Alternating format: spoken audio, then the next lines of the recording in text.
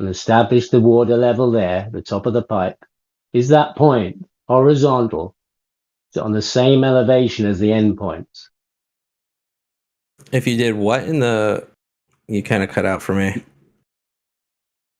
Tee it off in the middle and add another point. You can add 50 tees to the middle and put 500 points all over. Are those going to start being up and down, or are all those going to be the same level? Right. So if you imagine the line, right? You're just imagining the line, correct? You're not the horizontal plane of reference we've established between 2 points. Yeah. Right. It's an imaginary frame of reference. You're not referencing anything. You realize that, right? Just bring it to the middle. Just go to the middle. We got to there. I'm just asking you what's happening at the middle. So we took a T piece off the pipe in the middle and we made another point in the middle. Is that point on the same horizontal as the endpoints of equal elevation to that? You seem to be saying it was something else. Yeah, I mean, you'd have to measure that, dude. Well, no, the water will establish that. Yeah, but you have to establish that what you're actually making is a horizontal line. Not that you imagine that these 2 points and blah blah are. So if the point in the middle was higher than the end points, then the water will start flowing. And it'll either run out of your end or my end. Mm-hmm. And that's what tells us whether it's horizontal or it's not horizontal anymore. Yes. Yeah, but you're establishing an imaginary horizontal. Do you understand that, right? That okay. you're not actually measuring. Whoa! Stay there in the middle. Establish the water level in your pipe at the same position as the ends, all right? Same thing.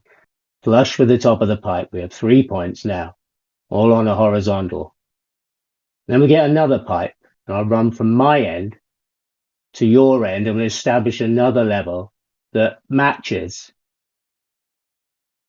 the horizontal points that we've got from the initial pipe and the T piece. And we'll establish another water level between those 2 points just to verify that they are also horizontal with each other. So we have been able to establish that now. Okay, and then what? And now we have 1, 2, 3, 4, 5, 7. We'll go to the other end as well and run it from your end to the middle. We've now got 7 points where the water is at equal elevation and would verify that they're horizontal. Mm-hmm. Yeah, in reality. Okay, and then what do you do? Well, it's a horizontal. You said something about it was different in the middle. Yeah, it's all done. Verifying that the middle was the same height as the ends. We've got that now. All right, and so then what do? You imagine. You got a horizontal. You've got a horizontal created. You're done. So you imagine a horizontal plane, right? You imagine a horizontal. You understand line. What he's saying, right? You can work off of those numbers at each end. You understand what I'm saying. You can actually physically work off of those numbers without imagining anything, and each point at where you work off of will be horizontal to the other one. Okay. Yeah, Erdbear, he's saying not that. This is a big. Yeah. I know. But every time he moves that pipe, the water will. Who, Jesse? Well, he'll never say what it is. He'll say what you say is not that. Yeah. He has to say that. He's from the Sophist Club. Well, the Waste Your Time Sophist Committee. It's not a sophist, man. Yeah, you are. Yeah, check it out. Sophist is using deceptive language to try to influence others. What deceptive language is he using? Yeah, so check it out. I'm going to have a pipe sticking out of the ground, and it connects to Jerry's house, and he's 10 miles away, and we're going to fill it up so it sticks 4 feet out of the ground, and it's clear, and we got a mark right on it, and he marks his. Those 2 lines are a level line. Or Okay, are you gonna say there's a hump in the middle? So Eder Bear, he lives in the middle, and we're gonna put plug a T into the line running between our houses, and he's gonna put a pipe up in the air, a clear tube, and he's gonna mark the same level mark where the water's at. Are those 3 points on the same plane? So here's the thing: the imaginary. No, not here's the thing. Just yes or no. Yeah, the imaginary plane, yes, is a plane. It's flat, right? Oh, Conceptually, logically, it's flat. Yeah. All right, good. It's not higher in the middle. Perfect. Right. But hang on. Listen, you heard what I said, though, right? The conceptual plane is flat, right? Only in your mind. In physically building with that, it would just be the same. No. All right. Perhaps I misspoke. In reality, it would be there if I built a plane from mine, and I started building a plane straight out. So the plane is real. So the plane is real. Every 10 feet, I put a pipe, and I put a plank onto that, and then 10 foot more, I put a plank onto that, and all the way till I get to Jerry's house. That would not be an imaginary plane anymore. We could actually walk on it. Okay. Well, I would doubt if you put every 10 inches a level, quote unquote, you'd actually establish between all of them. Every 10 feet, I'm going to put a T on the pipe. Or 10 feet, yeah. Put a pipe in the ground, and then we're going to put a board right next to that and keep that level and walk all the way down all 10 miles. We're going to make a straight line 10 miles using that. Is that now not going to be level? I think you'd be hard-pressed to find a line that intersects with all of those points. That would actually be impossible. Not if you were building a road. Why? Because the Earth is curved. That's why. What? Can you show that? Yeah. Can you show that? Yeah, there's multiple ways of showing that. Where? Yeah, there's the easy water bottle test. What water bottle test?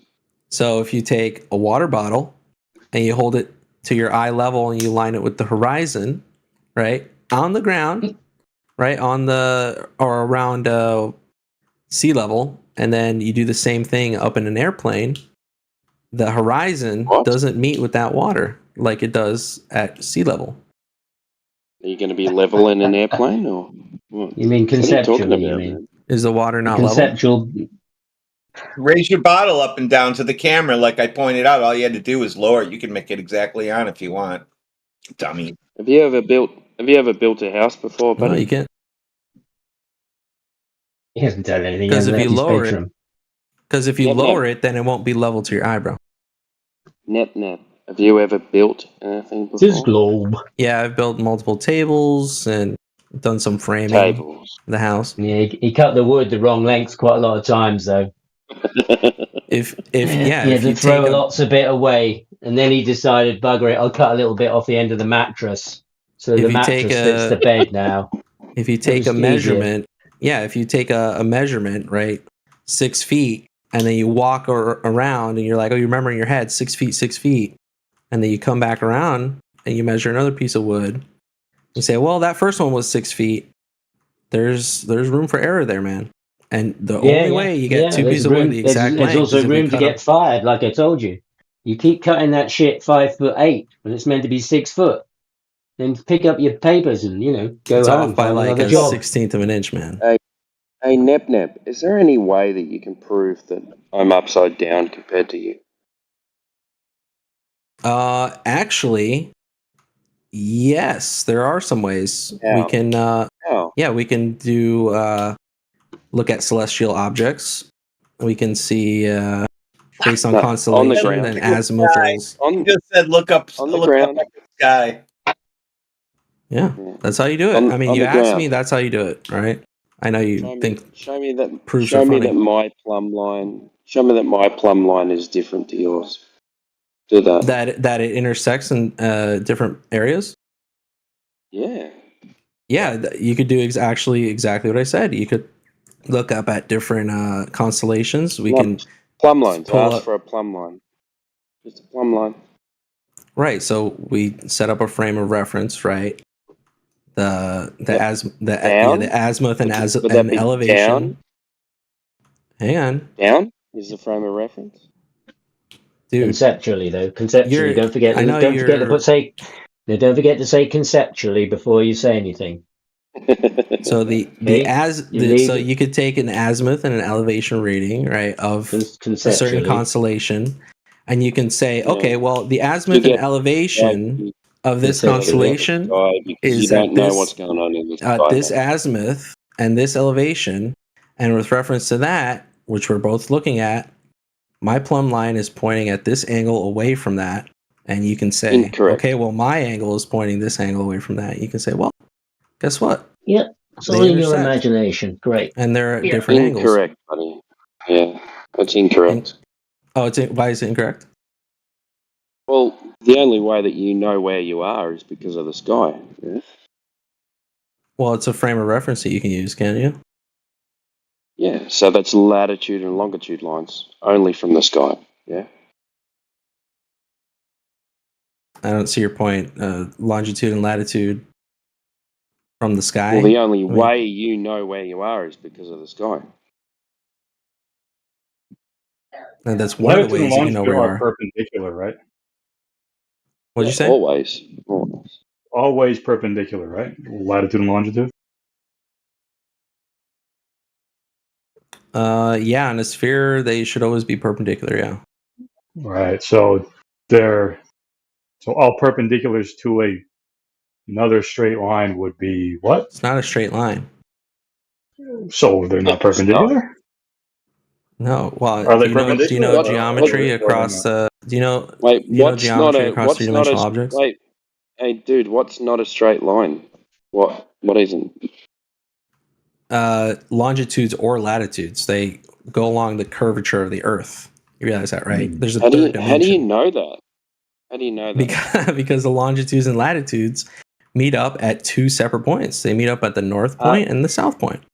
Yeah, that's conceptual. That's imagination, isn't it? So, Same as the horizontal we established for the water level. Actually, that is exactly imagination. The same as that, then, is it? Huh? Actually, technically, yeah, you would be correct. Yes, that is imagination. You can't prove anything you claim. Longitude and latitude lines are from the sky, correct? The longitude and latitude lines, I'll address this gentleman. Yes, they are imaginary, yes. You don't actually see longitude and latitude lines the only time, in the sky. The only time you can get longitude and latitude lines are from the sky. Okay. All right. Well, I mean, there's other ways you can do that. Correct or not? You can answer it, or you can't. You can get them. It's not the only way you can get them, but you can get them. Okay. How else do you get them? Well, you can do distance and things like that. What? Yeah, there's markers like of longitude and latitude. Where? The original. Where? I want to visit these. I want to visit the ones by my house. The biggest one, the most famous one, is the zero latitude, isn't it? Zero latitude, the equator in Ecuador. You can visit that one. That's a really huge attraction. But there's a bunch of it's from the sky though. Yeah, that's from the sky. That's where the sun goes straight over. Yeah, I'm here now. I'm in Bali at the moment. Sun goes directly overhead. It's awesome. You're on the horizon? Or not horizon, equator? Yeah, it's pretty cool.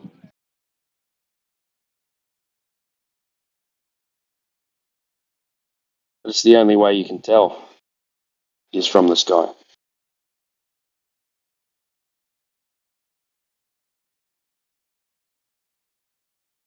You have no other reference point. The latitude and longitude lines. What time is it right now for you? For me? Yeah. It's 10 p.m. in Indonesia. You did a quick Google just to see if you were lying, if you could answer. No, I was trying. No, he knows me. I was just trying to figure out where.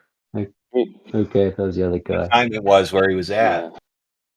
That's all right. We know each other well. Don't worry about it. He's not testing me. No, I wanted to know what time it was where he was at. I'm on holiday, man. I'm going back. Got to go back to Australia soon. So.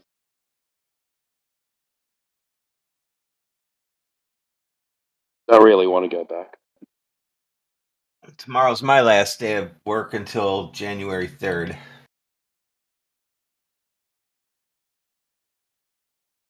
I know I love that when I say it to like everyone at the office and stuff. See you next year. You know. I just typed that out in the Teams message this morning that I said, I'll go ahead and submit that into the system, and then I'll follow up with revisions after we release it next year.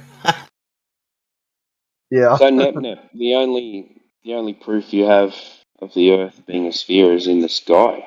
Yeah? Well, that's how you get your name Hemisphere. It's from the sky. It has nothing to do with the ground. That's how it was named. He also said that there's a hump. So you have a vertical line between me in the and middle. you. Yeah. Yeah. So there's a line. There's like you got a horizontal line, a flat horizontal line established between X and or A and B, and he says there's a hump of Earth in between those two. That flat. No, my issue is that you're taking an imaginary horizontal line that you drew in your head. Why is it imaginary though? I made it not imaginary for you. I added 10-foot planks. Every 10 foot I tapped into the pipe underneath. Right. Timbo, you're a builder. Can I do that? That's yeah. You can add in me as a level line as well. You can put that water line over to Australia, and it'll be the same horizontal line as everyone else. That's well and good. So he's going to say, Bill, put a plank every 10 foot on top, right next to that line, and put a level on the board to make sure it matches the actual water levels, which it will. And then I add another plank, and I just keep doing that for 10 miles from me to Jerry's house. He's going to tell me that that's not a straight line. But I will say, listen, just listen. I know it's hard to listen. What I will say is that you probably can't draw even an imaginary straight line between all of those points that will intersect. You just couldn't. That wouldn't be imaginary.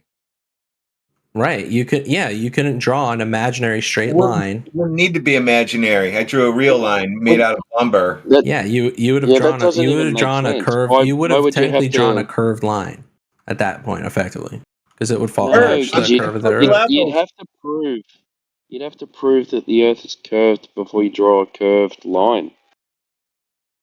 So how did you do that? Because you couldn't draw a straight line, right, that wouldn't intersect one of those levels. What do you mean? Everything's level and horizontal. So, like, let's say you took an imaginary line, right, and you followed it to all the way to the end. Why do we have to imagine things then? Because what you're effectively doing is you're not making a straight line. Can you prove that? Yeah, because the Earth is curved, man. That is not how you prove things. Oh my god, dummy. I mean, if you want to go ahead, and do it, if you want to go ahead and do that and construct this structure that's 10 miles long, and you'll find it, you'll see for yourself. Okay, who that, like, you can't draw? Who did that? Like, who was the first person? No, anyone, man. Go ahead. Anyone? There's like quite a few people on a day-to-day basis. Never. Go for it. Tell us. Just the fact that there's satellites, just, all that stuff. No, the Earth. The Earth, man. Yeah. You sound retarded. There's like videos and images in the ISS. There's people up there. Videos. Okay. Yeah, mate, I've got a video of a unicorn as well. Well, unicorns exist. You should be able to see Bigfoot at the equator today. And that unicorn video you have is fake, dude. So that one's fake, but the other videos aren't. Well, yeah, I mean, they're not fake. Why? How do you know that? Okay, hang on. So, are there videos of real things? Of course. All right. Then why are they fake? Why are what fake? Why are the videos from the ISS fake? You claim that they're fake, right? Okay, so you see curvature from the ISS, correct? Yeah. Yeah, you see the curvature. Do you know how high the maths works out? Where you would have to see curvature from? What height? What's the height? Okay, what height is the ISS? Give me that answer. It says Oh shit! 200 to 250 nautical miles. How'd you know that? Okay. You saw a video of that? Showing Just that Googled height? it, dude. Oh, Yeah, he just Google. looked it up. See, this is a problem math- now. Is coming to talk to you, but not talk to you at the same time. All anyone here is doing is talking to you, going to Okay. Google. There's no thinking here. There's no process. There's no worldview to dive into. If someone says something, you Google it and just read what Google says. If Okay, you just type your questions in the text, I'll give you the flat GPT answer, and then we can just go back and forth, and mine will win. Mine beats Google every time.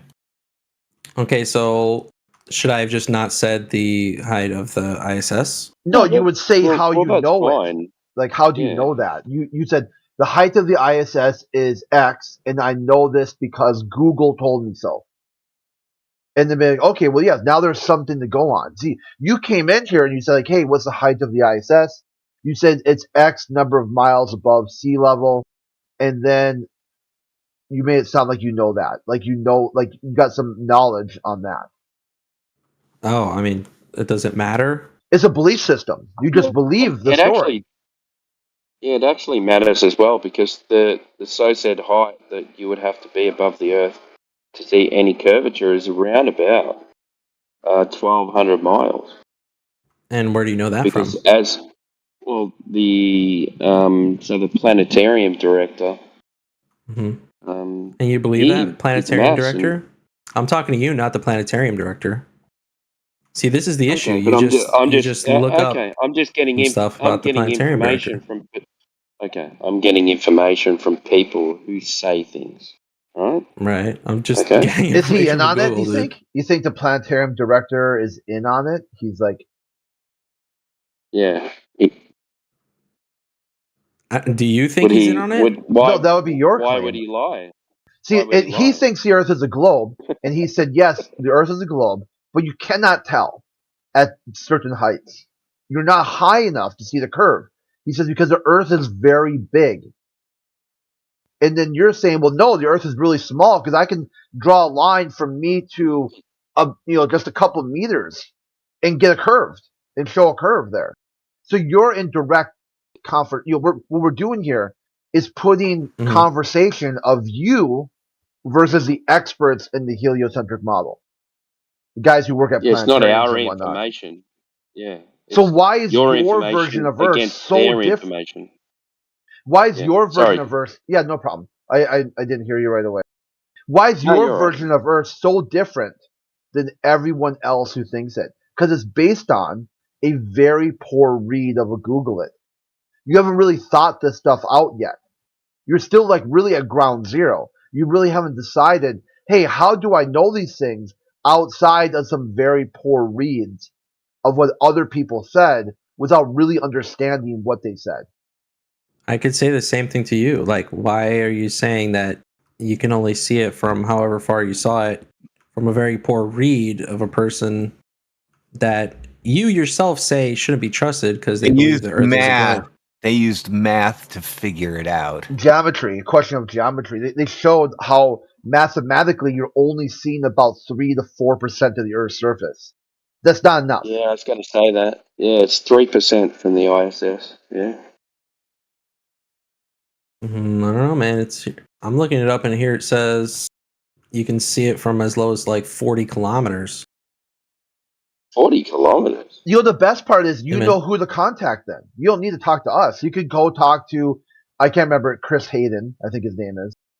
Chris Hayden. You can talk to Neil deGrasse Tyson, who's done multiple interviews about 60, even at 63 miles, you don't see the curve. The Red Bull space jump, you don't see the curve. Go talk to them and get them to change your words to their words and then come back here and say, hey, I proved it to these guys, and now these guys are agreeing with me, I'd be like, wow, yeah, you got some intellectual firepower here. Because right now you are in direct confrontation with the Earth, but you still say Earth is a globe anyway. Because you're not really thinking these things out. You haven't really started the process of evaluating what the information means to you. I don't know. I mean, I guess it doesn't mean much. Don't you find that interesting, Nep, though? You're actually arguing with the people you're agreeing with. I'm arguing with you. You're the only ones who said that that's the... Your guy said all this. Yeah. Did he? I don't know. It's not our argument. Where did he say it? You're just saying that he said it. It's hearsay. Okay. Then you can look it up if you want. If you really why should I have to look it up? You're afraid to. See, the reason why you should have to look it you're up. Afraid to present it up. Your worldview is based on that you've looked things up, so you should be able to look it up. I'm going to go and find it. Yeah, anyone can find it. It's saved multiple places on our server. We got saved it's saved over and over again. The problem is going to be tedious. It's like this fetch quest that you're not going to understand. It's just like saying, like, I'm going to go play this role-playing game, but everyone's just going to come and deliver all the quest items to you, who just sits there and just waits for everything to happen. And then you just say, oh, you won. You beat that game. Yeah, you gave me the quest items. I'm just going to put them in this pile here. I don't really need to do anything with them. Yeah, don't give a shit. So if you go on the journey and you find out what people are actually saying, instead of just a Google it, and you start putting these information in conversation with each other, and then come back with your take, not someone else's take. Say, hey, now that I know you do not see the curvature, I could also say, well, this is how you measure it anyway. Or give some version of where you're coming from. Because right now you don't have anything except for a Google it. Nothing. So far he has water levels don't work because the Earth is a ball. That is exactly what he said. Yeah, I would disagree with that because I build shit every day, mate, off water levels. So should I Google this guy who said that, or should I not Google it? No, I can pull. How about this? I want to buy it. Have you got that? What's the name? I'll Google it, or I'll use Brave I'll browser post or it something. if I want to buy in. Okay. I'll stop what I'm doing. I'll get the no, one. You don't have to. Just give me the name. I'll Google it. Yeah.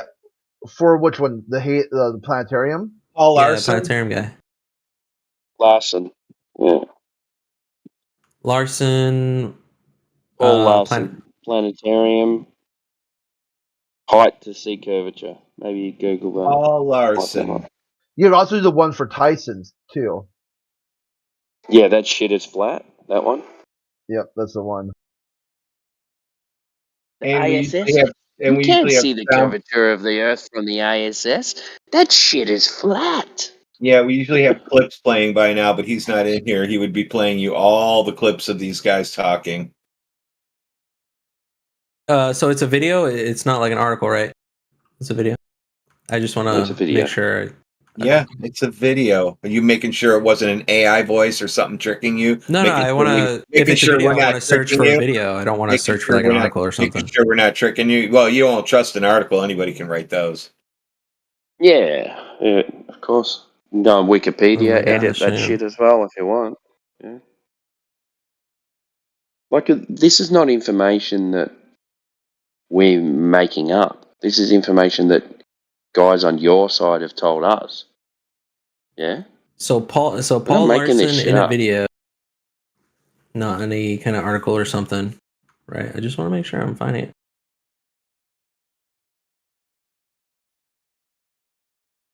I'm just gonna go on YouTube. Hang on.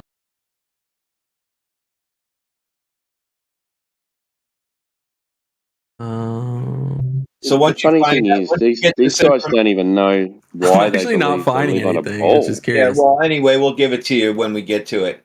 So once you find out that you can't see the ball, what are you going to think about? Well, they see the ball from the ISS.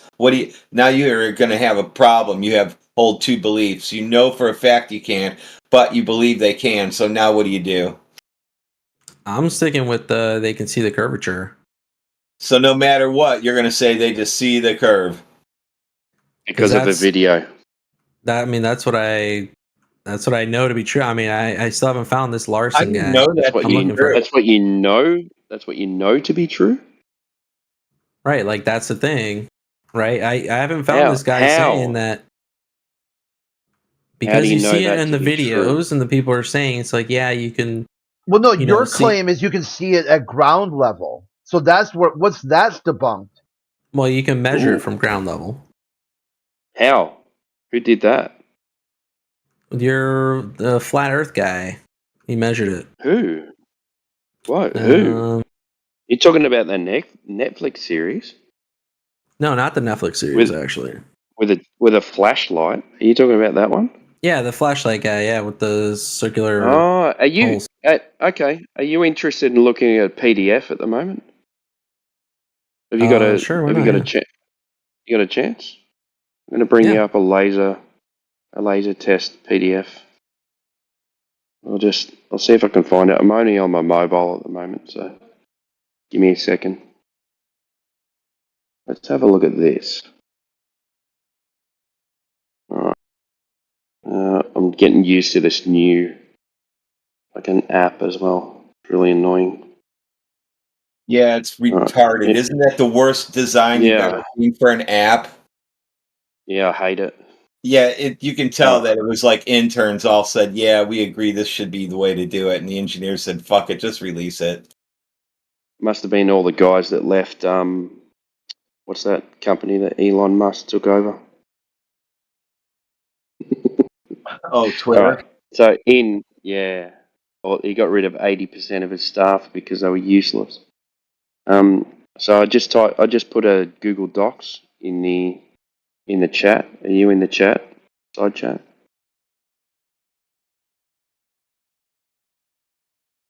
Sorry, hang on 1 second. It's safe. It's not. I'm not going to spam you or anything, mate. I think it's page 102. Go. That's the observation 7. I think it is. Sorry, there's someone at my door. I'm just checking my camera real quick, making sure it's not someone important. Might be a flat earther. No, it might be worse. It might be a Mormon. Yeah, that's funny. At least you think that's worse. Most of the world doesn't. No, I mean, Here, you guys aren't bad. I posted a picture from the clip. You can see the red circle. If you click on that, you'll see the red circle. That's what you can see from the ISS. And the video's above. That's Paul Larson speaking. You asked for it. There you go. But you're going to say you see the whole planet, and that's fine. I mean, you probably believe in other things too. I never said you see the whole planet. You see the curve. That's one thing you should see. It. That red circle is all they can see at a time. Yeah, but they can see the curvature, not the whole Earth, right? Yeah, you have to be way far away to see the whole Earth. Are you saying so I can just go to the ocean and see the same thing then? No, you're too low. Yeah. Like you have no... Well, okay, so I'm at the ocean and I get in a balloon that can go as high as the ISS. At what point does it start bending? I think, according to... Hang on, like at 40... Yeah, so we know that's not 40,000 feet. No, not 40,000. It's like further than that. So we know that's not true. Yeah, not at 35,000. You can't really see. What you can see at 35,000 feet is like you can see way further than you would, like obviously at sea level. Of course, because you're increasing your angular view. Yeah, same thing happens on a flat plane as well. But if you are at a flat plane, the horizon will still meet at At the horizon? Yeah. The horizon. No, the horizon will still meet you at 90 degrees with from straight down, which it doesn't. No, because you're always above the horizon. Right. No, that's true. But when you're higher up, the horizon falls. That's why that picture That It water doesn't bottle is fall. significant. It increases. All right. Are you on that? Yeah, you on I'm that watching the Google video, Drive now? the lecture. Oh, you're watching the video. Okay, we'll bring up Yeah, the no worries. later on. We'll jump on the PDF later on, but We have to go find these videos for these guys. yeah, because they're not interested in where they live. He's gonna say "fuck planetariums" from now on. He'll never go to another one again. That's how he will react to it. You'll go, Yeah. who the fuck is Paul Larson? He won't say "screw NASA." He'll just say "screw planetariums." Or Did you screw notice Paul we're not Larson, the even flat earther. really bringing... He's not a flat earther. Screw Paul, what's his name? Paul Larson, right? Flat earther. Yeah. He's not a flat earther. Yeah.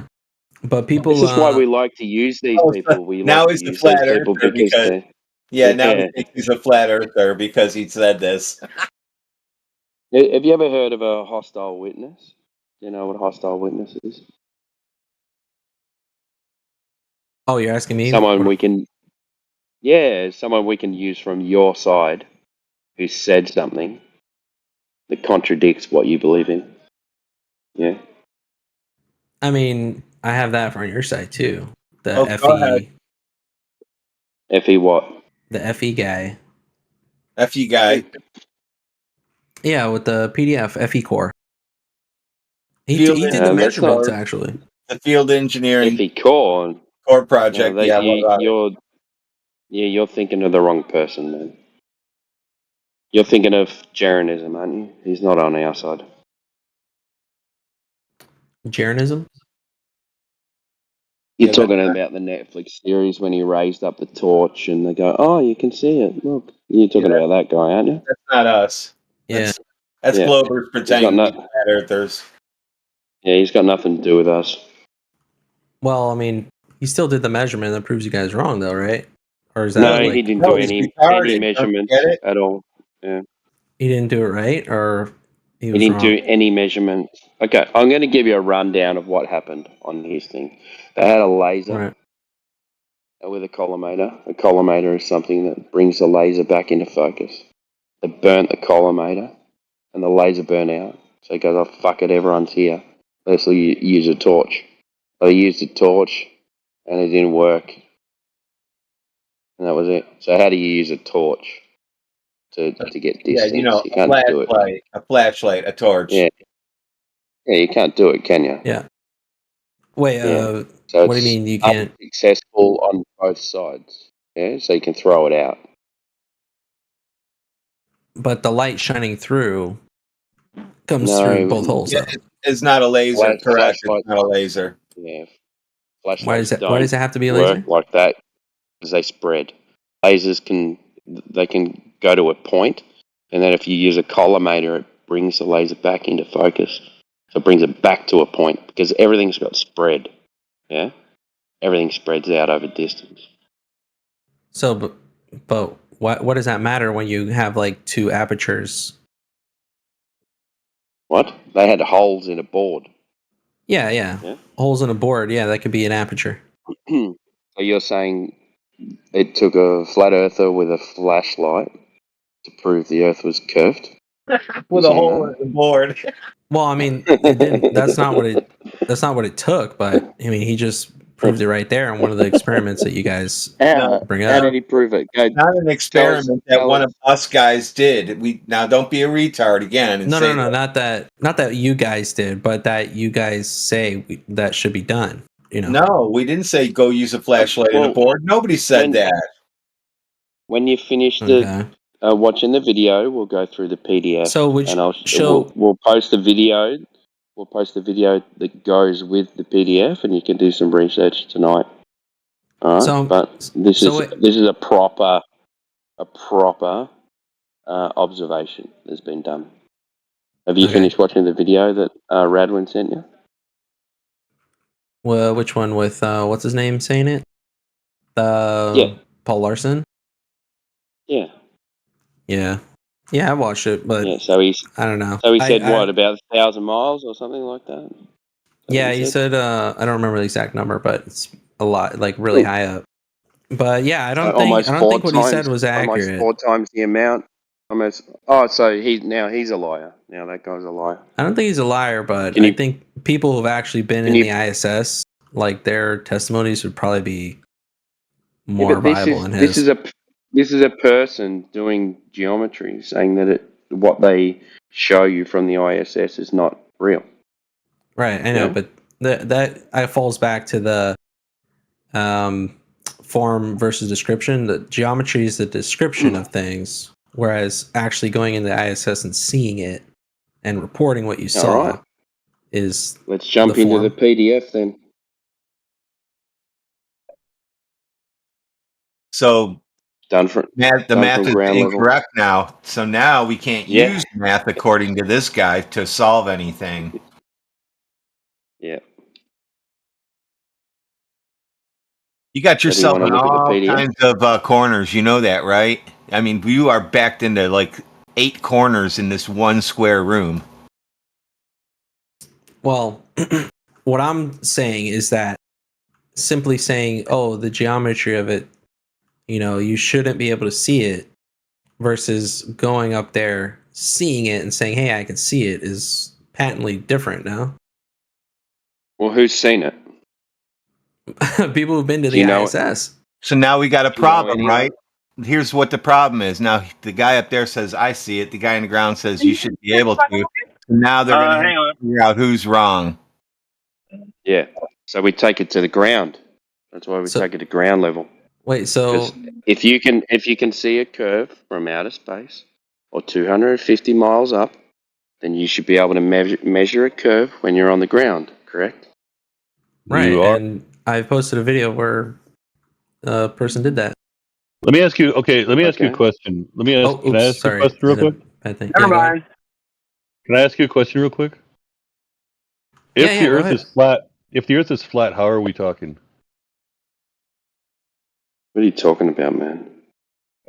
Okay, so in order for the satellites to actually hold on, wait a second. Let's get you some information.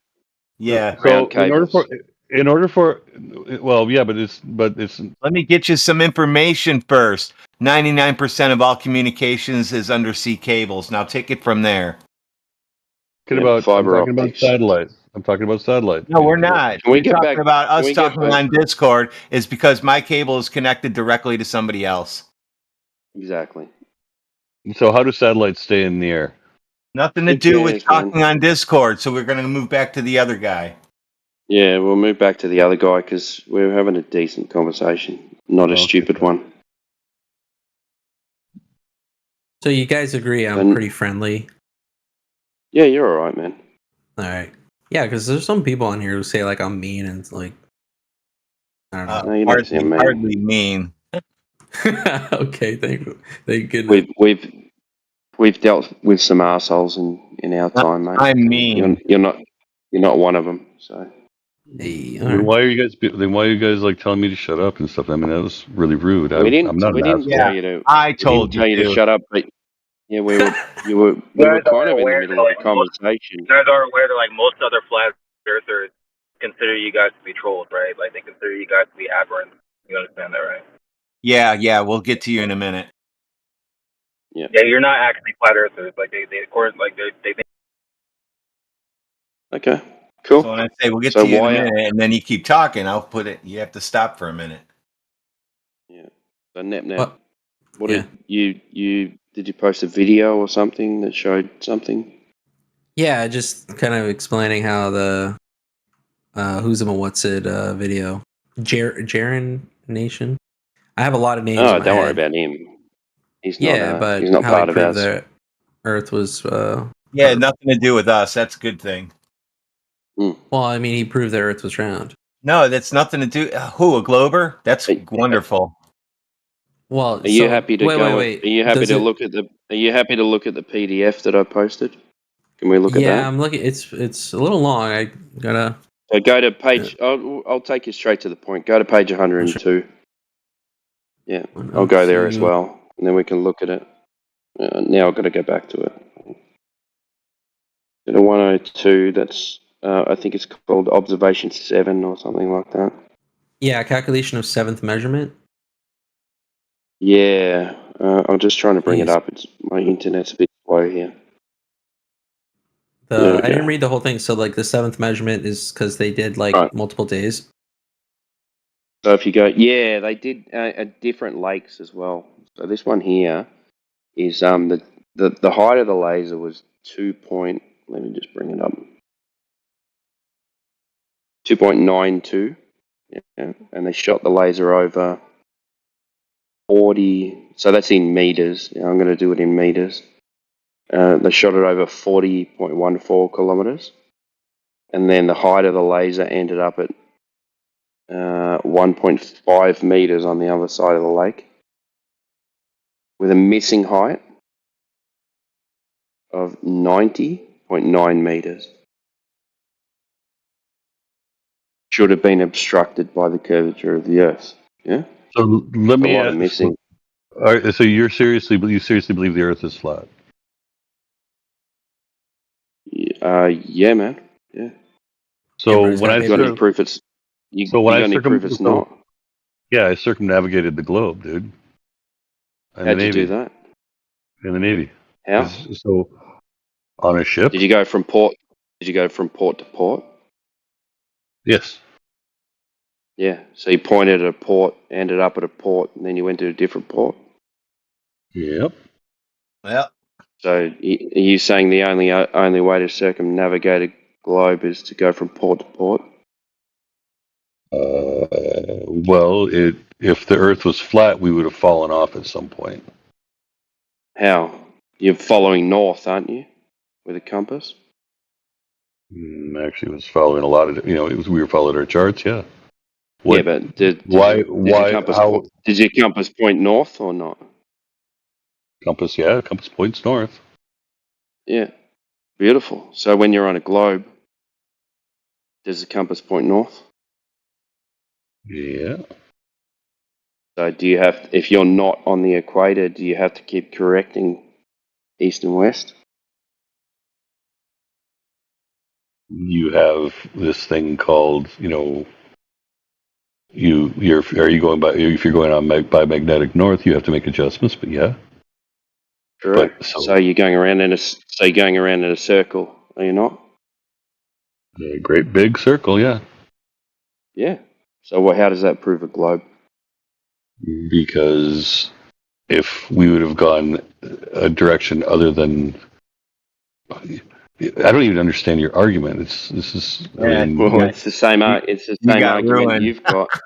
Show me a map. Show me a map in which I can circumnavigate the globe. Satellites, and your circumnavigation got debunked. Tell me how I could have. So tell easy, me how you can get around a globe when there's something when it's flat. I already posted. Are you saying you can go around the North Pole? Yeah. So if you go around the North Pole, 100-mile radius, and sail around that, you're going in a circle. You have to agree with that, yeah. If I'm going around if I travel around the North Pole in a circle, yeah. Yeah. There you go. So keep on. And then when you go to the South Pole, you can go around in that too. How does that equate to you don't have a south pointing compass? How can you go around it? You're just going north, man. Well, you use north. You use north as your basis, and you travel around the South Pole, which you are able to determine. North, with everything pointing north. Have you been around the South? Have I been around the South Pole? Yeah. No, but you sound like you've been. No, I haven't. Where are you? Aren't you Australian? Yeah, but Australia's not that far south. At the bottom of Australia is 40 degrees south. Not very the bottom south. of Australia is pretty close to the south, to Antarctica, correct? No, it's not. It's nowhere near it. you going to convince this guy that he lives at the South Pole when he's telling you he doesn't? Is that what you think you're going to do? No, I'm asking a question. If he's closer to it. 40 degrees south. It's pretty much the same as California is. I to live the in North Ohio. You're telling me I live next to the North Pole. Yeah, exactly. 41 degrees. I'm just trying to figure out how you guys are. I'm trying to figure out your guys' argument. I'm trying to figure out your fucking way of thinking, actually. My way The of argument thinking is that you're in the Navy and you always use north as a relative direction. Yeah. And I've seen the curvature of the. I've literally seen the curvature of the Earth. How? Where? Where? Well, you see a ship goes away, and then it goes down, and then you can't see it. So in the Navy, you don't learn about perspective or anything like that, do you? They don't use radar in the Navy. Yeah. We use radar. Well, what are you how can talking you about? use radar if the ship's gone around the curve? Because there's a point where radar doesn't work. How far is that? It depends on the radar. It depends on the wavelength. Okay. Maximum radar. It also depends on attenuation. It tends, which also it wouldn't exist in a flat Earth. Oh God! I don't think you're in the Navy, dude. I don't think so either. Okay. Well, those were two good answers. It's just, there's reasons that radar, doesn't go far. I mean, how far does it go though? Since you're in the Navy.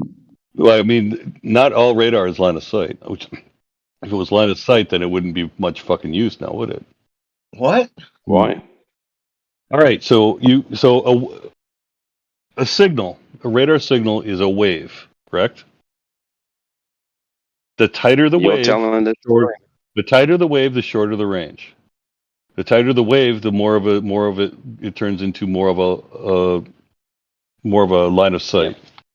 Talking about now, like in order for low frequency. Yeah, when you're dealing with a lower frequency and a lower goes further, and a tighter pulse repetition frequency, it also and the radar has to go out, bounce off something and come back in order for us to receive a signal. Yeah. Otherwise, so when you're bouncing off other ships 100 miles away, so a lower frequency radar has a much greater wave, so it's able to account for. It's able to go around the curve a little bit more. When it's you're struggling to explain. I'm struggling to explain something. I'm trying to interrupt them. It's difficult to explain. Yeah. It's like trying to explain. It's like trying to explain orange to a person who's blind. You just know. Believe me, I understand what you're saying, and you told us that large pulse waves go around a ball and come back. It's not going to go around the entire Earth, of course. It's going to go out a certain distance, and it's going to bounce, and it's going to come back, and then we have accounted for that.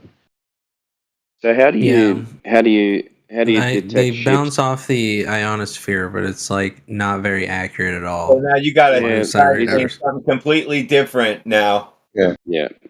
This is like an acoustic globe shadow thing, but you still haven't named Navy guy. How far? It entirely depends on the range. It entirely depends on the radar. The radar that you were using. How far? I actually worked on the opposite of radar. I worked on a radar receiver. I was electronic warfare. Okay. So how far? How far could I detect? Mm-hmm. I could detect radars depending on what they were, up to 300 miles. How far? Oh my! 300 miles. I just answered the fucking question. Jesus Christ! Shut up. Do you know the curvature of the Earth? Do you know the curvature of the Earth on 300 miles?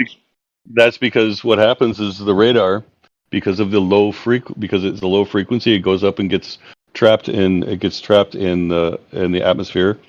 You're able to extend the range, and I'm able to pick it up. Trap radar. Yeah. So why can't it go further than 300 miles then? Because there's a level of energy that's required. It's a square cube law, bro. Like it's like how light works, waves work. Yeah, it's like Are you talking about? why doesn't my walkie-talkie go? Why can't I talk to you on a walkie-talkie? Okay. Because it So just do you doesn't have know the fucking range. being in the Navy, do you know the curvature of the Earth at 300 miles? Like the actual number? No. Yeah. How much dip? Yep. Well, usually the visual range is 12 miles. Why would it be 12 miles? Can you tell us that? Because at 13 miles you can't see it. At 11 miles you can see it. From what height? That's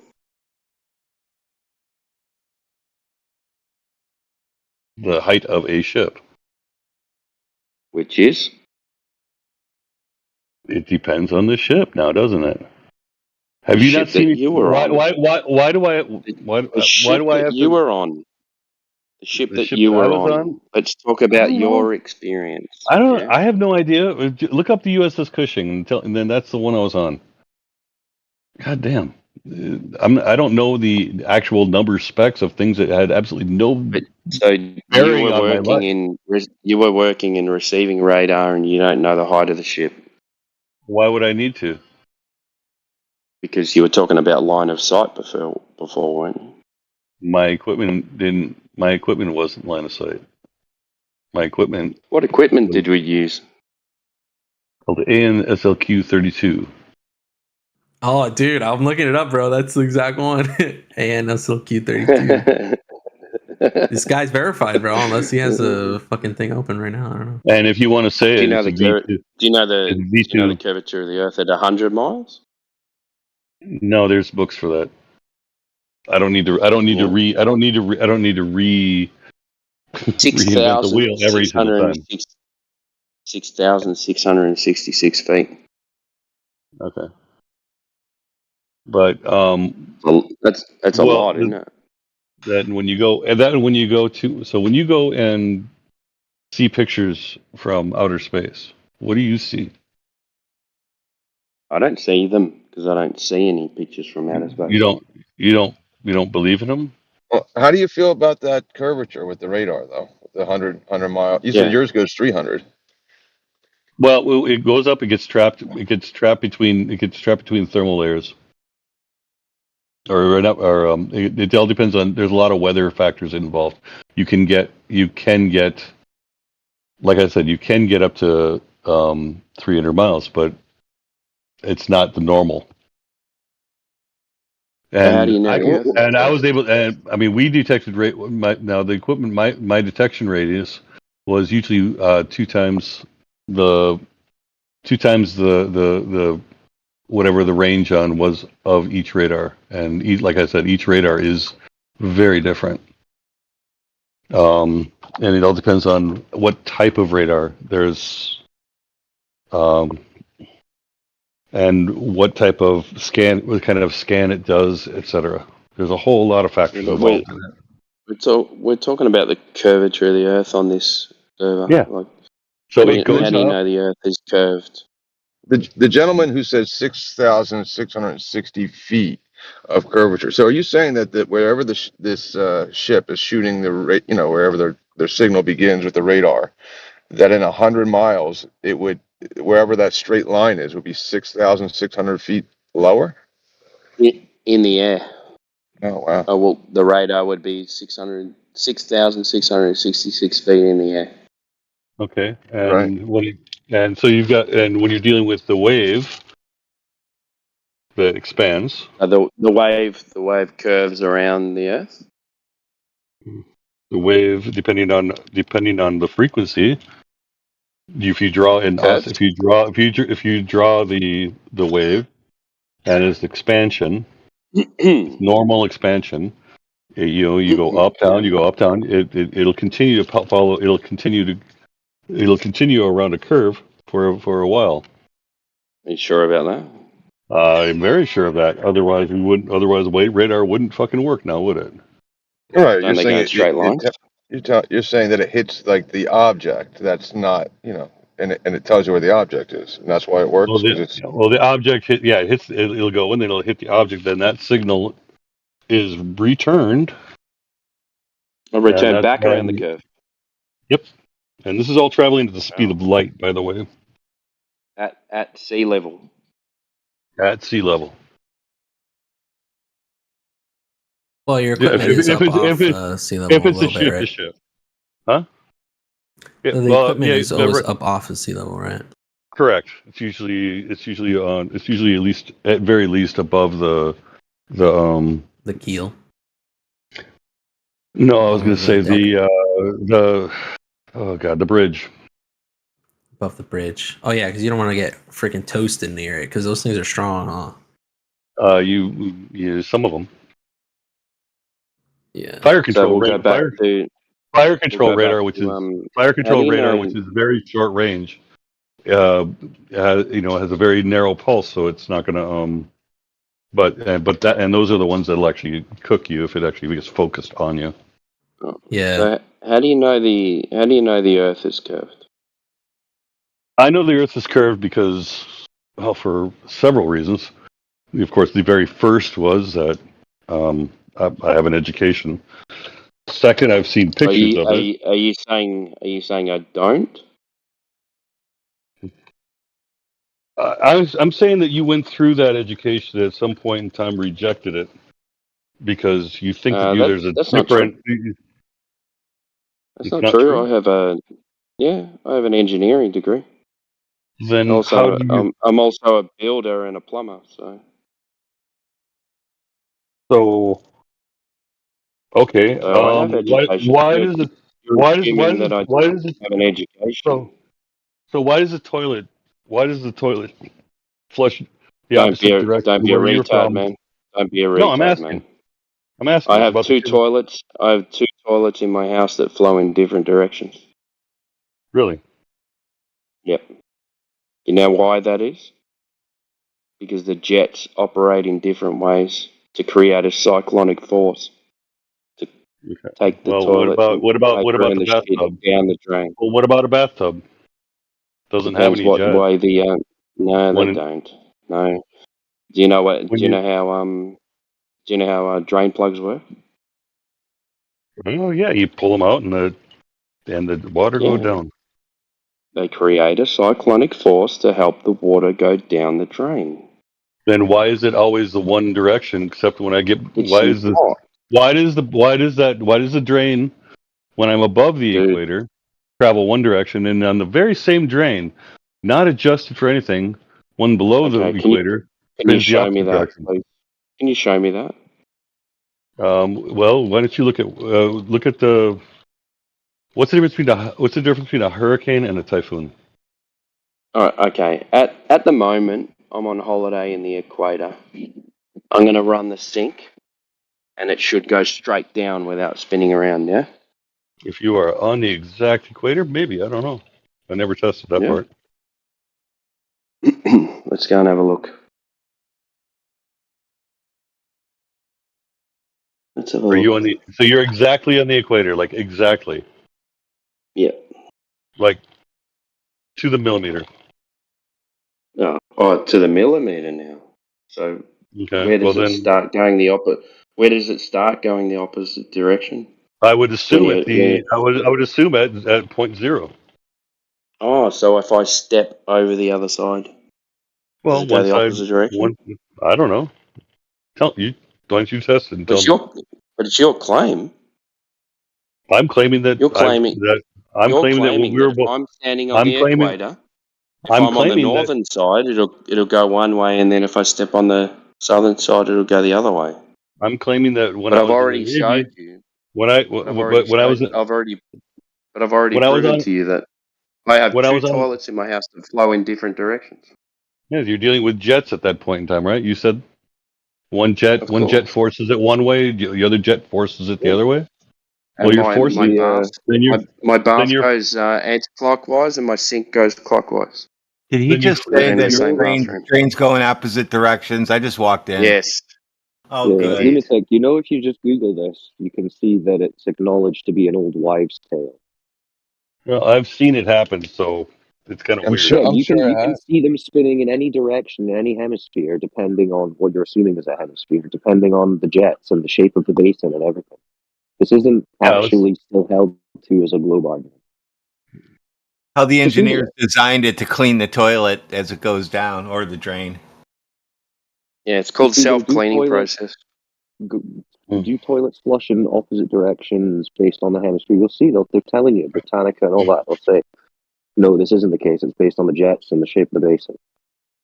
Nothing to do Yeah, with what you would be spin of Earth. proposing is that the Earth's spin is a stronger force than you moving water physically. Like what you would be proposing is that if you were to try to throw a glass of water in somebody's face that you were upset with, that the spin of the Earth would throw it back in your face the other way. You know, that's what you're proposing would happen.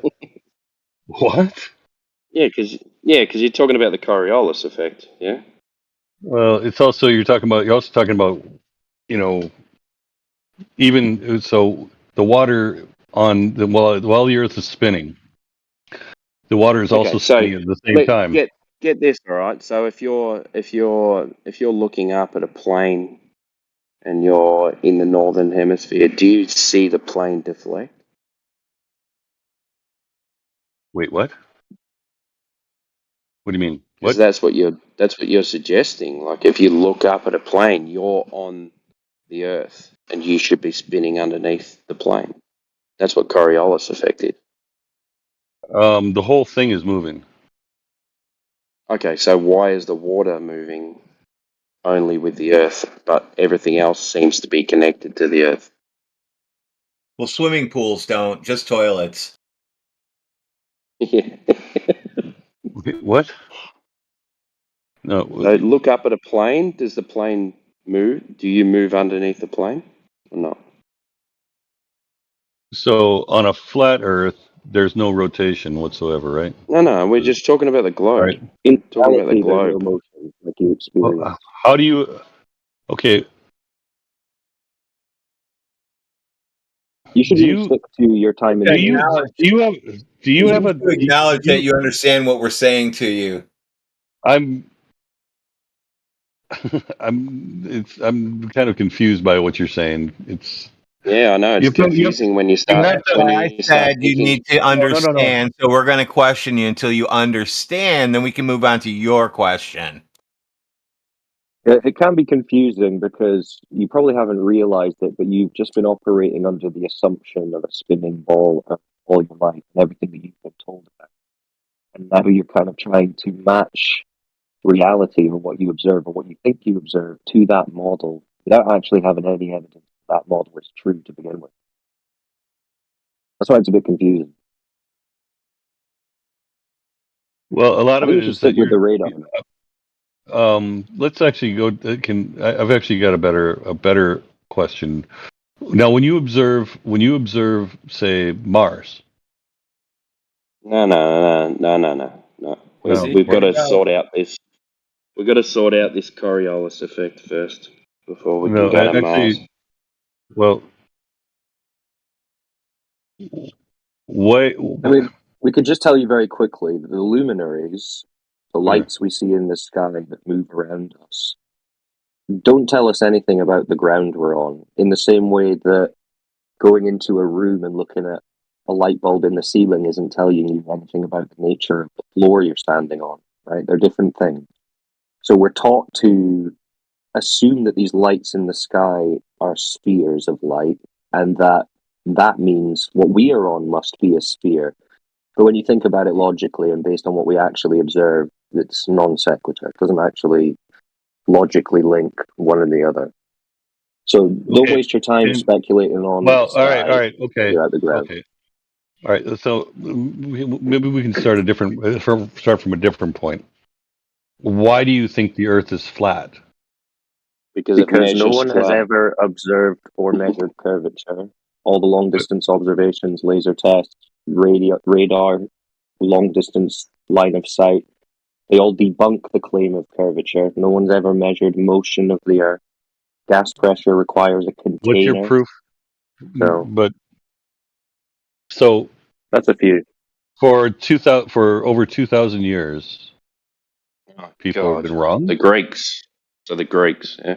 Well, yeah, they tell a story that even before the Greeks. Years ago, they tell a story that 2,000 years ago, some Greek guy stuck sticks in the ground and he was able to figure out that the Earth's a spinning ball. But when you actually dig into that, you'll figure out that he just assumed that the Earth was a ball, and that the sun was an infinite distance causing parallel light rays, again, contrary to what we actually observe in reality. He wasn't measuring curvature. He was doing a calculation that assumed it, and then calculating for an assumed size of an assumed ball Earth. It was all assumption and calculation. He didn't actually measure any motion, didn't measure any curvature. No one has.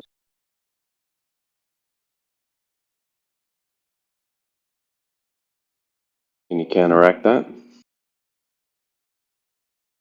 Well, let me look something up real quick. Go ahead. Hey, You guys continue. You know what? Like, hey, no, you're all right, man. Stay on the line. It doesn't matter. You don't need to mute.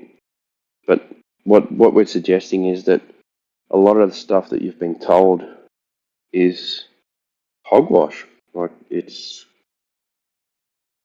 based on assumptions, and when you actually look into it, you can actually find these assumptions and work out that what you've been told is not actually true. Lunatic. So, what about Eratosthenes. No, just what about simple observation? Okay, when you see an Anyone eclipse, got the black swan? Oh, so you're looking are up in you? the sky again. We're talking about the ground. Well, the sky is all part of it. The sky is part of the ground, right? No. You don't. Sky Where is gives us okay? latitude and longitude What lines, is and that's it. I mean, do you believe that the sun exists? Oh my We God. Come observe on, the man. sun. Everyone. No, I'm Everyone. no. I'm not trying to be facetious here. I'm actually asking. Do you believe the sun exists, Okay. and do you believe that it traveled? That it does?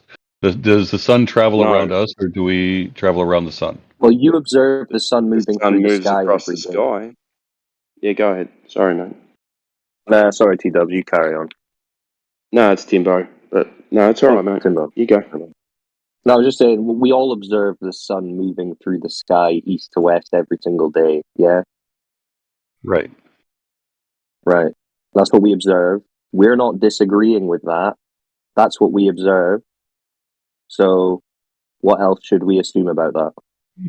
Now is the Earth moving around the sun, or is the sun moving around the Earth? We have no I'm just- evidence that the Earth is in motion unless we're in an earthquake. Then we do. Okay, and then so when there's an eclipse, right? The sun is obviously, we know that the sun causes it. We know that Do we? Well, you don't know what the this- cause of an eclipse is. You just know you observe an eclipse. You're not manipulating any presumed cause to know whether. well, These do you things have are another? Do you have a different model that can No. show otherwise? We're not claiming to know the causes of things. Yeah, We're because you've only also got interested to in look. what can be tested. There's a thing called the Selenalian eclipse as well, when the moon and the sun are in the sky above the Earth, and the Earth is supposed to be the cause of the shadow, but the Mhm. sun and the moon are above the Earth. So how does that work? Because it's a reflection off of the Earth. The The sun. light bends around. No, it's hitting the Earth and then it's being reflected onto the moon. That's not the claim, though. So the sun, it's lit up. The moon's lit up from the Earth, and the shadow is from the Earth. Is that what you're saying? Wait, if the sun and the moon are both in the sky, and then there's an eclipse. Yeah, Yep. a lunar eclipse. Selenalian. If the Look it up. sun is up, Uh-huh. and The moon is up. The moon is up. the moon is up, and where is the moon exactly? Yep. I'm trying to figure this out In the because air. you're saying that then all of a sudden that the Earth somehow, or that somehow We don't know the cause, but the cause that they say that happens with an eclipse proves that this is not the case in this situation. That proves the sun's The not Earth. lighting it up. That proves the Earth's not. That's not the Earth's shadow because the Earth is not in the way of the two objects.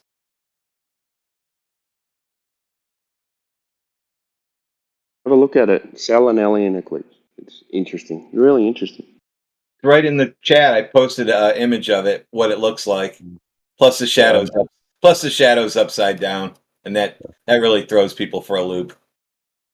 Yeah, should be the other way around. Shoot. Like, we're not trying to get you on a gotcha or anything, but we're just trying to get you to think differently. Because what they tell you is not what they tell you. Yeah. Literally interested in what you're saying. I mean, just because it's a different school of thought completely, and it's really difficult for me to. Yeah, this is why we just need to focus on it and like try and frame it as logically as we can, starting with observable reality, what we can experience, what we can test. Forget all the claims, forget everything we were told as children and shown pictures of. Let's start with what we can observe and test and go from there. If something's true, we can test it and prove it, fine. If we can't, we're not just going to believe it. Okay, for me to believe in for the very first thing is for me to believe in a flat Earth. I would like to see a map. There's there's no believing in that. You experience a flat horizon and a motionless surface. The globe side tell us this, right? They say it's too big, so you see it as flat. The movement, it's too slow, or it's so fast, or it's a constant speed, so you never feel it. The globe side says you experience a flat, motionless Earth, but it's not, because the government went to a place that you can't go, and they've confirmed that it's a spinning ball. That's the story. So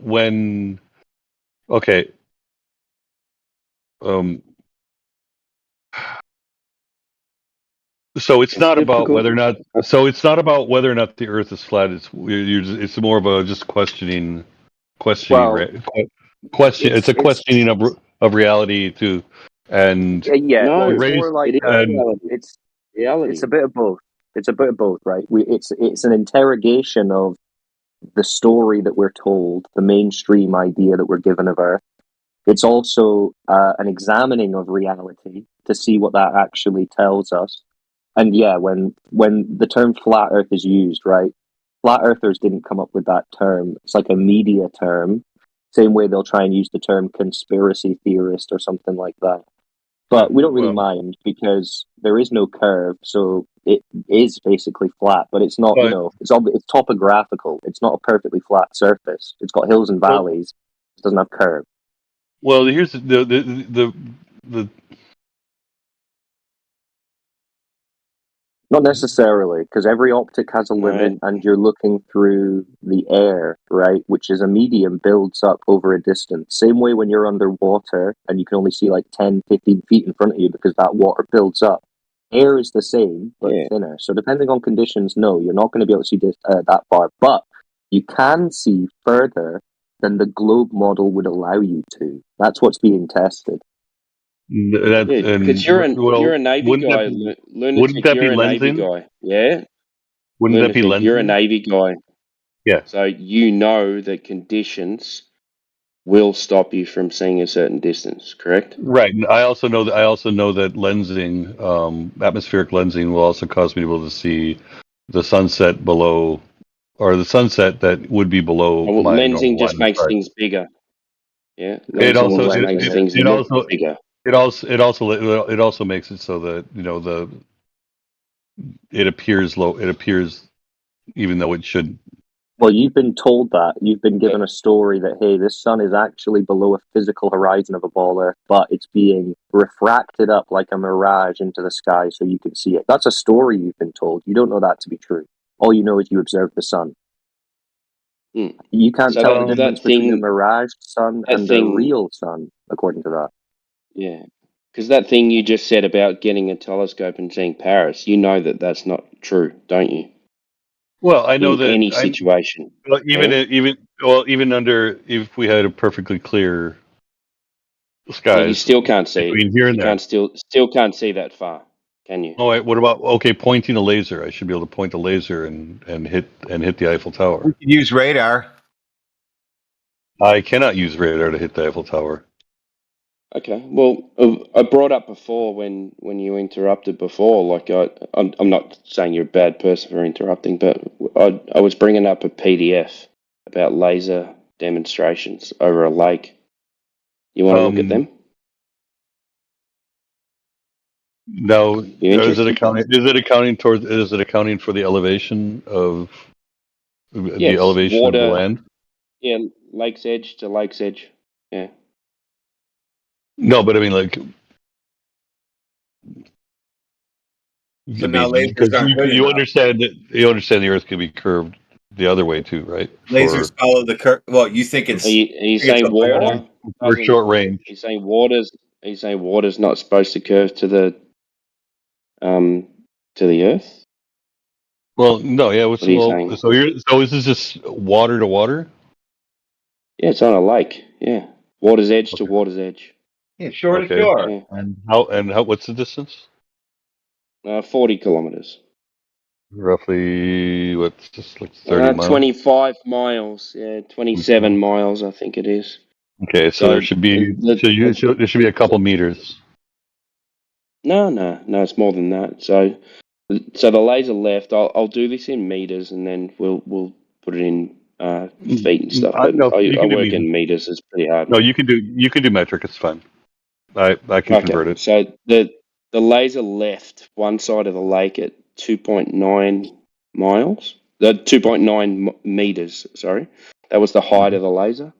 They leveled it off, and it hit the other side of the lake at 1.5 meters, and there was supposed to be 90, around 90, I think 92 meters of curvature, so that the laser should have been 90 meters in the air, but they picked it up at 1.5 meters.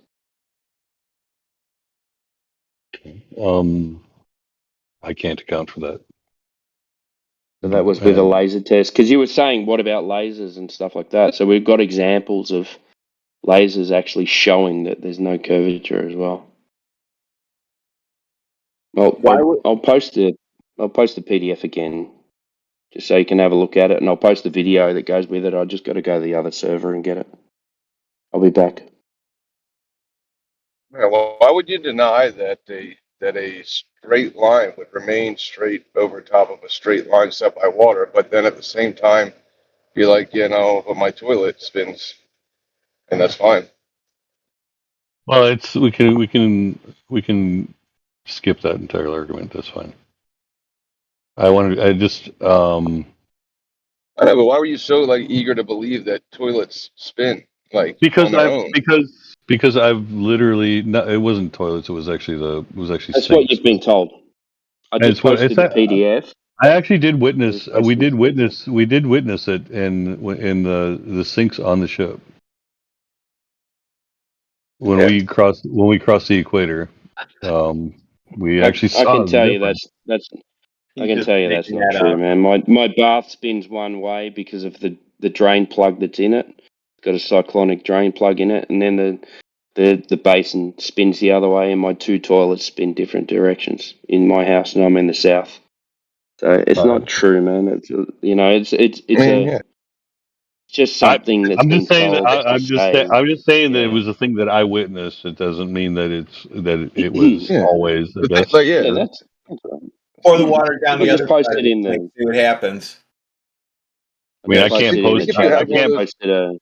I'd post it, but it happened long before cameras. Cameras on cell phones, and I am not there.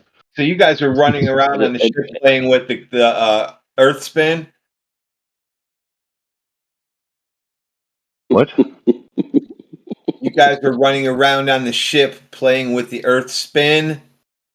Well, yeah, we were. We crossed the line. We had our ceremony. We went and fucking did a lot of stupid shit during that time frame. This is a ceremony. You gotta understand. This is a sleight of hand somebody was doing for you. Oh, absolutely not. When you're saying it's that they were conspiring to show us things. Why would there be a ceremony about it?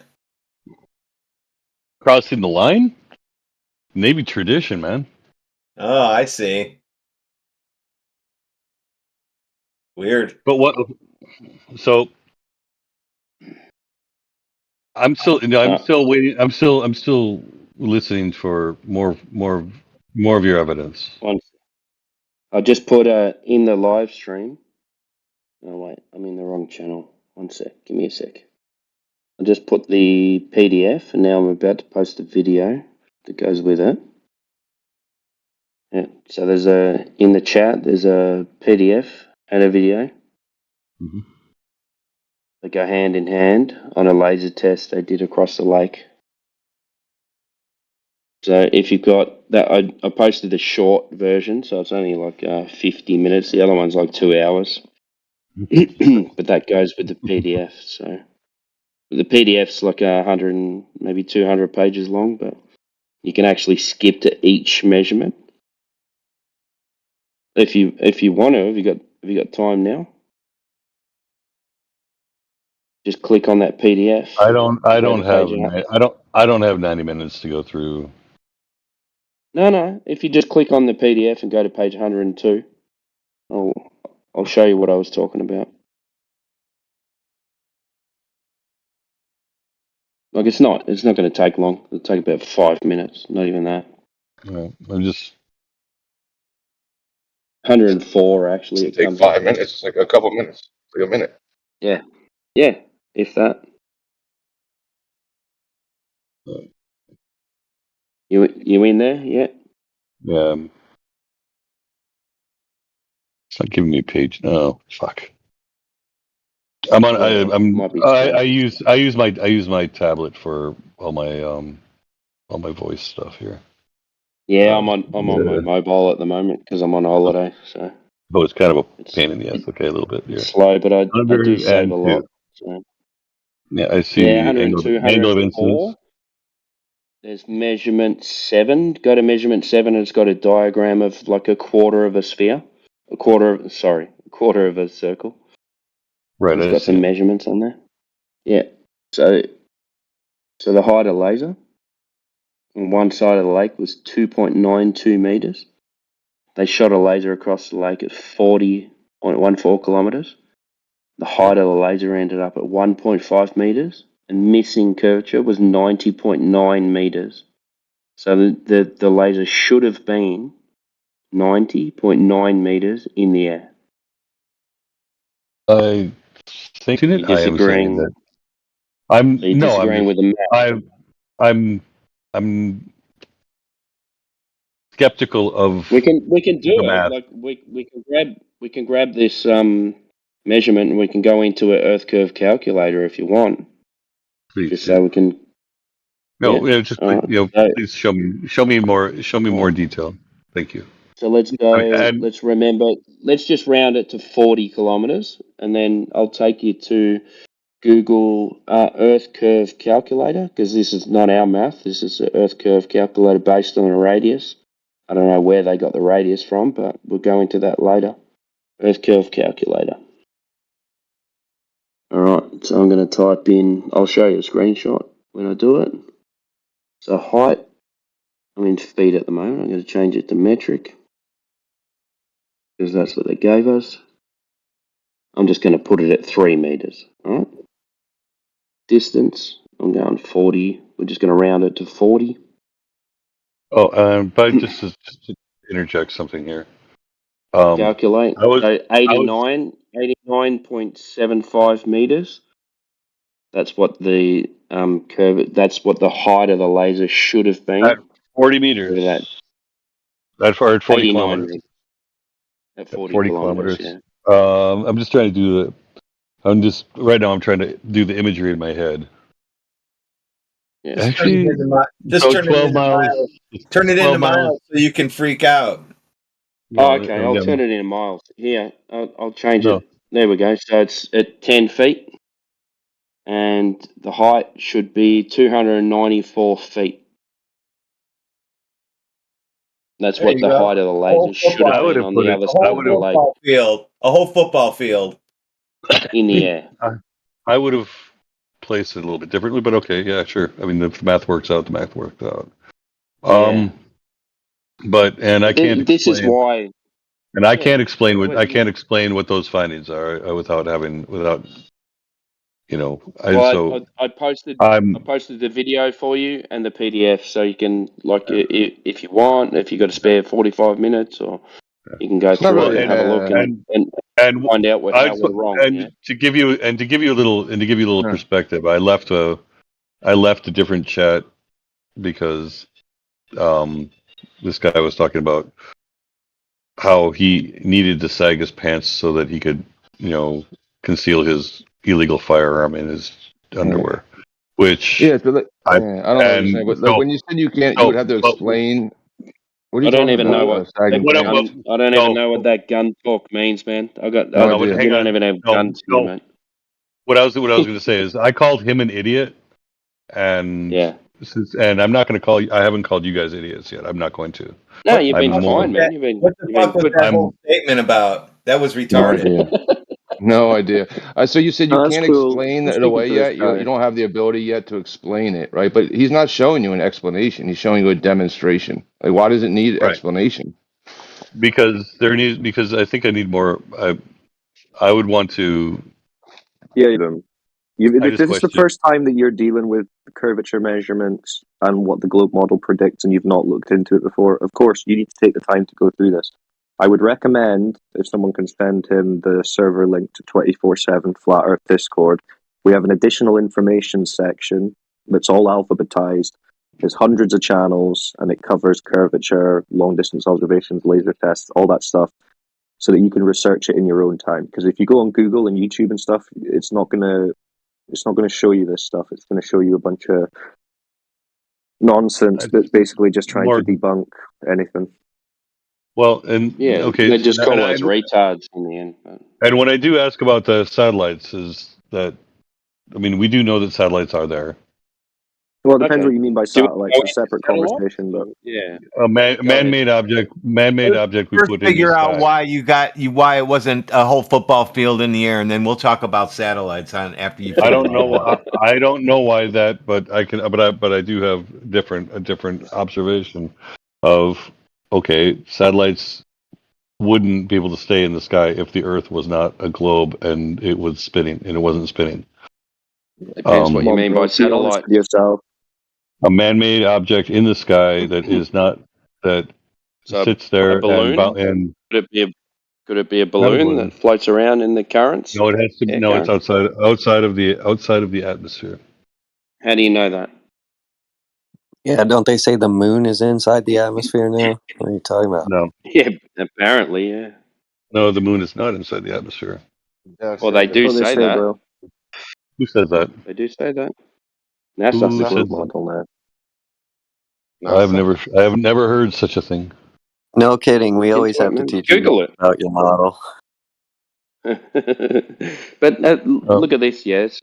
So what if you look up satelloons? Like NASA will show you a video about how they boast about satelloon technology being the gold standard.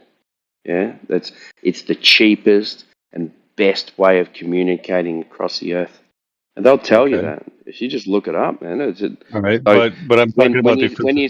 when you say satellites, we're talking about things that are floating in the air that give you communication. Yeah. Sure, but Yeah. we're also talking There you about go. the satellites that are even further out. What about Which ones? what about the Hubble satellite, Oh, do the you Hubble mean telescope, You mean the plane Sophia? Do you mean that one? the Hubble Have you ever looked? satellite or the Hubble satellite? Have you ever looked? You ever looked up Sophia? What is Sophia? Besides my daughter, It's a besides my granddaughter. Yeah, I've got a stepdaughter called Sophia, but it's a telescope that's mounted on a plane, a Yeah, high that's fine. altitude plane.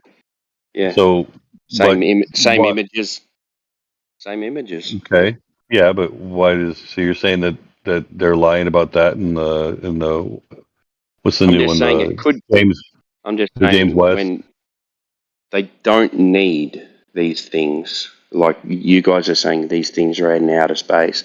We're saying you don't actually need to be in outer space to get what they're giving us. Yeah. But So they the plane have. needs satelloons. They have a technology that floats in the sky. but So not if you can without power. prove that there's Not without. I mean, you helium, need the balloon. Yeah, you need the helium or whatever it is, or whatever they're using. Did you see what, that Chinese satellite that got us? It almost got America, at least. Did you see Yeah, that? that was a balloon. Yes, Oh, I was just checking. Oh, there you go. I believe in balloons. I've seen them. Oh, I also have seen. They're there. that's all you have to worry I've about. also, That's all you're dealing with. There's nothing launching out of rockets and flying around the ball. Doesn't happen like that. nothing. Never. Nothing. Never. Really. Well, I mean, what sense If you does it can- make to make a satellite can- anyway? Yeah, it's expensive. Doesn't make sense Not- when you can I- have. You've got these helium balloons that they can adjust how much pressure they have in the top of the balloon, which will take them up into a different air current and take them in different directions. So they can be geostationary, as they call them, because you can get them into different wind currents in the air by raising them up and lowering them down. So you So raise they them have up, a ballast. They have a ballast. and then you lower them down. Yeah, But yeah. in order for The the ballast inside the big balloon is a small balloon called the ballast, and they inflate and deflate that, and that's how they make it go up and down.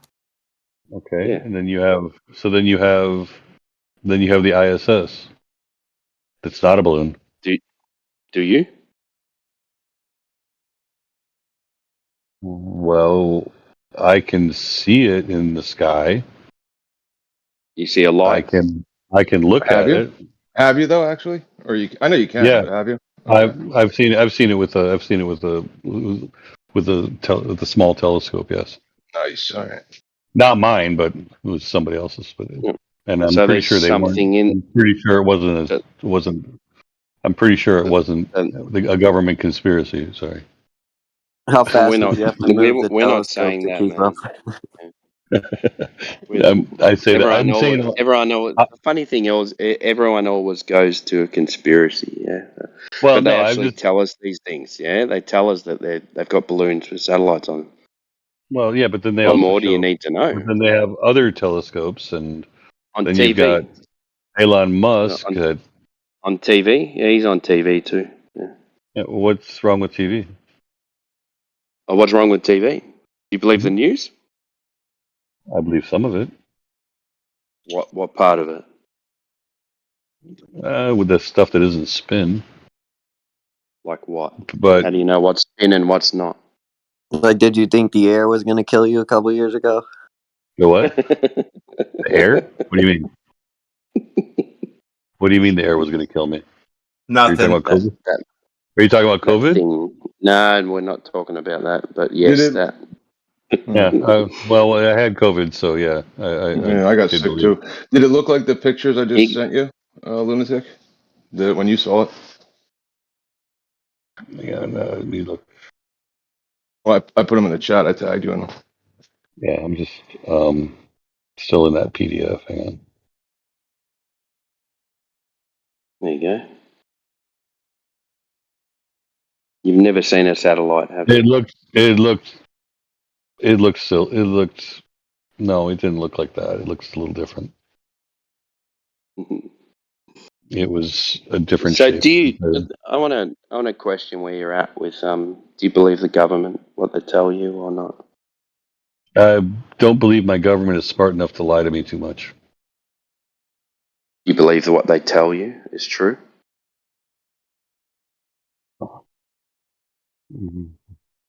A lot of it, yeah. Depends on the subject. Ever lied? Have they ever lied? Have they ever lied? They have, yes. No, they're not smart enough. How do you know what's a lie and what's not? Well, I know my government lies about everything. So there's lies that are more transparent than others. Not really. How do you know that? What about the Gulf of Tonkin? Did they lie about the Gulf of Tonkin? That's a good one. What is the Gulf of Tonkin? I'm sorry. You're in the Navy and you don't know the Gulf of Tonkin? No, I was in the Navy. I was in the Navy quite some time ago. Yeah. So When the it's start of the Vietnam War, they blew up their own ship so they could go into Vietnam. Yeah. Yeah, sure. Yeah. What about 9/11? 9/11 was pretty much what you saw. What, Yeah, we know where he's at. We know where he's at. A couple of guys with box cutters. Yeah. Yeah, actually. Guys with box cutters. Yeah. That's what you believe? Yeah, they What found else? their passports and everything, man. Of course. Yeah. The only things that survived. Yeah. You know, you could just lift your seat up because it's a life preserver and just hit the box cutters with it and knock them out of their hands like a pillow fight. Have you seen a lot of things? Have you seen a lot of things where somebody could do something very relatively simple and yet they didn't, out of fear? No. For example. For example, somebody's say got a gun to your head, or pulled out a gun, but they're being lazy, and you give them your wallet instead. No, we've never seen that. What's one we've seen? You asked if we've seen that. I've never seen I've that. never seen that before, man. No. Have you guys ever seen this hypothetical situation that I'm going to come up with right now? Well, he's been all right. I mean, You're also assuming all the passengers on the. You're also assuming all the passengers on the flight knew they were going to crash the plane into the building. They didn't. Well, they called in, and the whole proof that it was real was that they were all calling home saying, "We're going to die, Mom. We're going to die." Leaving messages for people so they could be recorded. Right. Yeah. But yeah, I mean that would make sense. This is the thing, true. Yeah. So we say, you know, you got to question your government, yeah. So when you guys believe telling you things, and you're going to believe them about space and stuff like that, and we saw the Earth as a ball. You're going to believe that, but you don't believe anything else that they tell you. That's the interesting thing.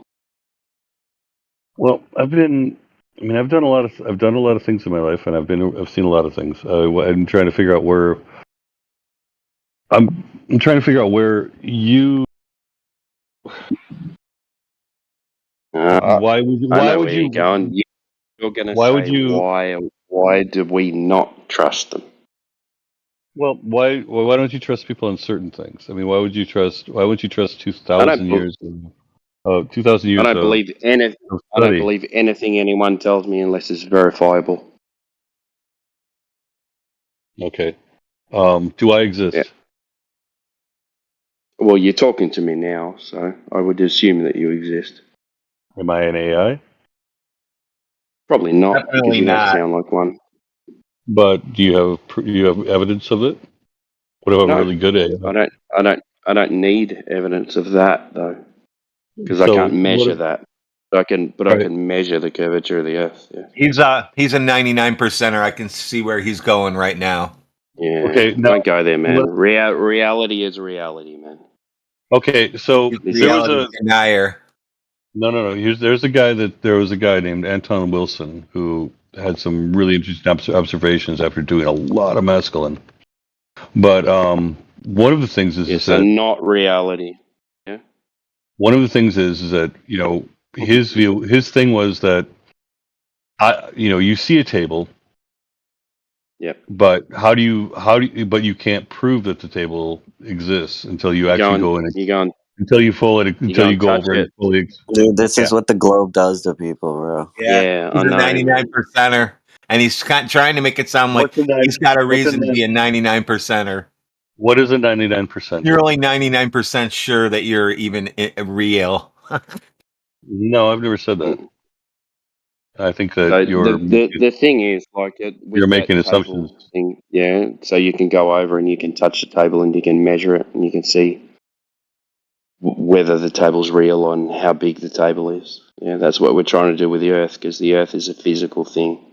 Yeah. Okay. So when we try and go and measure what I was showing you before with the PDF with the laser test, we're trying to measure the curvature of the Earth. We're not getting any results of curvature. That's the problem we're at here.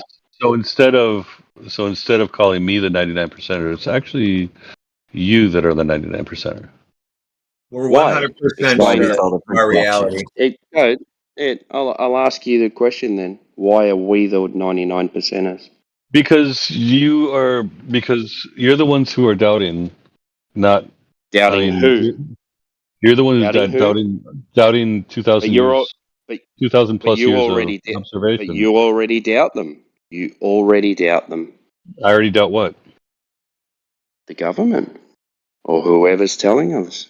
Well, Your You last line already of doubt them. questioning. okay, Your last line of questioning was to prove that you're not sure if you're talking to AI or not. So what are you doing, dude? What I'm trying to say is that He was just trying to sow some doubt. what That's all. And no, that, what and, I'm trying to Yeah. no. What I'm trying to say is that there are things that you can say that you know without having Yes. to have this Donald super Rumsfeld. Here we super go. empirical proof. Sure. So, I mean, what Yeah. do you do in that So we, situation, Lunatic, then, when, like, all right, so they claim that, like, what do you believe at that point, right? So if they say, hey, the globe, we live on a globe with a specific radius, and this is what should happen when you measure this, right? So then you go out and measure this, and you find something different. Do you believe your measurements? Do you trust your measurements? Or do you trust that everything that you know and use to make measurements must be wrong because they must be trusted and they must be right? Like, which one do you trust at that Can you point? repeat? Can you move to a different place and repeat the same? yes. The Navy has done it. The Navy's done it over 100 miles with different coloured lasers. And have proved that the Earth is flat. 100 miles. Yeah, they did 100 miles to the top of 100 Hawaii. mile flat oceans. I do not believe that the Navy would have done that because half of our equipment wouldn't work. Oh my God. So which one I'm do you gonna believe go at that I'm point? gonna go and find that. It's on the other server. I'll be back. You want to be specific with what equipment wouldn't work? Everything is attached to the satellite network.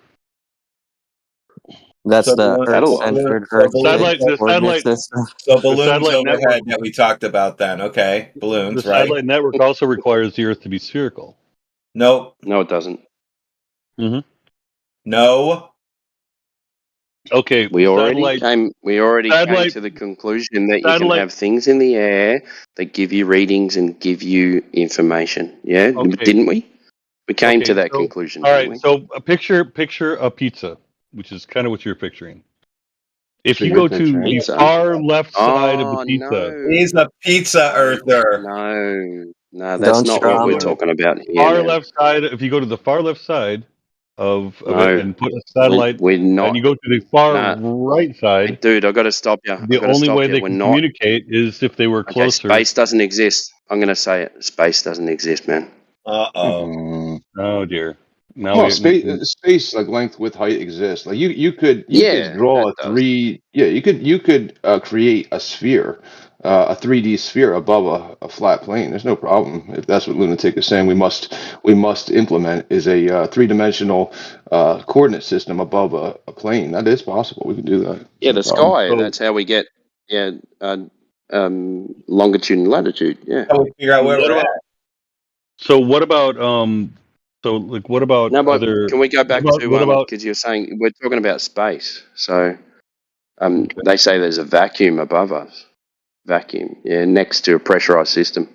Have you ever seen anywhere any experiment? Oh, it's not an experiment. Any demonstration that you can have gas pressure without a container? gravity? Because if Gravity is gravity works on gas or what? sure it works on Well, particles. that's an explanation again, not a demonstration. So which way does gas go? If you release gas, which way does it go? If you release in your model, if I release gas, No, then in your it model. would fall In off your the model. edge. Don't straw man. Go. What? In the spherical model, which way does gas go?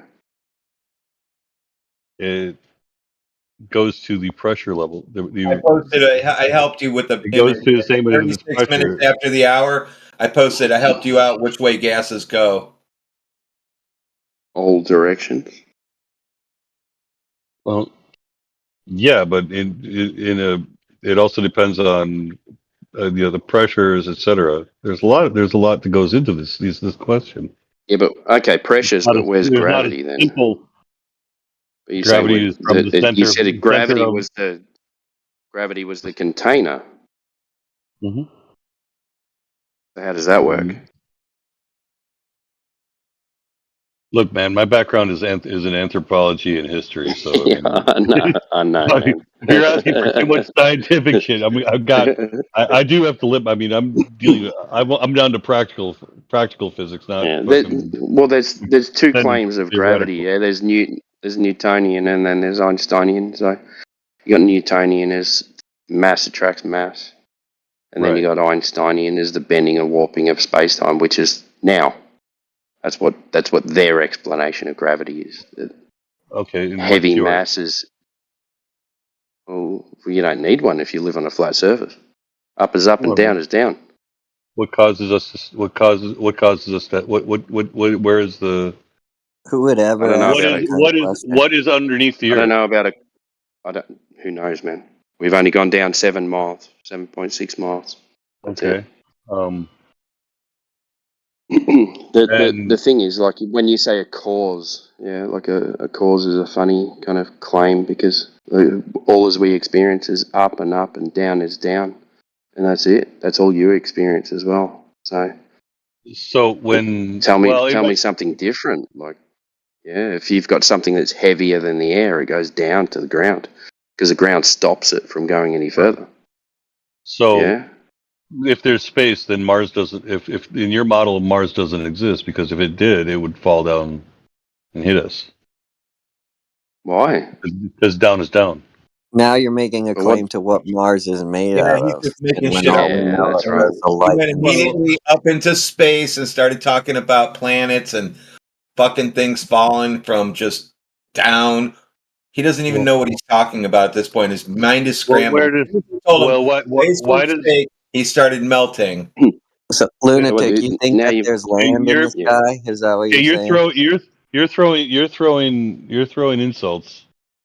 Do you think there's terra firma in the sky? You think there's land in the sky? I believe that Mars exists. I believe that it is a planet. I believe that it is a planet like mine. We do see a light. That's about it. I've seen. Can you agree with that?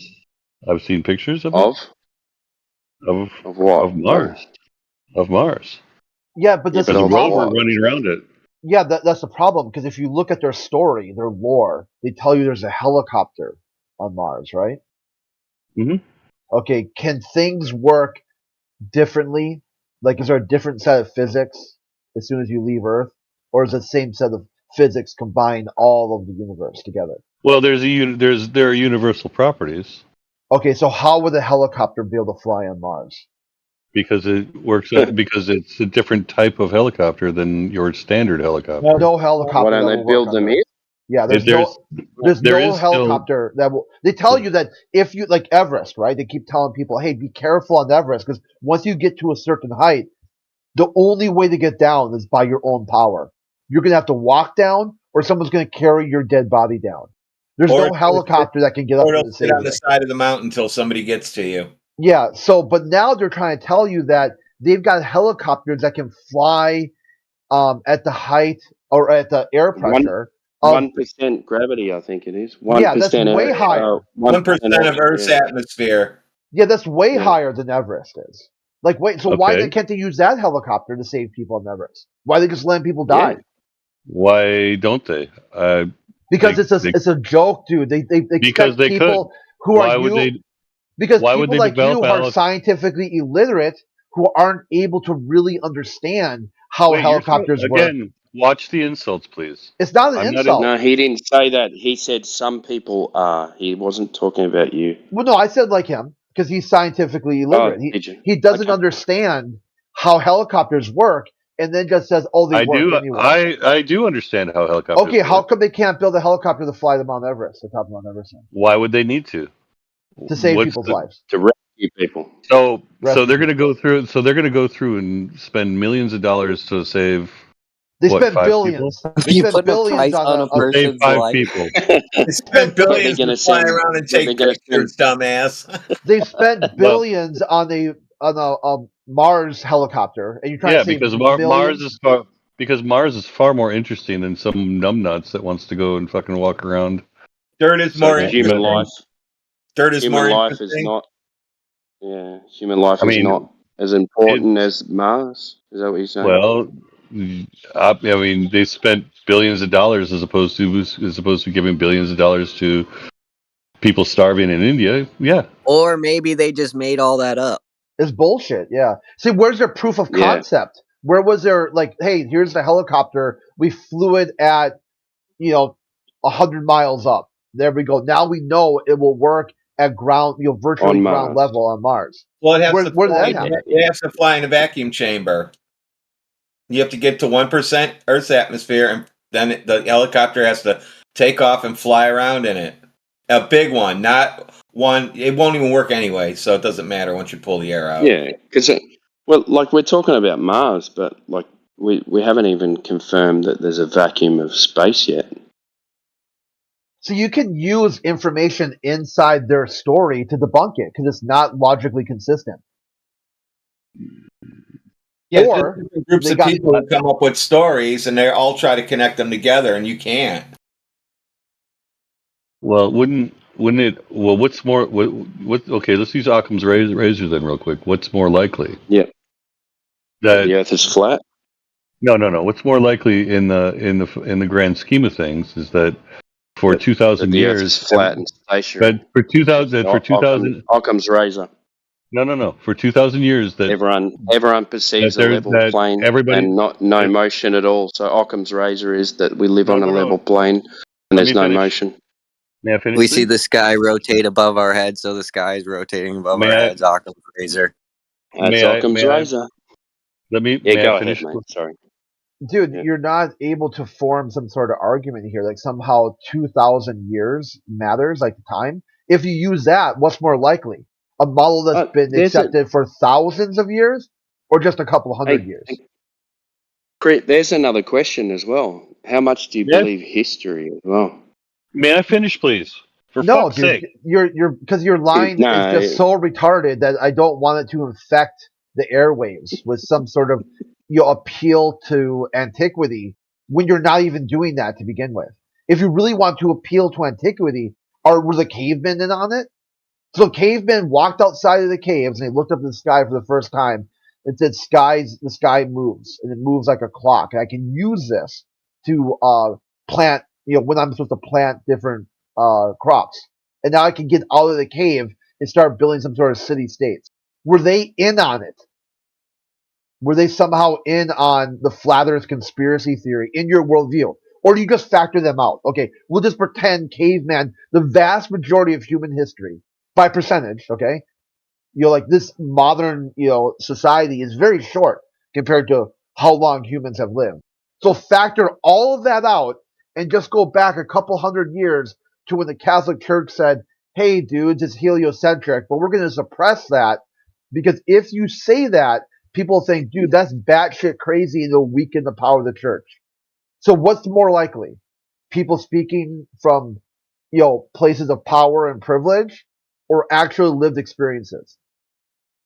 There we go. Which Occam razor are you going to go with?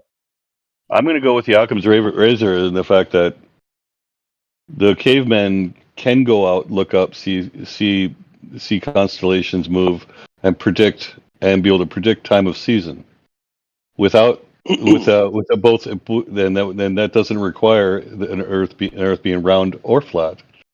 The point that I'm trying to get at is that the conspiracy theory, right? There's some sort of conspiracy. No, let me finish, please. Well, be quick about it for fuck's sake, dude. You were rude. You're being very rude, and I'm not being rude to you at all. Let's not. See, now that goes into meta. Meta conversation. Just get your point across. And then, My point was that they with the what's more likely in the Occam's razor is that you're saying what a flat Earth thing would be that every nation around the world. Oh, for fuck's sake! Incorrect, man. I got it. Yeah, you already. There's only you already shot the shit there. There's only 7 countries that claim a space program. 7, okay? Not all of them. Not every nation's out there flying about space for the betterment of humanity. You've got North Korea, India, Iran, China, Russia, America, France, and kind of Israel. That's it. Those are the only countries who are in on it. And if you look at those countries, they're kind of despotic nightmares, okay? Like, go to North Korea, okay, and see what you think. Are these supposed to be advanced space-age cultures, pushing the envelope, bringing humanity together for a common goal, exploring the cosmos to find out the nature of creation, to answer the question, why are we here? No, okay? In North Korea, they believe that when their supreme leader was born, winter turned to summer for 3 days. Their supreme leader wrestled a bear and won at the age of 5. He mastered all forms of human communication by the age of 9. His IQ is so far off the charts that they had to redesign IQ tests. This is the type of shit you have to believe if you think they're not in on it. And what's really funny too is you've got these are the same type of claims that Elon Musk's mom had made about him. So this idea, this lore, okay? Then you look at you are not listening to anything that I'm saying, dude. You're talking. What you're saying. Hang on, you are talking and not listening. No, stop. You were muted because Crit needed to get something out, but now you're unmuted, so you can go ahead. Okay. First off, what I'm saying is for 2,000 years we've been teaching this all around the globe, and in order for Incorrect. yes, it is very correct. Incorrect. Every nation that teaches physics does talk about a round Earth. We're just talking about a shape, though. We're not talking about physics. Well, physics is also included in that shape. No, it's not. It's geometry. Well, here's your chance, all right? Show everyone here how smart you are. Show me your physics equation that includes curve or rotation. All right, I'm gonna. I don't Google it. Frantic Googling. Why you would don't know this shit, dude. You just come up with it. What's the equation every day you go about your life? Show me the equation, the physics that you use. Because when I do physics, my body, my mind, is able to calculate physics very quickly. Like, I get up from my chair, I walk to the kitchen, I make a cup of coffee, I go into my car, I drive to work, all the time, the whole time, constantly, calculating physics, an object moving through space. None of it, not one time did my body say, you know what, I got to account for curvature here, or rotation. All of it, flat and stationary Earth. So you would show how somehow, even though every physics you will ever do in your lifetime assumes a flat and stationary world, but it's not that at the same time. It's a contradiction. So what's your explanation for that? It would be a frantic Google. Let me see, can I find some equation somewhere that shows some... You're being exceptionally insulting, first off. Okay, dude, that's meta again. And let's go the second, into. Let's and go the second into was when, is that I'm. When did they, the second is that I'm they, trying. When so you're, but in order for a okay, so. Dude, it's hard to believe that this military guy is coming in here crying about being insulted. I mean, it's like I've seen military men cry. They lose a battle buddy. Something very tragic happened. This guy's crying because he feels insulted. No one's insulting you. No one's been mean to you, sir. We get yelled at every day. All kinds of crazy names. I just got told the other day that I'm a cockroach. And you think I started crying about it? See, this is the thing. Just use this, okay? We get told not to breed, mate. Yeah. That's what we get told. See, this is I why will it's say hard for too me to late. believe that these guys are in the military, because, or even, I mean, even if like Air Force or Navy, okay, even if that, just that alone should be enough to understand flat Earth speech, is free speech. You've got a human right endowed by the Creator and protected by government, and you've got someone who took an oath to protect it. So either he's a liar and he just throwing out this military shit because he thinks it gives him some cover, you know, like somehow you're supposed to roll the red carpet out for him because, oh, he's a veteran, or he's a fucking oath breaker, which you invalidate his idea of being, you know, like, hey, give this guy some space because he fought for free speech. If you're going to just sit there and deny free speech for everyone else, and you took an oath to protect it, then fuck you. Get the hell out of here. Go up to those other channels and try to flex your ego like someone's going to give a shit. But you mute people all the time. You don't believe in free speech. What? Who said that? Me. Who said that? So if I mute someone because that means I don't believe in free speech, or that means like Did you just I'm mute him moderating and the talk conversation? Did you just mute him and Hey, talk a whole bunch of trash about him? Duncan, stop talking over the Yeah, top of dude, people, you're mate. being really cringe here. You've got free speech. At some point, though, it ends at property rights. You can go wherever you want. This is what the best thing I say. Whatever you want to say, go out and say it. But if you've got a space set up for a certain topic and you want to come here and talk about me, this isn't 24/7 flat crit discussion. It's flat Earth. So I can just show you the door. Here's the door. Since you want to talk about me, just go talk about me someplace else. You got all the free speech in the world. Anything you want to say. And how can you not understand that? How is that so, you know, like difficult for you to grasp? It says so right in the server rules. You just go right up here, server rules, okay? Information. I think you got access to this. I think it's kind of a cowardly act to mute someone and then talk trash about them. Yeah, okay, sure. Right, so well, you think that, okay, and well, you're not, that you're in not 25 muted, cents will get so you a go cup ahead. of coffee. Go So ahead, now take Duncan, that you're not idea. muted.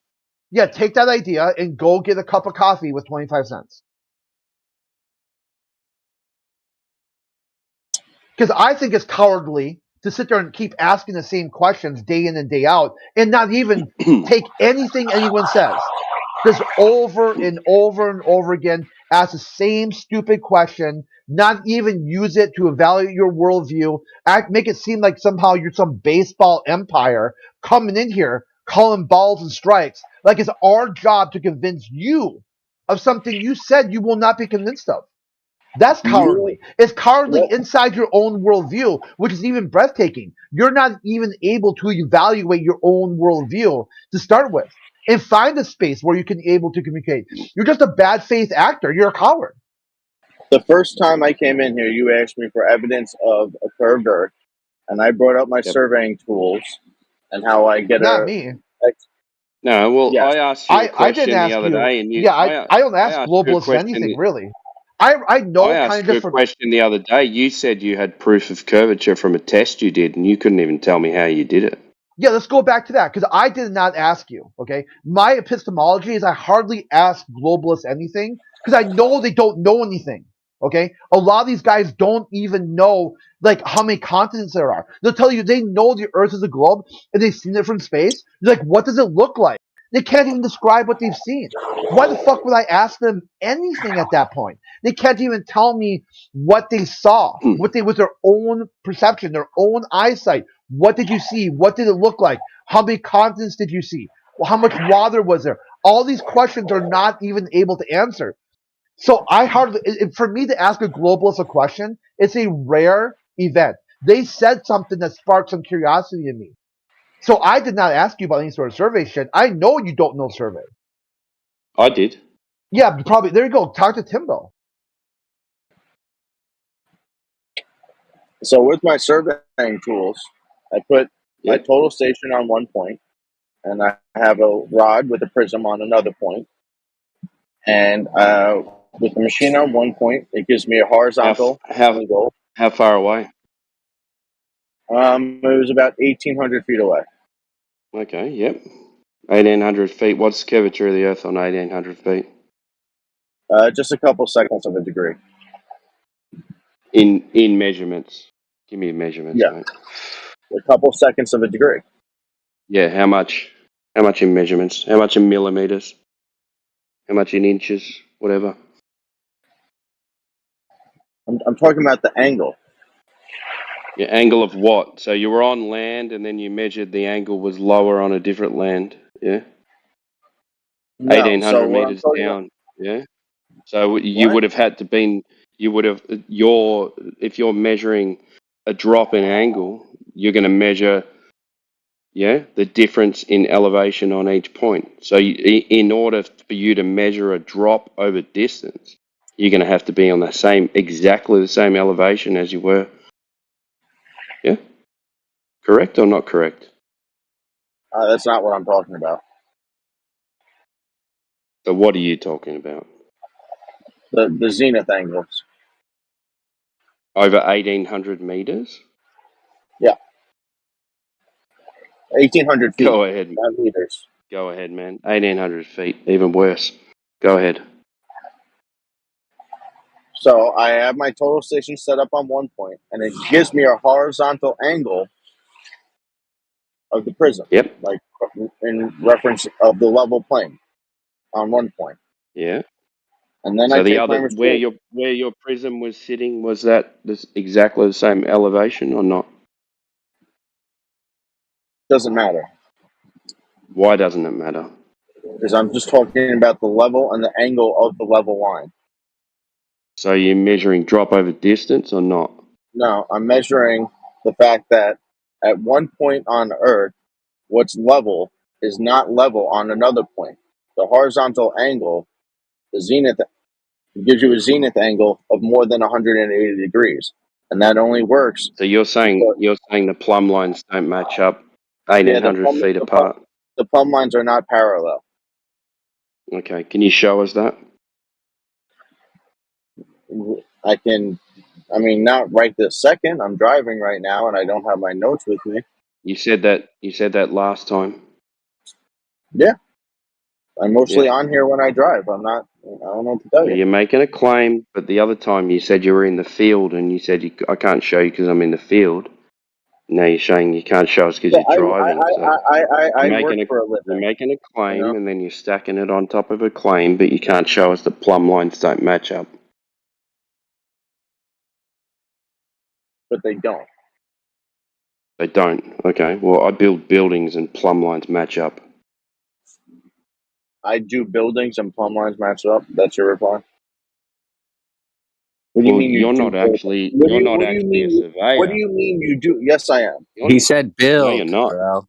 No, you're He not. said You're I not a do. surveyor. You admitted to me last time that you don't have your license. You do it out of fun, and you do No, it, not for and you're fun. trying to I get your do it for license. work. I'm not licensed yet. You have to have 8 years in the field experience. I have 6. There you go. I'm not licensed So yet. I never. show me that plumb lines are not parallel to the perpendicular. So what do you want me to do? You want me to set up a video? You want me to record?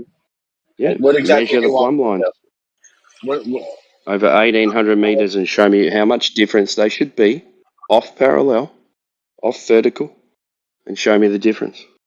So if I come in here another day with this experiment done, and I show you that these Yep. plumb lines actually do divert, you will How are you going to honestly show that? tell me Tell me with how you're my going to notes. show that.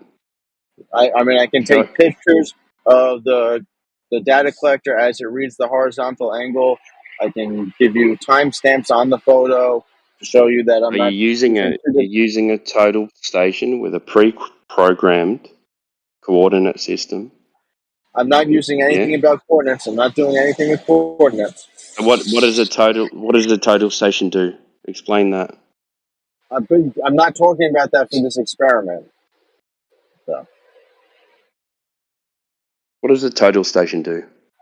it measures angles, distances. Yeah. Keep going. That's what it does. Yeah. So how are you going to show drop over distance from a total station? I'm not talking about drop over distance. That's another thing I can show. That's what we're talking about here. We're talking about the curvature of the Earth, and you claim that you can show the curvature of the Earth from a total station. Yes, using the plumb lines and the horizontal The plumb angles. lines? Yes. So you're going to measure the plumb lines. How are you going to do that? Because it gives you like the machine tells you the angle that that it's pointing at. It gives you that angle. It calculates Over it. 1,800 feet, you're going to measure the distance between the bottom of the plumb line and the top of the plumb line. No, not the bottom and the top of the plumb line. That's no. No, you're not going to do that. Because that's how you'd have to show it. That's how you'd have to show if the plumb lines were vertical or not, wouldn't it? No. So what I'm going to do is show you that the azimuth. Because you'd have to measure the difference between the plumb lines. The bottom of the plumb line and the top of the plumb line give us a different distance between the plumb line, the bottom of the plumb line, the top of the plumb line.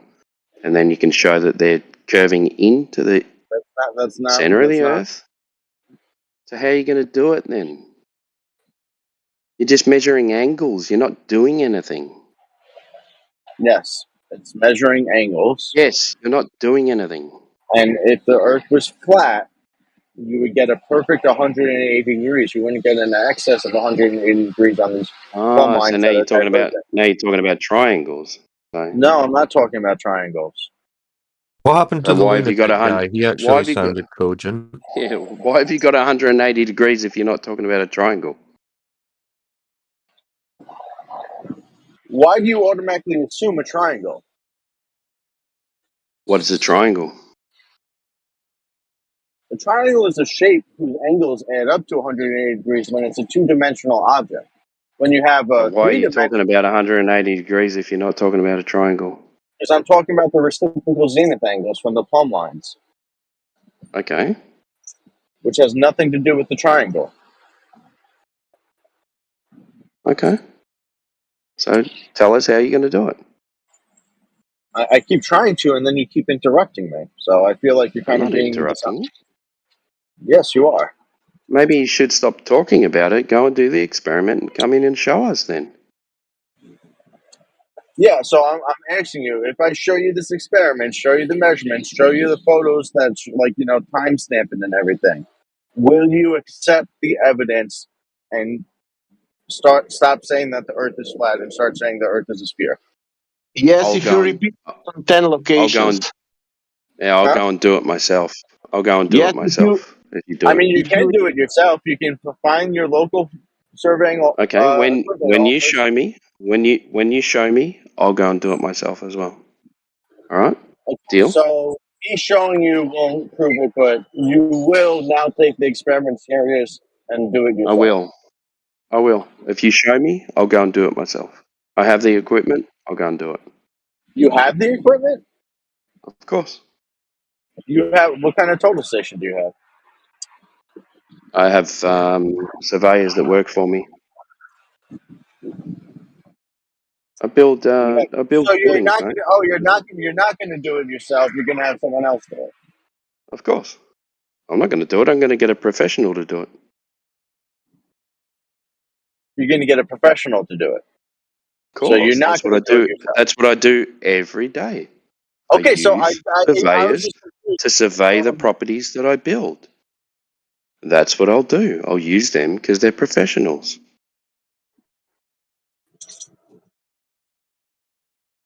Is that all right? Yeah, I just thought it was funny when you said that you're going to do it yourself, and what you meant is you're going to hire someone to do it. Is it wrong if you use professionals? Sasha, hold on a second, okay? No, that's all right. Yeah. Is it wrong if I use professionals to do it? No. No? No, it's not wrong. Okay. Well, when you come in and show me the stuff, I'll show you. I'll show the details to the guys that I use, and then we'll go and do it. All right. Okay. Sounds good. Awesome. Deal.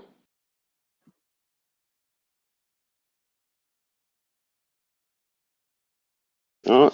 You're up, Sasha. Yeah. Sasha, how about you talk to Lunatic? Let's see if where you guys can go, okay? Only thing when you do that with the plumb lines, can he do also any observation with the drop over, searching for a drop over distance? He can do that today. He don't need equipment. He can do that with eye.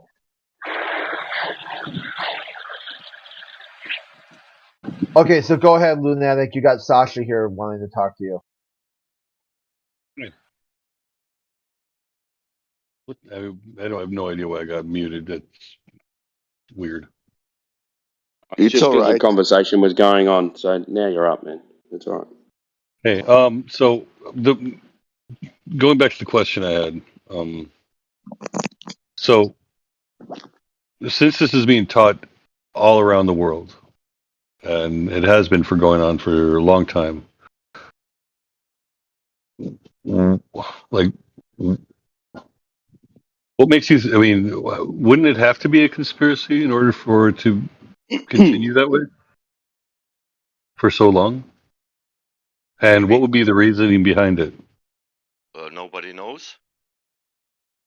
I mean, when you ask the liar why you lie, do you will believe now when a liar will tell you why he's lying? but what about these people that are teaching are not connected?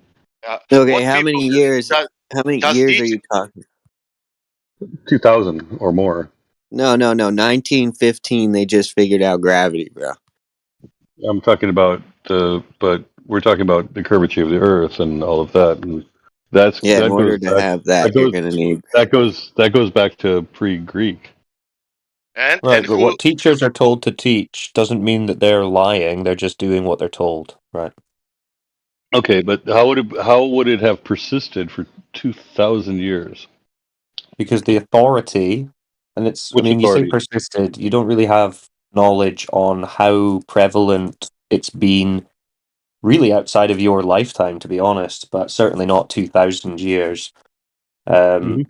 But really, even then, the prevalence of a theory being taught in and of itself is not evidence of the veracity of that theory, is it? No, but what I'm saying is that if you have this great breakthrough in that the Earth is suddenly flat.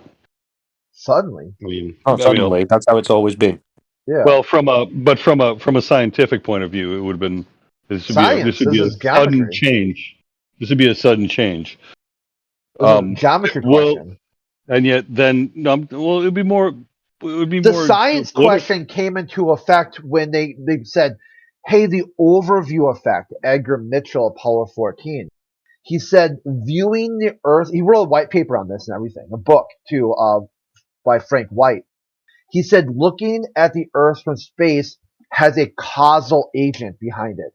It would cause the overview effect, which he described as an instant cognitive shift. There's your science now. You got a cause and effect relationship based on a hypothesis. So he went back, and Edgar Mitchell got frustrated because he said, hey, you sent me to space. I'm talking to all these politicians, and they're continuing all the same bullshit prior to.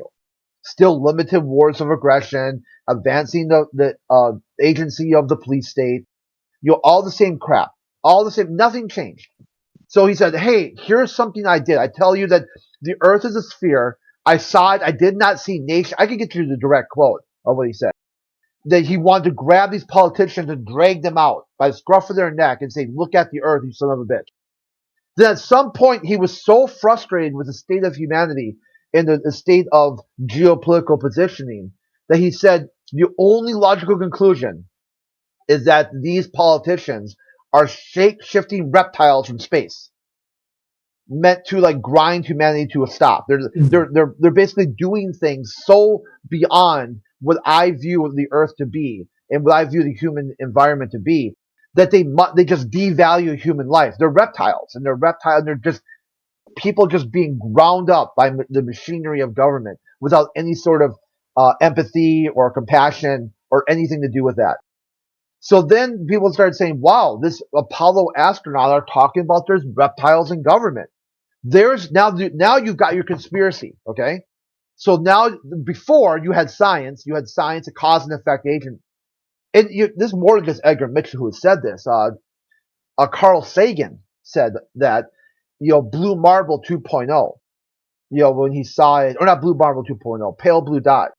He said that astronomy is a humbling and character-building experience. There's perhaps no better demonstration of folly human conceits than this distant image of our tiny Earth.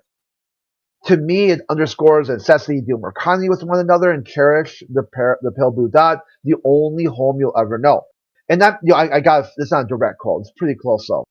So he was concerned that said, if you look at these images from space, you will have an instant cognitive shift. You'll be humble. You'll be character building. You'll reach out with compassion and understanding for the other. You try to understand the other, because understanding others is the way you'll understand yourself. And then he said, "Hey, look at." Let's give Lunatic. I mean, I can't really. Okay. I'm not sure if I answered Lunatic's question. I'm going to give him another chance to clarify. Well, no, I was actually what he just said was very interesting. In that pale blue dot, okay, are you saying that those images that he was showing were fake in order to try to create a world consciousness, a world, where we all see each other more as earthlings as opposed to city-state? No, the thing would be, how come you are not affected by the overview effect? If you're talking about science now, cause and effect. So you've got an image of Earth that demonstrates something that the experts in the globe model said it should demonstrate. It should mean something, seeing the Earth from space. And it doesn't. Believe me. You're immune. Actually, believe me. No. Believe me, I that's one of the reasons that I believe in globalization and a lot of the things that are happening and that I do support. Yeah, being able to see Earth from an outsider's point of view is a great lesson in trying to. Well, being able to define your world in general is a great tool for changing mindsets and consciousness, right? Right. Well, it's like, okay. They can tell you. Sorry. No, I'm just saying, if they can tell you where you are and how it got here, how you got here, where it's going, what it all means, that's a great deal of power for the person who gets to tell that story, right? Same with the church back in the day. Okay, in anthropology, I'm going to just something that I actually do know something more about. The more we've learned about people, the more we realize that we are that we're even more alike than ever. Anthropology is debunked the whole race theory, because obviously there aren't. Race is a very, very, very inaccurate thing. Even demonstrating the difference between, like, say, somebody from Sweden and somebody from Italy. There are substantial differences based upon, and we understand how that happened. And then the further east you go, and the further west, south, east, whatever. So that type of science changed how we think about each other in a lot of ways. But yet, the concept of race still exists on a social thing. It still exists in a political thing, and from a scientific point of view, it's bullshit. Well, there are some physical characteristics different, but yeah, I know what you mean. But we're, I suppose, to be more precise about what we're talking about. It is just the Earth, right? We don't really get into the sociological side of things. But just to your question originally was like, well, doesn't this make it a conspiracy? But these terms don't really mean anything. We're just looking for what's true and what isn't. Part of it is also I'm trying to wrap my head around the whole. Yeah, no, I can understand everything that you're doing, and I'm not, I'm not casting judgment on it. Yeah, no, I appreciate that. You've been cool, and I get it. All of us who first came to this, we all believed in the globe, right? Most of us came into this trying to debunk flat Earth and prove the globe, right? And I'm viewing a lot of this as intellectual exercise, obviously. Well, this is what you should do. You should be able to roll these ideas around in your head and kind of test them mentally, and then hopefully one day physically, in reality. You don't have to accept or reject an idea that you're hearing. Just play around with it, think about it, discuss it. Exactly. So part of me is also wondering, it's like, okay, what would this Earth look like if it was flat? I mean, what would it really look like? What does it look like when you go outside? Does it seem like it's flat and stationary, or No, does I'm it? talking about the whole. Yeah, it's a good question, but you'll understand that most people, I mean 99.9%, can't go any higher than a commercial airline, right? So we're restricted to what view we can have on it, and we don't claim that you could get, let's say, a God's eye view. There are some concepts that we could show you, or you could find different ideas that people have. But again, the other thing that you need to realize looking into this topic is that there are certain things, there are certain questions that we can't answer. We can't know physically. It's beyond the realms of our possible knowledge, which is unsatisfactory to a lot of people who believe in the globe because they're used to thinking that they have these answers. Yeah, I know what it looks like from space. I know what's 3,000 miles down below my feet. These are actually absurd claims to make, but we are taught them at such an early age and with such persuasion that we'll confidently state we know how things work thousands of miles below our feet or thousands of miles up in the sky. People will say these things, but what you'll come to realize is when you really do the due diligence on those claims and the research, you'll come to realize, wow, there's a lot of things I don't actually know, can't verify, and I'm simply believing because I've been told them. So these are the kind of differences and the differences in how you have to think when you're really trying to critically analyze reality. If you understand what I mean. I sort of, yeah, but at the same time, it's like if the Earth is flat and we have really pretty much flown just in an airplane around the whole thing, we've got pictures. We should be able to create. We should be able to create a model. But we didn't flow everywhere. Yeah, I mean, there's restrictions, right? I mean, when you're flying, you're going through flight corridors. If you're sailing, you're going on known routes and stuff. No one's really flying around willy-nilly, exploring all over the place. Really, this is only governments and navies, really, that can do anything like this nowadays, like world cartography. I don't know if you ever tried to make a world map, but you need a lot of resources, you need a lot of equipment. It's not an easy thing to do. So, really, in the public, there's not really anything you can do with regards to measuring or mapping the entirety of the Earth. There's a lot of things we still need to figure out, and that's kind of what we're doing here. We discuss these things, but we're not under the illusion that we can reasonably map the whole Earth in a plate. We just can't do that. I mean, it's just not practical or legal, I should say.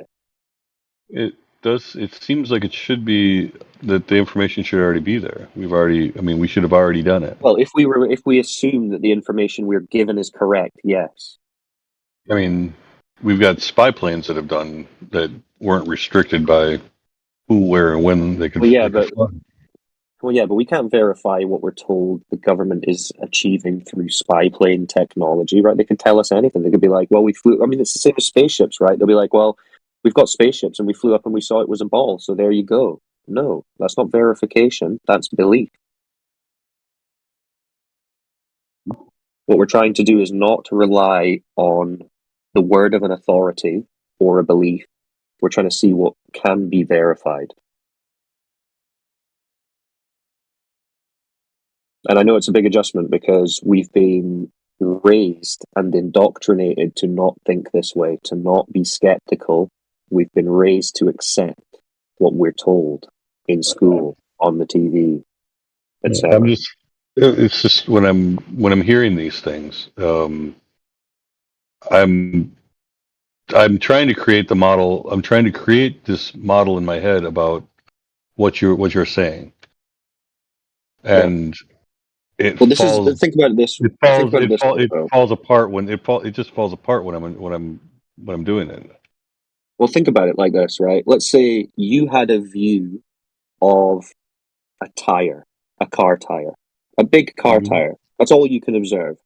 And then someone says, model the entire car, but you can only see the tire. How are you going to make the model of that entire car? You're going to have to assume things. You're going to have to make things up. That's what you would be asking us to do. All right. Okay. So even if I was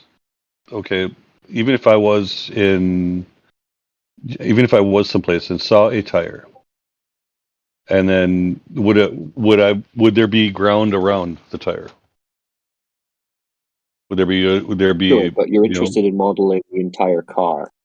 Well, what I'm saying is that when you look at is there evidence of other tires? Well, how many cylinder engine is it going to be?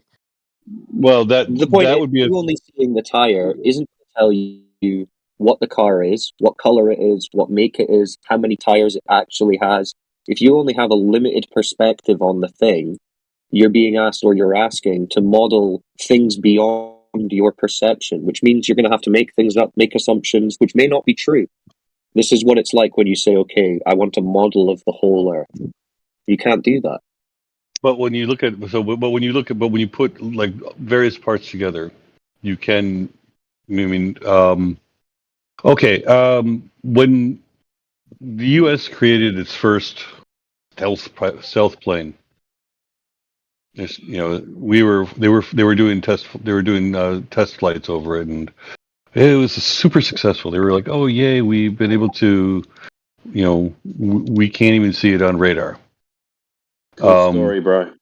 And then, but then the model of Earth that they use for that is hold on. Let me finish, please. But then the Australian weather groups came in and said, "Hey, we can see it." And they're like, "How?" Well, we see how it responds on the weather radar, and we're able to track it. Well, could they actually see the plane? No, but they could see. Well, they could detect it. They could see its impact on everything, and then infer that was the plane. Right. But that's not what's happening when it comes to the Earth, because we're not seeing, we're not observing, we're not detecting, and we're not seeing the impact of a curvature or a motion of the Earth. But when the model works, the model has been made in a way that it says you will not detect it, you will not observe it, and you will not observe its effect. So that doesn't prove anything. Like when you look at the government documents about their aircraft technology, and they talk about what model of Earth they're going to be using for their calculations and everything, it's a flat and motionless Earth.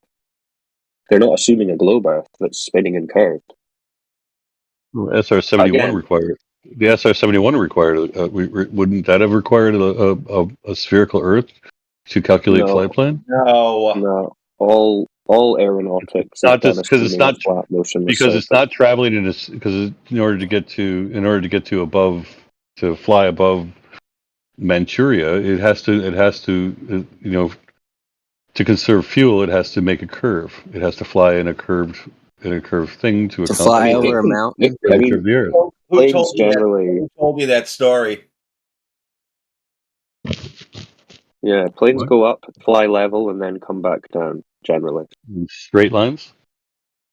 Straight lines. I mean, they can go up, they can go down, but I mean, the surface below them, they're treating as flat and motionless. Yeah, they don't set their plane to fly in a curve and then let go of the wheel and go have coffee.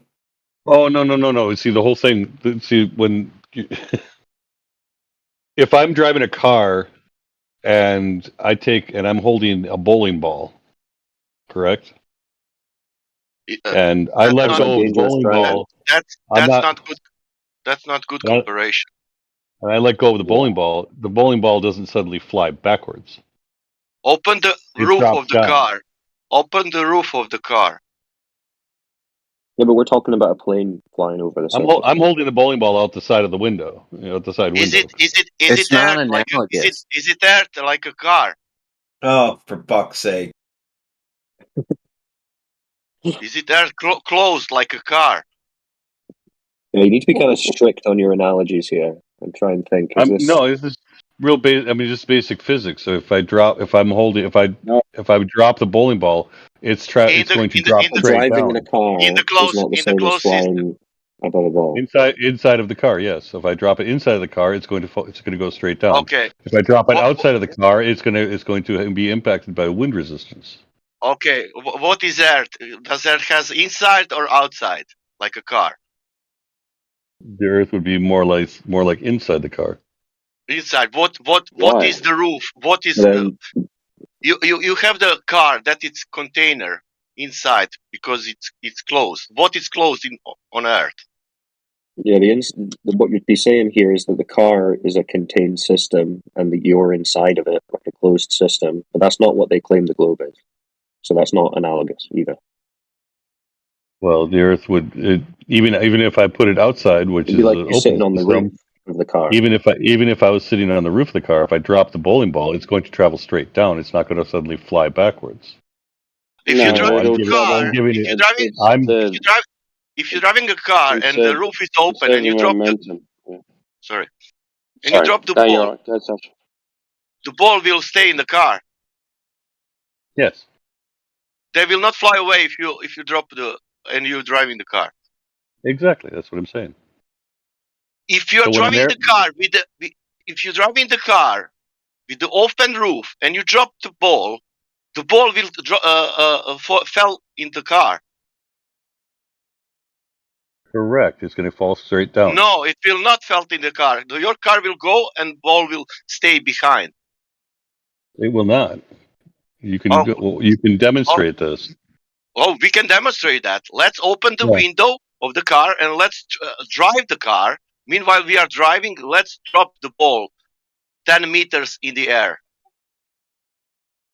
Oh, how about a thing that probably has happened to you? You're in the car, you spill your coffee. Does it end up in your lap or in your face? Is it car open or closed? Even with the window open. Yeah, with that small amount and that small distance, everything will happen the same. Yeah. So it's the same thing. It's the same thing when you're flying an airplane. Is the Earth going in a straight line, or is the Earth accelerating constantly? What is the? I'm sorry, I missed it. I didn't hear that. Well, you're talking about linear motion, but the Earth's constantly accelerating because it's changing direction.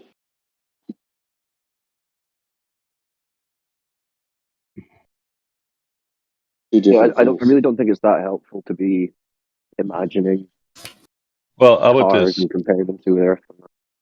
How about this? Explain to me. Is the Earth a stationary object? Yes. We can observe and detect it's a motionless topographical plane. Perfectly within, measuring with all the stellar and everything, right? Well, if you're talking about the luminaries, that would be their motion, not the Earth's. Luminaries. We're not floating in space. Let's get back to that again. Space is space. We're not floating in space. Why does space? Why are we? I'm just curious. Why are we not including space in this whole thing? Okay, who wants to do gas pressure with them? Yeah, you can't prove it. Yeah. We can measure the distance from here to the moon with lasers. No, you can't. No, we cannot. That'd be another one of those claims. But just logically, if you think about it, I mean, you can't have a gas pressure system existing next to a low pressure system without the two equalizing. He said radar only works for 300 miles, and he thinks he's going to be able to shoot shit back and forth 246,000 miles. Yeah, 500,000 there and back. What's the beam spread? Yeah, especially after it hits a round surface, a ball. How does it spread out? Yeah, it would deflect off in any direction. It's sci-fi. It's what they're feeding us. I think the beam sci-fi. spread to the moon was like 36-mile beam spread. What if we put that laser on the ground? So they detect like one photon on return, which they're going to claim is from this laser that wasn't they shot even through. that. Yeah, it was really bad. They said, "Oh, that looks like the same one," and then they even said, if "Oh, it yeah, even if it had a large beam spread, it still went out and bounced and came back. Well, that's what you've been told. You That got was proof of that? there's a study I mean, right other than the here. claim, Buddy, what people writing evidence? shit Other than down.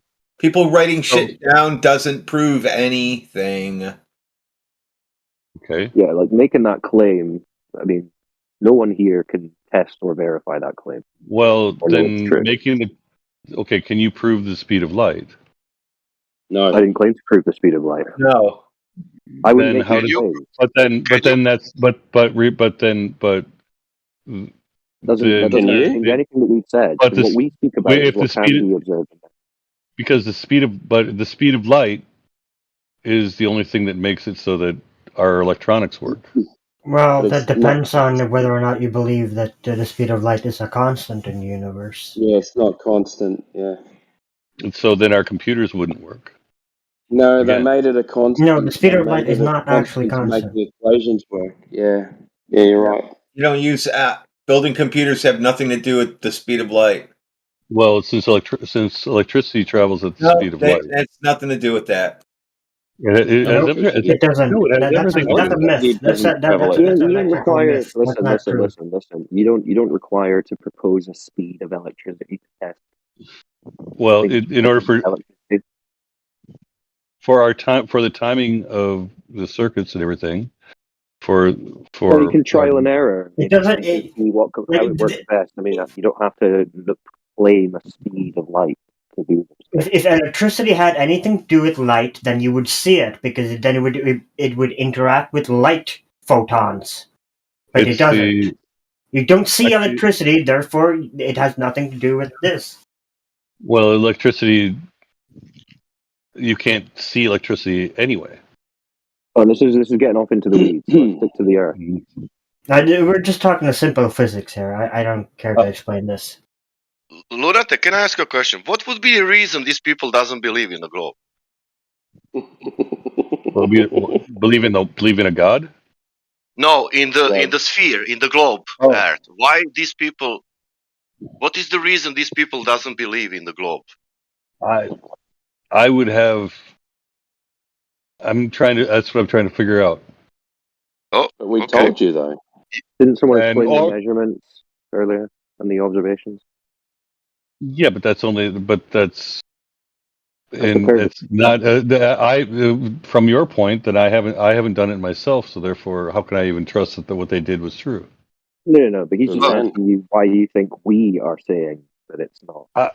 I think it's just an experiment in your heads as to He's a simulation in our head. So when we go out and we observe something, we know the distance of something. We check the globe map. This should be hidden behind it. Well, I can measure the speed of light. You cannot. You cannot. You are a liar. Right. You cannot measure the speed of the light. Hold on. Don't Why not? Why can't I? Okay, can you show me how you will do that? Because of the double slit experiment. You cannot and we're going off on while you're measuring something. Guys, stop. We're going away from an experiment in our head, right? So we go to the shore, we see a lighthouse in the distance. We check the globe map. The globe map says that the lighthouse should be hidden beneath the curve, so it shouldn't be visible. But it is visible to us. How is that an experiment in our head? When is it constant? Is it so during a normal day and every day? It's visible. Not every day. It might change conditions. It might get foggy. We might not be able to see it every day. But when it's clear conditions, we can see it. Okay. So is that an experiment in our head, or is that just an observation? So what about the ship? When it goes out to sea and you see it? Yeah, exactly. Dip below. Where does that? What's happening to the ship? Is it sinking? Yeah, so let's take that example. So we check the globe math, and the globe math says that ship should start sinking bottom up at 3 miles due to the curvature of the Earth. But we see the ship at 15 miles, 20 miles. How does that work on the globe? Well, you're not seeing it at 20 miles. Well, this is the thing. Yes, we are. Cyclone, you weren't here earlier when he said he in the Navy his radar shoots 300 miles around. No, I didn't say. No, I never said that. I never said that my radar shoots 300 miles. Please do not misrepresent me. Radar doesn't shoot 300 miles around the radar doesn't shoot 300 miles around the ball and back. I think he did say that. I said that I can detect a radar at 300 miles around the ball and back, given the right conditions based on attenuation. Okay. Atmospheric attenuation. We can shoot and receive that is scientifically proven. Yeah, does radars using straight line of sight? It goes way beyond. Does radars using the straight line of sight? No. Radar no. Does radars using 8" per mile squared curving sight? It can curve, yes. Does radars how to say? They're working like that. They are when you put on the radar, they are showing you the curving 8" per mile square. That's not a thing that we even figure. It's not even a thing that we watch for. Yeah, it's not reality. That's why radar just shoots out and comes back. It doesn't go around the ball. It doesn't come back up around the ball when it hits an object. All right. Okay. All right. So. And it's using straight line of sight. Let's look at like shortwave radio, right? Or. Well, hold on. Can I just quickly There are summarize? times that there are days that I can. There are days that I can pick up a radar or pick up a radio station so many miles away. Like I have no. Straight line we'll of say sight. 100 miles. We'll say 100 miles. Yeah, fine. Well, but on other days, I can pick up a radio from halfway across the country on, like, say, shortwave radio, or even across vaster distances. And that is because of atmospheric conditions that creates attenuation. Right. So what's limiting the distance is atmo condition. Well, there's also curvature. There's also curvature when it comes to radar. No, but this is the thing. This is what's in question. Is there curvature? Because, like I said, we're observing further than the claimed curvature. We're shooting radio further than the claimed curvature. Now, you can come up with reasons why that might be. But the fact remains, geometrically, we are pointing line of sight further than should be possible given the claimed curvature. So no, it's not as simple as saying there is curvature, because in practical terms, it's not detected.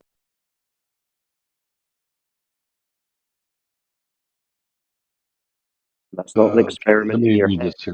Let me read this real quick.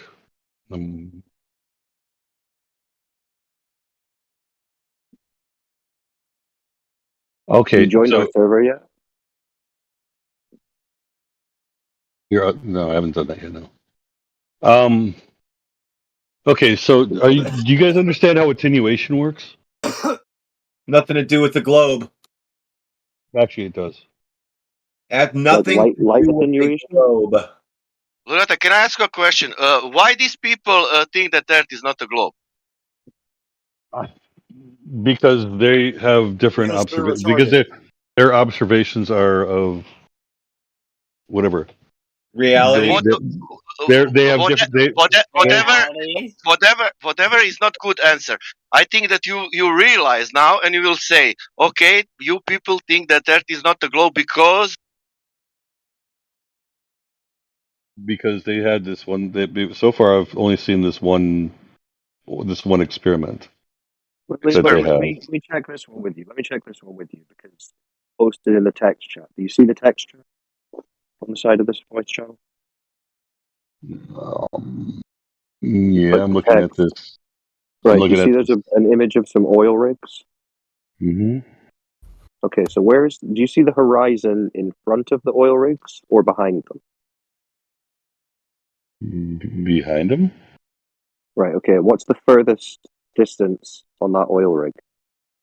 It says 9.14 miles. 4-1. So we're 9.41. seeing the horizon at least 10 miles. Yeah. Okay, what's the height of what is the height of which we are standing? 1 foot. 1 foot. There's a camera on the ground. Okay. Okay, now according to the globe geometry, that horizon for a 1 foot observer height is supposed to be no more than 1.22 miles. No. Right, that's What where was that the elevation? What? 1 foot. 1 foot above what? The ground? What's the elevation of the ground? Sea level is on the beach. And what's the height of the oil rig that you're seeing? And how much are we not seeing of it? Well, I mean, just from, we're talking about above sea horizon level. distance. I mean, the oil rigs will be, God, what, 100 feet, few hundred feet? I mean, the height of the oil rigs isn't the thing in question. It's the distance of the horizon. Because remember, like you were saying, the boats are going to disappear bottom up over the horizon, which is the curve. That's a geometric horizon. That's a physical limit. But even when you're looking at those oil rigs, the one in front, you're seeing more of the structure above the water than you are the one behind it. It's closer to you. Maybe you're seeing it larger. But no, but I mean, even like height wise, you're seeing more. Well, it seems larger in height because it's larger in the foreground. even if you do a perspective on it, you're seeing more. But the question is, why is the horizon seen behind them and not at 1.2 miles? Because the horizon you would see at 12. No, the horizon according to the globe model you'd see at 1.2. Yeah, but from my personal experience, No, but this is what the when I was in the Navy, globe model says. Like I said, in the Navy, that was the thing. That was we know that at 12 miles at 12 miles everything starts dipping below the horizon. Well, if you're assuming geometric horizon, then no, because the horizon isn't geometric, as you can see. Okay, I mean it's like I'm trying. As an average, that might work from your height on the boat, but it's not going to be that all the time. But this is a very stark example because what do you mean it's not going to be that? What do you mean I'm not going to be able to see? What do you mean I'm not going to be able to see the horizon? That's going to fluctuate depending on atmo conditions. Depending on the conditions, like remember what you were talking about earlier with the radar or the radio, your conditions are going to affect the limit. But it's not going to determine whether or not I see only the superstructure or the mast of a ship. When the horizon and see the horizon, you see. So the horizon suddenly. So how does the horizon suddenly prevent me from seeing the rest of the ship from atmospheric conditions? There's an optical limit of how far we can see. But the mast is a smaller object than the actual hull, which the hull now appears to be underwater. It's higher in elevation, meaning it's at the larger size of this angle that you're observing through. It's angular resolution limit. Again, if you join our server and look for the channel Optics, Vision and Perspective, there's a few papers on this. But to be honest, you're still not really answering the question, why are we seeing the horizon beyond the rigs and not at 1.2 miles where it's supposed to be according to the globe? Because it's not supposed to be at 1.2 miles. Okay. Have you got Google open? I've got my common sense open, but... Okay, can you Google, in your common sense, can you Google distance to horizon calculator? And then put in a 1 foot height and tell me what it says. Who's hosting this? Doesn't matter. Go on any curve calculator. Go on any curve calculator you're happy with. Pick anything. Ask Just NASA. Google one and pick We'll work it out one of yourself. dozens of them, or create your own. Listen, I know you don't know this because it's not taught to us in school, but this is what the model is saying. This is what we test. It says 3.1 miles, which I just That's if you're not for a 1 foot 6 foot tall. For a 1 foot observer height. For observers standing on a hill or a tower with 30 meters. He's in metric. He's in metric. The above sea level, the horizon distance is of 19.6 kilometers or 12.2 miles. That's right. So shrink that down to 1 foot, and you will get 1.2 miles. Because it's 1.2 times the square root of the observer's height in feet. okay. But when we go to observe that and test it, we find that we can see 10 times that. Right? This observation with the oil rig means that mathematically the radius of the ball goes from 3,959 miles, less than 4,000, to over 250,000 miles. Right? So it's not a small difference. Like if it was 0.1% different, fair enough. You could say, well, the conditions are just obscuring it a bit. But this is a massive difference, showing that it's not a geometric horizon that boats are sailing around. It's an optical limit.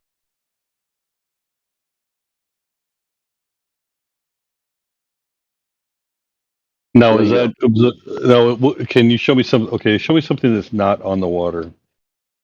That's at 1 foot at 12 miles. Well, like I said, if you join our server and check the long distance. No, I'm at This is legitimate. This is a legitimate question. Yeah, I understand it's a legitimate question, and I'm pointing you to resources to review yourself, and then you can even test it yourself. Now that you know what the calculators are saying. Because what I'm reading here is I should be able to see something much further. Well, I don't know what you're reading. I don't know what height you're claiming. He's got it in meters and all kinds of shit instead of switching it to miles and putting in 1 foot and tells you how many miles. He's trying to do anything but get to the point. No, I'm looking at atmospheric refraction also.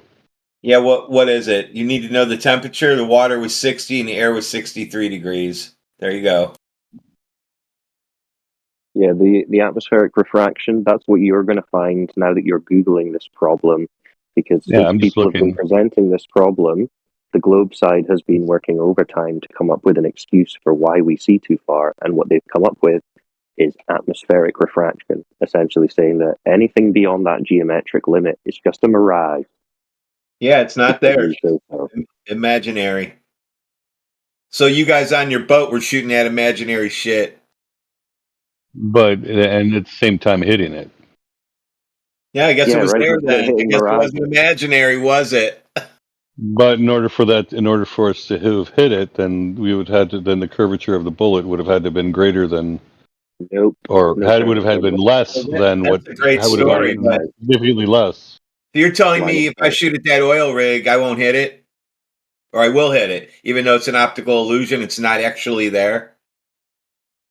If it was a mirage, then if you were able to shoot a straight line at it, yeah, I don't know. Wow. As far as the information that I have currently, they teach you in the Navy to aim at mirages. Oh my God, are you going to continue to be just really, really insulting, or are you going to actually talk to me as if it's as a human being that is actually trying to get a real point across? Shoot at mirages, or to get it line of sight and make sure you're targeting it. I'm going to have to go with we know what the fuck we're doing. Yeah, you're not taking into account curvature or motion. That's what you're usually doing. So this is what you need to stick on: the calculators, the curvature, the observations, the measurements. dig into that.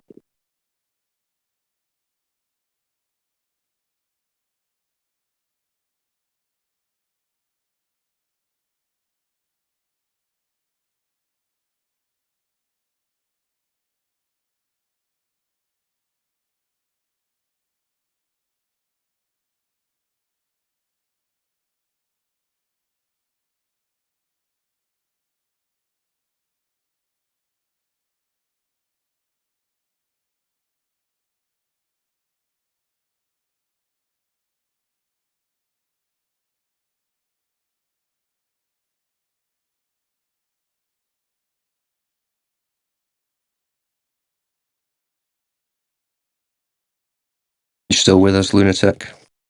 I am. Cool. Okay.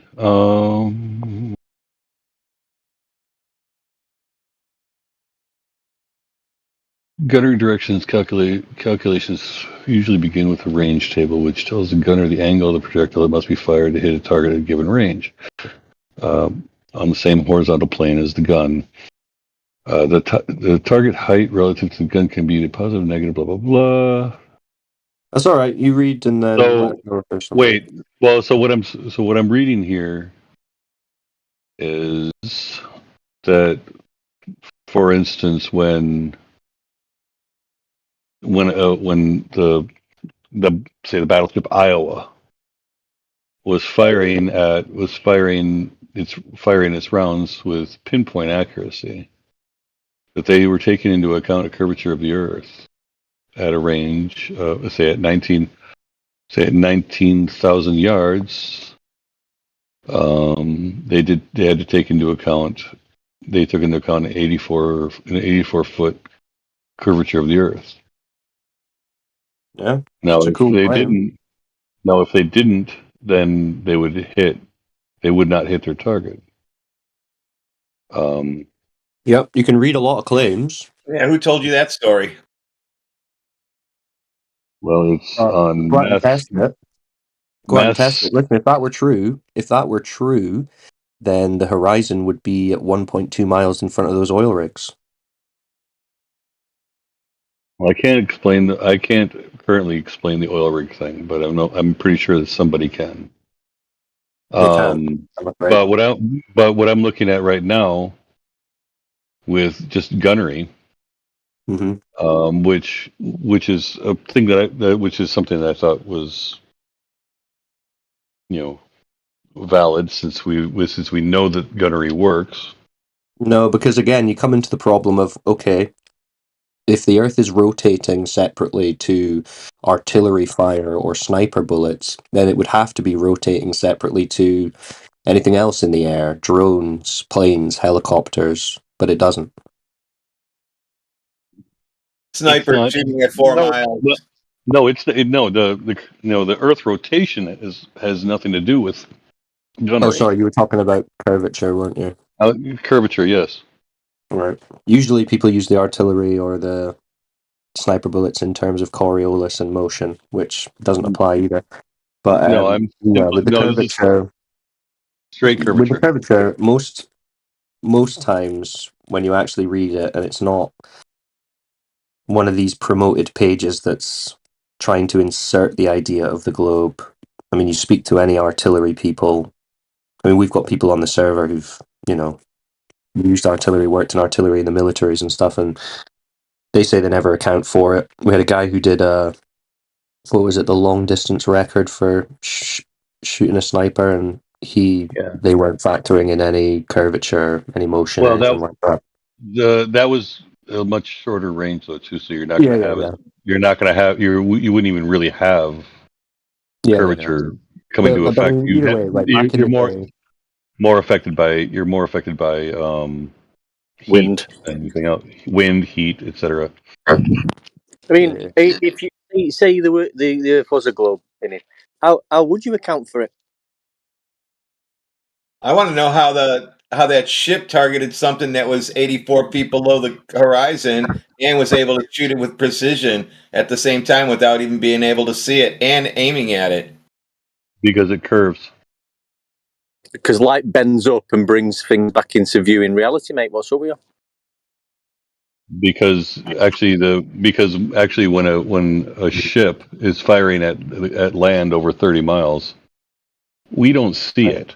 But remember, on top of this just being a claim that you've just read, you actually haven't provided any proof for the assumption of the curve to begin with, and we've just shown you the oil rigs. If there was the curve there, the horizon would be behind, in front of them, not behind them. But I am seeing a height difference. And so it's not sufficient just to say if those two rigs are the same, are those two rigs identical? It's the horizon. It's the horizon that's the problem. It's supposed to be in front of them. They always get stuck in this endless loop of wanting to look at oil rigs. I didn't look at. I'm not wanting to look at oil rigs. The oil rigs are behind the curve, aren't they? Yeah, the oil rigs are supposed to be behind the curve. Yes, one deck. He admitted they're just optical. Well, the one in the back is an optical illusion. No, I haven't admitted anything, dude. Don't please. No, you put agree words that we in my see life. the horizon behind the rigs. That's what we're talking about. I haven't actually made any. I have literally not made any. Well, I asked you, is the horizon in front of them or behind them? Theory. No, I know. I haven't said you've given a theory. I just said we're observing something, and we agree on what we observe, which was the horizon seen behind the rigs, at least 10 miles. Right, but that's a problem. That's a problem for the globe model. It's only a problem that due to lack of information. But it's a problem by observation. It's in the wrong place. Well, then you haven't proven to me though that the Earth is flat either. No, I'm not. I'm just at the moment pointing out that the story they've told us doesn't match with what we observe. I watched the Twin Towers fall, and it looked like from my observation. Oh my God! Here we go. Hold on. No. Let me finish what I'm saying, please.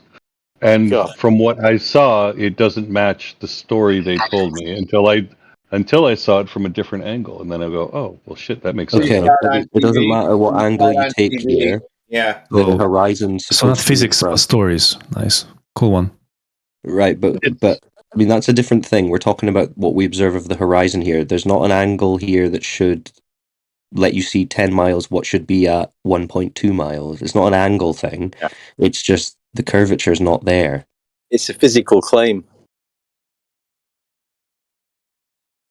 Not you're talking about looking at something and optically from a different angle and it might look different. Great. There's a claim on the table that the horizon is physical and there's a distance to it. So we're just pointing out, well, if that was correct, this is incorrect to it. We're debunking the Earth curve radius with that photograph. Well, if I bring up a website that explains it, would you believe it?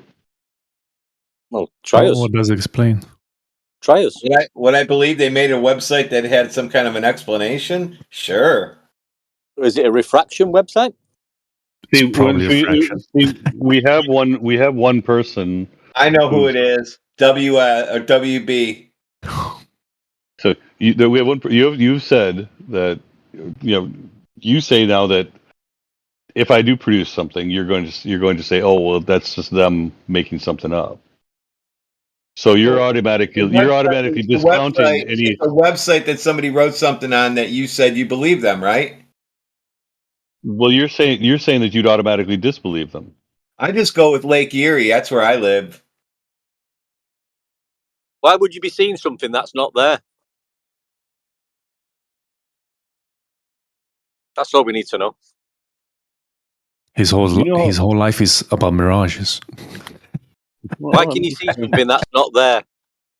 It's as simple as that, mate. Just an illusion. Your whole life is an illusion. We're pointing out you're incorrect. The globe claim is incorrect, and we're showing you how it's incorrect, and it's wounding you. But listen. No. I'm it's fine. Wounded by anything. He's all right. Lunatic. Listen, what we're talking about is empirical evidence, right? So observable, measurable, repeatable, testable by us. So if you were to present something that we could observe and test ourselves, we're not going to dismiss that. But if you're going to present something that's like, this guy says this, doesn't really provide any justification for it, then no, we wouldn't necessarily just accept that. But you understand the difference.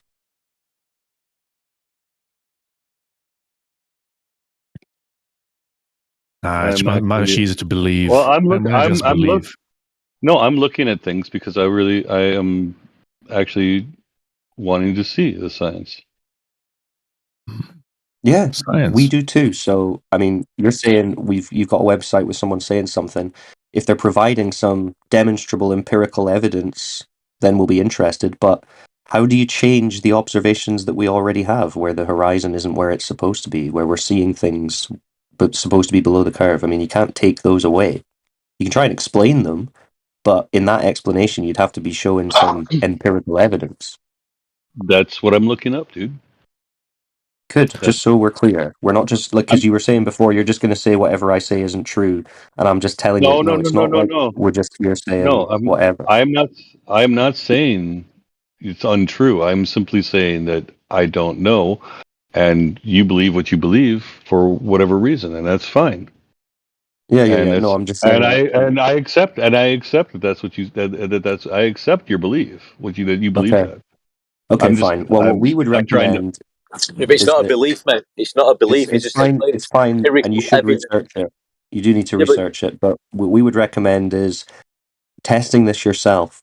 Test your line of sight now that you're thinking about it. That's what I would recommend. Mark, you guys aren't going to mention the refractive index, not even once. You're not going to mention what? Yeah, he mentioned it. The I gave him index. Yes, he mentioned it. I gave him the temperatures. I gave him the temperatures for it, so you can plug it in. I mentioned it. Gave it to him already. Yeah, it doesn't take your geometric horizon from 1.2 to 10 miles, I'm afraid. And who was the one that actually did this? Which one of you? Who did what? He needs the video. Yeah, which one of you did the video? He's not here. You need the video though, right? Yeah, someone can send you the video. No. I want to know who it was. Was it one of the people that is actually here? No, he's not here. Okay, but he does come in here. Do you need to ask him? BLMS? I don't know. Do you need to ask him something? He's on YouTube. You can contact him. No. I'm asking you. Do you know him? What does that matter? Do you need to contact him? He doesn't come on in. Okay, so I'm just trying to say. Okay, so it says it's at 1 feet. Well, okay, how do I know that it was? What's the video then? There's a video showing how it does it with two cameras. That's what I'm saying. I mean, you can say I'm not going to trust any video. Fine, go and do it yourself. That's the point. Because I'm just saying that I've watched gunfire and you had plenty. I know that they did it. Listen, I know when you were on a ship, you had plenty of time to figure this out, and you chose to go with whatever you believed. What you need is a landmarker with a known distance, right? And you need to be able to, have something like the horizon behind it, and know the distance to that landmarker. You know the height that you're viewing it at with some either your eyes or some optical instrument, and you will definitely find, if you get the right location, that it will debunk the globe model claim in every single instance. Okay. Is it possible that there is a science that you're not taking into account? It's not. There's nothing scientific about this. Oh, everything could have People additional taking pictures. factors. People taking pictures isn't science, son. It's just testing line of sight. It's not science. We're just testing line of sight. The scientific method is something different. This is an observation comparing with the globe claim. Well, you can call it science if you want, but it's not technically. I mean, I can observe a lot of things and not understand all the principles behind it. That's fine. That's fine. That's so that's what I'm saying is that maybe what I'm looking at. Yeah, maybe you don't fully understand. I don't. Maybe there's something that I'm not taking into account. Yeah, you should look into that. And if you find something, let us know. So, I mean, some people haven't got the equipment or everything, but have you ever been out on a boat or just at the ocean? He was a Navy guy. Oh, right. Well, I wasn't in the chat at that time. So when you've looked at the horizon, it's horizontal, isn't it? It's like curve, yeah. No, it's horizontal. He just said curved. It's horizontal. Where do you observe it to curve? How can you say it curves when you don't observe it to curve? When you look at the horizon, is it horizontal or curved? You know that you do realize that our eyes. Is it curved or is it straight? You do realize that our eyes. Is the horizon horizontal or is the horizon curved? Please don't talk over me. Sorry, I did say if you haven't got the equipment, you're not taking money. When you personally do, what do you see? Do you see a horizontal or do you see a curve? Just tell me which one you see. We perceive straight, but at the same time, our eyes are also interpreting the curve into being straight because our eyes were developed to be used underwater. Great. So when you look at the horizon, is it horizontal? Yes or no? You saying we come from water? Well, it's not. Yes, humans. Our eyes were developed. Our eyes have not developed that much further than when we were fish. So you see the horizon. I called this immediately. It's around, mate. Let me. Is the horizon horizontal? Fuck hell, went back to evolution. Is the horizon horizontal or curved? It's not vertical. I mean, let's not draw it out. You said it was. You said it was perceived. You said it's perceived straight. It's perceived horizontal. The globe side doesn't claim that you see a curved horizon. Let's not do this. I mean, I'm trying to be as accurate as possible, and I don't. I know, but you're inserting your belief as some kind of fact. Well, no, it's just simply how our eyes fucking work. You said no, but you don't. The way your eyes work is that you don't perceive a curve. Yeah, you said we were fish in water, so they're made for water. That's why we don't see curve. So you just threw all these beliefs in there for horizontal horizons. Yeah, what if you don't look and you look to the left and you click the button on your camera and just take the picture. Then you look at the picture. Then what? If you measure it to the precise, I don't know. You might find a slight curve, dude. What if you close your eyes and take a picture and then open them and look at the picture? What is the horizon? Is it horizontal or curved? What if I masturbate to B. Arthur while freaking standing on my head? Is it going to change? Is it going to change the fact that I've already answered the question? Now stop spiral. Come on. Easy, Tiger. Excuse me. Is it going to change? Is it going to change the answer? Is it going to change the answer that I gave three or four times? Mr. Lunatic. I'm just listening in. I just, I understand you're in the Navy. Mm-hmm. Is that correct? Yeah, I was. Yes. Yeah. What was your area of expertise in the Navy? Electronic warfare. Electronic warfare. Is that have you carried on with that kind of trade since you left the Navy? No, I became I was in the Navy for 6 years first, at which point I was electronic warfare. I then switched to CB, which is the logo that you see there. And I was a heavy equipment operator, but I ran small boats with amphibious assault.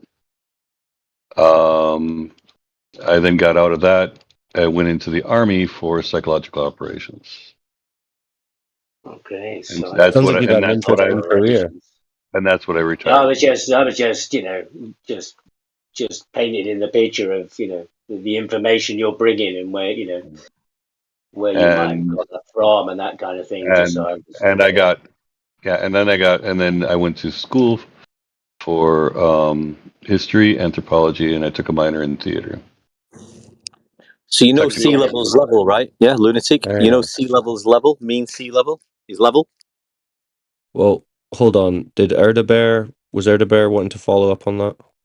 Sorry, go Well, on. I just wondered, how if there was any of his expertise that he had real knowledge about that informed him about shooting over the curve or the curve of the Earth or that kind of stuff, because if he was just working in the mess hall cooking dinners, then I wouldn't expect him to be able to tell me something about Coriolis or launching at something over the horizon. Well, what I will That's say all. is he sounds like he's a lot more capable of a decent conversation than a lot of the people we get through here. And That's he sounds like fine. he's had That's an fine. I'm just listening. interesting I'm just career. listening. I'm So just trying. I'm thinking of what because he's also been given some fresh ideas that he's never yeah, conceived of in the past half an hour. But he's fighting some of the cog discs for sure.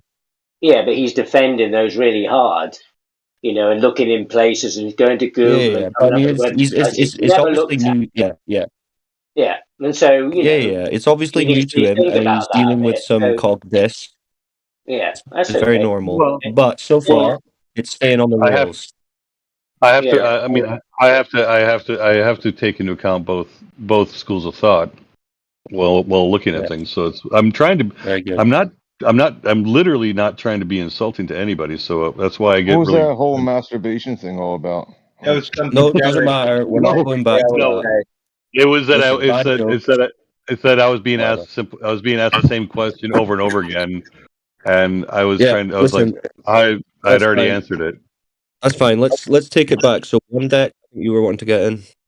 No, I think from what I'm gathering now, and but no, I think it's fair play. If you are a legitimate guy and you're on here questioning things, I think that's great. So yeah, let's not jump down your throat. We're not here to force flat Earth on you, by the way. But if you're coming in with some interest and you got some questions, Yeah. we've got good questions for you, and tell you we've already mentioned the horizontal horizon. Mean sea level is used for elevation profiles all over the world. Yeah, for the baseline for the elevation tables. Right. And using navigation, celestial navigation, but using the sextant. I'm sure you're familiar with that. If you've been in the Navy, you would have come across the sextant and how it works, possibly. And No. No. I've never used a sextant. Right. I always thought they were cool, but I never got to use one. I don't think anybody on the ship had one. I might have missed your answer then on. You have to have one on your ship. Sorry. Yeah, Well, I just might have missed your answer on the horizon. Then did you say the horizon is horizontal because your eyes make it look horizontal? Was that the answer? I think that I may perceive it as straight, or I may perceive it as slightly curved. I'm not sure. I would have to go outside again and look, but Okay, you don't remember. All right. but I do. I mean, I do remember looking out at the ocean and seeing a ship go beyond it, and it didn't go. It didn't fade to nothing. It actually went below the horizon. But the ship wasn't lower on the left side and then lower on the right side and higher in the middle. It was, you saying, just straight ahead. You couldn't see it.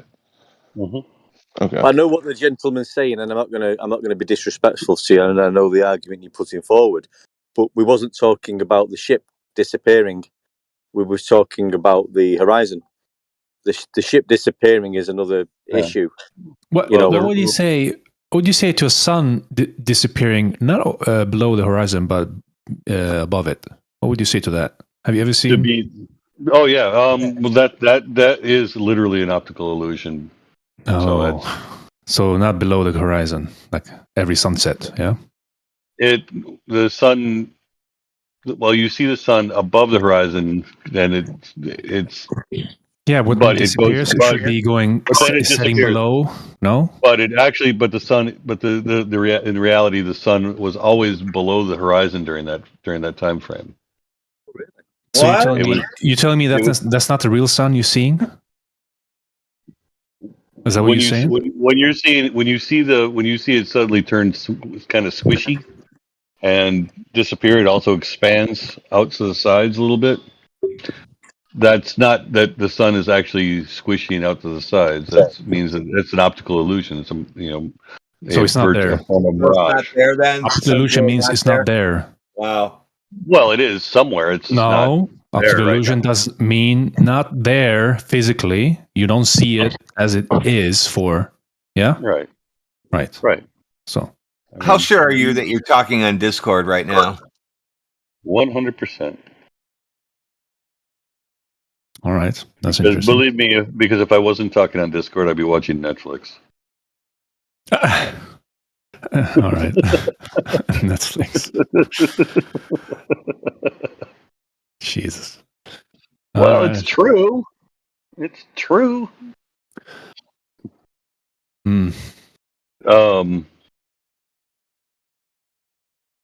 Now,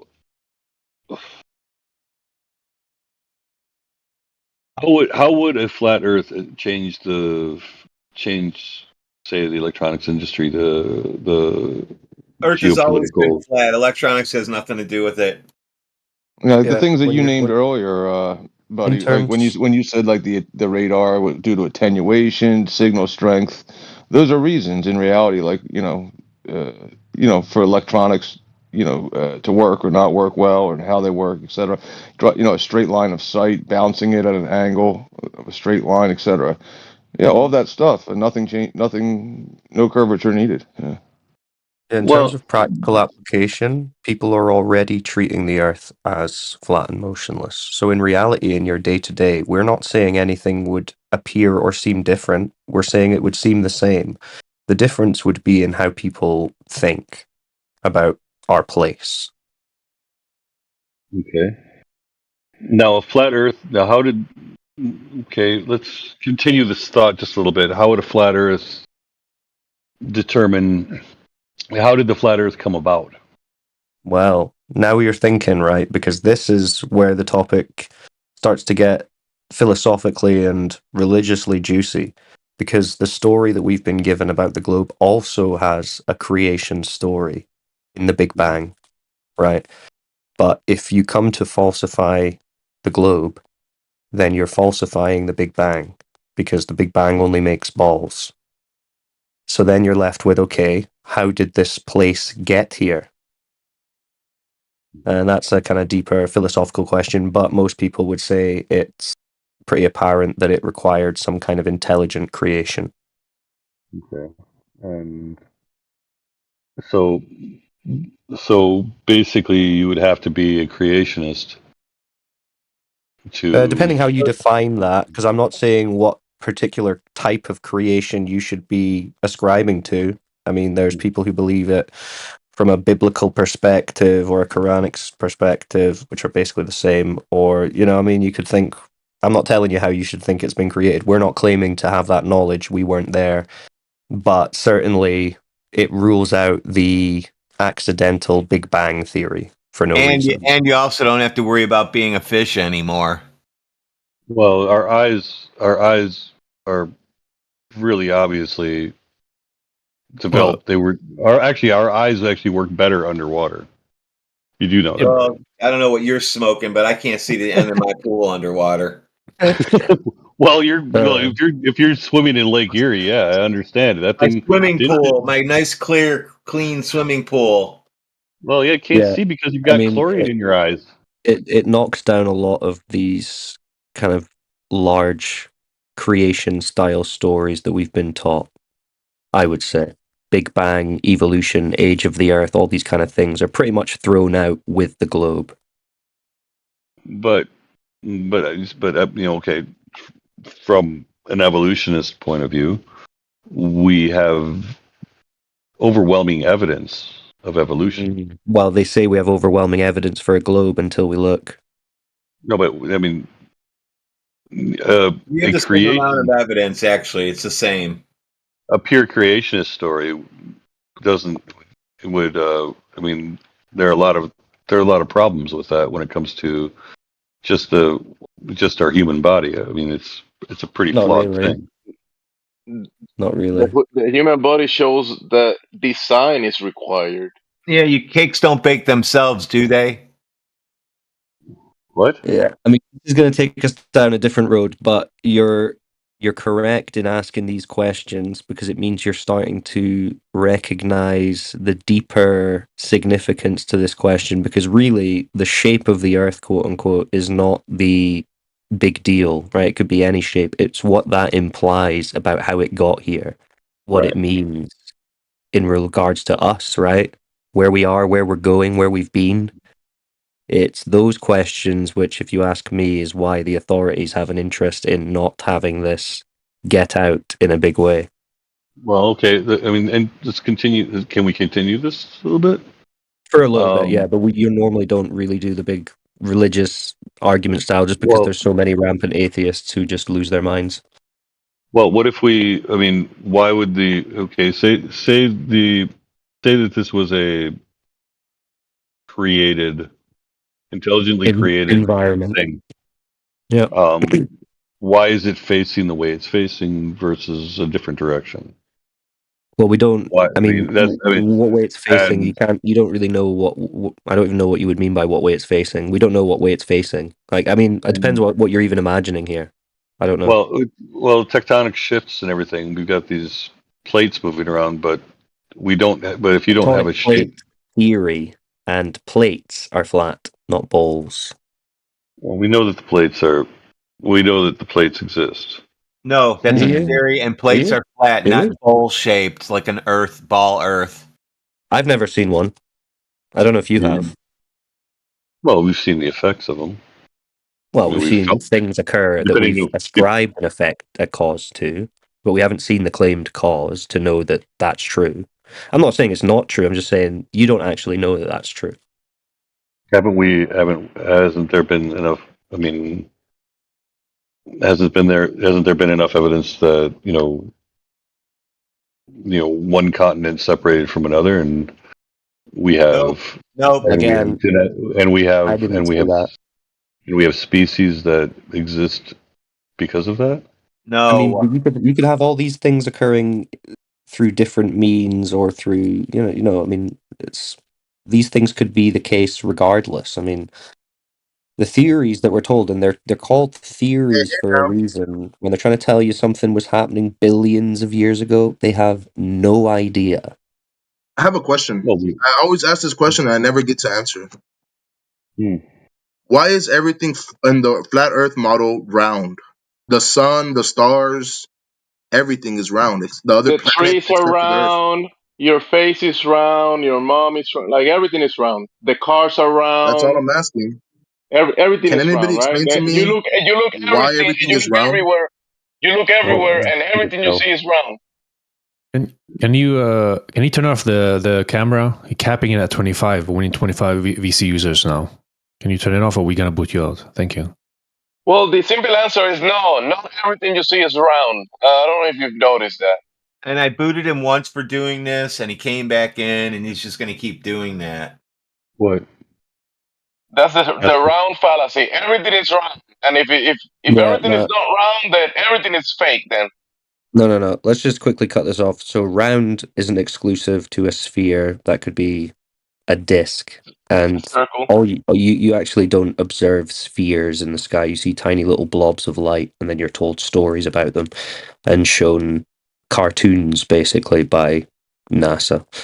But I think we should stick to the Navy guy because he actually seemed reasonable. Unless someone does want to talk about the planets and everything.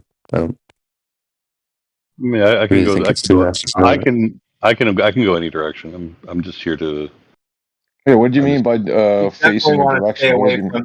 You definitely want to stay away from evolution, because once you know the Earth is flat, then your whole other worldview is just going to crumble, and we're going to kind of be stuck. Yeah, don't make us slay all these sacred cows for you right now, because it'll be too much for you.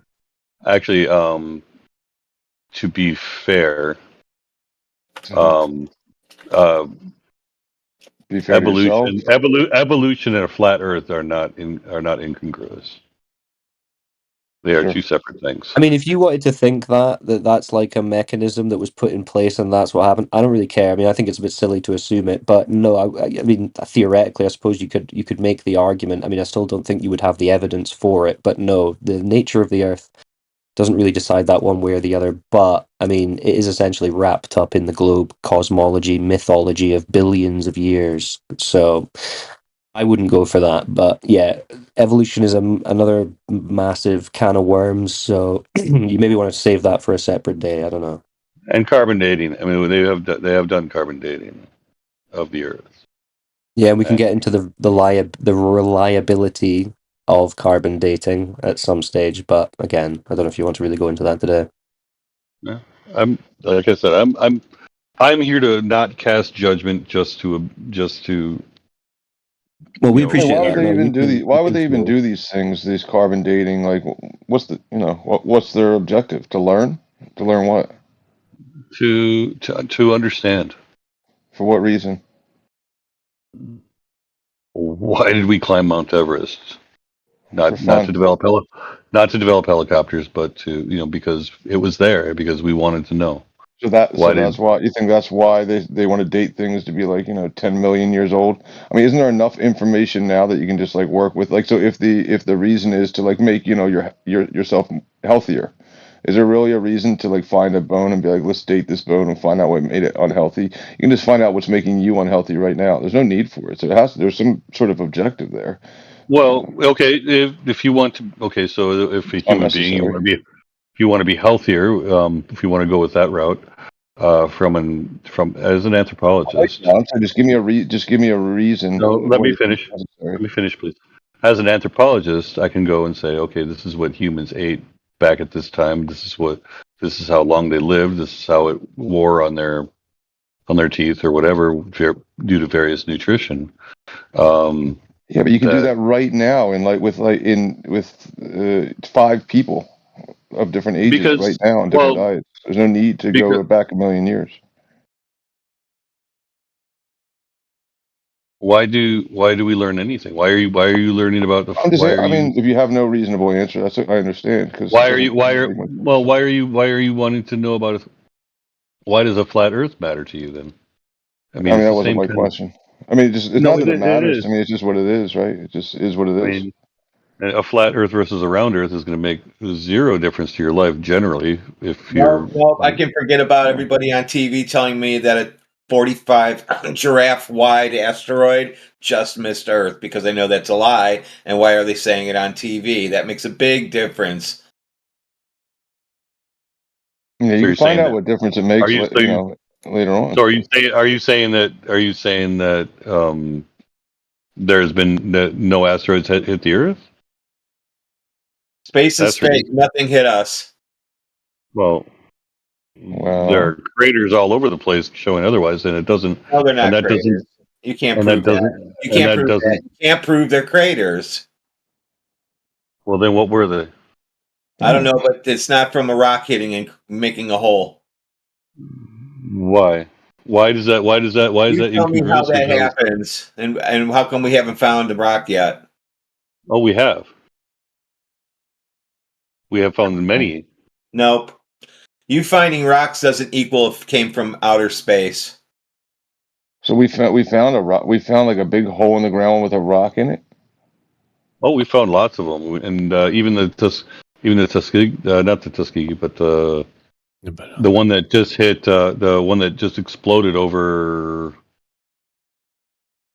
whatever that Russian city was. They found fragments, and So with who checked the land before it came down and blew up to make sure that the rocks that they're not picking up weren't already there? Who checked the land first, then said, okay, it's clear for that thing to blow up. Now when we go back, all the rocks here are rocks that came from the sky explosion. I don't have to go to a park to know that that they had a party there the night before, drank beer, and that's not normally what people do at the park. I mean, you know what I mean? It's not an extraordinary claim. Your analogy failed. Yeah, it's Your way off. analogy failed. Yeah, I mean, gone. I mean, you don't Claiming have to. You don't. meteorites on people in park drinking. That's man. Well, I mean, way it's off. like Way off. I mean, analogy crippled. it's not like it's not. I mean, it's like if I hear a party. I hear a party at the park. So hearsay. I go there the next day and find beer cans all over the place. I don't have to have gone to the park a week before to realize that, hey, this beer can probably came from the party. So that night that you heard me playing my stereo really loud and like it sounded like a party, I also emptied my trunk out in the park and threw the cans everywhere and left. So Yeah, you're people like go to jail for the assuming, assumptions that you're making all the all the yeah, time. It well, happens. Yeah, there's your correlation if you is saw them not for like proof. 2 seconds, you could prove it. Though. You would know afterwards, but you didn't even see them. What are you talking about? This. The people you're saying had a party. You'd have to go there. You can't just, if you're going to be in court saying that shit, you're going to put somebody in jail for that's innocent, and I hope you know that. Well, okay, so when I fingerprint the beer can, find out that Julie Schmuckatelli had touched First it. you told me you heard a party, so that means there was a party in the park. Now you're telling me you fingerprinted beer cans to decide who was there. Which fingerprints told you rocks came from outer space? Well, let me ask you a question. I mean, you're saying that people go to jail. It's like, well, okay, now you're asking for more evidence because nobody's gonna convict So give me all the anybody evidence because that rocks I came from haven't outer space. because I haven't said. Well, I don't have time to explain the entirety of the science behind it. So, and nor is it my area of expertise. You have to trust. You have to trust people at some point. So it's just a belief then? It's a belief based upon stories. A life of Stories? knowing. Life of stories? Well, then we're going to get back in. Then we're going to get back into the mythology thing. Well, it's just that you got there's a you're saying there's a possibility of meteors because we have craters, right? So therefore nothing else is possible than a crater on the ground, right? But there's no rock found in the crater, right? But then the crater is also like pretty much like a perfect circle where the meteor would have to come straight down every single time. All the meteor, all the craters that we find on Earth, if that's what they are, then that means that the meteor would have had to come straight down vertical every single time, never from an angle, making it like a blast hole where it's like kind of messed up on the side, but so all of these meteors just, I mean, does that tell you that the Earth is Not flat? all, not straight down. It doesn't, but it doesn't tell you. It doesn't tell me that it's flat or round. What do you mean? Like if I were to throw a rock at the ground at an angle, it's going to make it's kind of like a skidded little hole. It's not going to be a perfect circle every time. If I throw it straight down and it's going to make a perfect circle. The rock will still be there when I do it, but there's no rock in these cases. After a million years, some of them may not be as. Why does the hole remain, but not the rock after a million years? Isn't a rock more dense than the sand? No, the hole was shaped by millions of years into a circle from a No, I didn't say that. slide look. I never said that. Please do not misrepresent what I say. I'm just exaggerating what you're saying to the listeners so they get a clear understanding of how you're speaking to them. So we found a hole there for a meteor, right? But there's no meteor there in the hole, but the hole is a perfect hole, like a perfect circle. So then if it was a meteor, it had to come down straight. So does that mean that the Earth is flat, that things that fall from the sky fall perfectly vertical? Are meteors proof that the Earth's not a globe? Because they're perfect circles. I don't think that meteors are proof of anything. Okay. As far as, do you have proof of meteors? I do. Being the hole? What? The crater is the proof? No. The meteor is the proof? Is it found in a crater? How about the meteor itself? Right, the meteor itself. You found a meteor? Yes. And well, I didn't. But I'm not. I didn't find it, but they have found. So how do we know it's a meteor rock? Well, the guy who found it said so. Yikes. Actually, it's people that say it after the fact. Did he get glowing like superpowers? Like, is it different than every other material ever found, or is it just another rock? The meteors I find are made of iron. They're like clumps of iron that to dig out of the ground. There was one just found there was one that somebody just ended up turning into an agency, because they found out that it was a meteor and it wasn't a big chunk of gold that they thought it was. So who told them it was a meteor? which meteor did it come from also. So without knowing where it came from, you can't really say it's a meteor. So we need to know which meteor it came from so we can check the meteor and say, yep, it came from that one. Why do we need to know all these things? Because it could have came from my yard. I could have put it over there in his yard. So you've got the ability to cook a rock at over many thousands of degrees. Just dig a rock out of the ground. Just stick it around and then have it be made out of something that's not. We got iron deposits all over the place. I took my metal detector out and can find iron. I have meteors everywhere.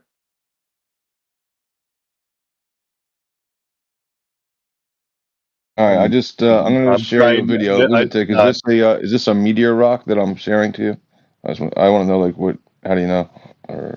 I am not. Again, I'm not a scientist, dude. No, I mean, what are your thoughts on? I just put it up in chat. What are your thoughts? Just on the regular chat, or what? Yeah, it's on the news. You can see it. It's a clip, like a minute long, news clip of a meteor on the beach. No, it's a dude in a hole. Not what this guy says. Second guy's a guy like you, said, nope, the meteor made that hole. So it's 12 seconds in.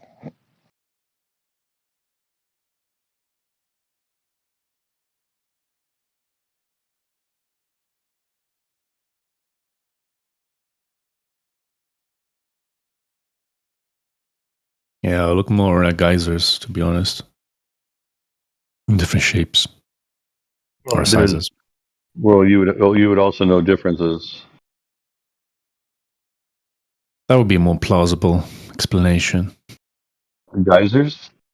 Yeah. You're not wrong there. Yeah, fill those holes up with water from the bottom, let them fill up with mud and stuff, and let them overflow over the side and then dry up, and it'll form a crust, and then do that again and overflow out the side. It'll form a crust. And eventually you're going to get this mountain that appears that keeps getting higher and higher every time it overflows with crap stuck to the water. So again, why does this have anything to do with flat Earth?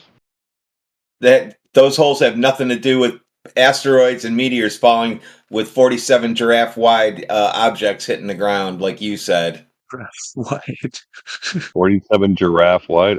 Yes, that's what NASA says. They post clips all the time.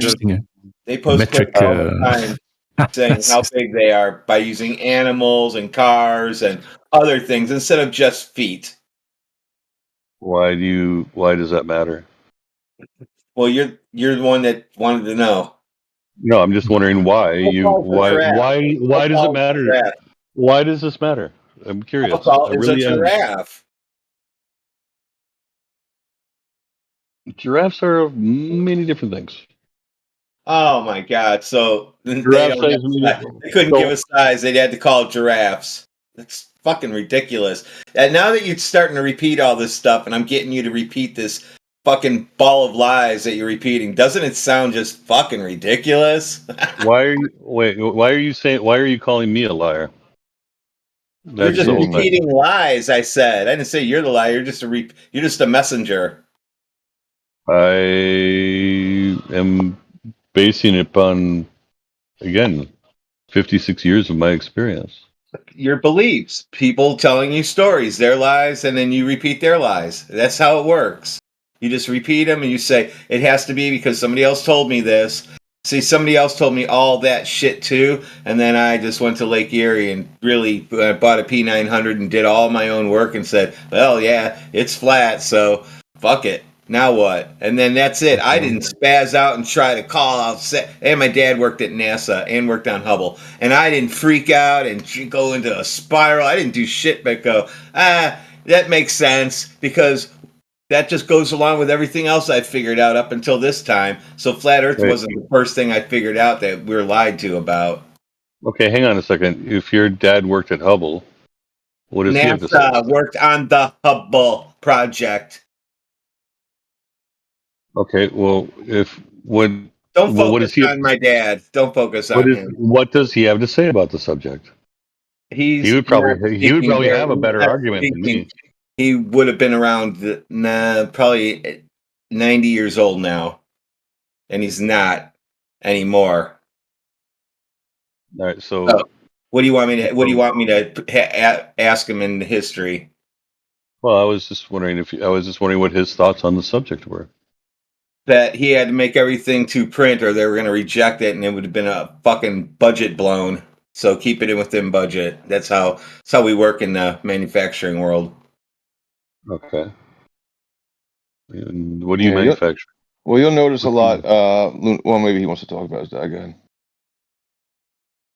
No, what do you manufacture? It sounds like you work in manufacturing. I'm not going to tell you where I work, so.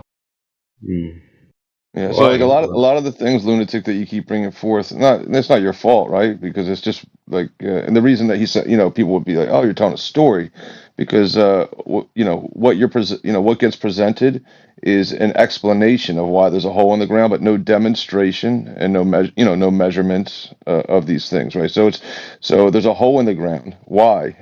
And then an explanation is given because a meteor must have come and made a hole in the ground, right? But there's no demonstration of that. There's no evidence of that. There's just the hole. Okay, so we do have evidence of a meteor hitting the moon.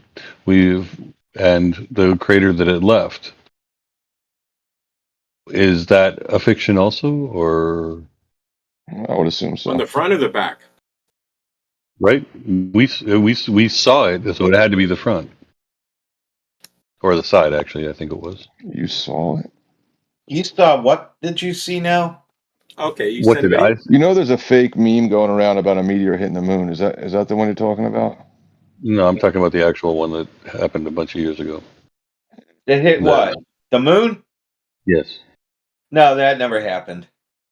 No, why are you so sure? Because I'm positive. You're positive. You need to prove that what you're saying is true, because you need to prove that rocks are flying around up above us. I already told you that shit's fake, and you just went right back to it. Rocks are flying into the moon anyway. Rocks are flying in the vacuum. Water and air are surrounding rocks in a vacuum chamber. When in reality, that would never happen. I can go out of my garage right now with my camera on and turn it on in here live, put water in there, turn the vacuum chamber on, and it'll go poof. At one point, it'll bubble so fast, it'll just turn into gas and be wet all inside unless I run it and let it dry out, which there's no reason to. Once the experiment goes poof, there's no reason to do anything else but prove that in a vacuum, water's not going to exist. So you can't explain that. And you saying rocks flying around, hitting things is not going to work for me. Now, anybody else can either agree with me or not, but that's what I think. Well, it may. Wait. Okay. You said water won't exist in a vacuum? Yeah, it won't. Right. So in a second. So again, you may be referencing the eclipse when they said they saw the meteor hit the moon? No, I'm actually referencing. God, what was this? Yeah. So I mean, I know there's one claim, right? I'm trying to remember the. He was one of the early astronomers. Early astronomer. So there is one claim of somebody videotaping this is just an explanation, right? So somebody videotaping a solar eclipse, and a little flash kind of goes off on what you would say is the moon, right? So it's just an explanation of why a light would just be going bright in front of the moon. So it's not a demonstration of a meteor hitting. It was an explanation. Somebody said, look, I saw a little flash on the moon. What was that? And an explanation was given of this is a meteor hitting the moon, causing a flash. But that's not, it's not a demonstration. Again, it's just an explanation of something you can't verify, if that's the one you're referencing. Yeah, so we're not going to reference that anymore now because he already can't prove water exists in a vacuum chamber. Actually, I can. Nope. Yes, I can. You Absolutely, want me to do the demo live in here and show you what happens to water in a vacuum? Freeze it. Why am I going to turn it into an ice cube? I said, water. I fill up, put it in a cup in the vacuum chamber and turn on the vacuum chamber. What's going to happen to it? How How are the oceans? Are the oceans frozen blocks? Are the oceans frozen blocks? Put it at absolute zero. Are the oceans at absolute zero? What does the ocean? Why are we're talking about space? Yeah. Why is what does the Earth is a ball surrounded by air and water, and you're saying that water is frozen. That's why it's not flying off into space. So you're delusional. You're insulting, and yes, I am. And you are missing my point. No, I'm not. Do you think that okay, so if when water gets up into the sky, up into those big white puffy things, clouds, is it liquid? Do you think Earth is in a vacuum or not? The entirety of the Earth, yes. It's the outside of our atmosphere. It's in a vacuum. How? I do not believe that it is a completely empty vacuum. Also, I don't believe in an absolute vacuum. I think that there are a lot of things in between everything else. So, but I do not have scientific proof to back that up yet. Why do you believe that? Why do you believe that? Because I believe in that space is not space. It's just it's a superfluid. Yeah. Okay. Which explains a lot of the observational things that we've seen. How did you hear about the superfluid theory for space? I think it was probably mentioned at least in part in one of the space shows that I watch, one of the science shows, like how the universe works or some shit like that. But, I'm really surprised that they're talking about that right now. I mean, there was some research put out by University of Maryland on this maybe 10 years ago. I don't know how old this show was, but it was. I know they mentioned it, and honestly, it really kind of made a lot of sense. I'm not saying it's accurate. I'm just saying it made a lot of sense. Okay, make it make sense to me. Well, I think that's your core there. All right, so between you and me, there's air, right? There's particles in the air. There's things, but there's also energy. There's if I remove that air, the water will boil away. You want me to prove it?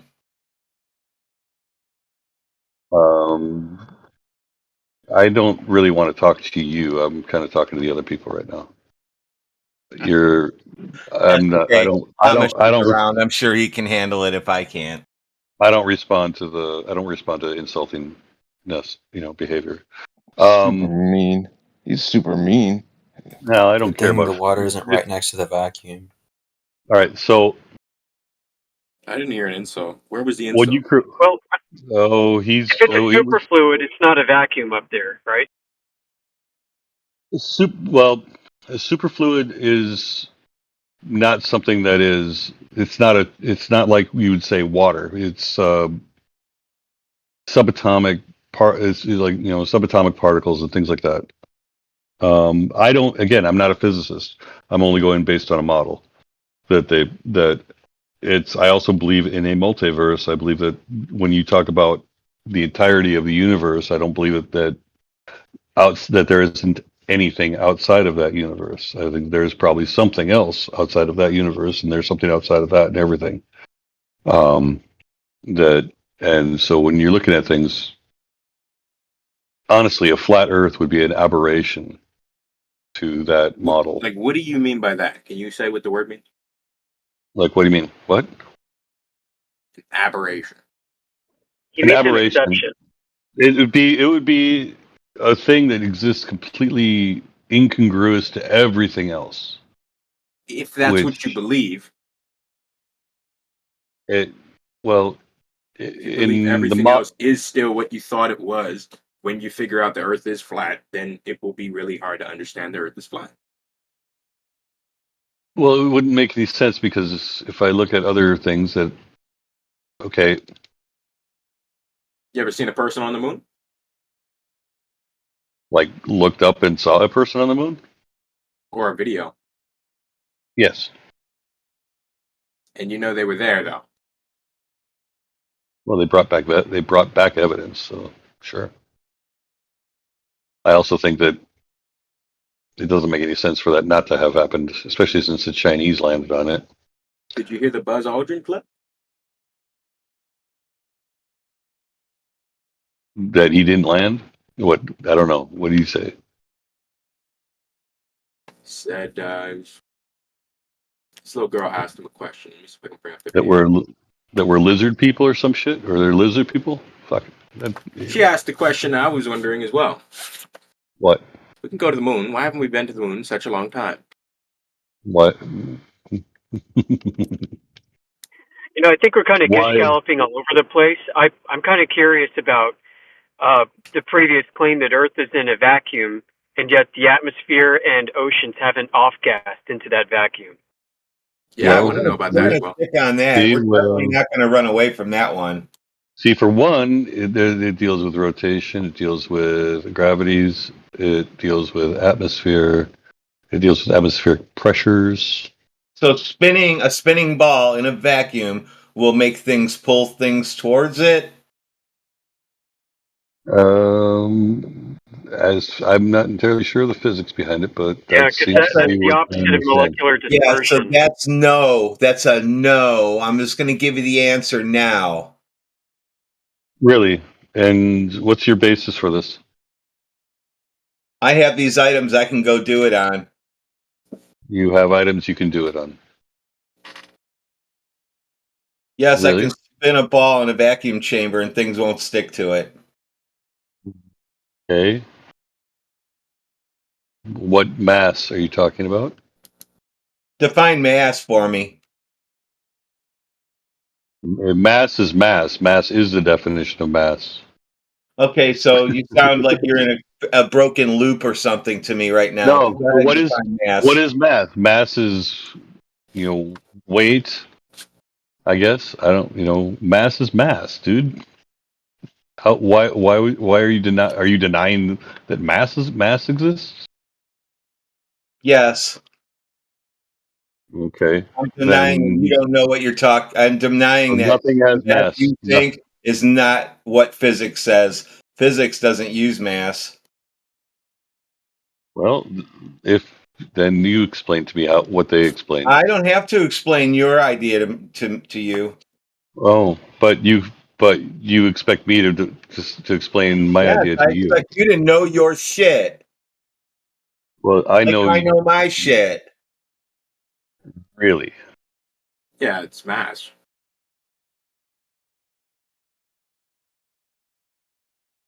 It's so hard to not. I'm trying really hard to not be insulting. I really am. Take out what you feel on somebody else because you feel it. Excuse me? Mass is force divided by acceleration. So the force of gravity divided by acceleration of it. Force of gravity? Does that explain what causes gravity? No, Wait, it doesn't. Exactly. Okay, so math then you does can not ask belong me in what science. gravity is, and I can explain it that way. Math does not belong in science. What? He put Doesn't E belong equals in science MC when there's a squared formula up for there. it. He put equals MC squared up there. There's a few things that he has to come up with. Mass, what is that? He has to fill that in with a number. And then C, he has to fill that in with a number. But first he has to prove how that was proven. Gravity is not a force, but a curvature of space-time caused by uneven distribution of mass. This curvature affects the motion of objects, making them follow the shortest paths in space-time, called geodesics. That's relativity. That's a beautiful story. There you go. There's different types of gravity, dude. But the best type of gravity is density. That's not gravity. Yeah, it is. What are you saying? Gravity is the phenomenon of things falling, and density explains that. Okay, it's a phenomena. Yeah, buddy. Yeah, just like a theory can be fact, even though it is considered even though the theory of You're going something to say a works. theory could be fact even if it's not Can you tell me proven, what a fact right? is? Well, okay, we have electrical theory, right? And we have Ohm's law. The law is based upon electrical theory. The theory is not a supposition. It's not a we're just guessing. No, Did they well, figure it No one's out saying first that. Your and then theory come is up with the inconsistent. theory? Did they measure stuff and come up with the theory, or did they before electricity was invented, they came up with Ohm's law and then invented electricity? Which was it? they came up with they figured out electricity and then came up with Ohm's law. Okay, so that doesn't work. Why? Electricity has been because electricity has been around since the dawn of time. Ohm's law is just ratio. Our ability to use electricity. Yeah, power, all that. That's just a ratio of different sorts of power being used. So we discovered it. We discovered electricity. Then we created electronics. Anyway, based upon, so is space real or is it fake? Space is real. Not you. Tell me why. Space is real. Space is nothing. So, fuck's sake. Or superfluid. Yeah. Oh, so now it's not. It's a fluid.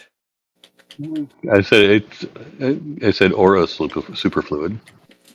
But okay. So, how do people fly around in that? How do you walk from point A to point B?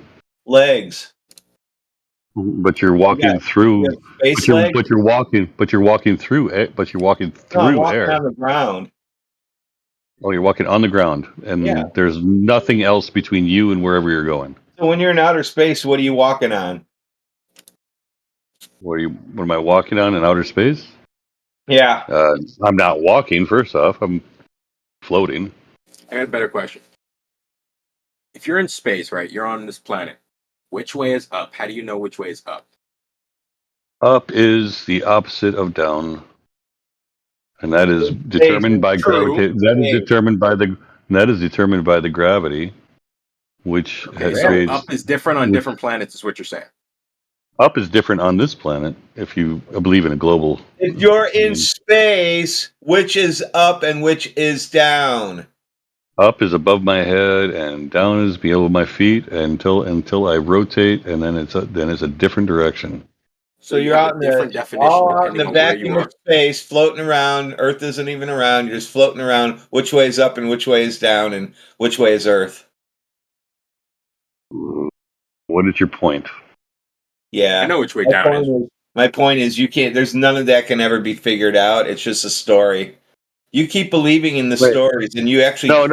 But what you said onto another story to reinforce another story. That's all you can do. You say, well, what you're saying is absolute nonsense. You know, well, not meteors. Well, I just proved it. You don't know which way down is. Plates are flat. Why does it But matter? they're actually curved on a ball. How can you build anything correctly, accurately? Around, so you just jump around to anything you want to.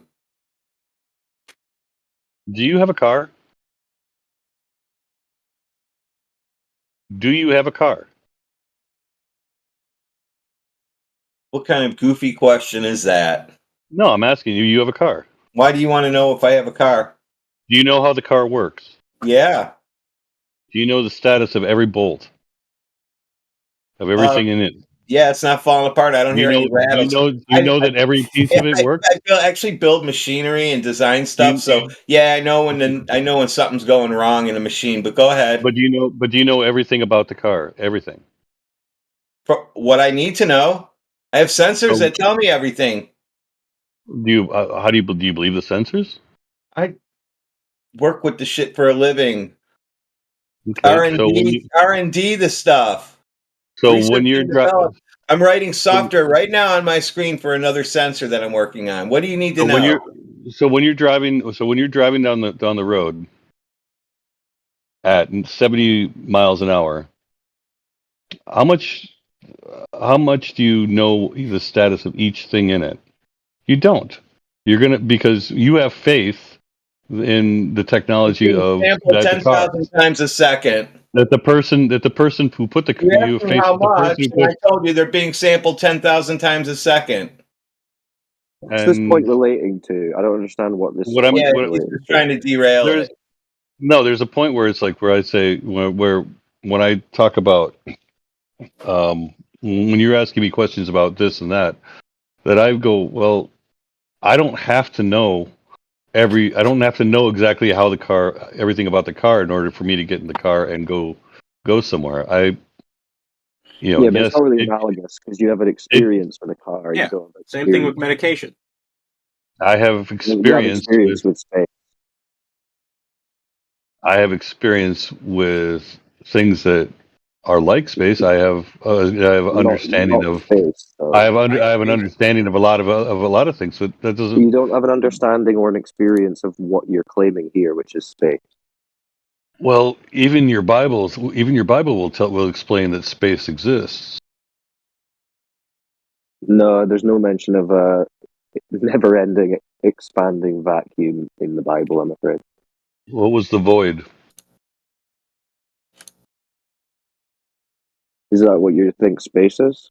Void? I don't know what you're talking about, but I do remember in the Bible they kept talking about the firmament, and I was like, "What are you talking about?" You're talking. You're not. You don't remember. You don't believe in the firmament. I had to know what it was first to understand. It's taught the Okay. globe theory. What's Yeah. so? The Bible doesn't describe a globe in space. So you think so? By the way, the person who's been kind of a little aggressive here. Why are you attacking me? Because I'm asking questions. Because I'm trying to understand. He's not attacking you. This is just, what some people, just his personality. He's a good guy. He's like telling you the truth, and you can't handle it because you can't see what he's saying. This is exactly that statement. It exactly illustrates my point. I'm asking I'm asking you for evidence and things, and I'm willing to listen, and I'm willing to hear. Yeah, that's okay. Everyone's got different personalities, you know how it is. Yeah. So I'm kind of just a check-in. No, he's alright. None of this is personal. It's just you have to think some of these people have been speaking about this topic and having the same questions and answers for like 5-10 years. So Well, you're going eventually to and as long as you do this, you're going to have those questions. So yeah, of course. But some people have less patience than others, so that's just how it is. But it's all right. It's all good. So where were we? Do we have any hardcore proof for a globe yet? we don't. Do we have any hardcore proof of a flat Earth? That's the point. You've got the one I've measurement proved it thing. multiple times in this chat, or I wouldn't believe it. Well, we all right. experienced that for starters. Let's talk about it on a massive scale. Right. Like from UK Let's talk to about it on a reality scale. Yeah. Within reality, yeah. Well, I'm talking about from North America to Australia. Right. So imaginary. Australia is imaginary? Well, how are you going to compare the two right now? How am I going to be able to do both at the same time? What do you mean? Just use something in reality we can do, like now. Okay, so you've got the UK, you've got Australia, and I should be able to throw if I should be able to shoot a laser beam, a high power laser beam, and hit Sydney. You already told me 300 miles is the far that you can detect things at. Actually, why are you so confused by that? I have explained that on numerous occasions. It's called attenuation. There you go. You explained it. You just said it. Light attenuates. You see how you explain things yourself? I'm not mean. I'm just concise on getting people to say what they really mean. if light attenuates, then the laser beam would hit. But light is a much tighter wavelength, so therefore it actually does go in a straight line. So how does it just go through pollen and dust and smoke, and does it just go through that stuff? Do we just shine lasers through that during fires and we can see things? Well, when at the end of the straight line, I still have a beam. There's still a dot. Not if it's blocked by a flock of birds, then you don't have a beam anymore, do you? Somewhere there's a no beam. Perfect laser beam. There's no perfect laser beam. It's all gonna, diverge eventually. How it suddenly bends? No, like the beam will eventually spread. So is there currently any way to prove? So wherever you focus you don't need to go from UK to Australia. You could just do 10 miles. Yeah, you don't even have to go far. Just go to a lake, something that you've been around. How about 20 miles? Yeah, you can do 20 miles if you want. We gave you a 20-mile test, and you said no. You gave me a 20-mile test. No, you didn't give me a 20-mile test. Earth created before the sun. I never heard that. Wow. Yeah, the FE core was, 40-odd kilometers? Like 26 miles or something. A laser beam, 26 miles. Yeah. Well, don't the military claim that they have laser targeting that goes to 100 miles or 80 kilometers or something? So we got the wrong guy here. Wasn't it a football field in the air the beam should have been?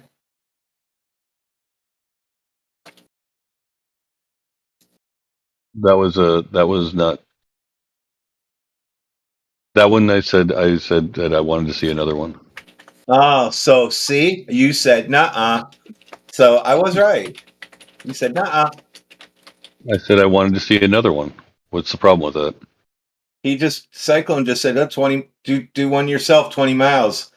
And you said 20 miles? And like, that's something odd. And then he said, yeah, there's a laser beam test. And then you like completely forgot about the one we gave you. Football field above your head. Nope, it was just hitting them. So, but there was a divergence. Yes. What's that have to do with anything? Did it There go was around a the ball? Did it go around the ball? Did it? No. Did it? Let me ask you a question. Did it? It should have been at the same height exactly.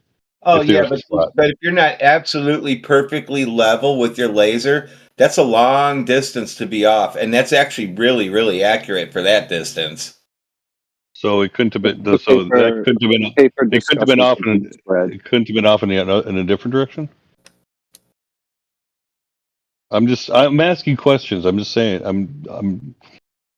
Because again, I don't know light. I'm not a physicist. Well, go do it yourself at 20 miles. Don't even worry about putting a football field. Even if I was, I'm not a physicist. Expect that you're going to do that over and over and over again. You'll be able to do it over and over and over again. And oh my God! I suddenly see the light. Oh my God! I believe. So you're already spiraling out of control, and you wonder why. I know. You're. It's all right. No, I'm responding to you, man. It's like I said before, right? If you're curious, which obviously you are, you should join the server and check out the laser tests channel. And there's a load that you can watch, do some research on, and then start to think, how could I test this myself? I'm just trying to figure out how this other. I'm just trying to figure out if it isn't a globe, how does this other stuff work? Mm-hmm. What? How does how it works? How does it work? A laser shines from one place to another with no obstruction in the way. That's how it works. Where did William Shatner go? Planes? What do you mean? Well, dude, get out of here. On TV? Get out of here with that nonsense. Why are you talking about on TV? He went to a place no man has gone before, remember? I'm talking about when they actually. I'm saying that they actually went into the space plane and saw the curvature of the Earth and everything. No, And That that's didn't happen. civilian. No one proved that fucking That's what they're happened. claiming, huh? You're a fucking idiot. Doesn't matter. It doesn't Yeah, matter. bro, They go no. in the air, and then they give you hearsay, right? An actor who It's gets fake paid to news. who gets paid to act said he went up and saw Curve. He said he used to say that you could teleport, and they used to teleport him around. He used to say, "Beam me up, Scotty," and they would. Well, one was a show. The other one was a show. An adventure. It's still a show. It's still fake. They're the same thing. I would encourage people to do this It's themselves. Like, theatrics. if you can get into if you can get to a giant space penis, go get in the giant space penis and go see what William Shatner saw. Right now, you guys have the ability to go see space. Get in the space penis and go see it. Goes, and then it'll prove whether or not you can see whether or not it's a round or flat. Also, then you'll be satisfied. And if it's flat, for God's sake, I would love to see a map. I would love to see a picture of the flat. If it's not a globe, he said, when he comes down, now he has to see some kind of a map in order to. No, I would love to. I know. I just want to see it. I want to see Australia and Okay, Berlin. can you look up like the United Nations logo right now? No, we're not doing this. We're not going to do the AE map. That's No, we're stupid not bullshit. going that I'm route. sorry to that. We're not going to use a globe projection smashed out and say, nah, this is what the flat Earth looks like. That's stupid. I'm just asking why they would put that if the Earth is a globe. Well, that's like an affirming the consequent on the flat Earth side. Because the the UN uses the AE projection, therefore the Earth has to be flat. That's stupid. Well, then explain Brazil, which explain Brazil. What about Brazil? It's a nation. What the hell are you talking about? Brazil's flag has a globe on it.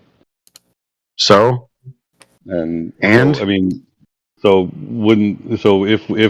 going to go with one flag being explaining flat Earth, the other one explains a circle. So I mean, And there's another one that shows the star in the middle of the moon. How come?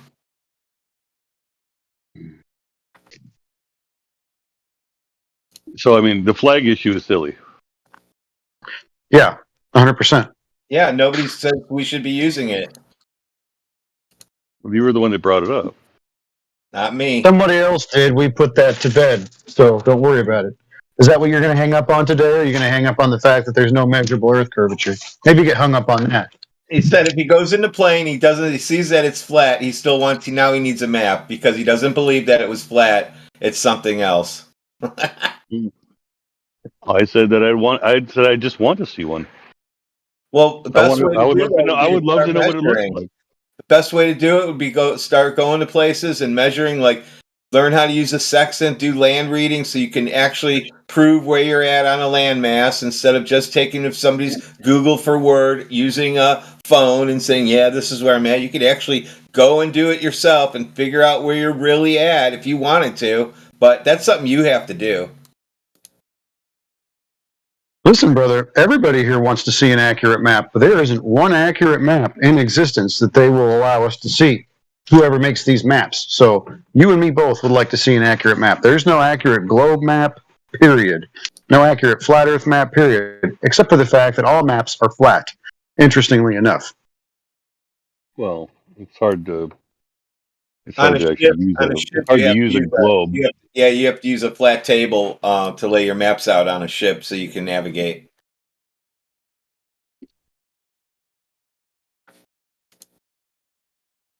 I mean, it's just when you talk about this stuff, you've got to be at least somewhat.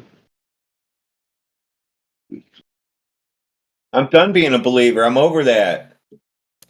You can't reconvert me into a believer and say you got to believe a little bit in order to talk about it. Yeah. You got to believe the strangers that don't owe you anything a little bit. You can't, you got to believe the strangers that are ripping you off a little bit. Give me a break, dude. What? I guess.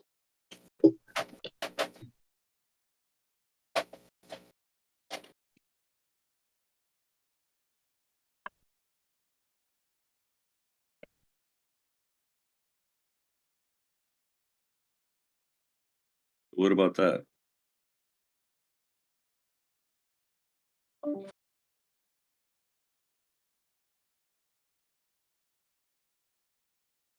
What about what?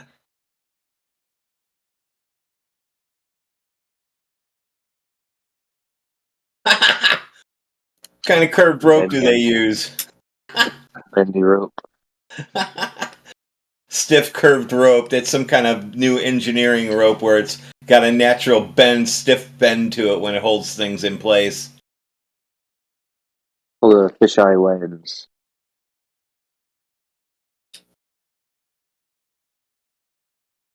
But this is the process. Yeah. You go, okay, now I need to find some proof. You know, he What probably about never this? saw What that about rope. this? He probably never saw that rope until we just pointed it out either. Probably just now realized that rope shouldn't look like that. Because they're so blind they don't even see that. They look out there and go, see, it's a ball. Oh, I can go on to the next picture now. Goodbye. Yep. Whatever affirms my bias, that's what about this? Yeah. Did you scrutinize it or did you just go, oh well, good enough for me?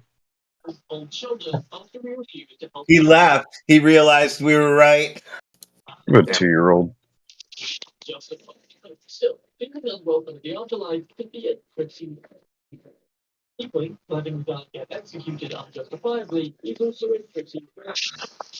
Adam's blasting his theodolites.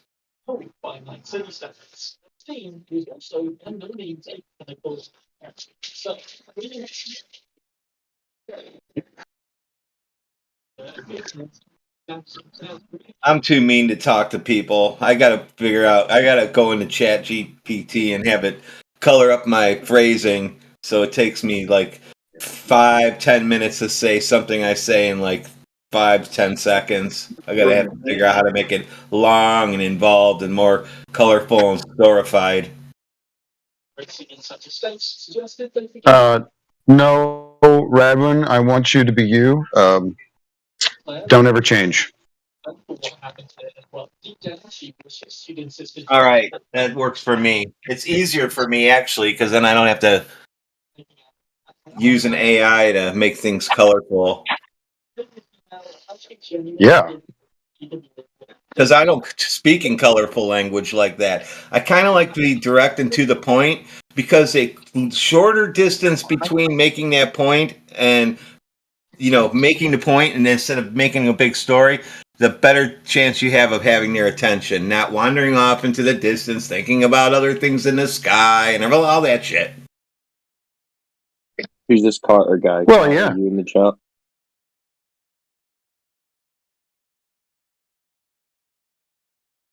What'd you say? I'm seeing if this Carter guy's new or not.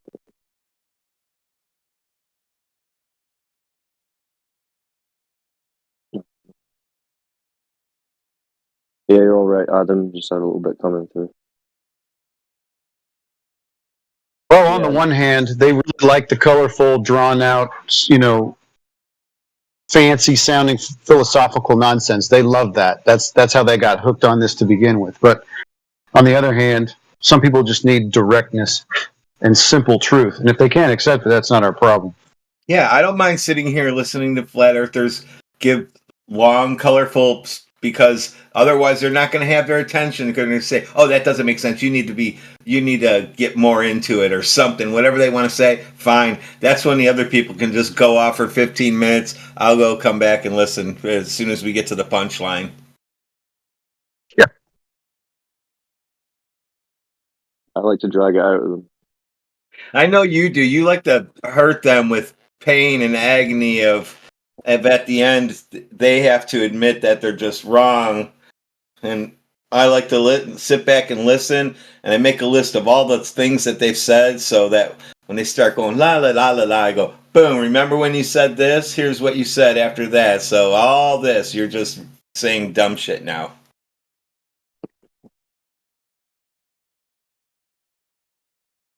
Everybody has their own fun way of dealing with them.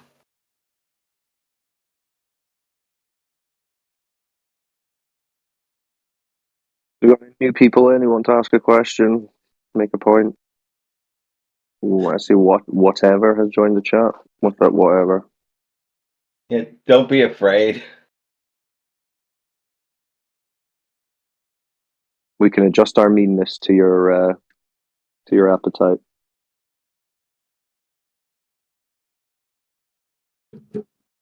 These mean flat earthers. If you're just honest, nothing ever goes off the rails. We can have really great conversation. I have Not difficult. I have long conversations with people as soon as they are having a normal conversation, but when they start going in this loop, this back to the loop, then it's time to get short and to the point, and you're going to stop talking about the same goddamn thing over and over again.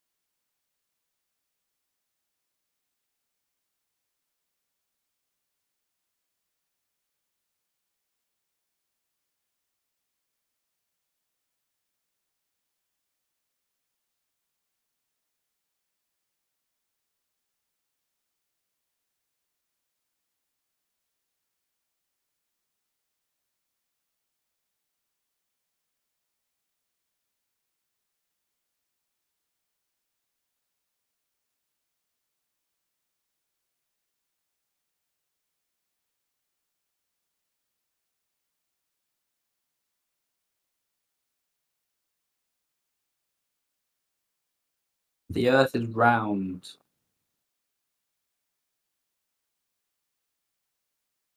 It's spherical. It's not flat. Oh, please show us. Show us the evidence.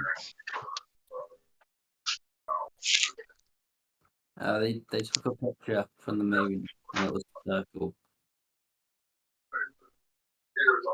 So a circle or a sphere? Which one is it?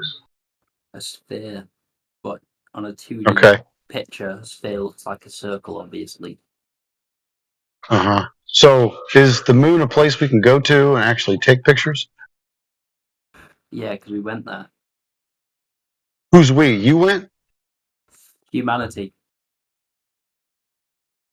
I thought it was just like a couple dudes, like a handful of people. Yeah. So you're going to take the word of a handful of people that the Earth is a sphere because they saw it from the moon, which is a place that we can go to, correct? Yeah. Okay. What is the, since you're saying it's a sphere, what is the radius of said sphere? 6,500 kilometers. Ah, excellent. So there's a very predictable rate of curvature that we could test right here on Earth. We don't even have to go to the moon, right? Well, the curvature of the Earth, I think it sort of changes towards the equator because it's not an exact sphere. It's kind of compressed, so it's a bit fatter around the middle. Yeah, but, you know, Neil deGrasse Tyson says it's still rounder and smoother than a cue ball, so I think it's pretty predictable. Plus, Wikipedia says, you know, the average is 3,959.8 miles. So it's pretty round, bro. It's predictable pretty much anywhere you go. So we could measure over the water and see if there's a predictable drop rate according to the geometry they've given us, correct? No, because the laser also abides by the laws of gravity. What's gravity? Well, I'd call it a force, but then I think scientists would get a bit angry at me because it isn't exactly a force. It's more to do with how the nature of space-time works. Oh, so space-time. So two conceptual mediums, or a conceptual medium that people have reified. It's just math, and then that has a physical effect on objects? How do you figure? Yeah, pretty much, yeah. So a non-physical idea has an effect on physical matter. You're standing behind that? Well, say if I wanted to build a tent in the woods, that's an idea. So I would then chop down a tree to then build that shelter. So in a roundabout way, you could argue that, yeah. So gravity is sentient and it's building tents in the forest? What the heck are you on about? I wasn't talking about gravity. I was talking about ideas. Yeah, so space-time is sentient and it's creating gravity? When did I say space-time was sentient? Well, you're making false equivalences. Space-time, which is a concept, it's only math. How is it going to have an effect on physical matter? Because it is physical matter, or at least physical matter is part of it as it exists. Oh, really? No problem. Can you give me a handful of space-time, please? Can you just cut out a piece of it and hand it to me? Paint it red, maybe? Well, everything exists within space-time, so it encapsulates everything. So it's everything, and so you could show it to me then? Or is this just some kind of weird, you know, metaphysical idea you have in your head? Is this non-physical? Is this spiritual? Is space-time spiritual? It's a way of observing the world. It's a way of observing the world, so now it's back to being a concept. Okay. Okay, so a concept, an idea you have in your head has some kind of effect on physical matter. You, my friend, are insane. And you should probably just go ahead and admit that. Concede to that, or maybe you can admit to something like, well, maybe I don't know what space-time is. Maybe somebody told me what it was and I have no clue. You could admit to that too. Space-time is the fabric of reality. Okay, give me a piece of it. Cut out a piece of this fabric and hand it to me since we're all in it. Certainly you can show it to me. Yeah, look at your keyboard. Okay, so just seeing stuff is evidence of space-time. So you're going to affirm the consequent of a concept? Well, space is just volume. Space is just length, width, and height, my friend. Those are conventions to describe things. Yeah. Yeah. So what is space, time? Time is just a concept. It's non-physical. Yeah, it's the medium through which causality. No medium. It's not physical. It's a concept. It's how we divide up, moments in a day. We like to divide it up by 24 hours, then 60 minutes, then 60 seconds. But those are just concepts. We only live from moment to moment, and we describe them in a certain way. But there's nothing physical about it. Yeah, it's nothing physical. Okay, so non-physical then. So then you don't have anything physical having physical effect. Well, it's connected to physicality. Okay, show it to me. Or just don't affirm it. Don't just make claims and not support it. You're kind of all over the place, bro. You're making claims that don't make any sense, and you know it and I know it. Causality, okay, what's the naturally observed phenomena? We'll do this through the scientific method. If you're going to claim causality, let's use the scientific method. Naturally occurring phenomena, please. A hydrogen atom. A hydrogen atom. Is an atom a phenomena? Yeah. Yeah, of course. Okay, we'll go with you on this. A hydrogen atom. Show me where you see this hydrogen atom. Have you viewed a hydrogen atom before? Nope. No. So you're not even viewing this particular phenomena. Maybe try a different one.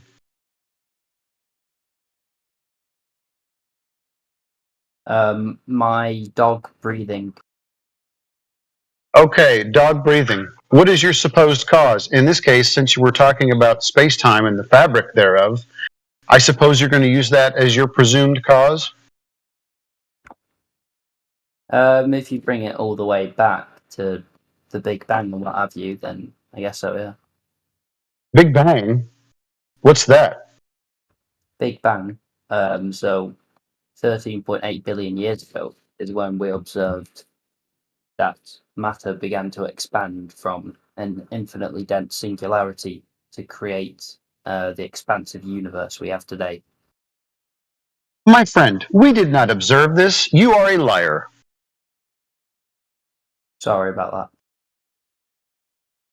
Yeah. So don't say things like we observed, okay? You supposed, actually, it was a Jesuit priest named Georges Lemaitre that came up with this idea of the Big Bang. Were you aware of this?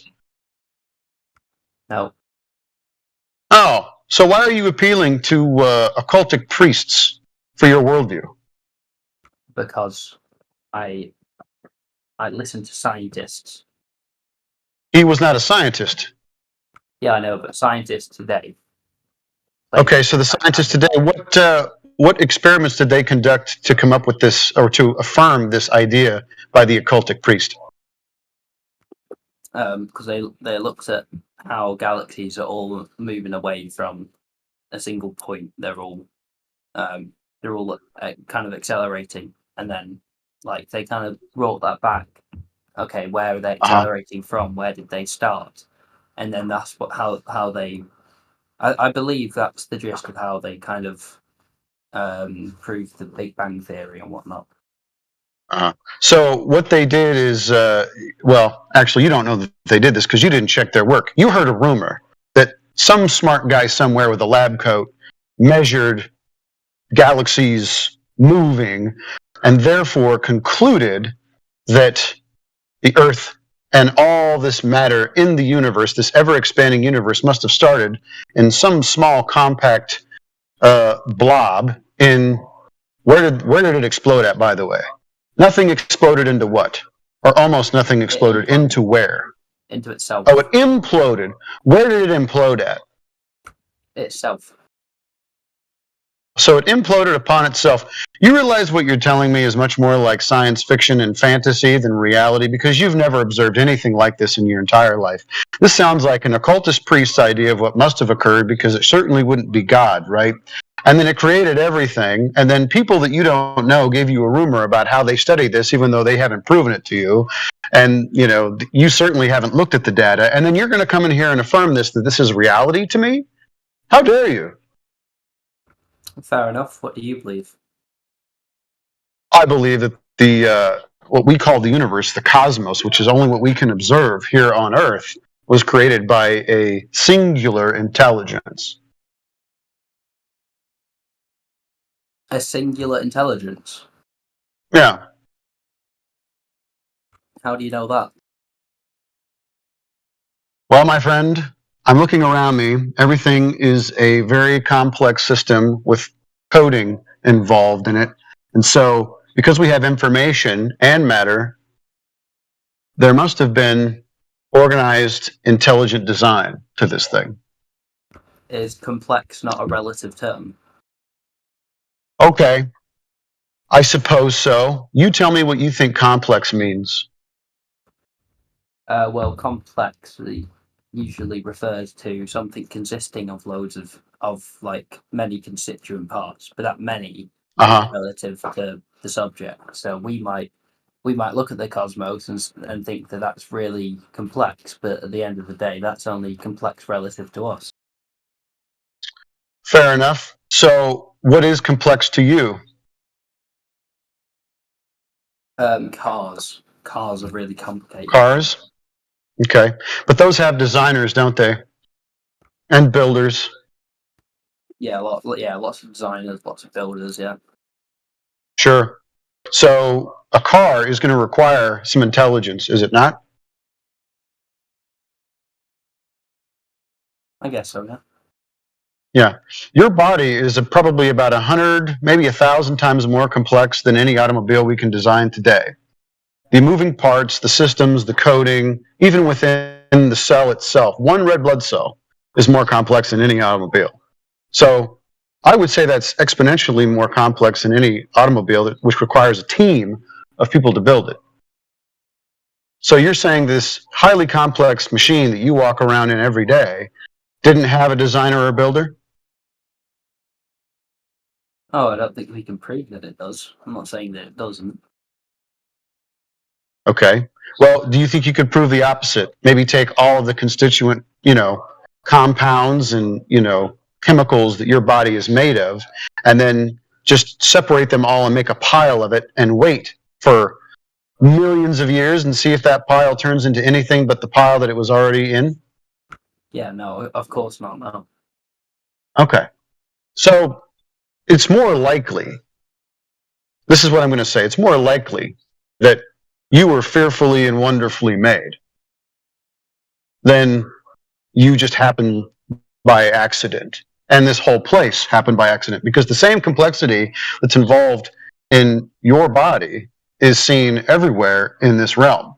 The systems that are at play, the ecosystems, all the balance that's required, all the laws of nature at work, they don't just happen by accident. Highly complex system. Okay, but you can't prove that, can you? You only fail to prove the opposite. Okay, fair enough. I tell you what, we'll just go by what's more likely. Is it more likely that this place is a giant cosmic accident? But how can What's we more discern likely? that, though? Well, I'll tell you what, because you and I both observe that complex things require designers, but we don't see anything else complex in nature occurring without a designer. Mine is more likely than yours. Would you agree with that? Well, for example, like, let's take like a tree, for example, right? A tree grows from a seed, although seeds, well, they just come from like other trees, and there's no evidence that tree was created by some sort of intelligent designer. It was just kind of there. You fail to see the complexity within the tree itself. Maybe you should go discover even the laws that it adheres to and how complex trees work. Or they are, actually. Yeah, they're very complex. I agree. Right. So the complexity of the tree, wouldn't that require some sort of designer, or do you think trees are accidents as well, just like you and me? No, I don't think that complexity presupposes intelligent design. But you have no other evidence to support otherwise. Yeah, I know, but that doesn't mean I should then believe that an intelligent designer created everything, because that's a logical fallacy. What would be the logical fallacy? The fallacy is that you're believing X because not X cannot be proven. What would be proof for you? To prove that not X isn't true, or to prove that X is true. Okay, so you came in here telling me that you believe complete strangers without scrutinizing their work. They made a bunch of claims, but you believed it because why not? So would you say that your belief about their fairy tales are more about bias than anything else? No, because their work is scrutinized by each other. Really? You're sure about that? Have you checked? Have you checked that? This is how science works, right? They have lots of different ways to prevent bias, and things becoming the foundation for conclusions, right? So they, like, for a paper to be published, well, it needs to be peer reviewed by another scientist in that domain. Yeah. We're going to have to get into peer review later. But in the meantime, did you even check the work they did initially to see if it was science at all, if it was just maybe conjecture or supposition? Or was it fallacious? Were they affirmed the consequent in those particular papers? Were any experiments conducted? Or did they just say things and then all their buddies came along and said, yeah, it seems good to us. We're all getting the same government grants. So, yeah, we can't lose our job, right?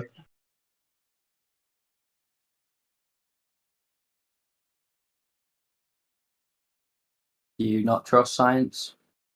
Of course not. I trust the scientific method if it's adhered to. The people in white lab coats that tell me they've done science, but then I won't go ahead and check their work and they haven't done any, they've just made suppositions, right? Kind of like Michio Kaku, one of the most world-renowned astrophysicists. He says, nobody in my field uses the so-called scientific method. It's guesswork. It's leaps of logic. That's his quote. So no one's doing any science. All the people you're appealing to, they just point and declare. And you come in here and spout all the pointing and declaring that they do because they're your priests.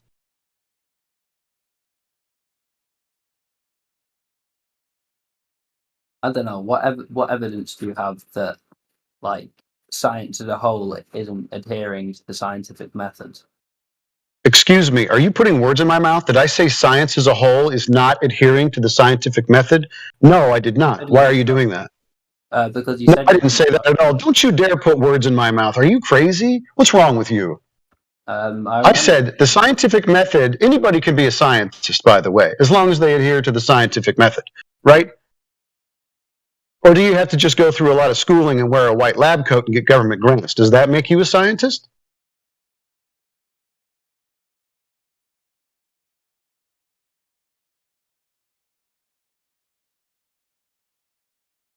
Show me then.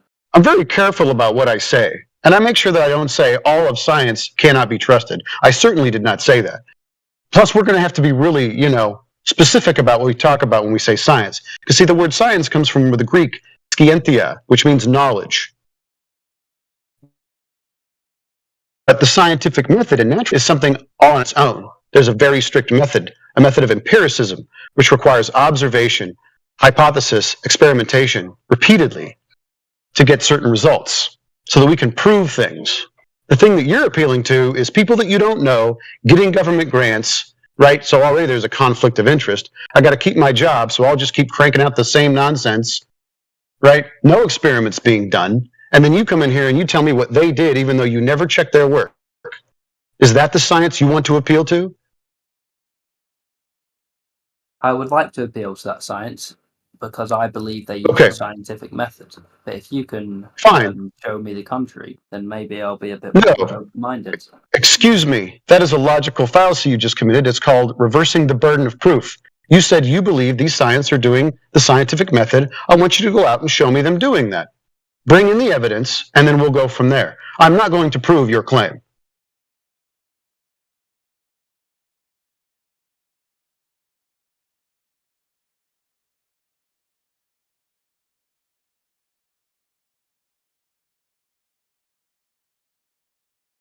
I don't know what to say to you, really. I think most people would agree that science is adhering to the scientific method. Yeah, well, isn't that sad that all of those people that you hope exist out there, that ad populum fallacy you just committed, that's the problem. All of you believe and none of you scrutinize. You've all handed over your intellectual authority to complete strangers who don't owe you anything. And then you come in here and you tell us about what you think or you believe that they've done with no scrutiny applied. It's a shame. Hell yeah, man. Motherfucking flat earth, dog. It's like you hear something at the water cooler at work, you know. Oh, did you know that scientists, your friend, you know, your workmate, scientists said this and that. Oh, really? They suddenly think they're fucking, you know, gain knowledge of something. Ridiculous. Well, to our friend that I've been speaking to, and I hope you don't take this the wrong way. I was just like you, by the way. I was at the water cooler and telling people, all my friends, about what I read, about what NASA did, right? Like, don't think I woke up yesterday, or I was born digging into this topic, the flat Earth. Okay, I was a Star Trekkie, big into space, loved the idea of it, and spouting off the same stuff that I hoped was true.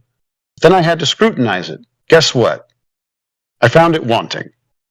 Because it's all nonsense. There's no scientific method. None of this stuff exists. These are just men that get paid to crank out what their employers tell them to crank out. It's very simple. I even believe a lot of them mean very well, to be honest with you, but they're not adhering to any scientific method, not as far as astrophysics, astronomy, cosmology. There's no viable scientific hypothesis in any of those fields. Michio Kaku will tell you himself.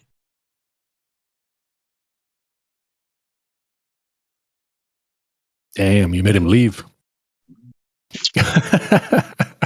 Wow. True that. I hope he go. No cap.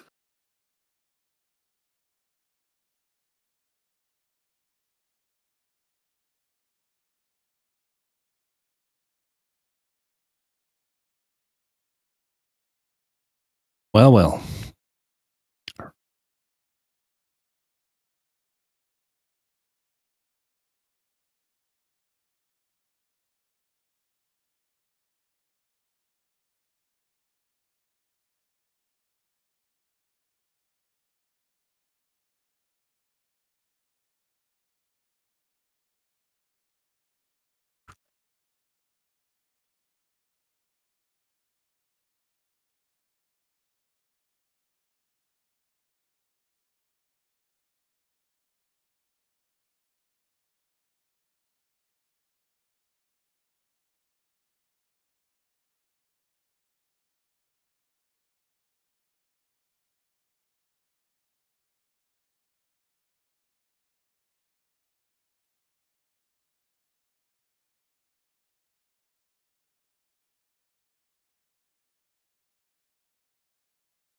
So, do you believe in gravity then? Is that what it requires? Belief? Like, you know, like a religion? Yeah. Well, to believe something just means to accept something as true. So, if you want to call it religious to think that something is true, then you can do that. But I wouldn't say it's religious. I'd say it's scientific.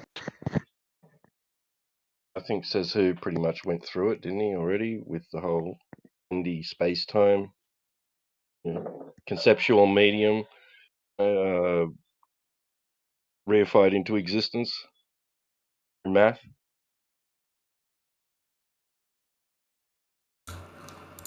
No, because he thinks the scientists are all chatting loads of shit. What science backs up your idea of what gravity is? Can you through it? Sure.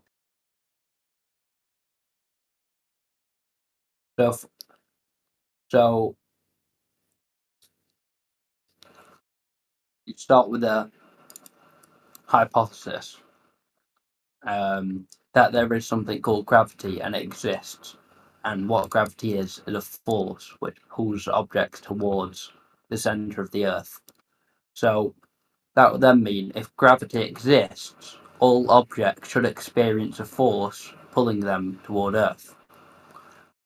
So then we can conduct an experiment. So we can, for example, like drop different objects and measure what their acceleration is towards Earth. And we can do this with precise instruments to get this acceleration as accurately as possible. And then we can repeat these experiments multiple times and conduct them in different locations to essentially verify this hypothesis. And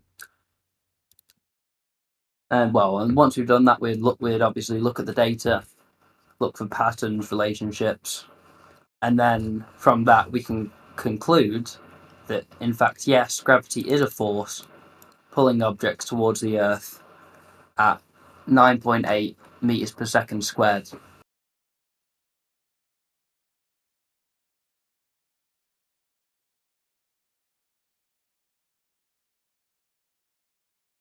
So you said you've got a hypothesis, right? Yeah, the hypothesis was that there's something called gravity and it exists, and what gravity is a force pulling things towards Earth. What? It's a postulation. No, your you know what a hypothesis is? Yeah, it's essentially a claim. Oh, it's a special kind of prediction, right? Yeah. It's going to involve you observing something occur in nature, right? And then you're going to present a possible cause for that, right?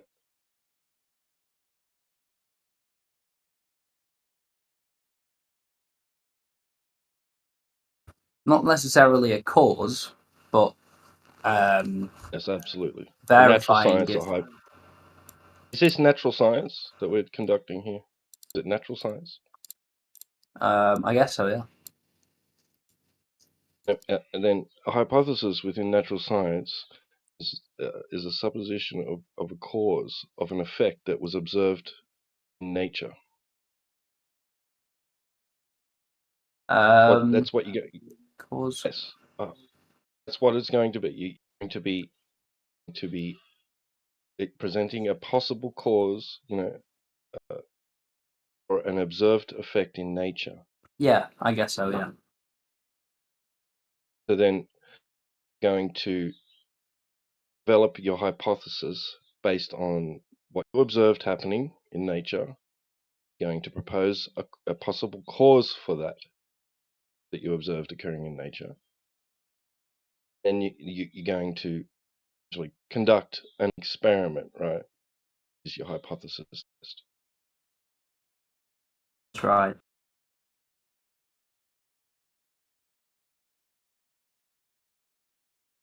And then we can figure out that yes, gravity is a force.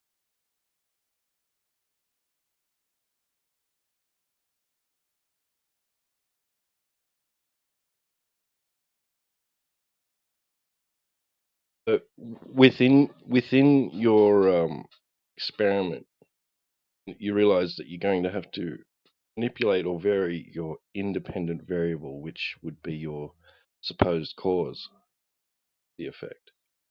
See if it produces effect. Yeah.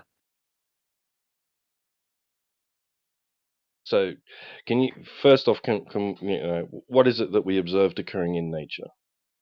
In your hypothesis, what is that thing? What did we observe happening? The force by which objects fall towards Earth. No, you didn't observe that. You just observed something fall, right? Oh, right. Okay. The acceleration.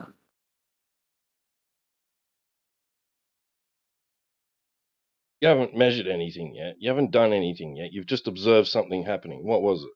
Something falling? Yeah, rock apple falling off a displaced from tree. a cliff.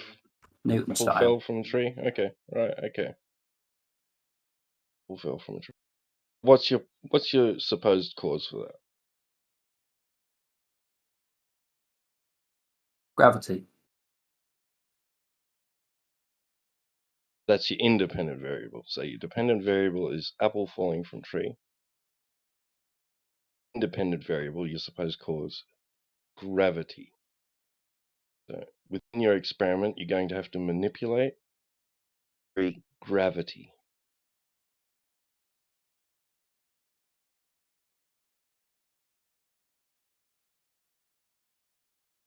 How will you be doing that?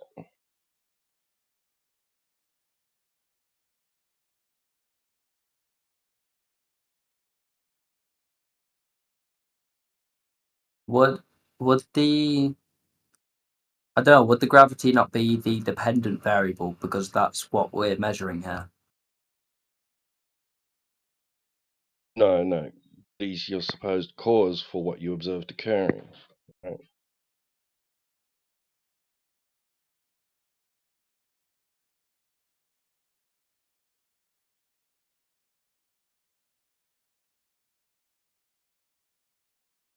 How can we have an independent variable which is simultaneously both a cause and something which needs to be changed and manipulated?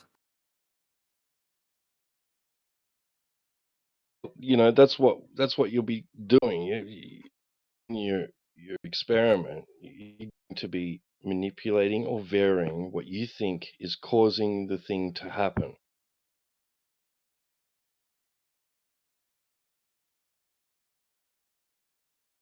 So that you can either confirm that it is the thing causing what you observe to happen. You can rule it out as the thing causing the thing to happen. Okay, what if we set the independent variable as the height from which we drop the object from the ground? So that would mean that proposing that height is the cause for the apple falling. Yes. Or gravity, then. Yeah.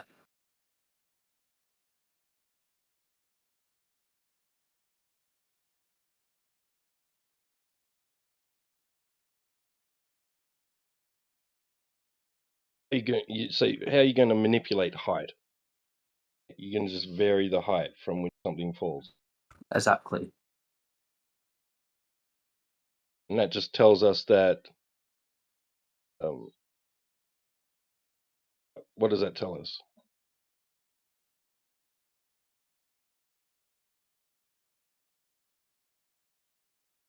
It would tell us that acceleration is constant depending on whichever height you were to drop the apple from.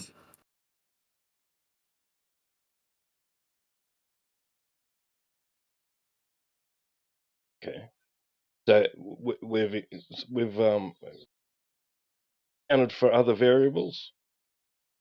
Well, the dependent variable would be the acceleration, obviously, because that's what we're measuring. That's what we want to figure out. And then our control variables would include things like the type of object, so whether it's a ball or a feather or things like that. I suppose sort of the air conditions, so like thickness of the air, and also like I don't know, yeah. So those two control variables and acceleration as the dependent variable. Okay, so height causes things to fall within specific mediums.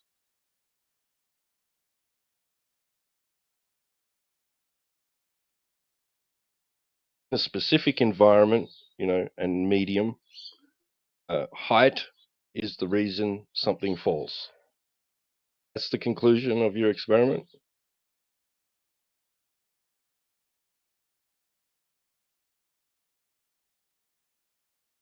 Height, or more specifically, distance from the center of gravity.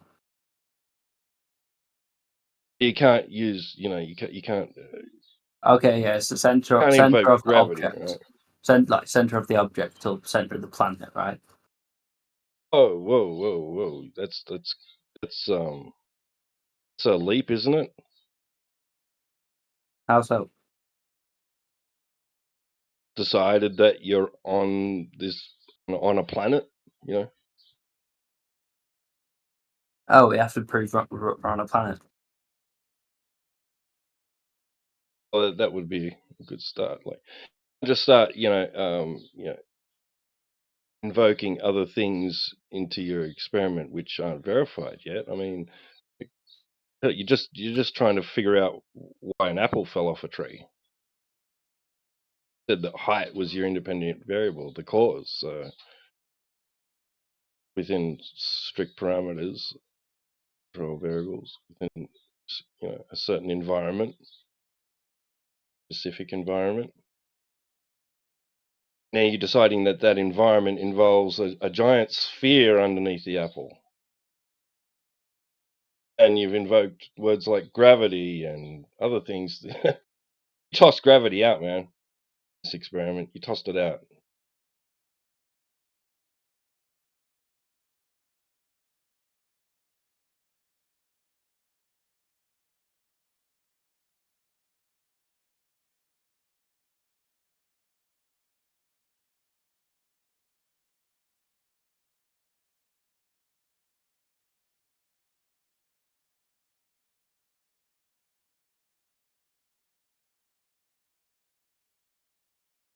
How do we get from here, right, from this point, to bendy space-time? Right. So what we're testing is, well, I suppose what's causing gravity here is like the distance from the ground, because I think you're right. As you said, we can't prove, we've not proved the planet's a globe, so just do it from ground.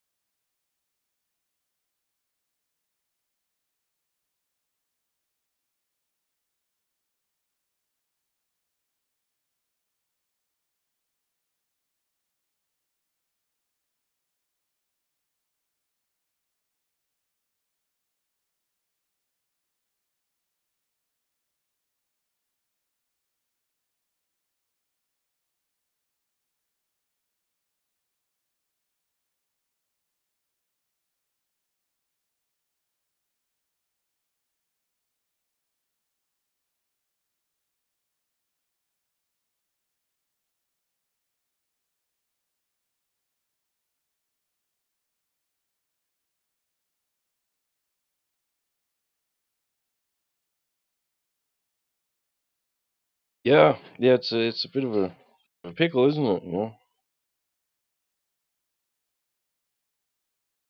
Only got to decide, what is it that you're calling gravity? Is it the cause or the effect?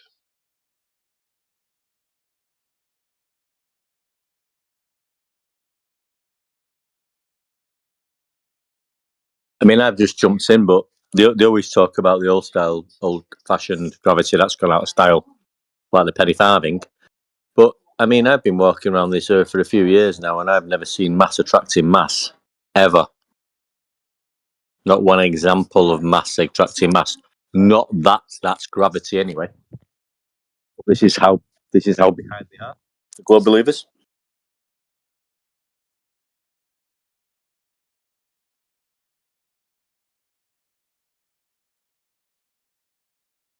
Well, actually, we were trying to get from dependent variable of apple falling from tree, a variable of height, within a controlled environment, Yeah. Specific Well, I mean, we're going back. We're going back to school now. We're going back to like infant school. When in your life or the globe, talking to the globe, not you, mate. When you see a mass attracting mass, you've never seen it in your life ever. You've never seen mass attracting mass ever. And I'll tell you what, mate. How much have I got in my bank? I've got about £15,000 in my bank, and I'm willing to put that on the table to tell me anyone who's seen mass attracting mass in all directions. Any global want to fucking challenge me? 15 grand. I'll write a contract out. Hello? Any globers out there? Hello? 15 grand on the table. When have you seen mass attracting mass in any direction? Hello, globers? All quiet on the Eastern Front.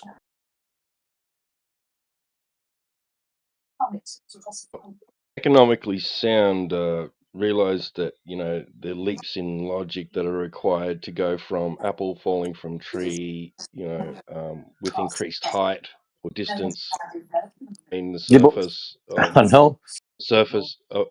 of the ground beneath him, to it's a spherical object in space bending space-time. Yeah. I mean, this is where globers are now. They're going back to school, sitting at a table like a 5-year-old. What happened next, sir?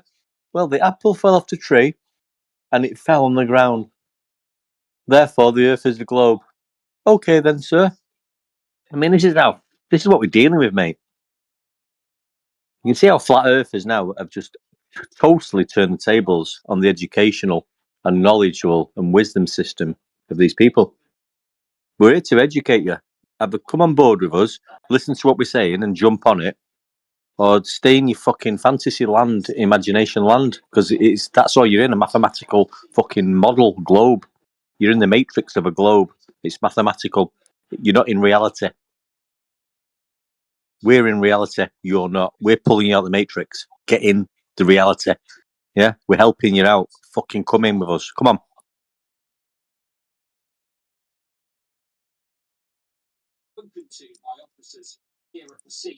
I think if you look into it, you'll find that there's practical physics and then there's theoretical physics. So we can do certain things in practical physics with observations, and we can measure an agreed upon average fall rate of solids and liquids through a very low density medium, or very like a vacuum. We can do stuff with that. You can practically use that, to some degree, right? But as far as the cause is concerned, leave that to theoretical physicists, which is like an oxymoron anyway. I mean, yeah, it's in the realm of speculation. That's the trouble, you see, mate. You're right there, because everyone wants a fucking explanation. I mean, we all observe an apple. The stem gets weak in winter, autumn, or whatever. It falls. It'll fall to the ground. That's what we observe. Yeah, happens with anything, but you don't. So that's going down. Yeah, in a parallel drop. It's not going in a diagonal drop or a 45-degree drop to the center of a presupposed globe. So you're going to need a horizontal base for something to go down. Yeah, to measure the distance between the drop and the level surface where it hits. Point 1. Yeah. Then what you're going to say to yourself is, well, yeah, that's just what we're observing. Now you say, well, what's causing that? Well, I don't fucking know. We just don't know we don't know the cause of it. But we can observe this is happening, and there's a rate that these things fall to the ground at. We don't need to have an explanation for everything. We don't need to have an explanation for everything. It's simple as that. Isn't it? Do you agree?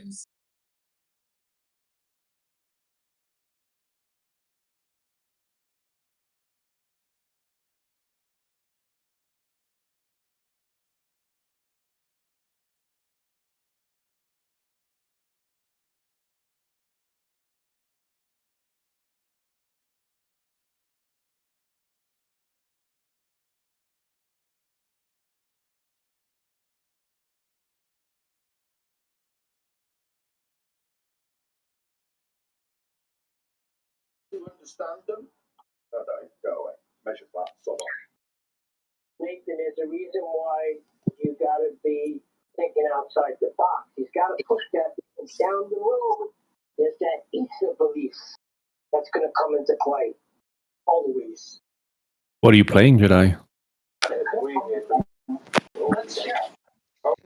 Sounds like Jason Oakley. Listen, there's no actual evidence that you live on a globe. I mean, you can go outside and you can observe that yourself. You can go to the beach. You can look at the horizontal horizon with no curvature, and then you can ask yourself, where's all elevation profiles measured from, and that's mean sea level. Yeah. So everything's level and horizontal. That's how we create maps and things like that. So there's no point where curvature comes into everyday life for anything whatsoever. It doesn't come into play with submarines. It doesn't come into play with aircrafts. It doesn't come into play with engineering. It doesn't come into play with surveying. There's no time when curvature has to be accounted for, except for when a mathematical calculation comes into play to fit the model, and it's a mathematical model. It's not a realistic model. It's not reality. You're living in a matrical system of a globe. It's not what you see. It's not what you experience. It's a model that they've told you that you're living in. Now, come and join the flat Earth. Any globers out there who are on the fence, come and join us because we know the truth. Come and listen to what we're saying. You don't know the truth. It's like you're advocating for a cult, the way you said that. I'm sorry. Yeah, literally. Come join us. Come join us now. Buy one, get one free. Yeah, cookies and milk. Yeah, we're looking for like loyal servants.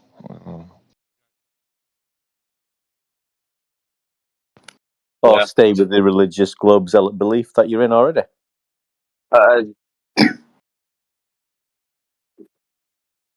With no evidence of curvature whatsoever in physical You reality. can literally observe it. No, You haven't even taken the time to try. No, it's never been observed. You can't observe it. It literally has. No. Is the horizon horizontal? No. Yes, it is. No, it's not. So the horizon is curved. So Our it's observable curved. horizons is Observable horizon, maybe, but like, yeah. if you go maybe up the one we elevation, it turns I've got to into repeat that. That's brilliant. Okay. The horizon that we see. I know you're Yeah, triggered. I horizon know we you're see. triggered. I know you're triggered. There's only one horizon, and it's horizontal. It changes as you go So the up. one that we see.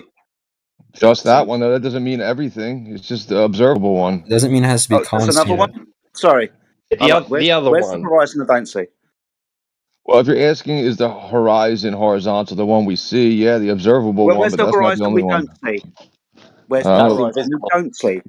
That's For your invisible. juxtaposition of the one that we do see. Fire. Got to point out how stupid what you said, mate. Sound. That's Does anyone here, went on a hot air balloon? Yeah. And looked out to the horizon. Yeah. Or went base jumping or went on a parachute. Yeah. You've done that? Yeah. It's horizontal. Do you have video? Isn't it? Do you have footage of that, or what did you see? What did you experience? It's horizontal, horizontal horizon. What do you want? Horizontal. Your eyes don't work, bro. It's curved. My eyes don't work. So the word horizontal definitely doesn't derive from the word horizon. right? Even if it does, it's based even if on it like does. very small distances. Very small distances. How far away is the It's horizon? not. What is it? What? How far away is the horizon? It depends on your elevation. Cool. So if I'm 6 foot above the surface of the water, how far away is the horizon? Like roughly 3 miles. What happens if I show you when it's 15 miles away? What's that then? It's just refraction in the atmosphere. Just refraction then. Or So the like horizon temperature above. 3 miles is the real horizon, but any deviation plus or minus that 3 miles, that's an optical illusion, is it? Yeah. Yeah, I like the way you just yeah. I mean, you said it. Yeah, you're right. But Yeah. Jedi, it never looks curved. It's always horizontal. It's refraction. When it doesn't look curved, If you go up it's really high, it's not going to look horizontal. Yeah, have to go it's really always high. horizontal. Sorry, It's always I'm horizontal. I'm curious. How high? There's How a high? video. There's a video of low high? space orbit. Good. Well No, we done. don't need videos, mate. We don't need videos. Right. We just look at the horizon and it's horizontal. See, But mean sea, Well, mean you're sea lying, so level. you do need a video. How do you get your elevation profiles, mate? How do you measure elevation profiles from sea level? Wait, just real quickly. Yeah, but real quickly, where did you see a curved horizontal? That's an oxymoron. Exactly. When you think of a horizontal, you don't think of a curved line. Exactly. So when you look at But the it's horizon, not it's not curved, is it? The horizon, it's not curved, is it? We can all see that. That's what we experience. Yeah, at very low altitude above the surface. Yeah. So the horizon is horizontal, not curved. Thank you. But It changes the in certain horizon conditions. Never changes. It's always horizontal. Prove it. Just go and look at it. You can see it. You can observe it No, I yourself. did, and then guess what? It curved when I increased my altitude. So you can see a curved horizon, can you? Yeah. When you go on a hot air balloon. So horizontal is curved in your world. Is that what you're saying? No, when I think of horizontal, I think of straight, but I'm not going to say the horizon is horizontal. So what you're going to say? The horizon's curved then? Yeah, What is it? because we live on a sphere.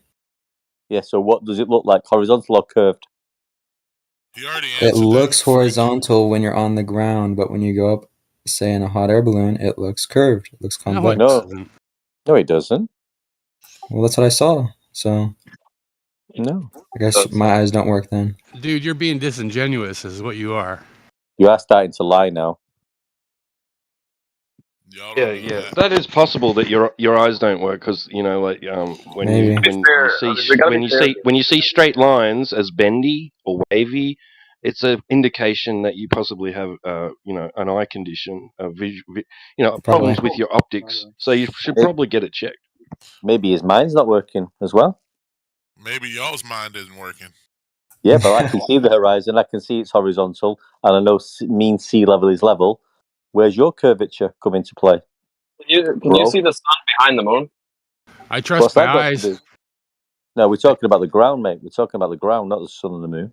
You seem to trust your. What's the sun and the moon got to do with the ground? So much. A lot, because it fits into our model, so it can explain So the certain horizon, phenomena. the horizon is horizontal then. Let's Yeah. We need to illustrate this a little bit. I think every object, the closer you get to the surface of the object, the horizon of that object. So if you can post a picture that you've taken recently of the horizon, a curved horizon, post it. We don't have a picture. I have a video for you. I have many videos for you. Yeah, there's plenty of videos online. You Throw can them up, look man. at. Let's see them. I got this. You're going to show me Are any of these videos going to be using wide-angle lenses? If we use a wide-angle lens, does that make the Earth You're just curved? going to say it's false. Right. Is it wide-angle lenses that you're using? I'm just asking you. You assume every camera has these curved lenses that causes curvature on the corners. Then no, that's not what I'm talking about. But when you take elevation profiles of the land and you use sea level, what are you using for your baseline for the elevation angle?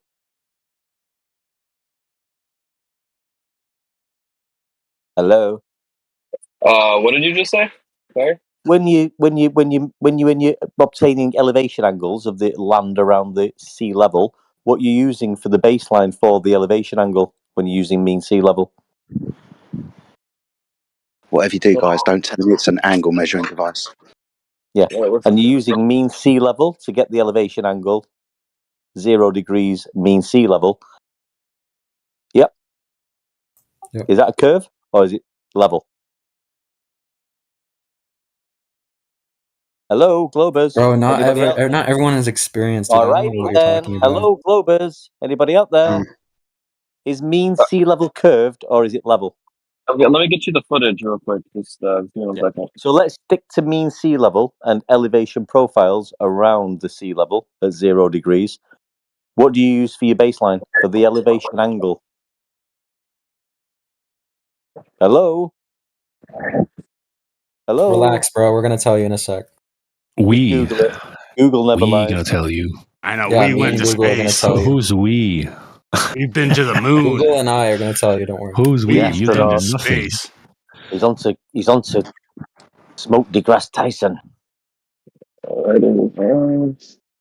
He might be schizophrenic. You never know. Yeah, These he guys doesn't haven't know left what. their fucking basement, man. This is what sea level does to the brains of a glober. Just Get out, mention touch mean- some grass, boys. Talk So about what is we've it? been to space. What is the elevation profile of your area where you live, and where was it measured, and what's it measured from? Mean sea level? Is that curved or level? All right, I have many videos. I'll post this one. And does the height of Mount Everest change from location to location on a curved sea level? Or is the Mount Everest always the same? Hello, Globers. It's always the same.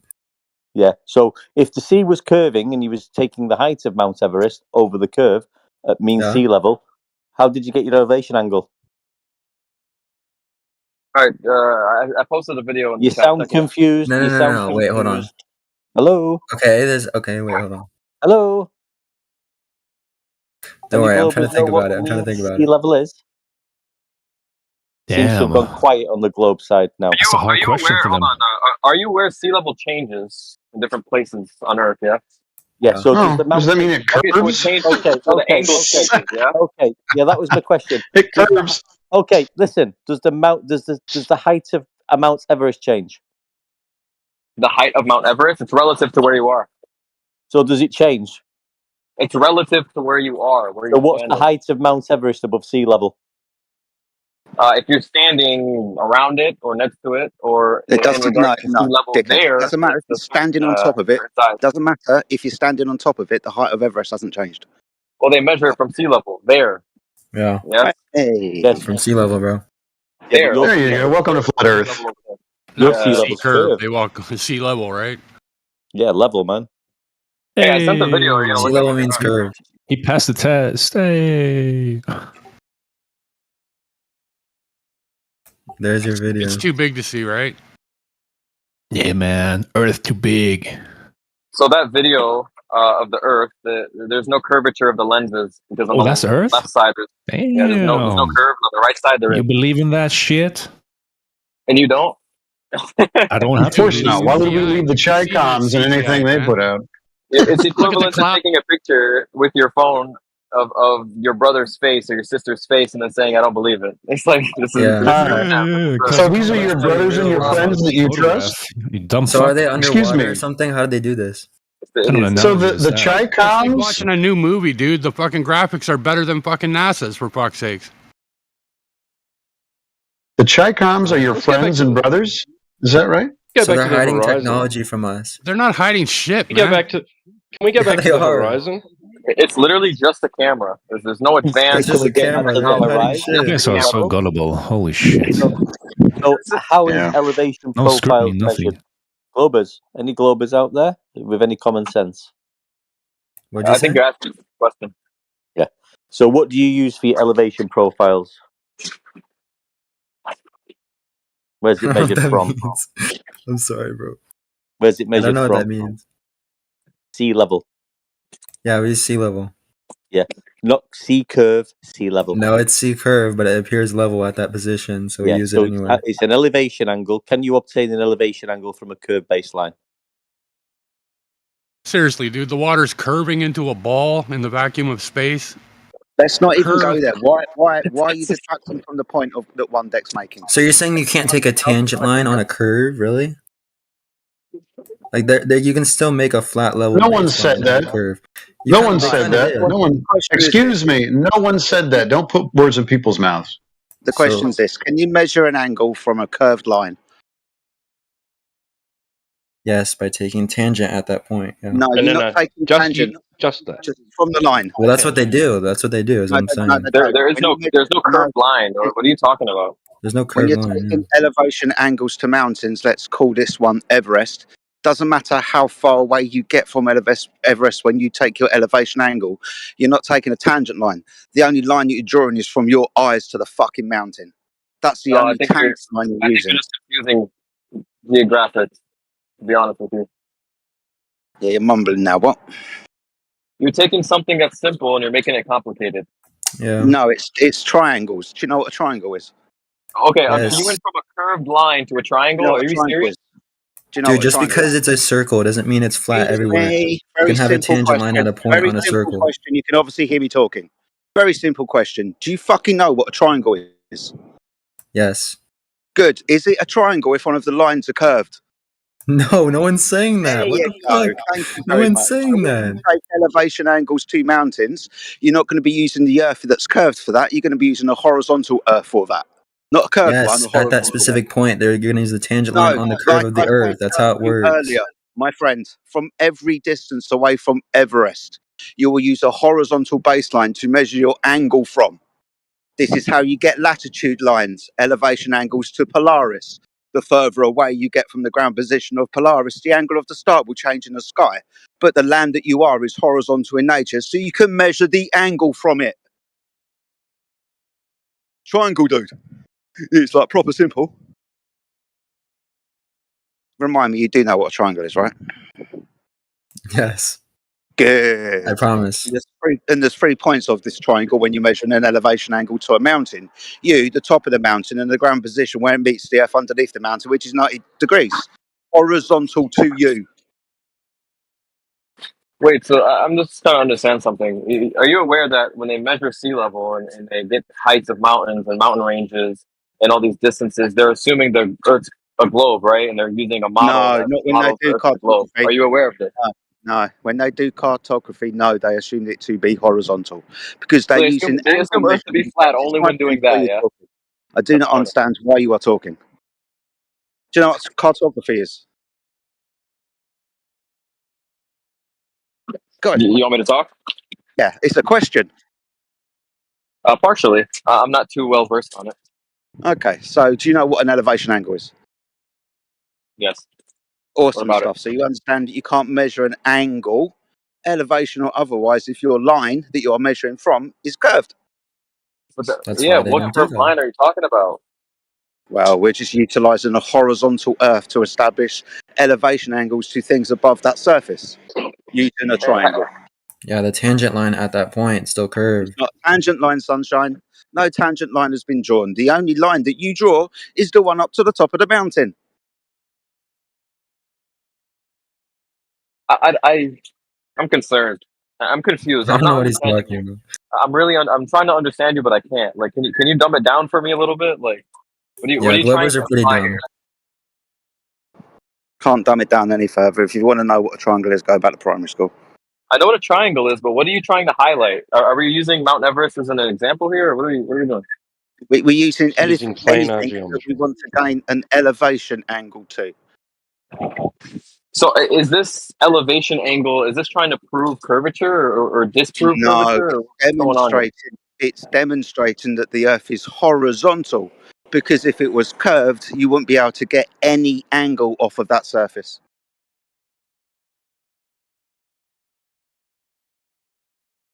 So if you treat it like the tangent line at that point, it wouldn't work. I one's going tangent lines.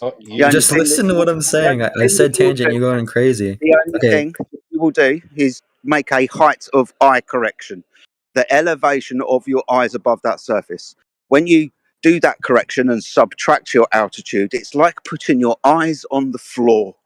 And then from where you're measuring that angle more correctly from on the floor, there's a horizontal straight line between you and the ground position of the thing you're measuring an elevation angle to, whether that be the tippy top of Everest or a fucking star. A horizontal line between you and the ground position of it. Exactly. Welcome So to what are you Flat saying Earth. doesn't work when it's curved? Because you can't measure angles off of curved lines. Okay, I'm going to say it one last time. You can take the tangent of But a we don't point do on that curve, and it But we works. That's not what's And it happening in works. this instance. That's not what's happening in this instance, dude. Get it through your head. Can you illustrate this? Why not? Can you draw us a Well, I keep picture or saying find we us a don't. picture that illustrates what you're saying? 'Cause I can't picture Well, that. what they're pointing out is that we use sea level, right? And we say, okay, well, this is this, far above sea level. That's that level. And then we go to another place that's this far above sea level. And then we draw a straight line between the 2 points, right? Above sea level,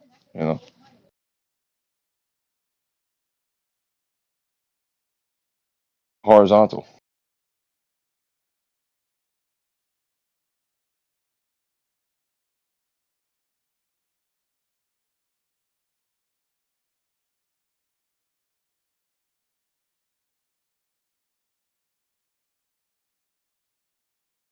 It's just a belief that you have, nothing more.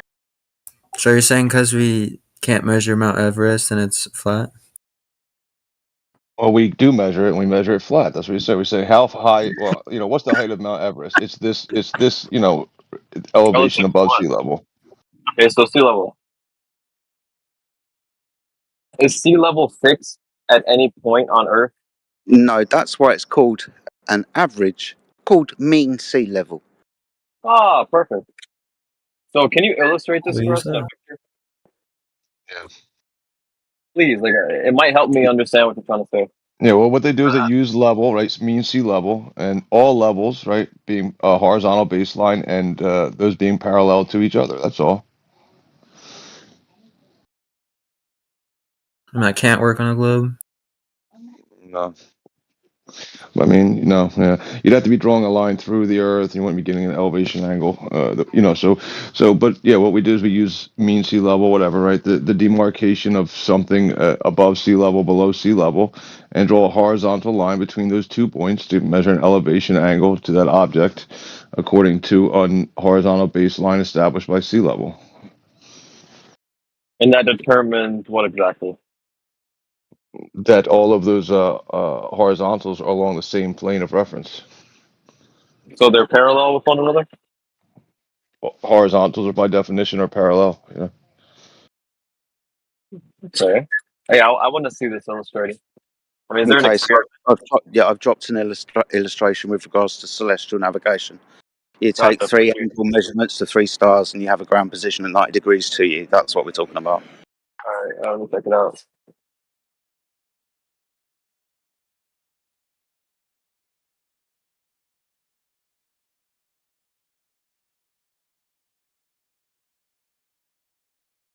Wait, you're talking about stars here. I thought we were talking about measuring We're the talking height about of. Yeah, what's this about stars? That is about the ground.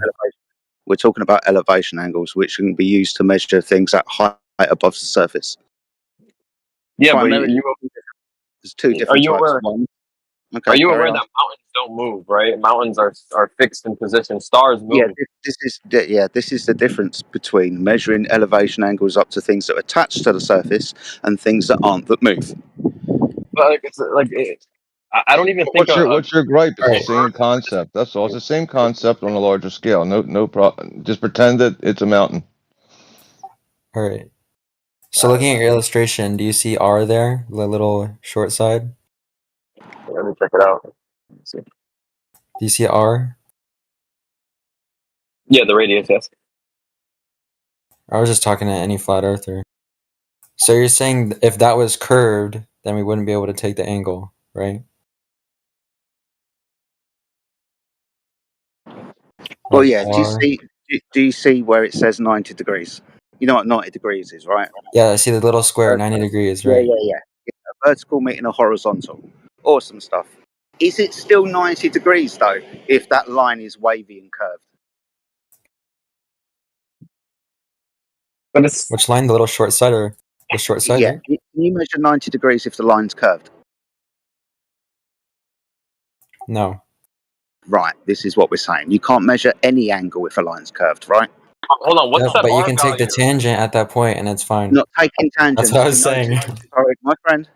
We're not taking tangents when we get to 90 degrees underneath a mountain where it meets the horizontal sea level, or with regards to a star, its geographical position. We're not drawing tangent lines there. That is 90 degrees. Well, Now, everything that you measure, whether it's the top of 5 mountains or whether it's 3 stars, they will all have 90 degrees relative to you and relative to each other. yeah, that's the maybe that's the part you guys are missing. So you can have a tangent to a point. You can imagine it, right? That there's a tangent to Yeah. a point, but now we're showing, or he's showing it in demonstration and practical use in the world, that we extend that straight line over a distance. It's no longer a point. It's a triangle. It's a straight line. It's not a tangent point. You would then have to be calling it a tangent line, because that's what it's Wait, used so as, a line. just so I understand, if the Earth is flat and we're understanding its elevation angle, I would assume that there's a formula that models at any distance and at any elevation angle, the result would be the same. Is there an equation that models this, despite the R value being different? I didn't understand the question. The result of what? Yeah, I can show you. Hang on. No, because like the R value is important here, and what are we trying to determine? The elevation angle, it being the same at different R values. There's no R value. There can't be an R value. There is. It says it on the Look at the diagram. It says illustration. the There is circular R value. radius.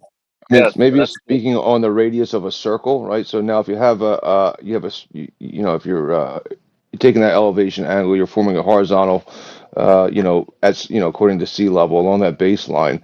If you bring the radius of that circle of equal altitude down to the ground, right? A circle has to be, equal distribution from the center at all points. If you bring it down to the ground, it would no longer be like a circle; it would be an oval. So you can't have that. I mean, if that's the radius, it's referring to the radius of the circle of equal altitude.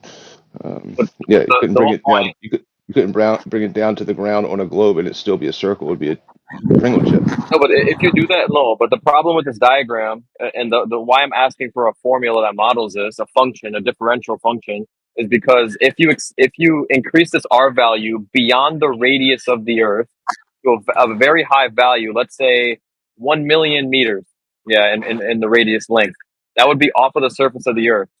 But would that still represent the same angle as if you were to have a radius value of 1 meter?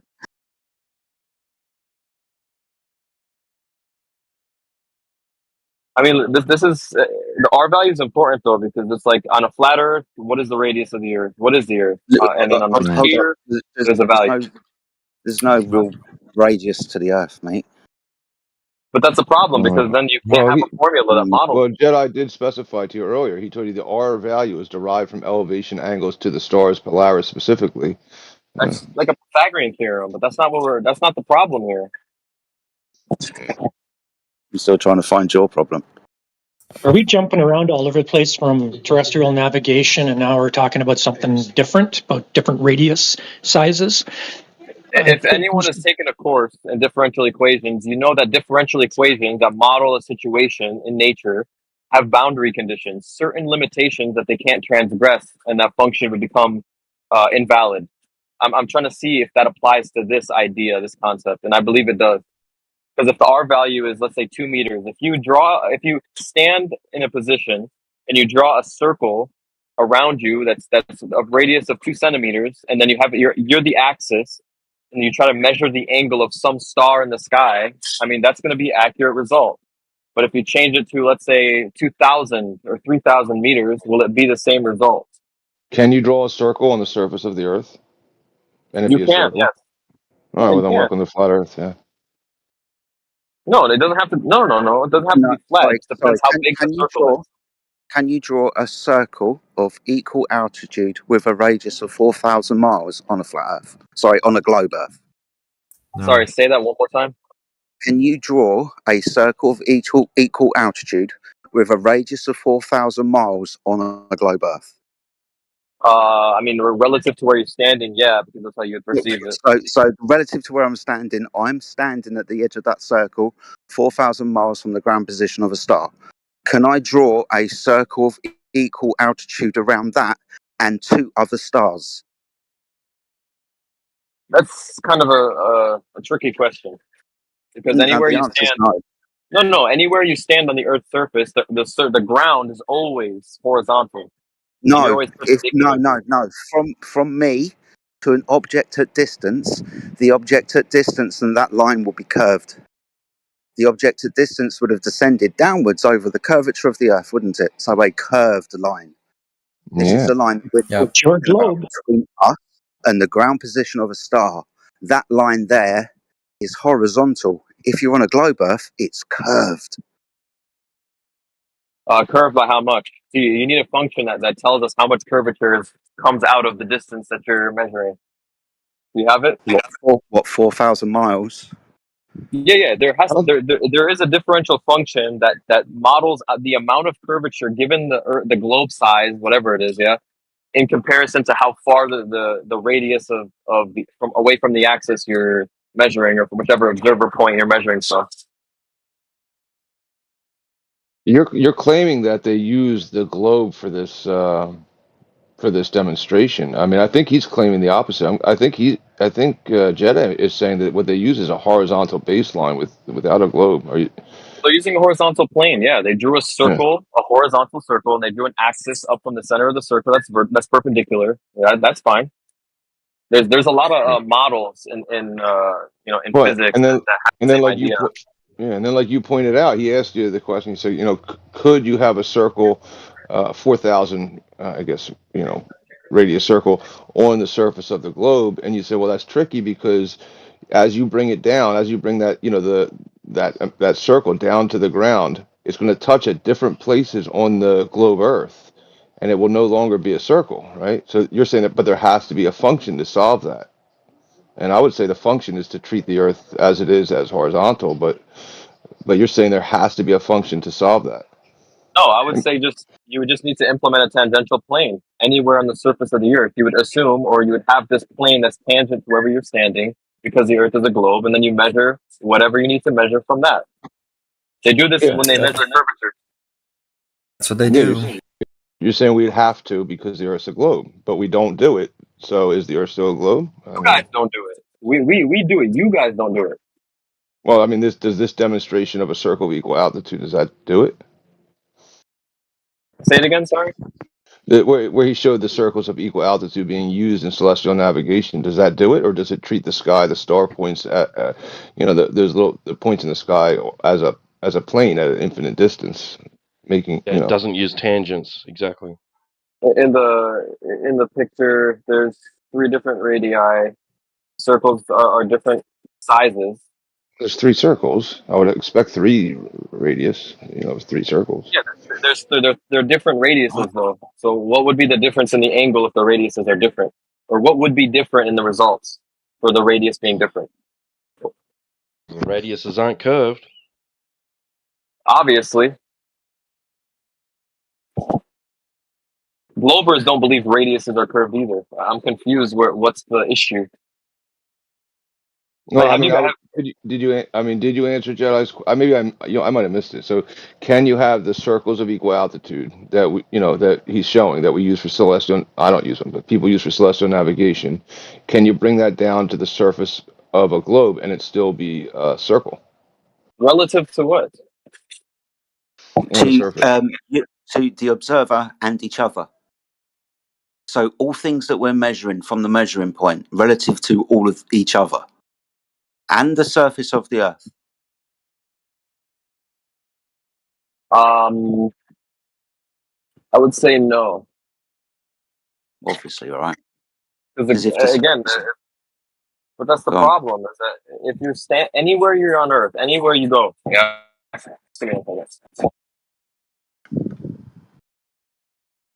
Yeah, no, I mean I appreciate that answer. Yeah, anywhere we go, we use mean sea level as a datum, as a baseline. Yeah, but yeah, it's something maybe to think about.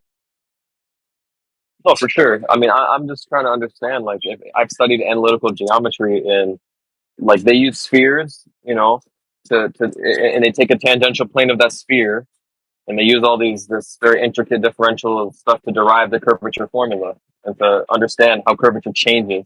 And for a sphere, curvature is going to change at the same rate. Yeah. I don't know. I'm just trying to understand. Yeah, I'm not that guy. There's guys who can give you like the cosine of two Well, angles in a if sphere. that's I'm not that guy. yeah, well, I'd like it if we could go back to the horizon, because if that's the case, right, that Earth, you're applying that geometry to Earth, it would have natural physical consequences in reality that we could observe and measure, right? Sorry, say that one more time. So if you're applying that geometry that you've been taught, right, to Earth and treating Earth as if it was a sphere, right, then that would mean that there would be natural physical consequences in reality that we could observe and measure, right?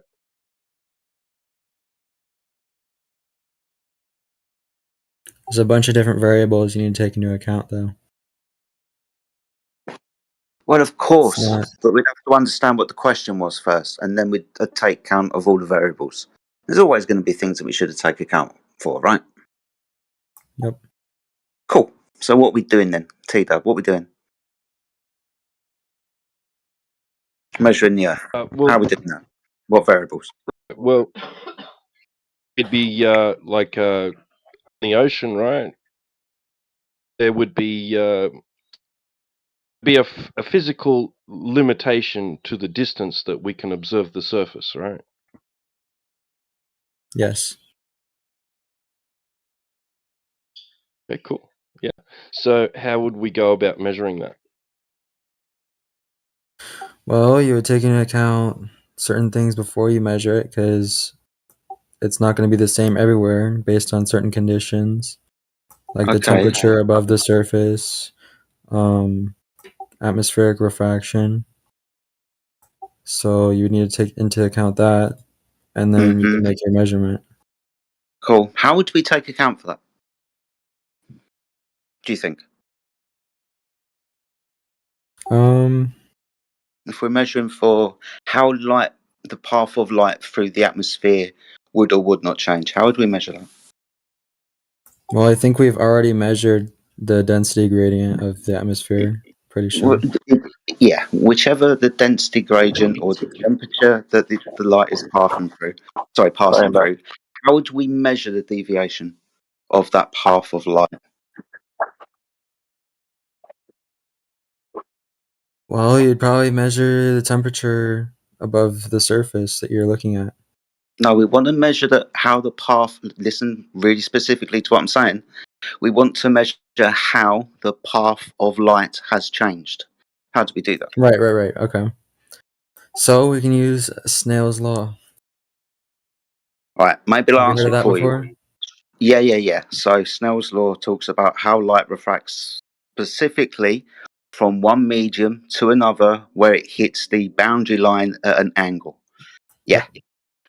So the atmosphere is one medium, and we're relying on density and temperature gradients. Can you define what's a medium in that law? Yeah. So within Snell's law, we're talking about gases, we're talking about liquids, and we're talking about solids. Can you just define it? Like, what is a isotropic media? And mate, we're already going through what refraction is. I'm asking you how we're going to measure it, not what formula we're going to use. Blah blah blah. I need to add another word. Well, yeah, you're asking to measure it. You need a formula. Well, no, you're going to need to pass the light through the atmosphere, aren't you? Yeah. Good. Does light at different frequencies react differently to refractive values? I'm going to say yes. Good answer. Yeah. Different wavelengths of light refract differently through the atmosphere. That's good. Okay. So if we were to use, say, 3 different wavelengths of light and pass them through the atmosphere, would you think that we would be able to measure the refraction?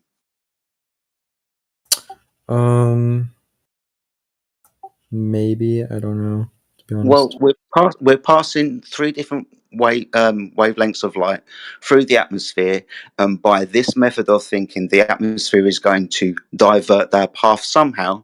And being as they all divert differently, they should end up in a slightly different area when hitting a target at distance, right? Yeah. Awesome stuff. So yeah, this is what we do when we use things like dual and tri-band laser devices, targeting systems, right? We pass different wavelengths of light through the atmosphere to see where it differentiates away from a horizontal line between the target and the targeting device. So we measure for refraction. When measuring for refraction, what we do not measure is Earth curvature. There is no Earth curvature to be measured, only the way that the light passes through the atmosphere. So when using laser targeting systems at distances from 10, 25, 50, 150 kilometers, all we measure is the refraction, the deviation of the path of light between the laser and the target, and not curvature of the Earth. Because at these distances, the curvature of the Earth would interrupt the ability of the laser to hit the target, because the curvature of the Earth would be in the way. The only thing we measure, though, is a slight deviation from horizontal, not Earth curvature. Therefore, through direct measurement, the surface of the Earth is flat, horizontal in nature.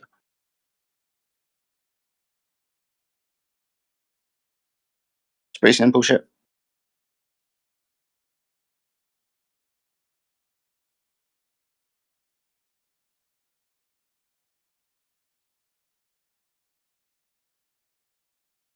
So you're saying if it was flat and you use this method, okay, so you're saying because there's air density, there's a density gradient on a flat surface, it would refract towards the surface, right? And that's why it's the ground. That's why we can't see everything. No, Why not? I'm not saying that the light refracts towards the surface. Well, then why can't we see everything then? Well, right, can't see everything. What, from the beach or from the top of Mount Everest? Why can't we see like 50 miles away? Well, sometimes we can. That would depend on the altitude that we're at and the optical device that we're using. Do you understand that we have you understand that we invented binoculars and telescopes because our eyes have a limitation of how far they can see? It's not we've invented binoculars and telescopes to see around curvatures because our eyes can't see through things. It's because there's a limitation to how far our eyes can see based on the size of our aperture and a few other bits and pieces. Awesome. So to see further, we use technology, but eventually the technology will have a limitation.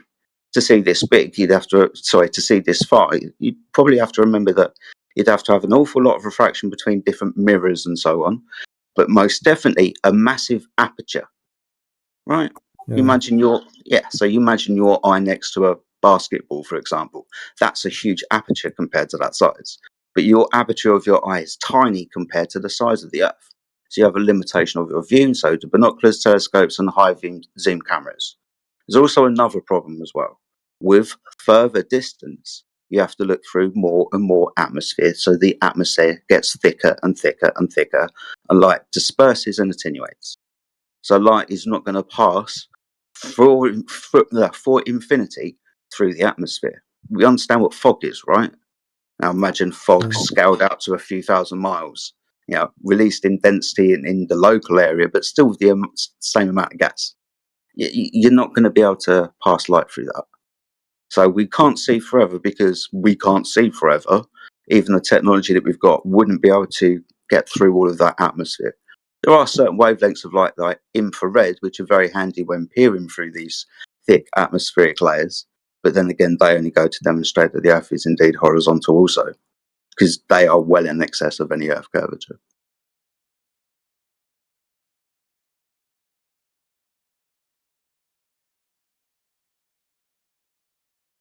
Okay. I just don't get why we can't. I know there's like fog and stuff, but like on a clear day, it feels like maybe we could see like past the Atlantic with like a really good telescope. but You we still can't do think What would you that. expect it to look like? I don't know. If you have a really good telescope, probably look pretty good. Like we can see planets with telescopes if you look at the sky, like yeah, really we see well. this. Yeah, which type of telescope are you talking about? Are you talking at one that you can get from Walmart, or are you talking at one No, big I don't know. There's on the road, definitely ones that exist that can see that far. So like the ones I'm on the just top of mountains? I'm not sure actually. I'm talking about the ones they use in observatories. Yeah, they have, okay, so those ones are going to be really big, yeah. But I'm pretty sure there's technology that could be able to see that far on Earth. Well, there's technology already that sees further than any said curvature that should be blocking any long distance observations. There's obviously a limitation as into how far we can see, right? And you think that, oh, mate, there should be a technology out there. Yeah, okay, but still the Earth curve isn't measured. I can give you long range observations that show a horizon at 1,000 miles away where it should be at 230. Using infrared cameras at a height of 35,000 feet. If we're to take the globe Earth claim into account, which we should be, when we're looking for it getting in the way of me being able to observe things at distance. That obstruction isn't there. There is a limitation to our view, but that limitation isn't physical Earth curvature. So yeah, about that, why do they have to be up so high then? Why can't they be like close to the surface when they're really Well, making those have you ever noticed observations? that? Have you ever noticed that when you lay down on the floor and you look at that floor, you can't see all of that floor because you've got a very small circle of vision around it. As you move further and further up away from anything, it becomes clearer, right? You get to be able to see more of it. So if you were standing next to a skyscraper looking at it horizontally, you'd only see, say, the bricks you were looking at. The further and further and further you got away, your circle of vision would have expanded, and now you can see more of the building. It's just the way that you see the world. Get further away from something, you can see more of it if it's bigger than you.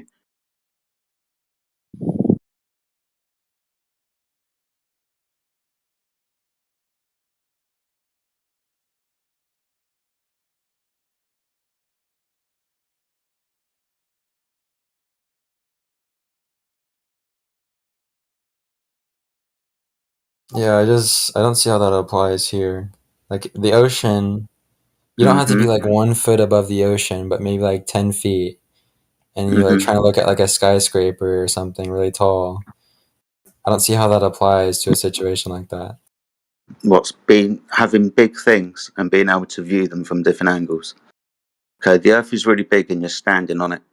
You can only see as far as you can see across that surface.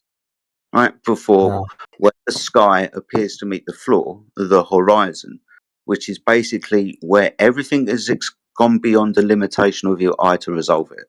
Gone past an angle. That angle is 0.02. It's a very small angle out in the distance where everything appears to merge. The higher up that you get, the further across the plane that you can see because you've increased your angle of view across it. It's just about changing angles. All right, so okay. Just What like I'm saying is, if you're okay, say for example, you're looking at your door, right? Mm-hmm. And you can see your door clearly, and Mm-hmm. your floor is flat. Mm-hmm. So if you increase your elevation, that doesn't change the fact that you can see your door. Right. Go That's and what I'm stand saying. right. Go and stand right up. Okay. The only way that I can put this is by the way I've described it to me. So go and stand right up to your door. Put your nose up against the door. Can you see the bottom of the door? Can you see the door handle? No. Move No. further backwards away from the door, and you get to see the door in its entirety. Right. Yeah. Lay down on the floor. Your eyes and nose up against the floor. And imagine that you can start hovering and gaining altitude. Are you going to be able to see further across that surface? Yeah. But that's just because we're looking vertically down across that surface. Now look horizontally across that surface. Right? You're going to have a limitation to how far you can see across that surface. Right? Because of the way that your eyes have a built-in limitation to their view. That's why we have binoculars and telescopes, like I said. But if you Yeah, but if you gain in altitude, say go up to the third story of your apartment building, can you, for example, see further down the road? Can you go to the top of your apartment building and say it's 10 stories high? Right? Can you see further across the city? Get in an aeroplane. Can you see further across the surface of the Earth? Yeah, of course you can. Because the Earth is big, just like the door. Imagine you're an ant on the door. Okay. You can only see, yeah. So I think that works because there's obstacles, right? Because say you have like a wooden plank. Say you have Imagine like a you're, wooden plank with no obstacles in front of it, and you have just like imagine you're a at sea. sorry, what? Imagine you're at sea. Yeah, imagine you're at sea. Or okay, can you at least visualize outer space or no? Yeah, of course. Okay, you Of can course. visualize what we think outer space is. Yeah. Okay, so imagine you had like a wooden plank with no We obstacles were in front of Glovers, it, don't forget. and like say it was like 10,000 miles long or something, like really Right. long. Okay. Yeah. And you had like a freaking red bucket or something at the end of it. Increasing Right. your elevation is not going to change the fact that you can see that red bucket. That's what I'm trying to say. Yeah. No, you're kind of wrong. Why? Because we obviously understand that whether the Earth is a globe or whether it's flat, the further away from that surface you're going to be able to see further across it, right? It's not because the Earth's curved that's giving you a Maybe you'll limitation. see more of the plank, but you'll still be able to see the red bucket. Right? Am I wrong? Like, are you not going to be able to see it? Well, move the bucket away to a point where you can't see it, and then gain altitude and tell me if you can see it. Yeah, that's my point. That's my point of using the telescope, so we can see it. You would be able to see it further. That's why you use telescopes from crow's nests in boats, because of the ways that remember, when you're making an observation to the horizon, the surface of the Earth is ramping upwards towards that horizon, and the sky is appearing to descend downwards to that horizon. That's your perspective view, right? As you gain in altitude, you are changing your angles. The angles are the things that are important. Yeah, I don't know. I feel like what I said made sense, but I guess not. There's angular resolution limit and angular size limit as well. Right? Maybe this image will help. See if I can find it. It usually answers one question, but let's see if it answers the other one.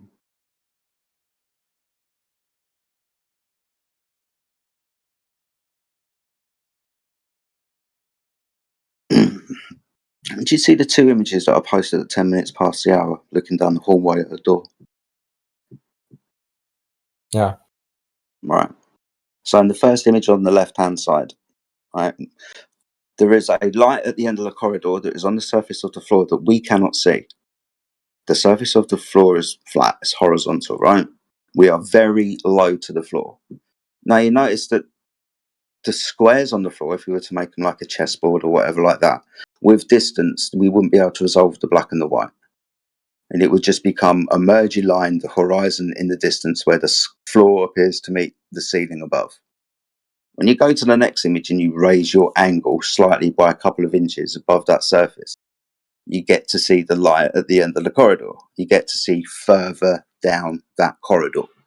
All you've done is change your angle above that surface so you can see further across that surface.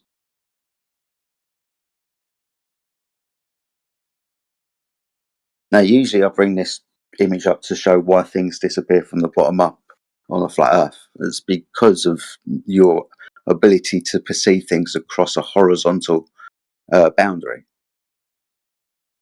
When you're low to it, you're still going to have a limitation of your view, right? You get gain in altitude and things that you couldn't resolve become resolvable, and you get to be able to see a little bit further because you've changed your angle. Some things you might have been below, now you might be above them, like a building, for example.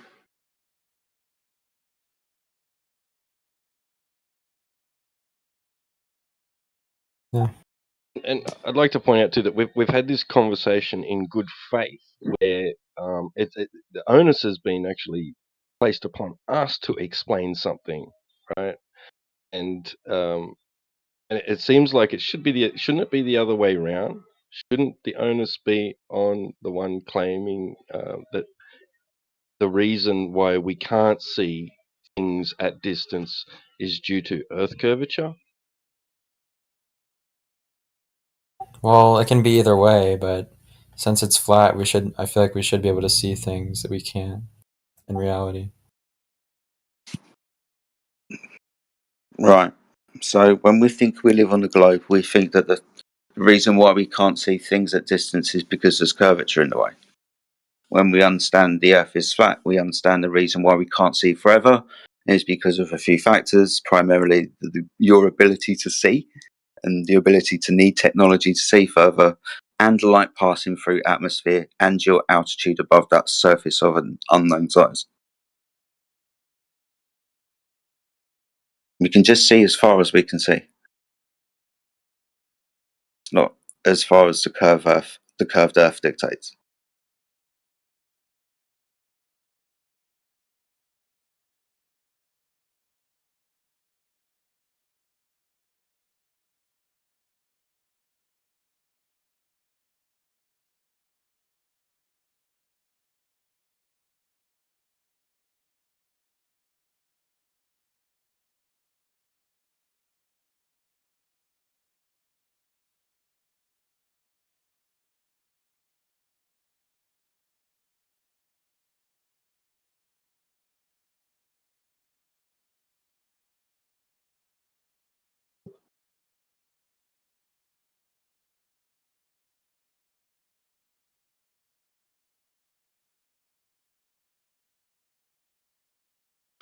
Wow, I see Amish has put another J Tolan video in there, infrared long range visibility. That's 2023 as well. I haven't seen that one. Did you guys get a conclusion there? I got something I was wanting to bring Yeah, up. no, we didn't get to a conclusion. It all just went silent. The Earth is observed to be. So there we go. I disagree, but I don't know how to explain it, so that's it. That's how it is.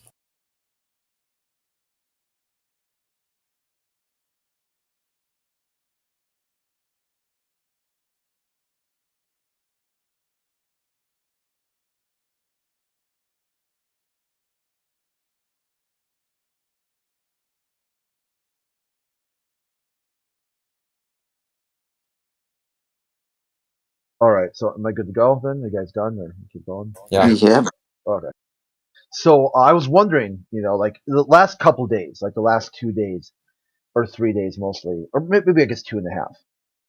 The globalists have come in here all hot and bothered. I mean, really more than normal. I mean, from my anecdotal experience, and I've kind of noticed that they act this way during launch days or whatever. And I was like, but there hasn't been anything that's launched lately.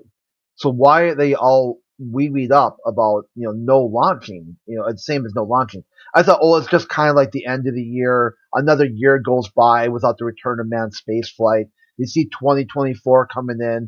They saw the news about kicking it down to 2027, 2028, 2032, and they just have lost hope, right? They've kind of lost hope, and they want to try to take, just try to last couple squeals before they fade off into obscurity. And then I was looking at the news. I'm like, what's going on? Let me see here. So it turned out that, commercial space flight was canceled in 2022. Mishaps and disasters. It's just unsafe to even go to suborbital height. So I said, okay, well, let's go to see what happens here. And Blue Origin said, we fixed the problems. Commercial space flight is now viable again. And of course, there's a mishap. Just 5 hours ago, another Blue Origin mishap. So this is where I thought it turned out that maybe they thought, okay, well, government's never going to do it, but Blue Origin, they're back on track. They're making progress. They're doing the right things. No, grounded again, and who knows how long this ground. The last time they got grounded, it was like a year and 8 months. Now imagine how long it's going to be. Now they're going into 2024 with no plan to return men to space from government in a grounded suborbital, on the market, idea. So they can't even get off the ground at this point. So maybe it's time for them to step up. You got the expertise, you've got the knowledge and experience. You've played Kerbal Space Program and got the high score. Do it up, okay? Let's see what you got. Don't tell anymore. Show. It's time to show than tell. Develop some commercial, set up a GoFundMe, set up a Kickstarter, and go do it. Okay? No one here on Flat Earth is stopping you. The only thing you fear is the atmosphere.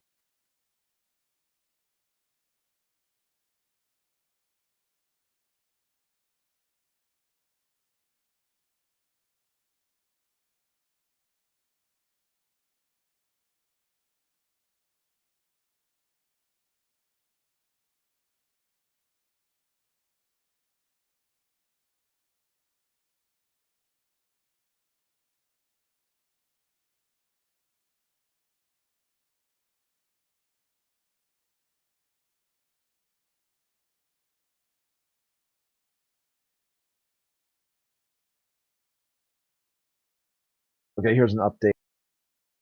I've been kind of watching this Blue Shepherd, whatever they call it, New Shepherd thing in real time. Let's see, the blaming ground issue. So what exactly is a ground issue?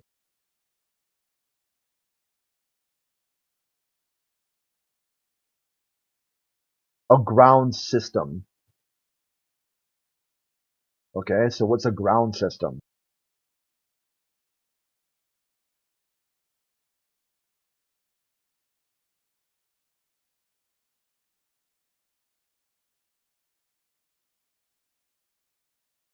So early last year they were scrubbed because of structural failure in the craft. So now we've got,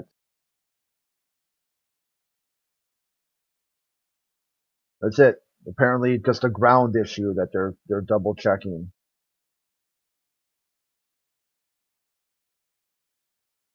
Isn't it a misconception that they're going to quote unquote space anyway? Like it's just Yeah. very, very high altitude, isn't it? Yeah, here's what they say, okay? They call it okay, so they're 15 months grounded after they got structural issues by spending just a few minutes in microgravity. Okay, so now here's a new business pitch. Okay, the new business pitch is FAA, which oversees all mishaps, has required the Blue Origin to redesign the engines and make additional 20 fixes before returning to flight. Apparently they did not do so, but tried to launch anyway. Wow, like, did we just see this with a Titanic submersible? Bunch of hubris, like people thinking they knew what they're doing. So they say here that they wanted to conduct some experiments this time. So it was different. It wasn't going to be a commercial flight to the rim of space. No, it's a rim. They're supposed to launch today this morning. So about 5 hours ago. And it's I heard you mention microgravity. It's also a misconception that the experienced microgravity is simply due to just being at very high altitude. That's not true either. It's no. You only start to experience the microgravity once you begin falling back down to the ground with the capsule. Yeah, because they're falling at the same rate that everything else is falling around them. That's why they've got microgravity. They're not falling. If you were to slow, like if you were to put the brakes on, they would get slammed to the surface or the ceiling. That's why even when they're in microgravity, they keep themselves strapped in because they don't know what could happen next.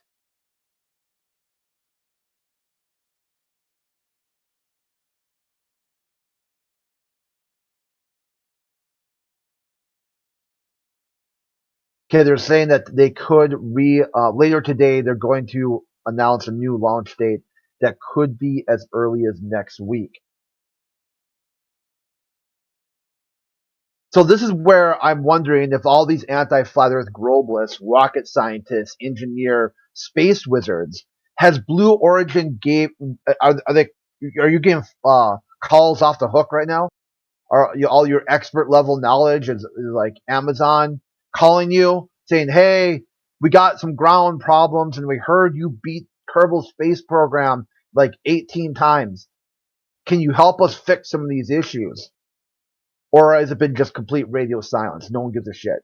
So that's what you should use here then, okay? No one's asked you anything about space. No one cares, we have to say. Because until you can explain what the fuck you're talking about, then why should anyone even ask you what you're talking about? Even more so, the experts in the globe don't care what you have to think either. So you've got double feedback. You got double feedback from flat earthers and from the globe side who've given you exactly the same feedback. Your opinion is hardly even noted. I mean, here people will be like, okay, well, sure, what do you got to say? Let's see where it goes.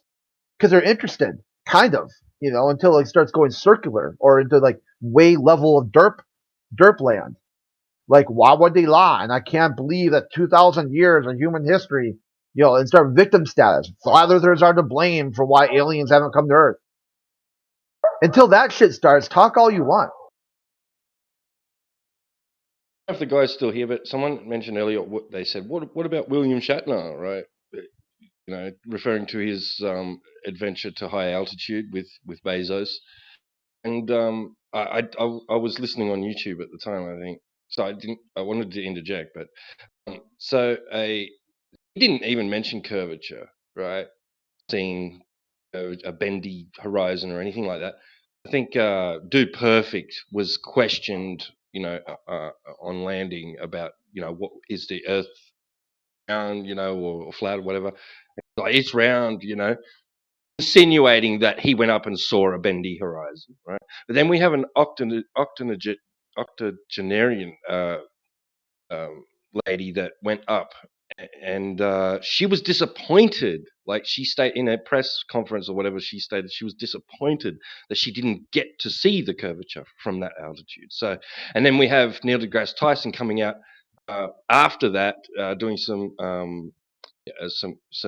damage control, saying, "Oh well, just as I said before, about Felix Baumgartner, his feat, him not observing curvature from that altitude. Again, you're only another, fraction of a millimeter above the beach ball, right? At 63 miles or whatever.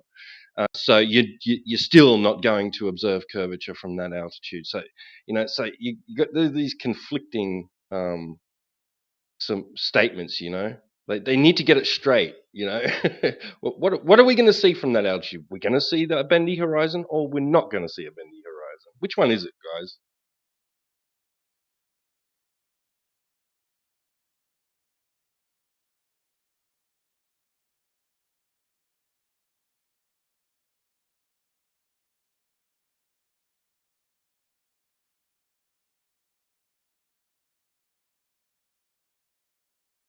I couldn't see it.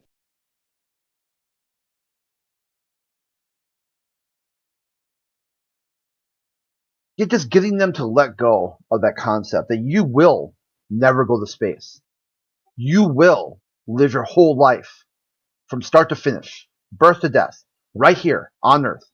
You will experience a flat and stationary world. It doesn't matter how much imagination you sprinkle into that. So your job would be, why do you think you're not going to do that? What's going to change? What's going to happen? What progress is going to be made? What are you going to do? If you think coming into a Flat Earth Discord and talking about how stupid Flat Earthers are is going to spiral you all the way into a ticket to the moon, because maybe you think you spent true faith and allegiance, that you kept up the lore, you kept up the story, and you really believe it, so it's going to happen. If you think that's the case, then have at it. Come in here every day and just spiral away. And then as your life goes old, as you grow old and gray and you realize you changed and affected nothing at all. You couldn't even change your own thinking. Then you'll know who to blame. You don't have to blame flat earthers anymore. You've got yourself because you made that choice, no one else. Yeah, my grandparents, they, were under the impression, and they were told as young people that basically that, by now there would be motels on the moon.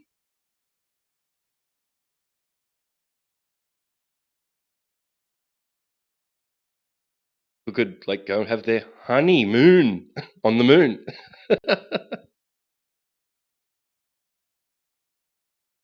Yeah, I mean, they really believe that. I mean, look at Space Odyssey. Before the Apollo program, they had figured there would be, inside the solar system, ships going all over the place, going to the moon, going to, Jupiter, everywhere, right? There's all kinds of stuff going on. People go into cryogenic suspension, fly out to some place that takes 2 years to get there, do whatever they're going to do, and 2 years back.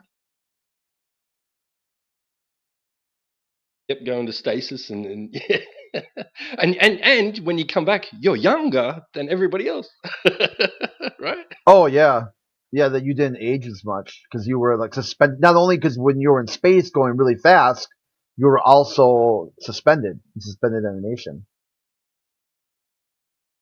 Talk about the other, not the Outer Limits, but Tales from the Dark Side or whatever had a show about this where the guy kept coming back, from these really long, haul space missions where it took 15 years, 7 years there, 7 years back.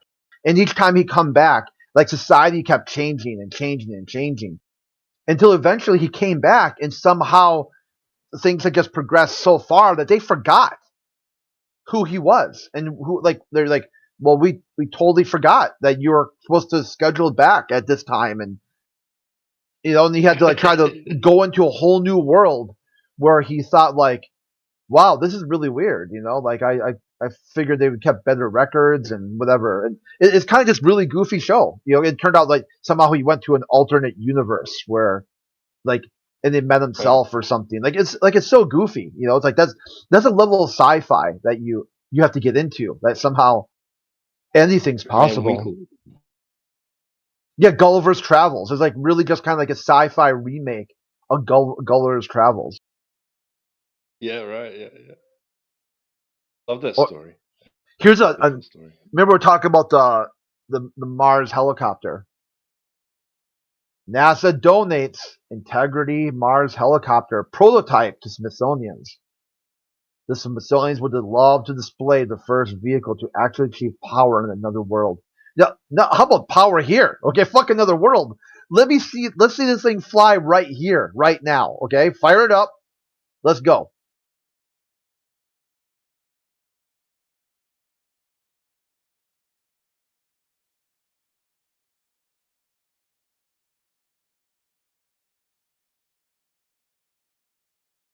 Sorry, the Mars helicopter. Yeah, prototype. They got a prototype. NASA donated a prototype to the Smithsonian. Right.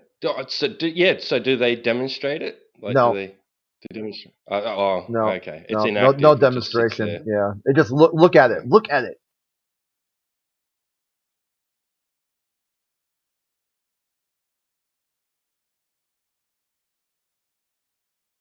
It's probably made of cheap plastics and cardboard or something.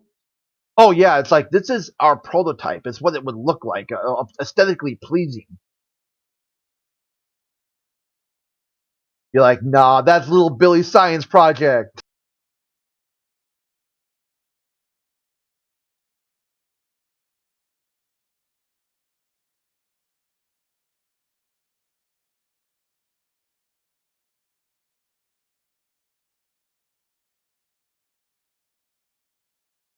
No, I would have thought by now, with all their rover missions and all that.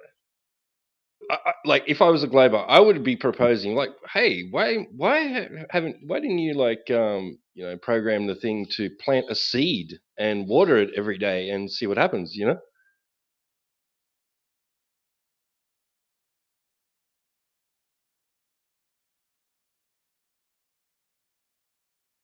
At least try see if you could get it to sprout.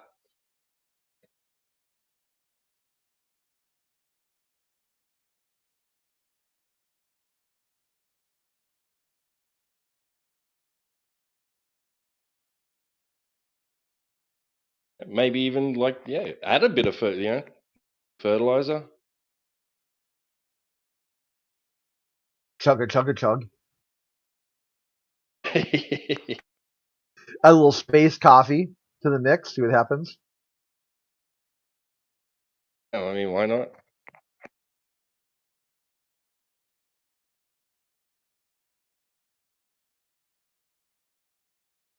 Because that would add some credibility to their story of terraforming, right?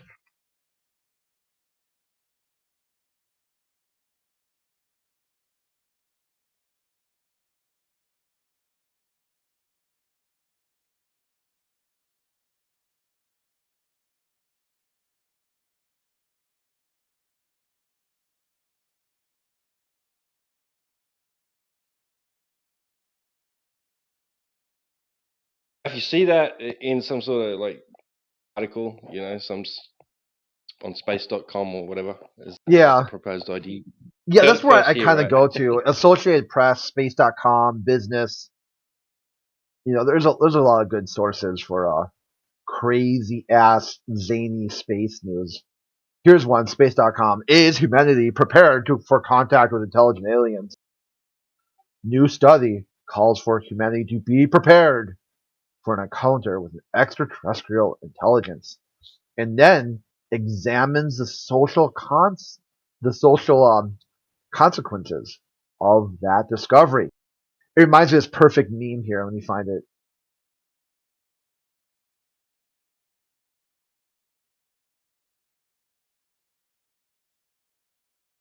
I always forget what I save some of the memes as. It's like I think I try to put a key word in there, but sometimes I don't. Someday I'll have to go through them and rename them and label them.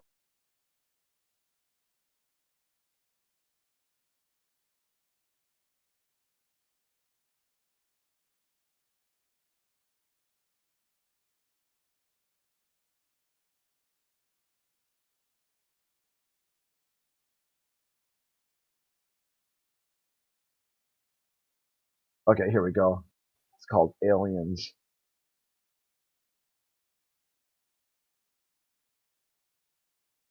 To open chat.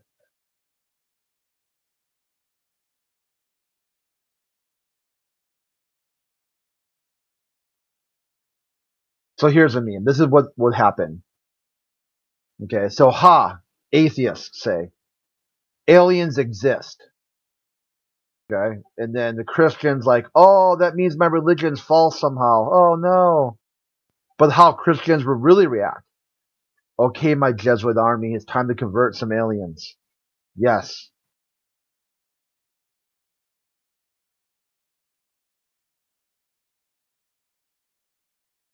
See, this is where a basic history book, just crack that motherfucker open and read what the Jesuit army has done in the history of mankind. And then your job would be to explain why that would be different. Give a reason, an argument. Okay, this time it's different because why? Why is it? Why would discovering aliens somehow disprove religion? The Christianity, mind you. Because the Christians are the ones who invented space to begin with. The Catholics. So now that they've got some idea going on here. Yeah, let's I hear remember. I love the Simpsons episode where I think it was a Halloween special or something, and there's a knock at the door. Homer's like, "Oh, great! It's the Jehovah's Witnesses or something." And it's the Kang and the other guy, the aliens or something. Yeah. And they're like, and they're like, "No, actually, I'm a quantum Presbyterian or something like that." Shit.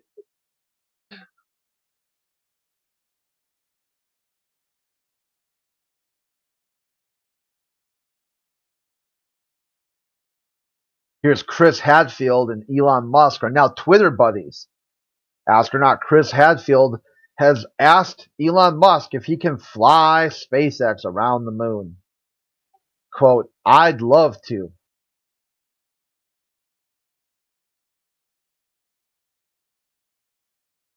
CNN space section, mysterious radio bursts from beyond the stars keep getting stranger and stranger. Astronomers have observed a new quirky pattern. Mysterious, repeating radio bursts detected in space that sound like dun dun dun, a cosmic whistle. Oh, a new wow. Yeah, it was a new wow. Because did you have your microwave oven on? Huh.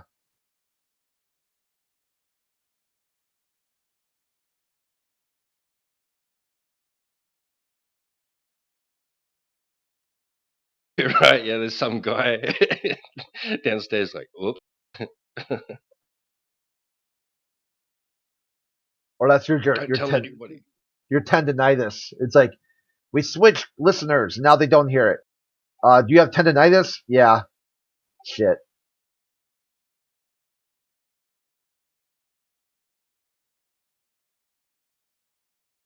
Yeah, a lot of money has gone into SETI, hasn't it?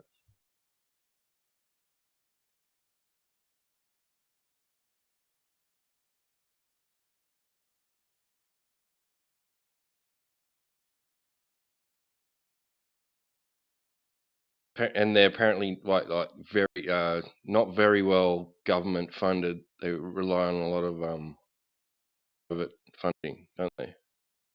SETI.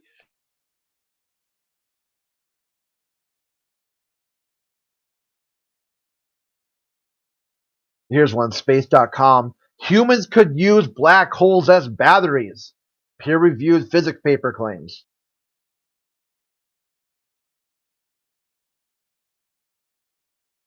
All right, It's not even worth the click. It's so stupid. It's not even worth the click. So they're talking about us working our way up the scale. What is it? Michio Kaku's Yeah, like your power level scale, like 0 to 4, yeah, and humans are supposedly like 0.5 right now, or something like that. Like once you've harnessed the power of a planet, then you harvest the power of a solar system. Then you harvest the power of a galaxy, and then you harvest the power of the universe, or something like that. Exactly. Yeah.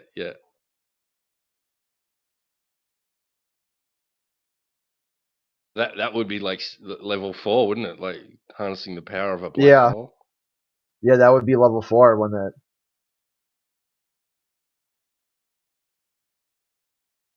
I'm gonna skip a few steps ahead.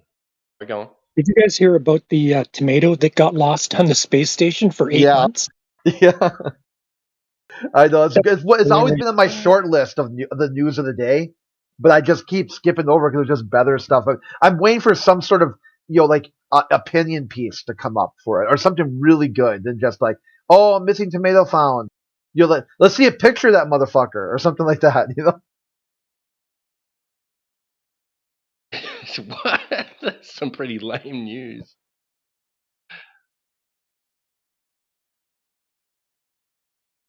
Lose a fucking tomato. Yeah, it was pretty funny. It was found behind some junk that hadn't been used for years or something.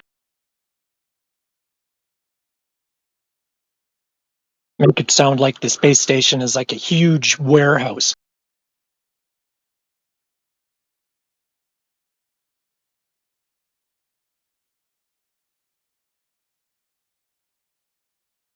You're buried all the way at the end. Voyager 1 has stopped communicating with Earth. Yeah, I've seen this episode. Now you're going to do some sort of amazing, like something or another, and it reawakens or something. Like, yeah, you save the day again. Like, I've seen this episode already, okay? Like, one time someone bumped the controller and turned the antenna to a position that it wouldn't work. But somehow they're able to move the antenna anyway by, some sort of like backup subroutine command.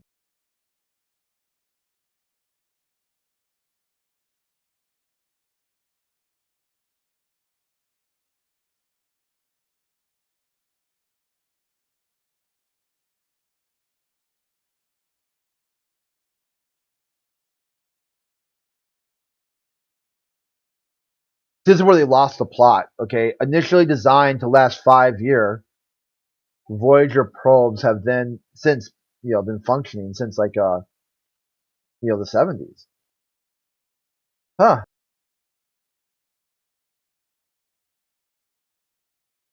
The first time. Okay, here we go. The history of it. So 1981 was the first time they developed problems and glitches.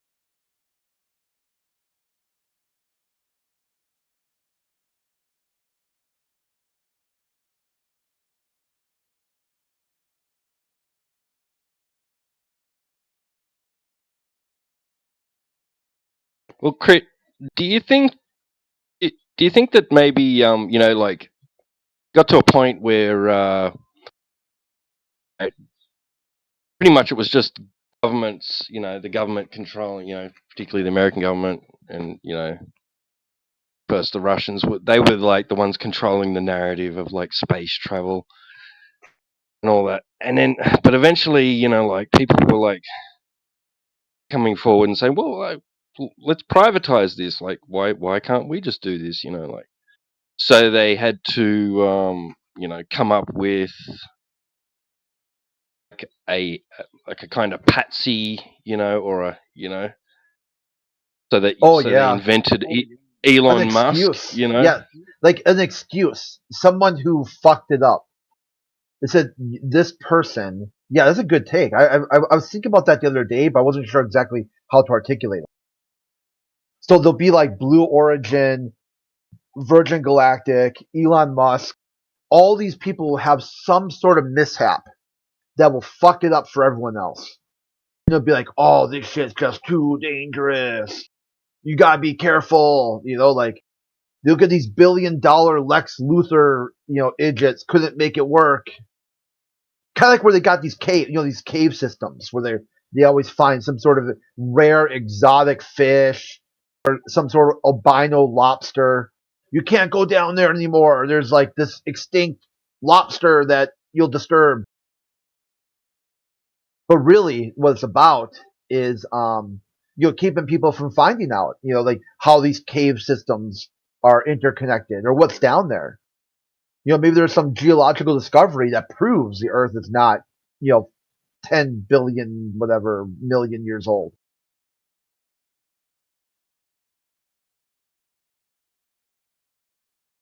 Right, exactly. Because, like, as time goes on, people are going to they question, won't they? And they'll say, well, why aren't we there yet? Let's do it. Like, stuff you, government. Like, you're taking too long.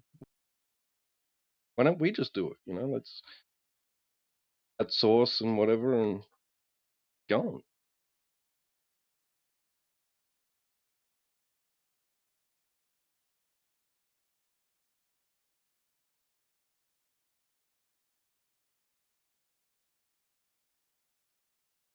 Because the longer they do kick the can down the road, the greater the out.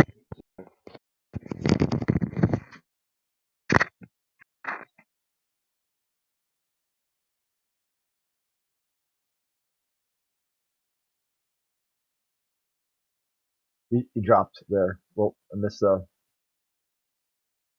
Yeah, I was just saying the longer they kick the can down the road, the greater the doubt that will be that'll be invoked in a lot of the population. Oh yeah, they're going to have something happen.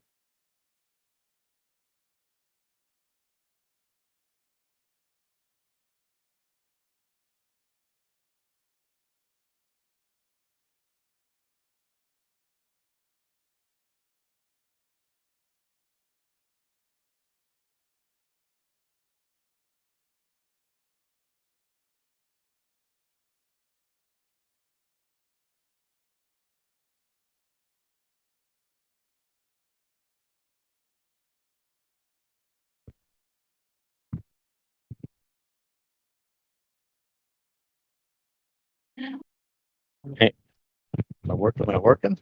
Anybody here? Yep, gotcha. Is that Crit? Yeah. What's up? Crit, please. All right, go to our DMs. Just go to the DMs that you always send me. Okay, yeah. And I just want you to hold on. I'm kind of drunk. Give me a minute. Okay. All right, I just opened it up. I missed it. Yeah, because sometimes I don't. I get a lot of DMs every day. A lot of like stuff. So sometimes I miss people when they send stuff. I'll get that occasional DM that says, "Don't message me." I'm like, so you want to message me to tell me not to message you, but you message me and expect me not to message back. And they're like, yeah. I'm like, well, if you don't want messages, don't message me. Just don't respond to what I'm saying. Then you won't. Okay, go ahead. That's like punching someone in the face and being like, I don't want you to punch me in the face. Like, they'll DM you, are you a bot? And I'm like, no. And they say, yes, you are. I'm like, okay. So Now what are you going to do with that? Stop messaging me, bot. I'm like, okay, Brent, sure. Are you a flat earther or a globe earther? Yeah, dude, flat Earth, man. Oh, okay. That makes it all fucking so much more sense because I thought you were a globe earther, and I'm like, when I'm looking at the one where like it's the gif of Jim Carrey going, yeah. Like, what does this mean if you're a globe earther? I don't understand. Well, see, the gifs are kind of like my take on the news, or where I would take the conversation. But a lot of times I send out the news to people on the globe side for two reasons. Okay, number one is that a lot of people on the globe side claim that flat earthers are nothing but pure entertainment. So I think, okay, let's see how that works, right? Let's change it up. Let's show them some globe news and see if they can switch up this episode that they're watching. Because it's the same rerun day in, day out. They talk about the flat earth. So let's talk about the globe and see what happens to their idea of entertainment.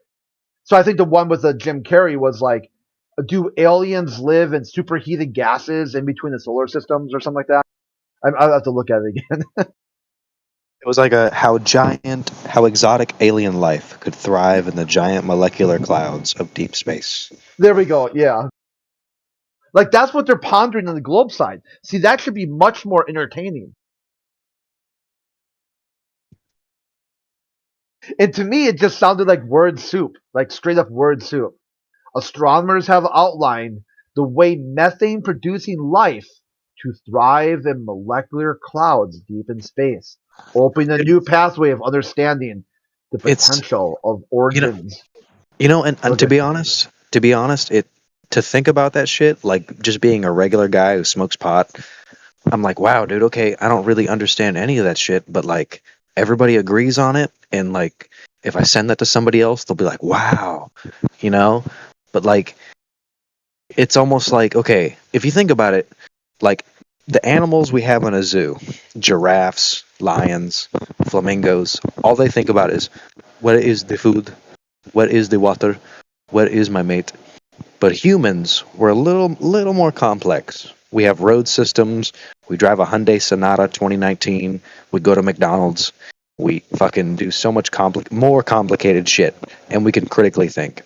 So if this was a zoo, we have to make the same way we make the border of the zoo for the animals, like, oh, there's grass and fucking we're gonna paint a mural of grass and fucking shit on the wall. But it's like the same way. It's like, okay, are they just going to paint some shit, or are they going to make some really complex shit so that no matter how hard we try, we still think, oh, okay, there's stars and it goes millions of miles away. And, because if we realized we were in a zoo, it would fuck up the zoo. Yeah, it's like I talked about that too, where, one quick thing too. The second part about the news, and I'll do the zoo thing. So the other one too is that sometimes globalists are spiraling out of control over flat Earth. They hear flat Earth, they don't understand what it is, and they just trigger. Okay, they start screeching. So the news, like this one, that today, whatever, or I think that was yesterday, is to offer the globalists something other than flat Earth to think about, in hopes of breaking that downward spiral they have about flat Earth, a topic which they can't even tell you what it is from a starting point. Like, you ask them, what is flat Earth? And they can't even tell you what it is, but they're really angry about it. So does presenting them something other than that have an effect on them? And that's what I'm looking for, like this idea of like, wow, right? Where do you go from here? And the zoo thing, that's one of the first things I thought about. Like, where did flat Earth come from? And my take was that, what if it was possible that alien life detected humans leaving Earth, going to the moon, they decided to come say hi. They came here and they're like, holy fuck. What is this happy horseshit? You've got all these different countries pointing nuclear weapons at each other. You're sitting there bombing like Agent Orange in jungles. You're destroying your ecosystem. You're burning fossil fuels. It's like, I can't find one positive quality. Not only is this race extremely violent and destructive, they're even violent and destructive towards each other. So they're like, this is what we're going to do, okay? We're not going to euthanize Earth. But what we'll do is we'll just like set up some sort of habitat that you'll live in. It'll appear to be like Earth, but it's really an enclosure. and you just get to kind of like follow your natural course to extinction level event where you're going to nuke each other or whatever, and then we'll just be able to toss that habitat into the garbage.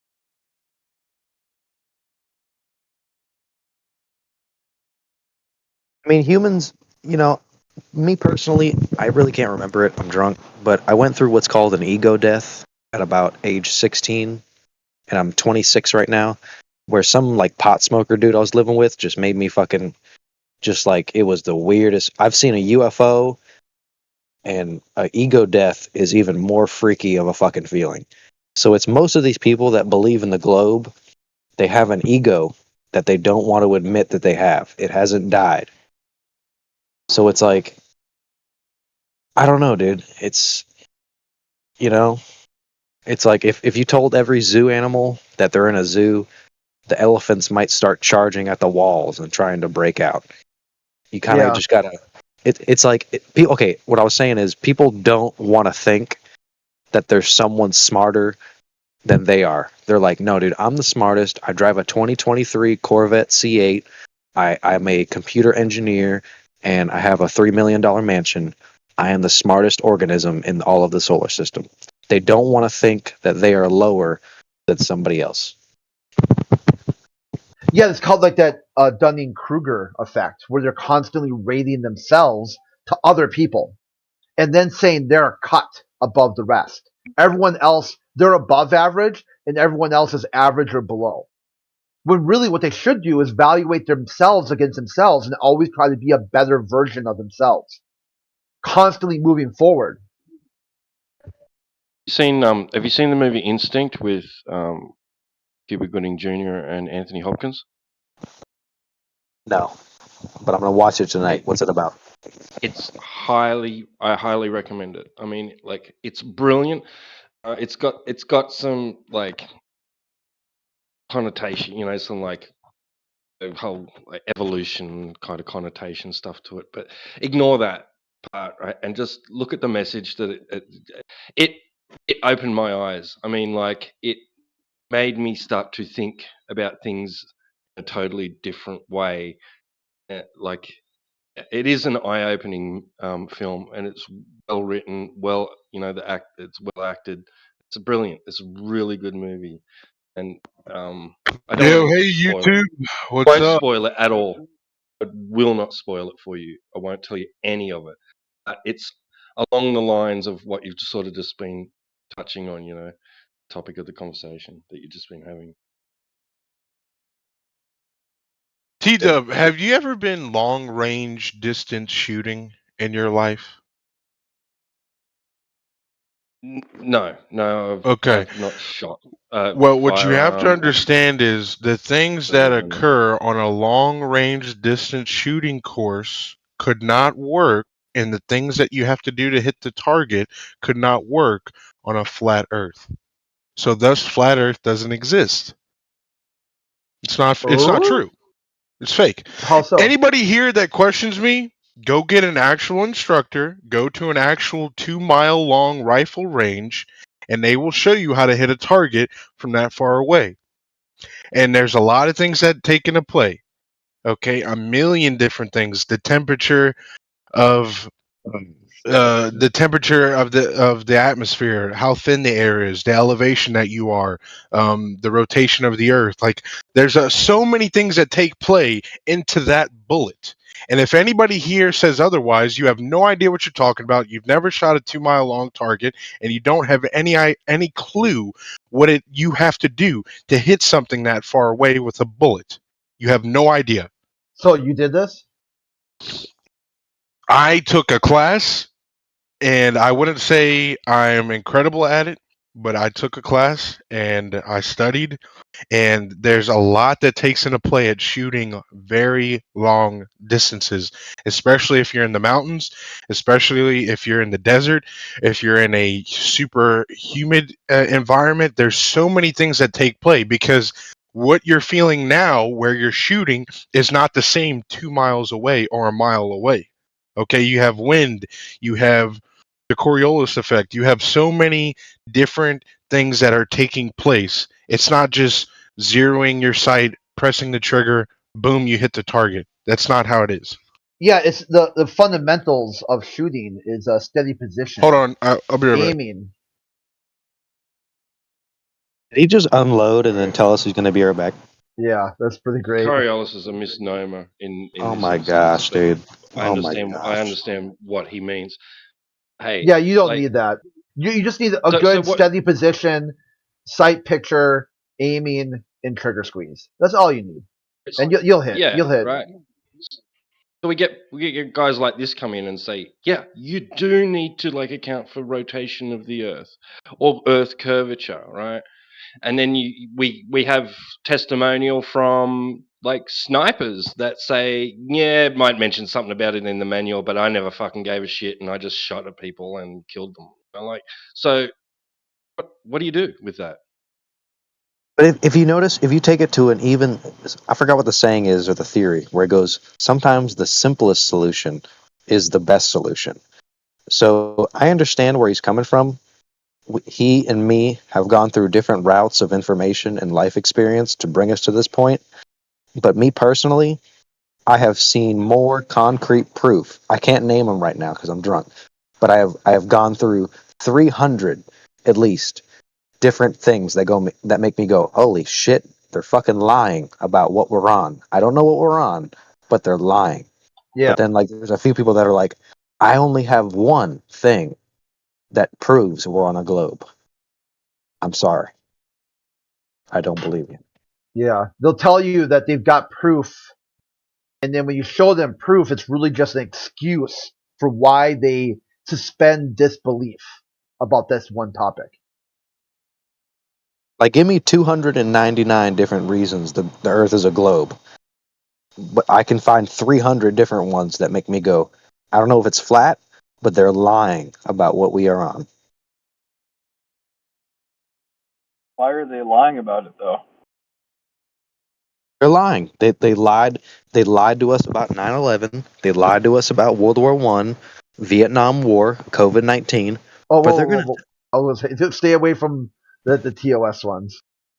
Oh, but I'm just saying all the big shit that like people know. Vaccines. It's like they lied to us 6 times about the biggest shit, but they're gonna tell us the truth about the biggest shit. No.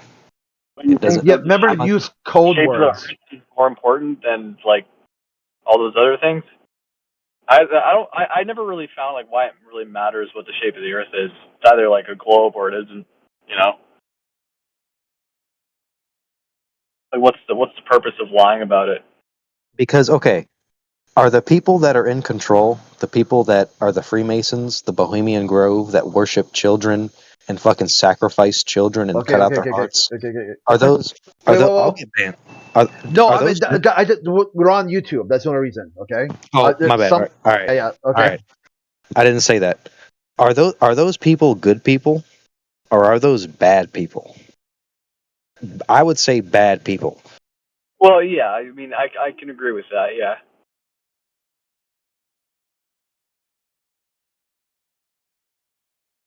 But you also have to realize that when it comes to these massive conspiracies, it's not just the people on the top that are lying, it's everyone beneath them as well. Like everyone who's in on it, in on the joke, or whatever you want to call it, like, has to push this narrative that the Earth is a globe. It's not just the ruling class, like the Freemasons, however you want to label them. It's everyone who's working for them, all of their coworkers. You know, they all have to be in on it. They have to be. No, they don't. That's a baseless assertion. Yeah, here I got a good example that I can use, and I think you'll be able to resonate this. So when NASA presented space photos showing weapons of mass destruction, namely nuclear missiles aimed at Israel and Europe, with a 45 launch window, was every soldier who invaded Iraq in on it? Exactly. Like, okay, there could be scientists that study rocket propulsion, know the mathematics of how to send a rocket in there, and the second that shit goes out, they're like, I told you, but they don't know where it's going. They Yeah, let's see don't know. what Goose has to say to that. What do you think, Goose? Says every possible soldier, all 2 divisions, the 3rd and 4th division, was every single soldier in on it? No. Okay, so there could be people who are part of the system who are not in on it, right? They're just kind of like going through the motions. But every Right, but I space was program more is referring on Listen, it. to a NASA. lie can be pushed by people who think that it's truth. People can be under the impression that they're telling the truth. They're not lying. They're just as duped as you are. Right, but the scientists working at NASA, like, science is about uncovering They're truth. just as duped as you are. They're just as willfully hoping and believing that outer space exists as you do. I'm sorry, I got to ask. When you say scientists, do you think there's any science going on at NASA? Well, someone brought up the fact that you could have scientists working on rocket propulsion. So yeah, I do believe there are scientists working Those at NASA. aren't scientists. Those are engineers. Sure, but like engineers still have to have a pretty good understanding of science. You have to know how rockets and stuff work, propulsion, physics, all that stuff, but it doesn't have anything to do with whether or not the Earth is curving or flat or whether or not space exists. However, I will tell you this, you're not going to get anywhere with a rocket in a vacuum. You're going nowhere fast in that scenario. So you would think some of these rocket scientists would, bring us all up to speed as to how a rocket would work in a vacuum.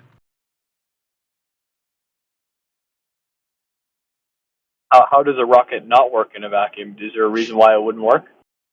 Well, if you think it works in a vacuum, I would love for you to show me how, the physics of propulsion or force or thrust work in a vacuous environment. I mean, you can put a drone in a vacuum chamber and it goes nowhere. So there's no propulsion if there's no air. There's nothing to push off of. It's laughable. You're ejecting mass. All you have to do is basically, from what I know about rockets, the reason that rocket propulsion works isn't because it's pushing off of the air in the atmosphere. It's because it's shooting out ignited fuel at such a high velocity that it pushes the rocket. Like I'm not a rocket scientist. I don't know, but yeah, we've seen the movies.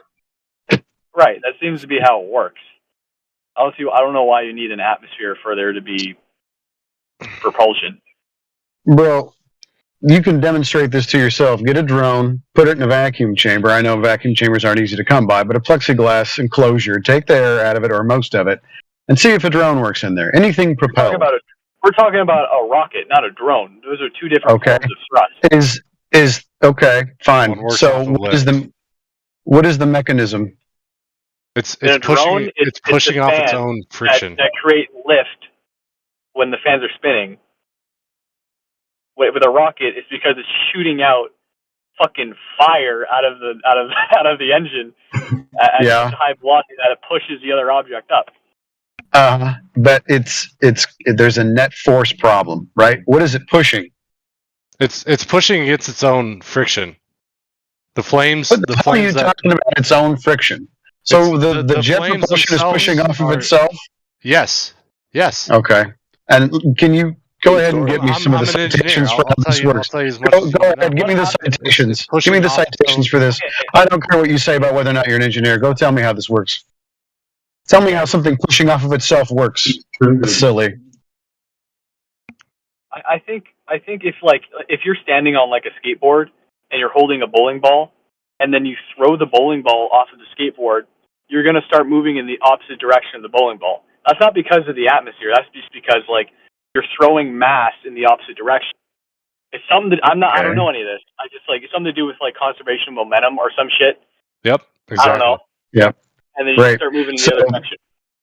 Great. So the bowling ball goes one way, and you go another. Yeah.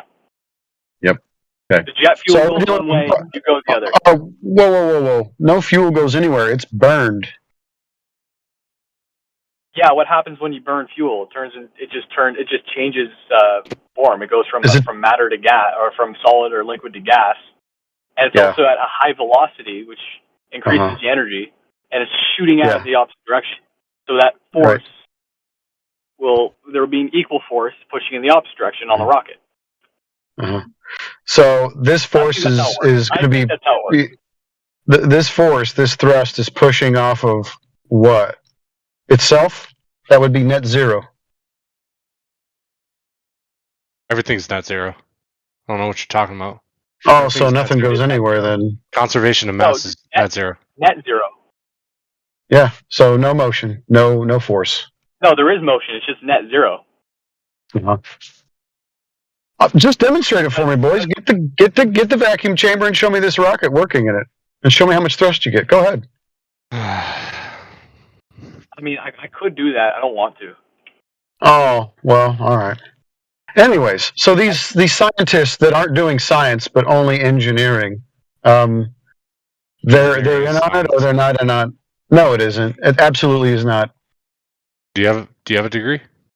An engineer? No, I have no degree, sir. What in the world does that have to do with anything? Because you have no idea what it takes to get an engineering degree. Why are you saying that? I'm in computer engineering. Absolute non sequitur, false equivocation, or just a false equivocation. Science. You're saying engineering requires no science. The same thing. Science and engineering are not the same thing. You just said they're the same thing. Science is the reason that you know that they're different because they don't have the same word. Science is research most of the time. Engineering is the application of the science. So natural science is just research. There's not a method involved. It's not empirical. Natural science? In what regard? What, the broad? Natural science. Are you you don't have a degree? There's no way you have a degree. If you have a degree, I'm going to talk to who gave you that degree. They're retarded. Sure. Do it. Who's designing the rockets? The engineers or the quote unquote scientists that Goose brought up? The scientists come up with the theoretical. Yeah, I know. We know the notions. story. We've seen the film. We've seen the Sandra Bullock film. Right. Engineers come up with the actual application of that science. Okay, well, tell Goose that because he wanted to thank science. He wanted to thank all the scientists at NASA that are giving credence to the globe. They're both super important.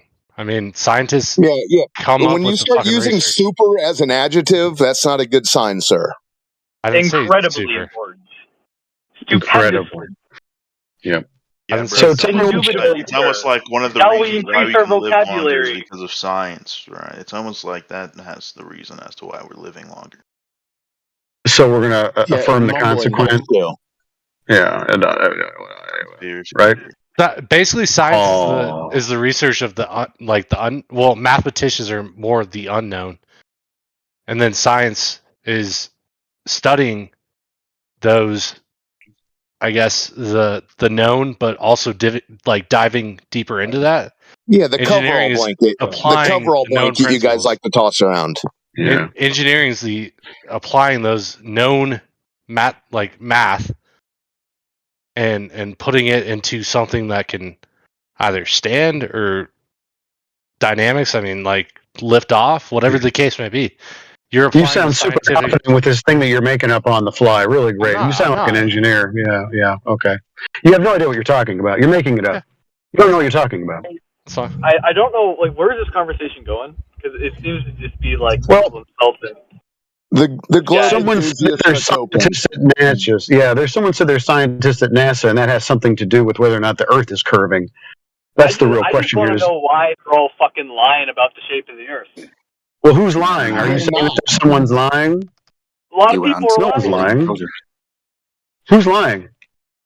You're lying. Is the Earth a globe? Oh no! They're just as duped as you are, Goose. He's freaking. Someone's triggered in the background. You are actually pushing the narrative that the Earth is a globe. Yeah. He wants to know why the government's lying to him. He doesn't understand why the government would lie to him. His government lies. That's not what I'm concerned about. I know the government's lying to me. I want to know why they're lying. Then why are you asking us? Why are you asking us why they're lying if you know they're liars? What they're lying about? Do you have any idea what they're lying about? Okay, well that's a different question. So here's the thing: do you pay them money? Me? Yeah. To avoid incriminating myself, I don't want to answer that question. Oh, that's fair enough. Let me ask you, are they collecting money from the masses to fund these projects? Sure. Okay. There's one, I believe, decent reason why a liar would lie, why a crook would be crooked. You know what I'm saying? Like, there's just one good one. So, I mean, the rest of them you could speculate a lot about, but if people are taking money and saying they're going to use it for a certain thing, and then it ends up not being used for that certain thing, instead of more like a, like a fireworks display, and they pocket the rest of it, that could be a pretty good reason. Oh, so it's just for money. Money and power. I'm going to throw power in there too, because in this age, money is power, right? And if you can keep people working for you to keep paying you, that's power. Power comes in many different forms. It also comes in the way of information and knowledge. Money's not the end. Yeah, sorry, Jedi. Well, How many countries have a space program? They don't need to like lie about space in order to tax you. Yeah, listen, I would say, I mean, to these people, money is not really the primary concern. I mean, sure, they fleece you. But to me, I would say it's more about the control element, as stated. I mean, your mind. They give you your creation story. They give you where you are and how you think you got here, how long you think you've been here in the human sense, right? They give you your entire worldview. That's power. Can I borrow your jump. They tell you up is not up and down is not down. And you go, oh, well, we don't really have an up and a down. Even though up and down is all you deal with. Here's power. The one thing that because I agree with the government is completely corrupt. The one thing I disagree with is math. Numbers are numbers. If you can fucking prove that something is going to do something, aka this math equation is going to prove that it does something. Okay. Yeah, the math have you seen? It doesn't. Yeah, it does. The longitude observation debunk the globe. How? Right? They use math on the curvature, right? It's a certain amount of curvature over a certain amount of distance, which will cause a certain amount of obstruction. You can test that. And that's what's being tested and falsified. The numbers that they give us from the globe model do not match reality. We see much further, we shoot lasers much further, radio waves propagate much further. There's no curve, and the math proves it. That's why we're here. Why don't we see a lot further then? What? A lot further than our eyes can than what see. we actually observe. Yeah, we do see a If it lot was further completely than flat, we would do see a lot further than the Why do you geometric need binoculars? limitations. Why do we invent binoculars, mate? What? Why don't we you have a telescope? Yeah, why did we invent the telescope? To see further, to see in the because stars. our eyes, hold on. Our eyes have a limitation, so we need technology to see further. Yes. Yeah. And will that technology need to be improved upon because it has a limitation to how far it can resolve things at distance? Yeah? Yes. So it's hard to see things. So you're saying it's not Also, it's not at the point where you can see things now? What would we have to do to see further than the last piece of technology said that we could see? What would we have to do? The fact that it has a limitation should answer your fucking question. Our eyes can only see so far, so we need binoculars to be able to resolve angular differences at distance. Yep. Same with a telescope or high-powered zoom camera. The elites made your telescope. So you're saying it's a really powerful telescope can't see... No, you're asking if the Earth is flat, why can't I see it? It's because the extent of the Earth is beyond our perception and the limitation of our technology at the moment, it appears. Now, there's another factor involved as well. When you see it distance through the atmosphere, you're looking through the atmosphere, so the atmosphere is thicker with distance. So light doesn't do well when passing through a lot of atmosphere. It diffracts, it disperses, it attenuates. It doesn't pass all the way through. You've been out on a foggy day, right? Why can't you see far when there's fog? Because it diffracts, like you said. Yeah. And same with distance, right? An amount of atmosphere through distance. Yeah. Light's not going to pass well through that. So if we had, the ability to resolve things angularly at distance and how light passes through the atmosphere. So if we had no atmosphere, it would be way easier to see further away. Yeah, it would be way If we had easier. no atmosphere, we wouldn't be fucking alive. I know that. I'm just saying, like, if we had no atmosphere, yeah, exactly that. Okay. Yeah. That's why we have telescopes in space, is because there's no atmosphere there, so you can see better. Okay. Yep.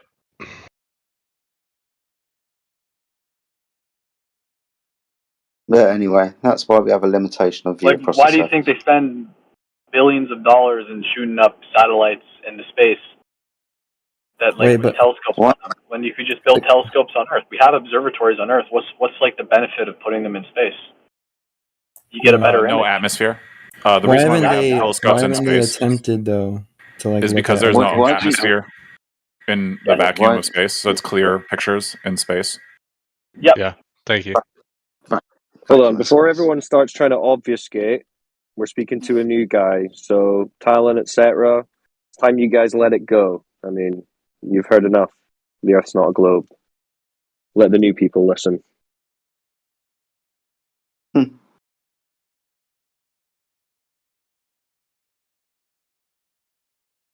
So Carter, you were asking about the distances. Yeah, like why haven't they even attempted to view other places with telescopes on Earth? What do you Do they mean, just why? know that the atmosphere is not going to let it happen, or what? Who do you know who they are? Who's this? Like the government. Why would they tell you anything that they've done? Like, such as a secret? Does the military go around and tell everybody what they've done every day? I guess not. No. So who knows what they've done with the technology that they've got? But with the information and technology we've got available, we can see as far as we can see across an Earth that appears not to be curving because we can see so goddamn far.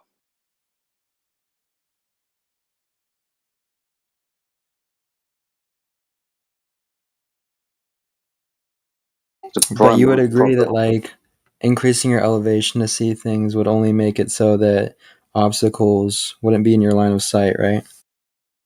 Yeah, you've increased your angle. That's why when we spoke earlier, I said, let's imagine this scenario at sea. Right. I didn't understand that because like your line of sight would still be, you would still be seeing the thing, right? Like I think all right, let's do it like this. When you're standing on the boat at sea and you see the horizon, what's the horizon? I don't know. And the horizon is the limitation of your view across that surface. Depending on here's a better example. Have you ever gone to a pond or any still body of water? You ever looked down? Is a better example. Finish it. No. Because I understand what you're saying, but have you ever looked down at like a still body of water? Yeah. Okay. Well, if you have like a spear, I don't know, I was a young boy once. I used to take a stick and poke it in the water. What you're stabbing at is different because the light refraction on the water is different than what you can see, right? It's air has a different refraction. Same with fog, same with anything. When you stab that water, it's a different location. Same with why do goggles work? Because it changes the refraction of the water, gives you a clearer sight. It's the same thing. It changes the refraction of the water to allow you to see. Snell's law or whatever. Yep, exactly. Okay. So seeing far out, that's why we put telescopes into space, because you got this big fucking thing called the atmosphere, obviously, that we can't see past. Or we can see past, but it's not good. It's not conducive for research. That's why we put stuff in space, because it is in a vacuum. What are you talking about? Why are you inserting this claim when you have no idea? Because it's all about refraction. It's the same thing as No, the atmosphere. What are you talking no, about? that's not even the question. The question is why, with altitude, can we see further across the surface? Why with altitude? Yeah. Yeah, I like that bit of quizzical Probably thinking that you got in your head because that's the question there's you're asking. typically because there's You go on less to answer smog. that. I thought your example was better than There's mine. less Why weren't smog. you asking? There's less smog. There's This less is what I smog. said. That's literally it. There's less smog. This is what I said at the beginning. Let's take the atmosphere out of this. We're not dealing with refraction. We're just talking about gaining altitude and answering the question why we can see further across that surface when we get further away from it. It's the only question we're asking, answering. My Because example's better. less obstruction. Less obstruction? No. This is why I said, imagine you're at sea, so there's no obstruction in the way. And you're just above that surface. And then I ask the question, what's the horizon? The horizon is what you can see, but it diffracts the further you see so because the water molecules in the air. We're answering the question, why with altitude does that horizon move and we can see further? Because the horizon appears to increase in distance. First thing we've got to answer is, what's the horizon then? What's the horizon? This is why I asked him, and now I'm having to ask you, Mister, on my example's better. That's how diffraction works. The further you go up, the less that's how smog. diffraction works. Wait, right, so what's the horizon? So what's the horizon? What's your what's your why are you asking me? What's your X, Y, and Z? I mean, like your horizon is as far as you can see. Within the three-dimensional reality, and I've said, let's say we're at sea, and let's say we're at a boat. So I give you 6 foot above the surface of the water, whatever. I don't care. Horizon is whatever you can see on a parallel plane. The limitation of your view, whatever you can see, the limitation of your view. Yeah. Yes. But that comes down to, once again, diffraction, how far you can see, as well as what you're as well as what you're equipped with. Yeah. If you've got a telescope that has 12 times magnification, you can't see as far as fucking telescope. We're not using a telescope. So you're horizontal. You're horizontal as far as you can see. It's what the level field is. Okay, so answer this question then. The plane. We're not using telescopes. We're just using our eyes. So answer this question then for our friend. Why with altitude can we see further? Because there's less. Because if you go up in the atmosphere, there's less molecules. There's less. Not talking about the atmosphere. Because that is why you can see further. Is because there's less density in the air, so you can see further because there's less refraction. That's literally it. There's less refraction of light, so you can see further out if you go further up in the air. Conceded about 15 minutes ago when we were speaking about how light passes through the atmosphere. Okay, Jedi, I agree with you. The world is round and so forth. But when you do rise up, don't you see further because of height somehow? Is there a word for that or something? Or am I missing something? Have you increased have you got further away from the thing you're looking at? Yeah. No. No, you haven't I just gained height. I just gained height. Which is by definition being further away than the thing you're looking at. When you increase your elevation, you're increasing your distance from the thing you're looking at. No, you're increasing your distance from the ground point up. Yes, which is, but you're still equal distance from the horizon. Okay, so if you're looking at an object, that would be the hypotenuse. That's what you said. Well, I'm trying here to prove the Earth is round. I'm trying to narrow in on the thing that is like, okay, so it's not the horizon. It's why does it feel like you'd see more or something when you're up higher? Feel like. We're just seeing more of the surface. That's it. It doesn't matter whether the Earth is a globe or whether it's flat. With distance so I'm confusing. I'm confusing. You can see more of it. Okay, so that's the clarification you need to make with the other dude there. You can just imagine see more of being it. far away from something and then getting closer to it. And explain what happens then until you press your face up against, I don't know, a fucking mountain. Okay, so if you're on a flat surface and you increase your elevation, you are getting further away from whatever you're looking at. Yes. You can see more of it. Right? Doesn't have to be a ball. It can just be a flat surface with distance away from it if it's massive. On a flat surface, yes, you're getting On further a flat away. surface, and there's a ball like 1,000 miles away. It just has to be a surface. No, I'm asking you to look at a specific object. That was the whole point. Okay, so what's the horizon then? I don't really need to know that. Well, would that be the limitation of your view because of the curvature of that curved surface? So things that went beyond the horizon were obscured by the curved surface. I'm not even arguing for a curved surface. I'm just trying to see why things that are really far away on a flat surface aren't visible. And you're saying they are if you increase your elevation. That doesn't make any sense. Well, have you ever been in an aeroplane and noticed that you're at 35,000 feet and you can see further? I'm just thinking geometrically. Hold on. Have you ever Like seen someone sit on? Have you ever seen someone sit on someone's shoulders at a concert? Yes, because there's direct obstacles obscuring your line of sight. That's the whole point of that. I'm saying if there's no obstacles at all and it's completely flat, no obstacles, nothing's obscuring the object you're looking at. Just very quickly, because I feel like folk have tried to explain this to you a few times, but yeah, there's a bunch of reasons why we can see as far as we do, and the limitations that are going to impact how far you can see certain objects, right? Such as the angular size of what it is that you're looking at over the distance, the atmos conditions as to any particulates, dust, vapor, fog, right? The limit of the optic you're using. All these factors come into play. Your perspective, right? All these factors come into play for how far you can see. But what you should be thinking about right now is why can we see further than the globe model that I've been told is true would allow? That's what you should be questioning. Why do I need to change the subject all of a sudden? I was trying to say it's the actual subject. Not changing the subject. I just answered your question, and then I introduced you to a more meaningful question. Yeah, you're just putting the onus on me though, and it doesn't need to be that way. No, I'm not putting onus on you. I'm saying this is something for you to think about. Right. Okay. So the whole point of me asking this is trying to figure out if there's no obstacles, like theoretically, no obstacles, it's completely flat, and there's something at the same level of elevation as your line of sight, you should be able to see it regardless of if you increase your elevation or not. That's not true.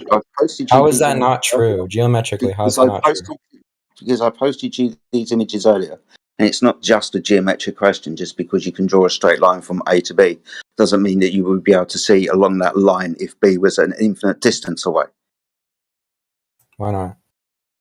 You see the image that I posted at 34 minutes past. No, I'm not talking about reality. I'm just talking about theoretically. Like just geometrically, why doesn't that work? Why do we need to increase our elevation? It's not a geometrical because you're further away. It's a hypotenuse triangle, and you're increasing the height of it. Yeah, if you that means you're further away from the object you're viewing. That makes no sense. It makes no sense to be further away. You don't believe in like hypotenuse triangle? I'm saying like how would that make it visible if you're further away? If you increase your angle of view over a right, that's what I'm saying. Increasing elevation doesn't make it. This is why people built guard towers and watchtowers back in the day. I know. Okay, that's the whole point of that is to see above obstacles. That has nothing to do with what I'm saying. No, you see so you can see over trees, see over other people, see a bunch of things, right? Because it's on the surface. The guard towers, we're not looking over a curve of the Earth, dummy. Yeah, you're looking over trees. You're looking over things that are obscuring your line of vision. Well, even if it's just a field, even if it's like, think about this: you're lying down on a gym hall floor, maybe with your head pressed to the ground. You'll maybe see a few feet. Then you stand up. No, you don't. You see all the way across the whole gym floor because it's flat. Why do they broadcast football games from a bird's eye view as opposed to right on the sideline? So you can see the whole field. I'm not saying I'm not trying to say a person I see as much of the plane as possible. I'm not saying it's fucking. It's you guys are awesome. Thing about the plane court. I've just posted this image. This is why we're talking about it. I'm on Cyclone's fucking point. If you were to get very low and look across the surface, that's why in the first image on the left-hand side, we are low to the surface, which is a floor which is flat. I don't think this is applicable. I don't think this is applicable because what you're viewing right there, that light is on the surface. And I already conceded that whenever you increase elevation, you're going to see more of that surface. That's fine. You asked for that. Something I'm with not. an I didn't inch. ask for that. I asked if there is something the same elevation as you, even It is. above. No, that obviously isn't. That light is on the surface. So It's where's not the a. camera there? Not on the surface? Yeah, it's slightly above the surface. What, by like an inch? Yes, that's why you can't On the see it. left side, yes, but on the right And side, when it's you- higher. The light's coming from the top. I don't know what you guys are looking at. We're looking at the right hand picture where I the can little see the box light where at it's the end coming of the from. corridor. Because you've increased your angle across that flat surface, so you can see further down that corridor. No, you can't. You look at the Yeah. picture. Tell me Look something at that you can see further down the corridor because you increase your height. The light. I asked for like an example, and you say it's a lie. An example is a lie. You'd be No, it saying literally an is, example? bro. Look at it. Okay, so you can. The light. This isn't applicable to what I'm asking though, because it doesn't have a height. It's on the surface, and I already said if you increase your elevation, sure, you're able to see more of that surface. That's fine. You raise your We're elevation asking above your the question surface. like 20 times, and you're still just asking, what the fuck are you even asking? I'm asking, instead of that light in that example, what if it was like something that was at the same elevation as your line of sight? You would be able to see that regardless of if you increased your elevation. That's my point. Because it's flat. Exactly, yes, because it's flat. Yes, so on a curved Earth, though, when you increase your height, you see further past the horizon. Right. I believe that it's a Measure curve. the curve of the Earth. Okay. Oh wait, We don't you piss me round out Earth or because flat you Earth? guys said it has to do with atmospheric diffraction, whatever. But I'm saying increasing your elevation wouldn't make that any better or worse, but still we do that in reality for some reason. So does anyone have any globe evidence? But you guys can go on with that. Globe evidence, like a satellite in space watching the Earth turn around and round? That would be a movie show, picture show. So like a video. You've got a video or something you're talking about? So we need to raise money to send you up into space so you can see the Earth turning around? Wait. Is that what you did? No, I did not raise money to send you into space. You just watched the video, right? Only the elites go to space if they've ever been to space. Okay. Walk me through the process. You sit down, watch this video that shows a spinning blue ball like Earth, and they say this is the Earth. And then what do you do to confirm that that's true? I look at like a ball in my hand and watch it turn around a little bit and go. Okay. And then I compare it with all the other kinds of evidence of all the curvature other of the kinds Earth of versus evidence. flat Very Earth. good. Okay, so you watch the video, you see a ball Earth in a black space. Oh, wait. Let's go back to the video. Is the video? Then you look is at the a ball video? in your hand, and you spin the ball in your hand, and then you say all the other evidence, and that's you believe in the ball. I believe in a ball. I have the ball in my hand. No, You've got the that's ball not in my your complete hand, process. That's only part of the Earth, process. So the Earth must be a ball because you've got the ball in your hand. No, I didn't say that. Of course. And you've seen the video. And does the video come from a legit source? Are we trusted people? Did I watch Elon Musk build a rocket and send it into space? Did I measure it coming back down? What was the guy's name? What about if I send my own? No, I go on. What about if I send my own little ship into space, like the little remote control things, and it's on a balloon and it goes up, and I see the curvature of the Earth, and boom, it comes down. I grab the rocket and I made my own video. Calm down. Sorry. So you got it from a trusted source. Who is your source? Trusted source. What was his name? Can you be ambiguous? It's top secret. Scientists. It's secret. I'd have to Google up scientists again, and then news media. You have to Google. You have to Google NASA. who your trusted source is. NASA. Okay, so who is one of them? It at NASA that you? Who is it at NASA? Oh, I didn't write down all my trusted sources from 5th grade, so I apologize for being a little lax on this today. Okay, so you've got a video that you don't really know who it comes from. Oh, wait. No, I said I made my own video, sent a balloon thing up with a camera, and it measured the curvature of the Earth, and I saw that. It dropped back down, and I got it. And did it. So I could do that. I didn't actually do that, though. Why did you start with the video and spinning a ball in your hand if you've measured the curve? Yeah, measured. It seemed funny. Sorry, let me get this how you straight. meant. You put a camera on a balloon, and with altitude, you No. measured. I misspoke there. I've seen people do that, measure the whole process. I could do that. Have not done it. You misspoke or you How would you lied? measure? Have you? He's a Have liar. you No, done my that? question is this: How So you would haven't you? done that. Sorry, So you haven't done it to prove it wrong. Okay, I'm asking all you a right, that's question true. about this. Then I have How evidence you don't. Excuse me. How would you measure the curvature of the Earth by sending a camera into the sky? Like with a measuring tape or a laser? You said camera. Why are you bringing measuring tape into it? I'm asking Because you you how said you measure. would measure. Yeah. No, you said measure. That's why I'm asking you how you would measure, or anyone that has proclaimed to have measured curvature of the Earth with a camera at altitude. Measured. How would you do that? This is your evidence. How would you do it? Like with light, or just Light. seeing that it's not a straight Seeing. line because I can see. Not a straight line. What's yeah, not? you could pull up a level or something. I guess you could attach a level to the little balloon thing as well. Well, it's a bigger To balloon. what? But, What are you talking about? and the camera. To what? To what? To the To what? I'm edge asking of you. the Earth. The edge of the horizon. As it's rotating. See, you guys aren't combining multiple scientific things together. You're just taking one at a time. Follow me. We're not going anywhere else until you follow me. Oh no, I don't want to follow the horizon. No, I won't. But I'm asking you about what you're saying. So the horizon, the edge, the limitation of your view because the Earth is curving. That horizon. I have a question, if you don't mind me asking. No, you don't. I have a question. Just asked it. I want to hear the other guy's question. I don't care what you want to hear. I want you to answer this question. This is your evidence, remember. You can measure the curvature of the Earth with a camera at altitude. Okay. What was the other question? Okay.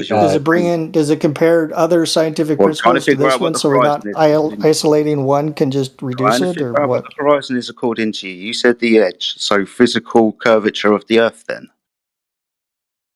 Yeah, answer Jedi's question first, and then I'll ask mine. Okay. Oh, yeah. So, yes, I can see that the Earth is rotating. Like, I'm not talking about rotation. I'm talking about curvature. I am, though. Are you going to let me answer your question? No, we're talking about curvature. No, I'm answering your question. You're going to let me answer your question? Yeah, if it's about curvature. Yeah, okay. So, as the Earth rotates around, then I could see that in one direction it's turning. So, like, new land is coming around, so to speak. In a way. So like first I'd see Spain, and then I'd see Ukraine, and then on to Russia. And that I can see is in connection with the curvature around the edge of a sphere. How so far? Like if a ball is in your hand, if a ball is in your hand, I can only see half of it at a time, and that would be the edge of it that I would see. Complete bollocks. A ball is complete bollocks? You haven't answered my question. That's for sure. I did. You just didn't like the answer. I can't help that. No, you didn't talk to me about measured Earth curvature. That's for sure. You spoke about rotation. So like geometry? And altitude. Yeah. You want geometry? What do you mean? Why you ask me what I want? I thought you've already given me what I want. But you're asking a strange question that I don't understand, so I need clarification. The whole time. And when I did answer your question, you said I didn't answer your question. You said that with altitude, we could measure the curvature of the Earth. Can you repeat Jedi's question? Yes. How do I measure the curvature of the Earth? Is that it? No. You said with altitude, because you put a camera on a balloon. Okay, state your question again. We could measure the curvature of the Earth. Okay, I didn't quite hear that. State your question again, please. You said that with altitude, we could measure the curvature of the Earth with a camera. Oh, yeah. It's basic geometry, isn't it? Yeah, good. So give me that then.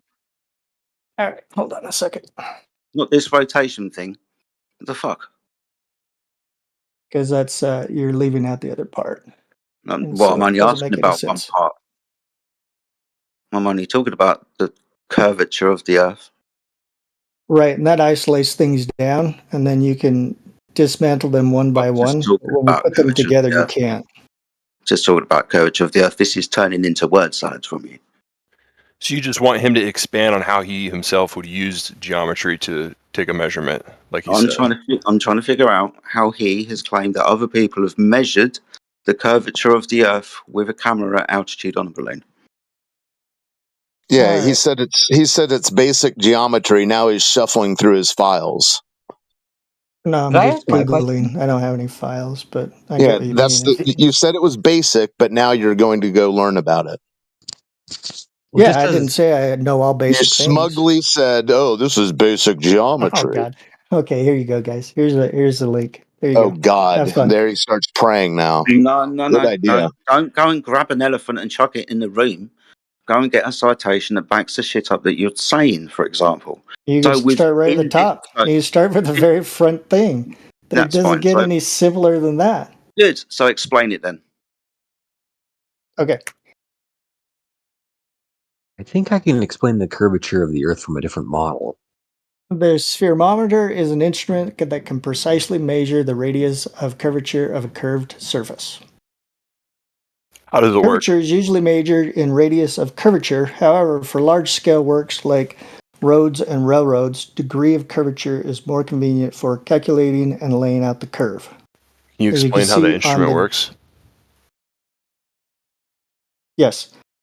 The Earth is almost, but not quite, a perfect sphere. Its equilateral radius is about 6,400 kilometers, but its polar radius is about 6,400 kilometers less, slightly less. The Earth curves at about 8 inches per mile. As a result, on a flat surface with your eyes 5 feet or so off the ground, the furthest edge that you can see is about 3 miles away. The most direct observation of the Earth's curvature is how objects appear from over the horizon when we approach them. That's interesting, because that's not what the horizon is. Yeah, save this article. There's quite a few things we need to discuss. I wasn't talking about just the horizon. You were asking me about curvature of the Earth and how I measure it. Is that correct? Yeah, we're still waiting for that bit. Well, he's already given us the horizon distance at 1.2 times the square root of the observer site in feet. He's given us that 6 foot observer, 3 miles limitation, but the horizon's not that. That's not Earth curve then. So my question, Hold on, before you obfuscate into someone else. We're in the middle of something here. Oh, okay, yeah.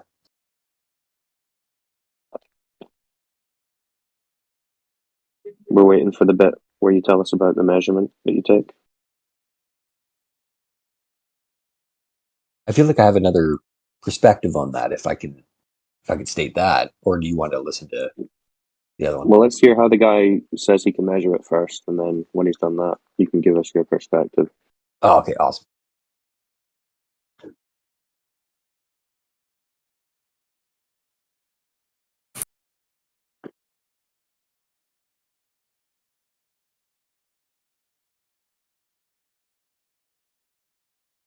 Is the guy still there?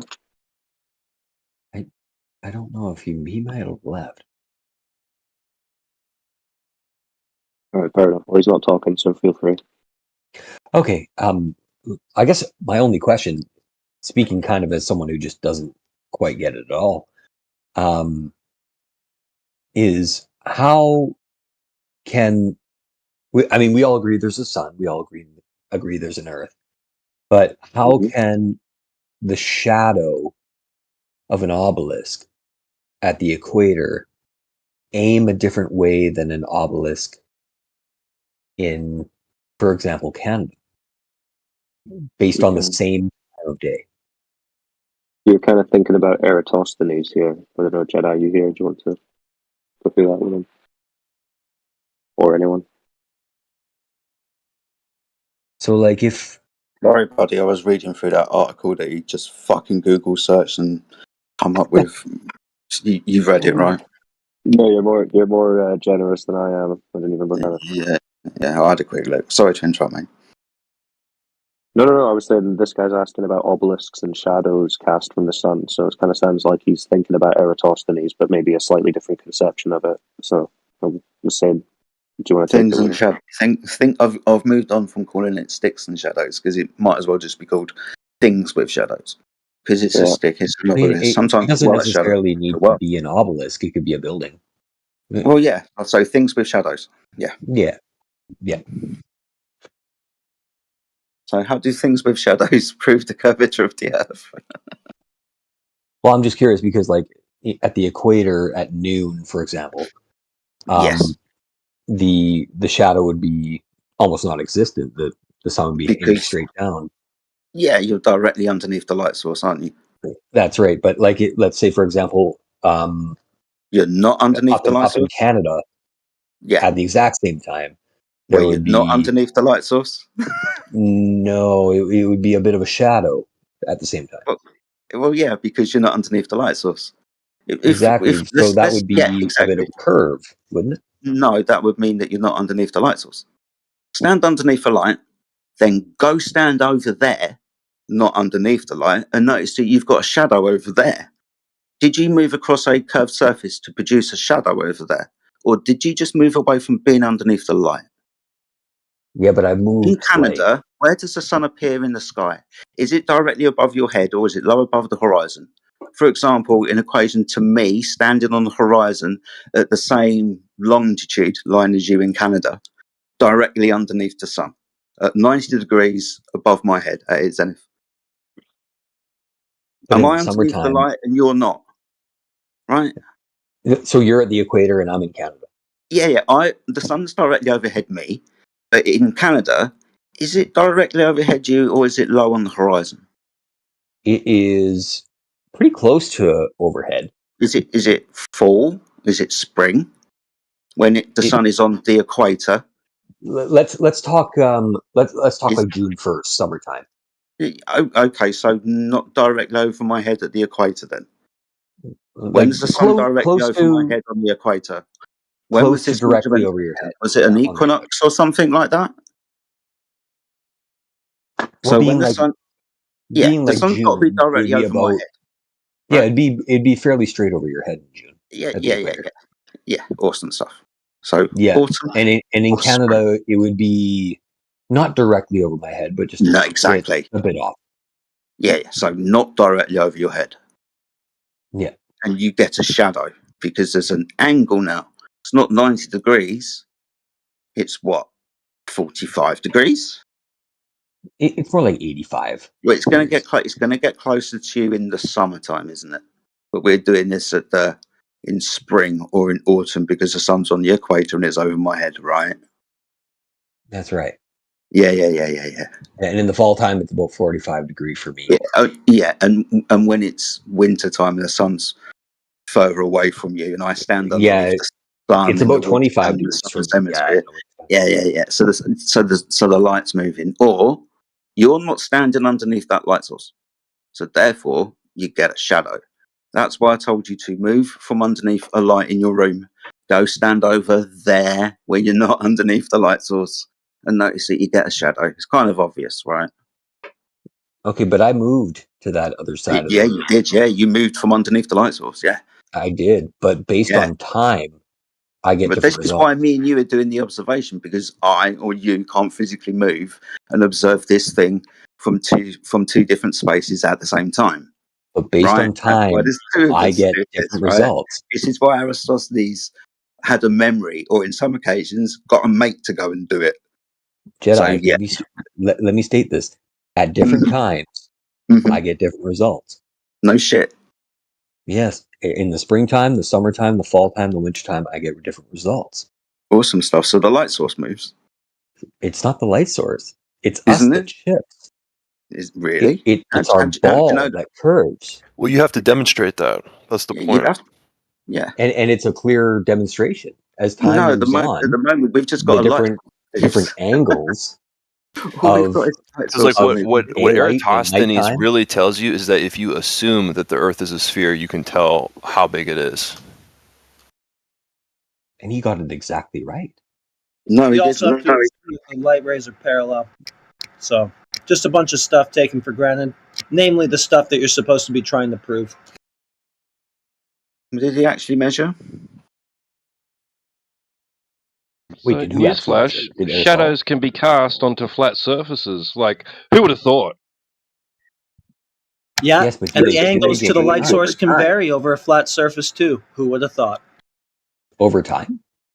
Yeah, if No. that light source moves over time, passage But of we the all sun, know the the light sun source doesn't moves. move. Do we? It's the Earth that goes around the sun. Really? You're really going to have to start backing these claims up with some evidence, mate. But how do you explain seasons? The sun moves. The fuck? The sun moves. And it's not just over the period of a year, the sun will move between its 23.4 degrees north and 23.4 degrees south, away from the equator at 0 degrees. It will move over time between these areas. That's measured. Isn't that what we observe? You observe the sun moving. Yeah. That's why they say that the Earth is on the 23.4 angular tilt, because of the tropics. Yeah. But yeah, the sun moves between the tropics over the course of a year. In the northern tropic, at 23.4 degrees, called the Tropic of Cancer, summer in the north because of proximity to sun. It's winter in the south because of proximity to sun. It's further away. What happens 6 months later? The sun moves from one tropic crossing the equator to the other. It's winter in the north and summer in the south. Oh, so this isn't an argument about flat Earth. It's more of an argument about who moves more, the sun or the Earth. No, the Earth doesn't move. The sun's moving. Exactly what I mean. The Earth moves, so or there's the no sun motion moves. to the Earth. That is more the argument than if the Earth's flat or No, not. the Earth is flat and stationary. Two arguments. Why can't it be a ball and stationary? Because there's no measured Earth curvature. But wouldn't looking into the distance at a city that's in the horizon be a good example? What? Because you can only see so far. You think that's because of Earth curvature? Well, I was thinking if you're standing 100 kilometers away from a city, but you can only see the tops of buildings. Why is that? What's your altitude?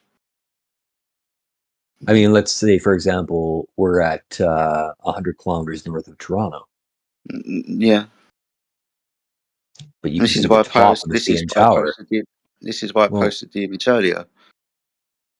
Looking down the corridor, things disappearing from the bottom up at distance because of your your elevation above that surface. Yeah, your angle, the curvature being angle. No, not angle and curvature. What? Your disbelief in the round Earth is. Well, I haven't seen any Earth curvature yet. What are you talking about? But you just said that there was curvature. Angle is curve. I didn't. No, angles are two straight lines meeting at a point. And the measurement of the dissection of those two lines resulting in different altitudes, meaning curve. Altitudes meaning curve? Yeah. What curve?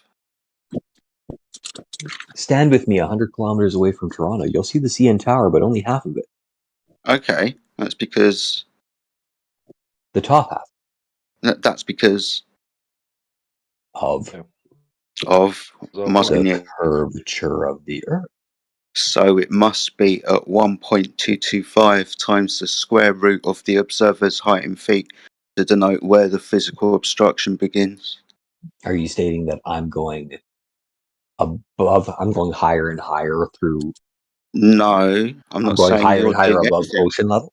No, I'm not saying you're doing anything. I'm saying if you're making a claim to, I can't see the bottom of that thing at distance because the curvature of the Earth is in the way, then the curvature of the Earth will be at 1.225 times the square root of the observer's height in feet. So your altitude or distance away from that curved surface. Says who? I'm here. What do you need? What's up, buddy? No, says the water ball. You can just check any online distance. You can just check any online distance to the horizon calculator, or even some of the Earth curve calculators will give you distance. So you're using the fact that you know it's a curved Earth as an example. No, not examining the claim. Testing the claim. The Earth is said to be a ball with a radius of 3,959 miles. Therefore, the physical geometric horizon for an observer should be at 1.225 times the square root of the observer's height in feet. Well, and it's not because of the purported knowledge that the Earth is round that we're able to make those kinds of trigonometric calculations, right? Like you can make those kinds of calculations with things that are just lying about. At the moment, we're trying to answer the question, why can't this gentleman see the bottom of Toronto fucking buildings at distance? We're saying because according to you, that's because of Earth curvature, which would be, for an observer, 1.225 times the square root of the observer's of that observer's height in feet. That's And what the we're answer asking. is yes. No, because all I have to show you is an observation of where the horizon isn't at 1.225 times the square root of the observer's height in feet, and much further than that geometric value to demonstrate the horizon isn't physical Earth curvature. It's an optical phenomena dependent on the technology that you use and the atmospheric conditions of the day. You will be able to see further or not. So I'm saying stand with me 100 kilometers away from Toronto and look at the CN Tower. Is it tilting away from you? And you'll see the top. Just repeating the claim. But that's what I'm repeating saying, your claim, right? and not addressing what Jedi is saying. Answering my question. Maple, hold on a second. Maple, you are affirming the consequent in your logic. Do you realize that? No, you're not answering my question. I'm saying stand 100 kilometers away. Stop. You're just repeating your claim. Address what Jedi just stated. Okay, so what did Jedi state? And about when we don't see that physical obstruction at the claimed distance.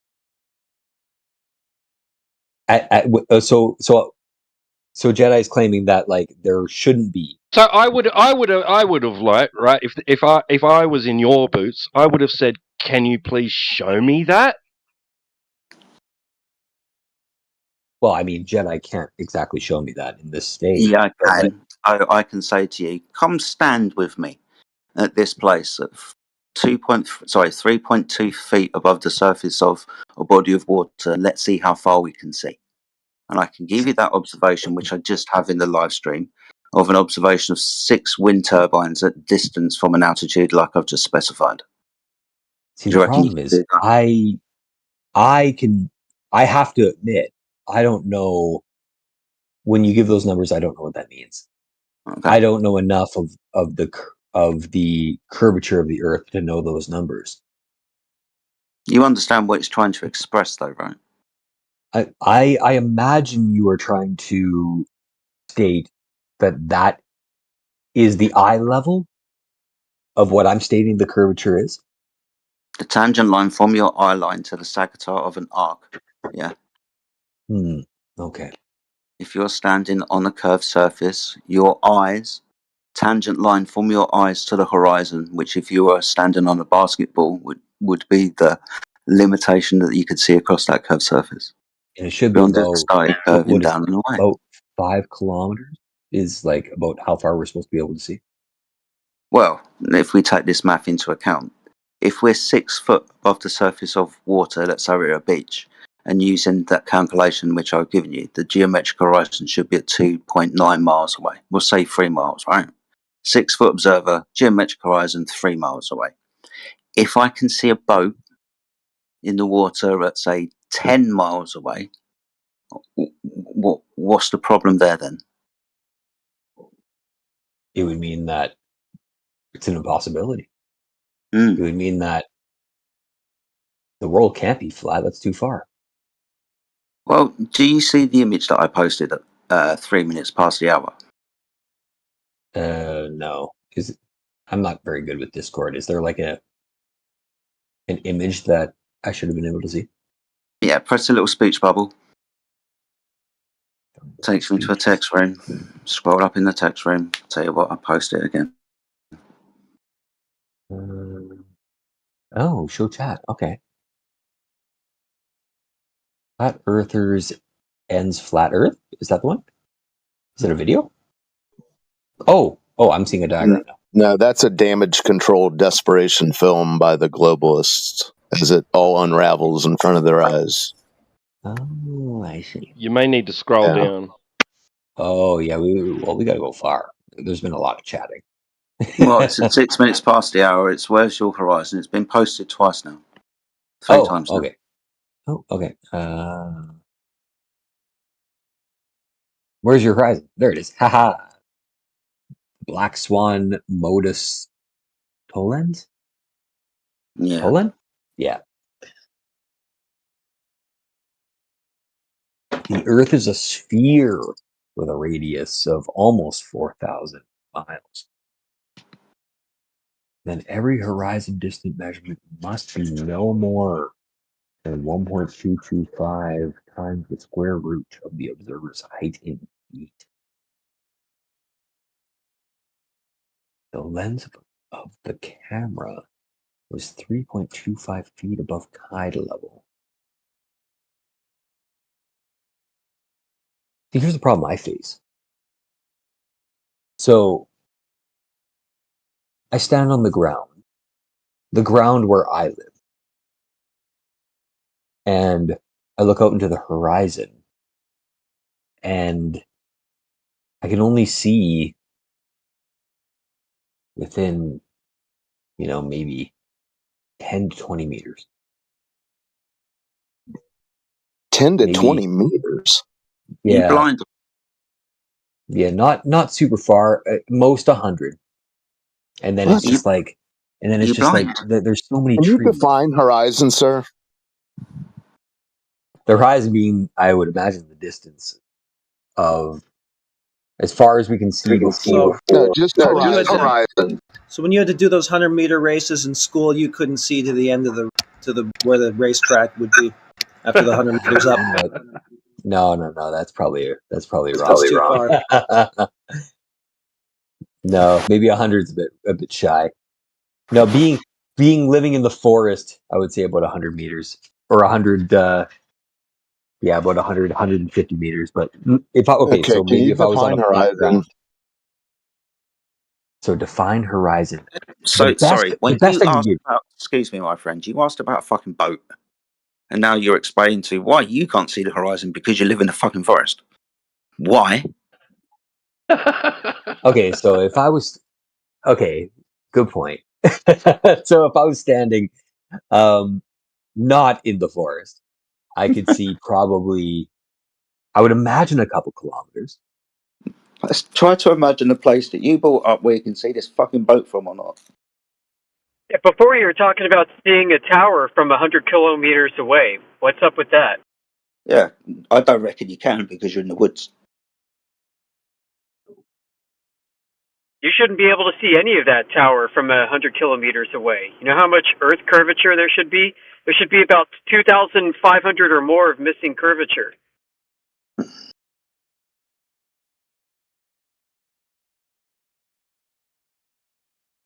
2,500 feet, man, that's like half a mile. I don't think your tower is half a mile tall.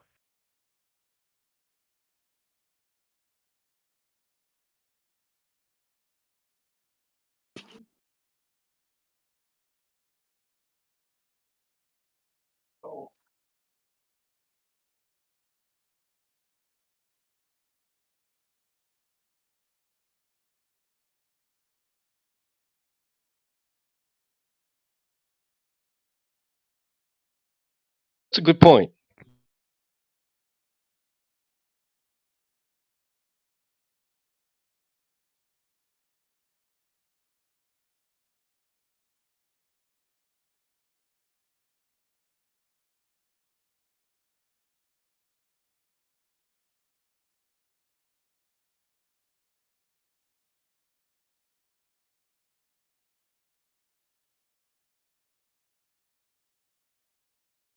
Oh, sorry about that. Stepped away for just a moment.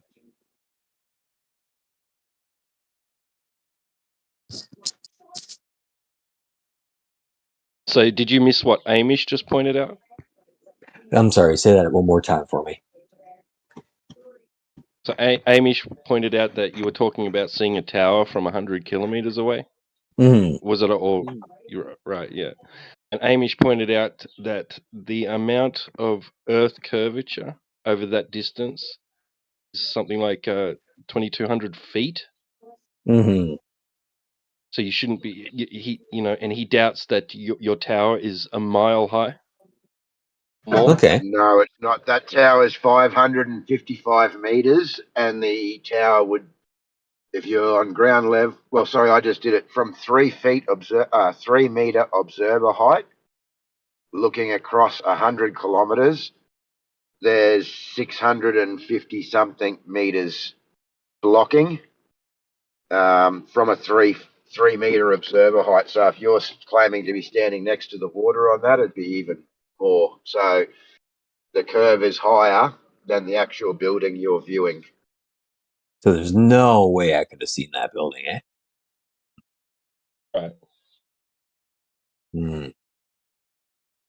Right. So if someone's seeing that building, then something's off, right? Yeah, that would be off. That would be a flat Earth, wouldn't it? Yeah. So is the globe twice as big as NASA claims? I don't know how big they claimed it to be. Right. Well, the point is if what they're telling us is the truth, then our observations debunk it, so they're lying. That's right. Yep. So, I mean, what does this mean for all of their orbital mechanics, for all of their space flights, for the Apollo mission, if Earth is like twice as big as they told us it is? So, I mean, we've got some big problems here. What are the problems? Well, we see too far. I mean, that debunks the claimed geometric constraints of the globe. Well, I mean, we know the math. I mean, at 100 kilometers, I should not be able to see the CN Tower at 500 feet. I mean, we know the numbers. I mean, yeah. So if you see it, we know problem, that there's right? and I don't. It means that there's a curve. What? No, there is no curve because we don't see the curve. Because if there was a curve, it would be a 1.225 times the square root of that observer's height in feet, and it's not. But it is. And you actually did say hold that on. you do see It's the not. top of that tower. So It's now not. you've changed But the 100 story. feet, but 100 meters away, I can't see the tower. Okay. Or 100. Do things with 100 distance reducing kilometers. angular I would size. be able to see it. Do things with I distance. thought you said you saw half of it. Yeah, he began with this saying that he did. And his evidence of globe was he couldn't see the bottom of the tower. Now he's pivoting, folks. If the Earth was curved, you shouldn't be able to see it at all. And you're asking why you can only see half of it. The fuck? Are you guys talking about me or Toby? No, you're starting to listen. We don't want to talk to you again, for God's sake. Oh, I'm sorry.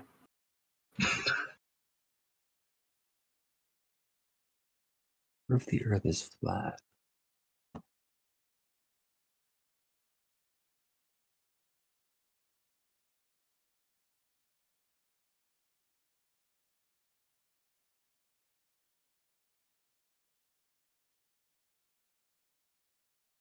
Well, maybe someone does. Who am I to say? Let's hear from Toby. Keeps posting clickbait.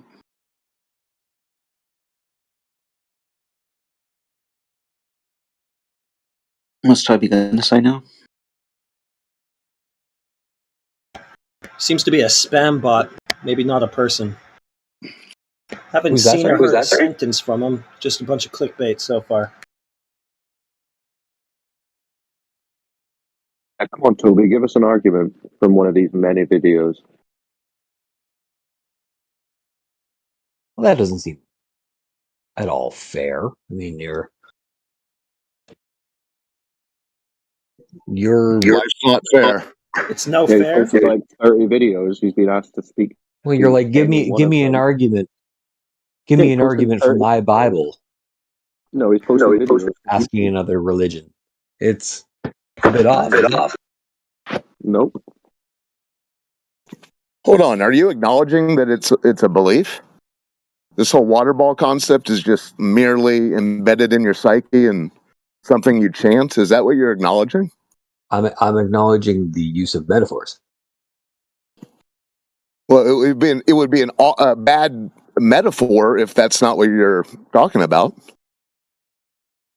Do you know what a metaphor is? I do. Okay. Yeah, it's a metaphor. Is that the best we've got now? So you are talking about a belief system then?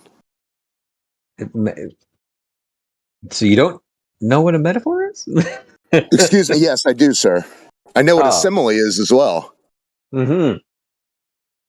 That is good. The metaphor you gave would suggest that the water ball concept that you're speaking of would be a belief. No. Yeah, you said, oh, that's a bad example. Tell me to prove my Bible. So you're saying that the book that legitimizes this water ball is akin to a Bible? Metaphor is basically as a... Yeah, it's comparing two things without using like or is. Yeah, it's similar to a simile. Yeah, regardless of the content. This okay, so what is would you like to give another metaphor, since this metaphor seems to suggest that the water ball book is akin to a Bible that requires belief? Now I'm nervous to give one, because I gave one originally that should have made sense, but it clearly didn't. So I'm a bit nervous too now. Okay, that's fine. It's okay to be scared. Yeah, no need to be nervous. I was just trying to see because if you're here just to share your belief, then you'll probably get a less.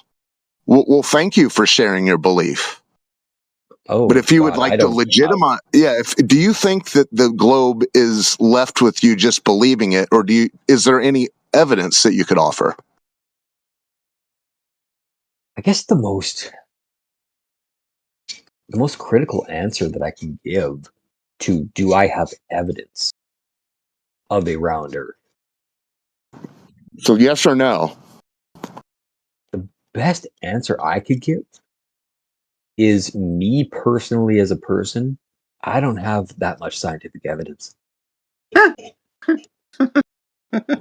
we're talking about geometry, though. Right? Oh, if I was to state you want scientific evidence, I'd have to pass you forward to our scientists of the world. Yeah, you can just go over to the chat where I posted everything. Who would ask for scientific evidence, hypothesis and prediction into a cause and effect relationship for a question about a shape? I would hope many people. Why would you want to do natural science and experimentation where you vary and manipulate a presumed cause to see if something happens in the physical or natural world or not, when answering the question about a shape? Well, Jedi, if we don't do that, how are we ever going to make a hexagonal world?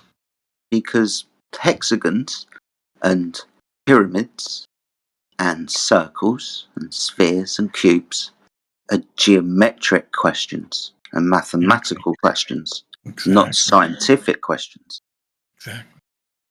Yeah, not science then. Maths and geometry.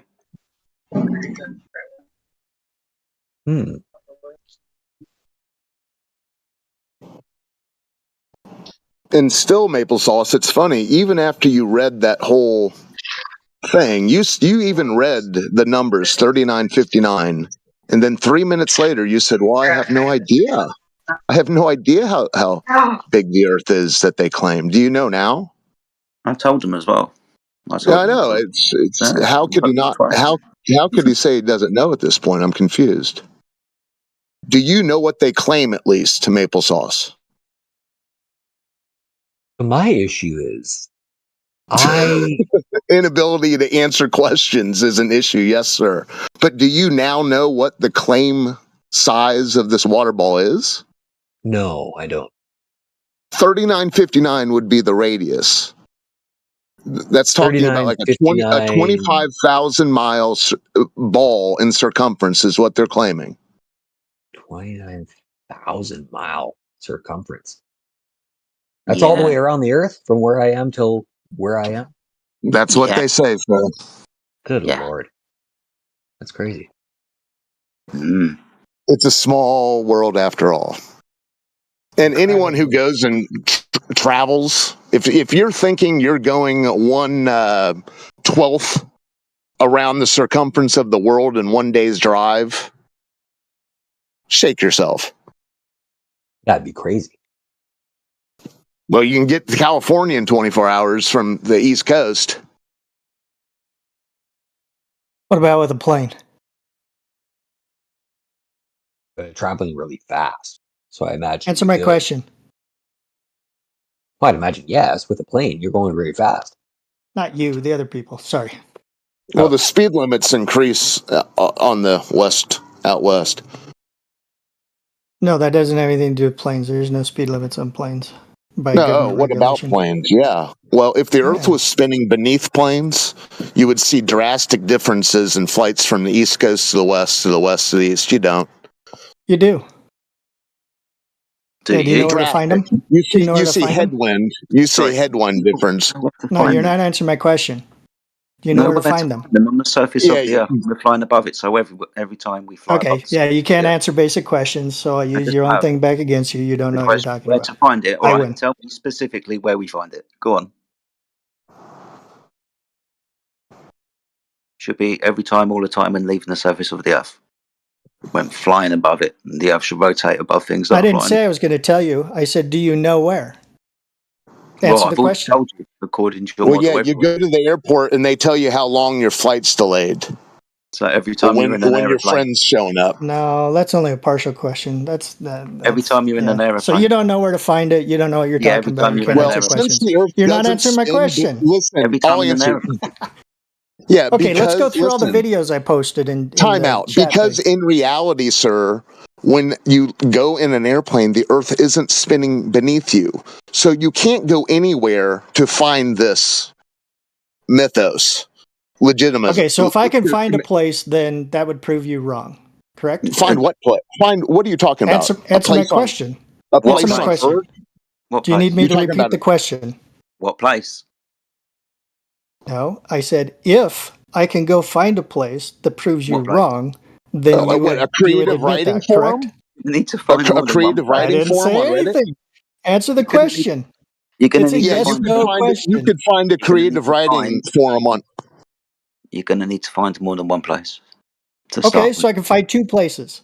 And what's If going to I be can the find difference? two places, you'll admit you're wrong and become a globe. There's a Right? difference in flight time because of curvature. Answer the question.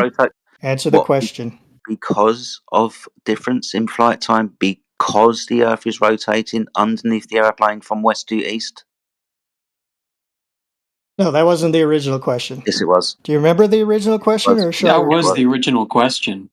No. That was more detailed than the original question, not the original question. Stick with the subject, please. And we're talking about rotation of the Earth. Yeah, and if a plane can fly faster than a car. No, not if a plane can fly faster than a car. Yeah, because you're saying you can't get in a car and drive so far, and I said, what about a plane? Yes, I said you can. I said you can drive that far, sir. Okay, now we're on to the second question. What you were talking about, which is, sir. Do I get to finish my point? Do I get to finish my thing, and then you can yell at me? We'll cut to the chase. Let's cut to the chase. No. I want to finish my thing.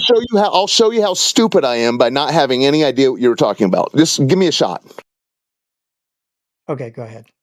You said you had a place that showed us where we could see the difference of flight times based on the Earth curving beneath the plane.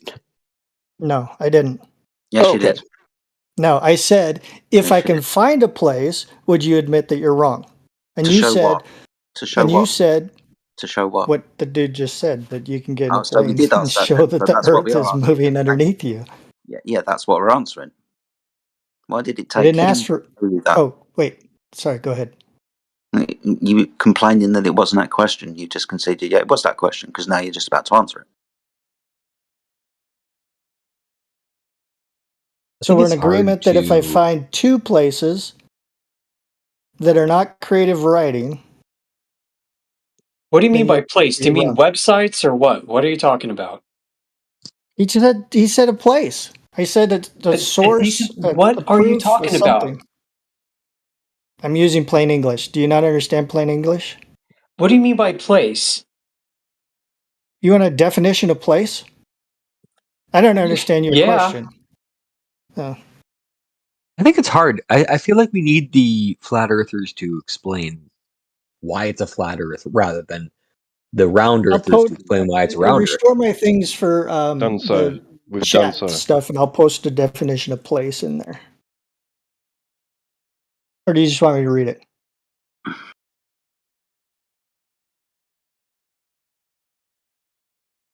Answer my question, please. You're not making any sense, dude. You said, can you find a place that can prove us wrong? I'm like, what do you mean? A place for me to stand? No, I said, do you want me to read it, or do you want me to post it in the chat? Okay, do you mean a place where I post in can chat. stand? You're not answering the question. Do you mean what place, dude? You're not answering my question. Answer my question. You're not answering mine. I'm just asking you to follow up with yours. What do you mean by place? Okay, and so I said, do you want me to read it, or do you want me to post it over in the chat? So How about this? Because I can't post in chat anymore. I posted too much evidence in chat that the Earth is round and got cut. No, you didn't post any evidence. You just spammed a bunch of links that you probably haven't even watched. Did you watch them? Watch what? No, I skimmed a couple of links. Why should I? Why should I? Did you watch it? Shut up. Okay, did you watch it? You should because it has evidence. Shut up, dude. Hey, can I answer the question? You should watch what you're posting and then tell us what the evidence is from it. Why? Why should I? Okay, so you haven't watched what you yourself posted. I thought so because you're rapid firing links in there. No. I'm not going to just sit here and answer your questions. You're the one posting stuff in the chat. You must know what you're posting, or else what the fuck are you posting it for? Okay, so we're finally past the silly question point of things, and we could discuss things a little bit better. Is that correct? No, because you're not answering any questions. Or just get to the fucking point at once. Yeah. So what Holy video shit. did you post? What evidence from it would you like to discuss? Like, what have you posted here that you know anything about that you can discuss here in this VC? I feel like Well, let's Adam's watch a movie video corner so we know posted we're talking about the same thing then, please. perfect evidence. You could just start at the top. No, you start at the top. What video did you post? What's in it that you want us to go over? Okay, let me scroll up. It's your stuff, man. You bring it to us. Let us know. I did bring it to you. You refused to watch it. But you're just link spamming, dude. If you can't elaborate on what you've actually put in the chat, every one of those things adds more value than the last. It's not spam. It's expanding. Oh, great. If you know that it has value, then elaborate on what that value is. Well, let's watch one and see. Let's go to the top. Okay, so you're going to watch your video for the first time. You're going to find out what it says, and then you're going to give us the argument. Okay, thank you. No.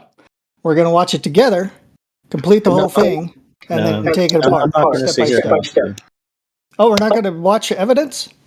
Well, I just wanted to expose that you obviously don't even know what you're posting, and that job is basically done, so I'm good.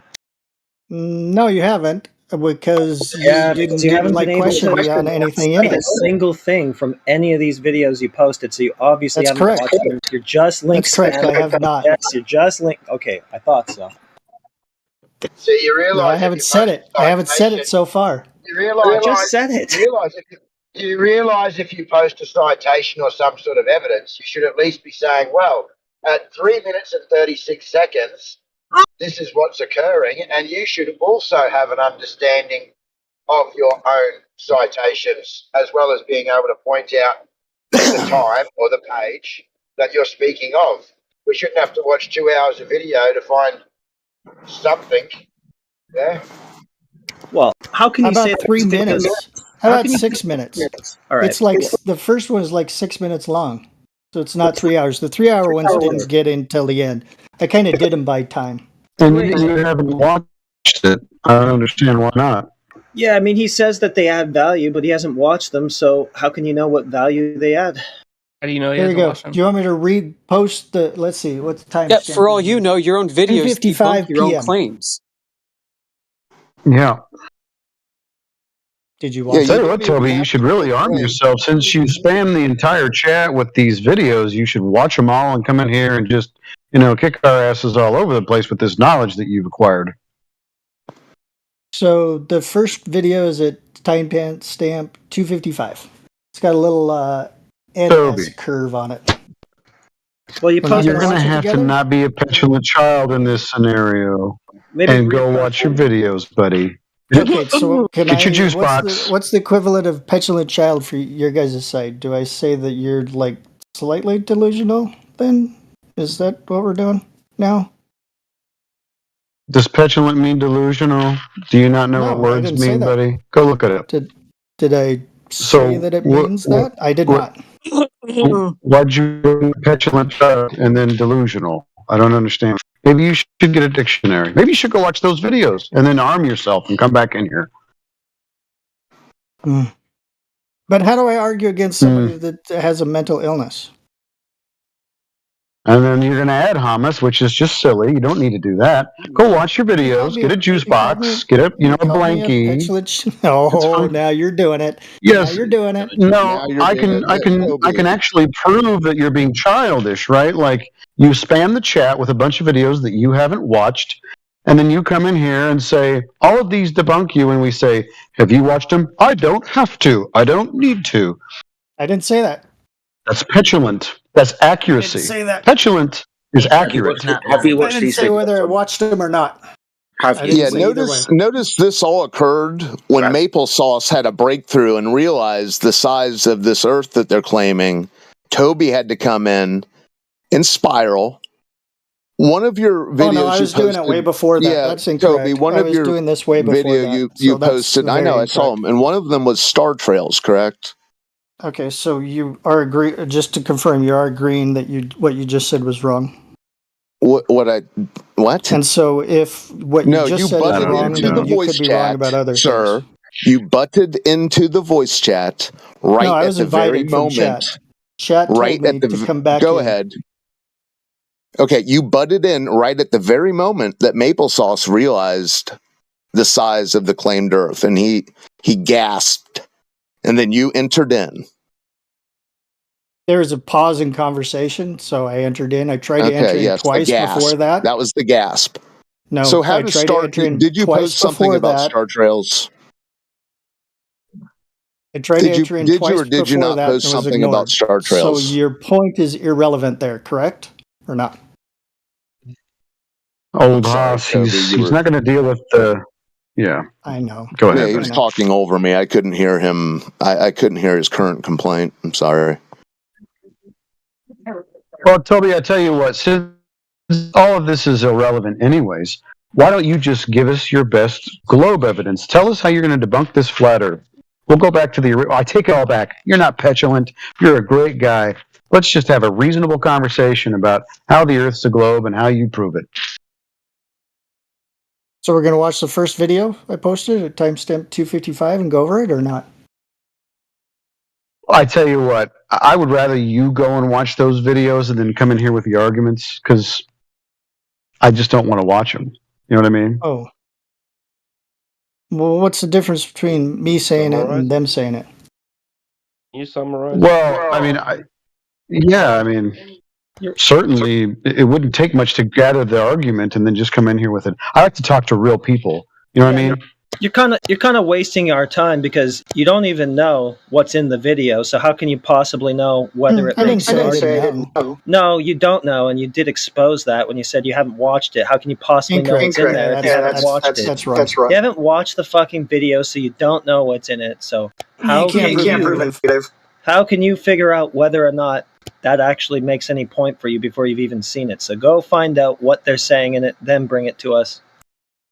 I brought it to you right there. There it is. It's 3-minute video or 6-minute video or something. I don't know what there it is. The chat has moved on a lot since you were last link spamming. You spammed. Did you not hear it like 3 minutes ago when I said at timestamp 255? For what fucking video, dumbass? Again, I said it like 4 minutes ago. You're not listening to me. So therefore, you don't know what you're talking about. Okay, so what video? Timestamp 255. It says 10 reasons why the Earth is round. It's titled. The little picture on there has a sun. And Professor Dave got direction. it. Yeah. Okay, so what's he saying at 255? Well, are we going to watch it or not? You can just tell us. Just tell us the argument. You learned it from this video. This is a globe proof, right? So just let us know. You really want me to say all this? Yeah. You should know your arguments. Or are you just going to defer to some jackass on YouTube?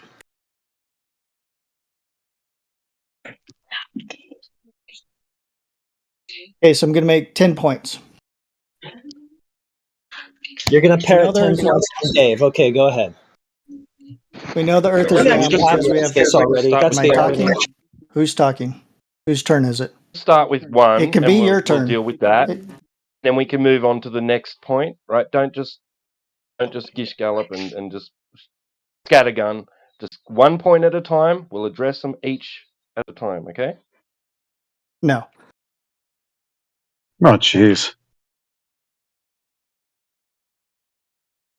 Yeah, we What can't else you got? discuss 10 points at a time. It has to be done one at a time. No. Okay, You have to have connecting thoughts here. You guys aren't connecting thoughts. You're gonna make The last guy couldn't even remember what I said. One argument. You're going to follow it to a conclusion, and we'll go to the next thing. Okay. One argument. Take it to a conclusion. Next. Yeah, I don't know how to debate. I'm not debating. The last guy, me, I addressed I quoted you verbatim, and now you're tap dancing away from that. You said you had a place. What if I could show you a place where we have evidence that flight times are different due to the rotation of the Earth beneath the planes? That's how this all began. That's how. Yeah, you're tap dancing now, sir. No, I said, do you want me to read the definition of a place, or do you want me to post something in chat? Because I don't have chat posting. And you tap danced, or the other guy tap danced around and didn't give me an answer on that. So now you're not going to speak of the thing that was requested 45 minutes ago. You So still that would not be answering my question. That would be I thought then we you were past tap this. dancing. I thought we were past this, so you have to answer my question thing. He still hasn't figured out what point he wants to make for the globe. Stalling a lot. Tap dancing. Yeah. Well, why should I move forward if you guys are already disagreeing? Yeah, I see. You're still making excuses not to move forward to your actual point, which tells me you don't have one. Keep it up. Whilst complaining that we hadn't moved forward. Maybe you should look at yourself, mate, because you might be the primary cause of that. Well, he's trying to learn. He's trying to Google his proofs on the fly, so he needs to stall as much as possible. It's clear. You're not really fooling anybody, but keep up the act. Yeah, Maple Sauce is still here. The guy you interrupted. Maybe you can enlighten him. He's desperately looking for globe evidence. Yeah, I waited for a pause, and then I spoke. There is no interruption there. Yeah, I know. And now Maple Sauce is listening, patiently waiting with the rest of us of this what you've claimed. So do you want me to not interrupt him or to interrupt him? No, dude, I'm past the interrupting part. Okay. What I'm saying is he's listening now with the rest of us. And now Maple you're sauce. saying you won't talk about the things you've posted. Why? Maple Sauce, are you there? Okay, we'll just mute you because you don't want to talk. Thanks.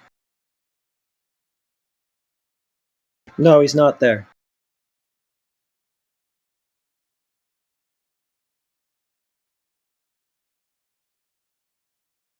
All right, did you watch your videos yet? Have you learned your arguments? Do you know what you want to say? I said I had 10 of them. Okay, so make whatever point you want to. Okay, we know the Earth is round because we have photographic evidence. Number 2, during a lunar eclipse, the shadow of the Earth on the moon is. Number 3, so photographic evidence. How did you verify that it's actually photographic evidence? And what photographic evidence? You can see the sunset twice if you watch it live. Yeah, he said you're not going to gish gallop, and you're not going to. We'll start with the photographic evidence, verify that claim. Can't just scattergun a bunch of baseless claims and call it a victory, dude. Take each one to a conclusion. Many other people afterwards. Okay, whatever. You won't talk then. He doesn't even realise he's muted, bruv. So he's doing the same thing with his voice as he was doing with the video, just mindlessly posting, parroting, not listening. Yeah, Incredible. it didn't work in the chat. He got his text perms removed, and I guess he doesn't think we can mute him in here, so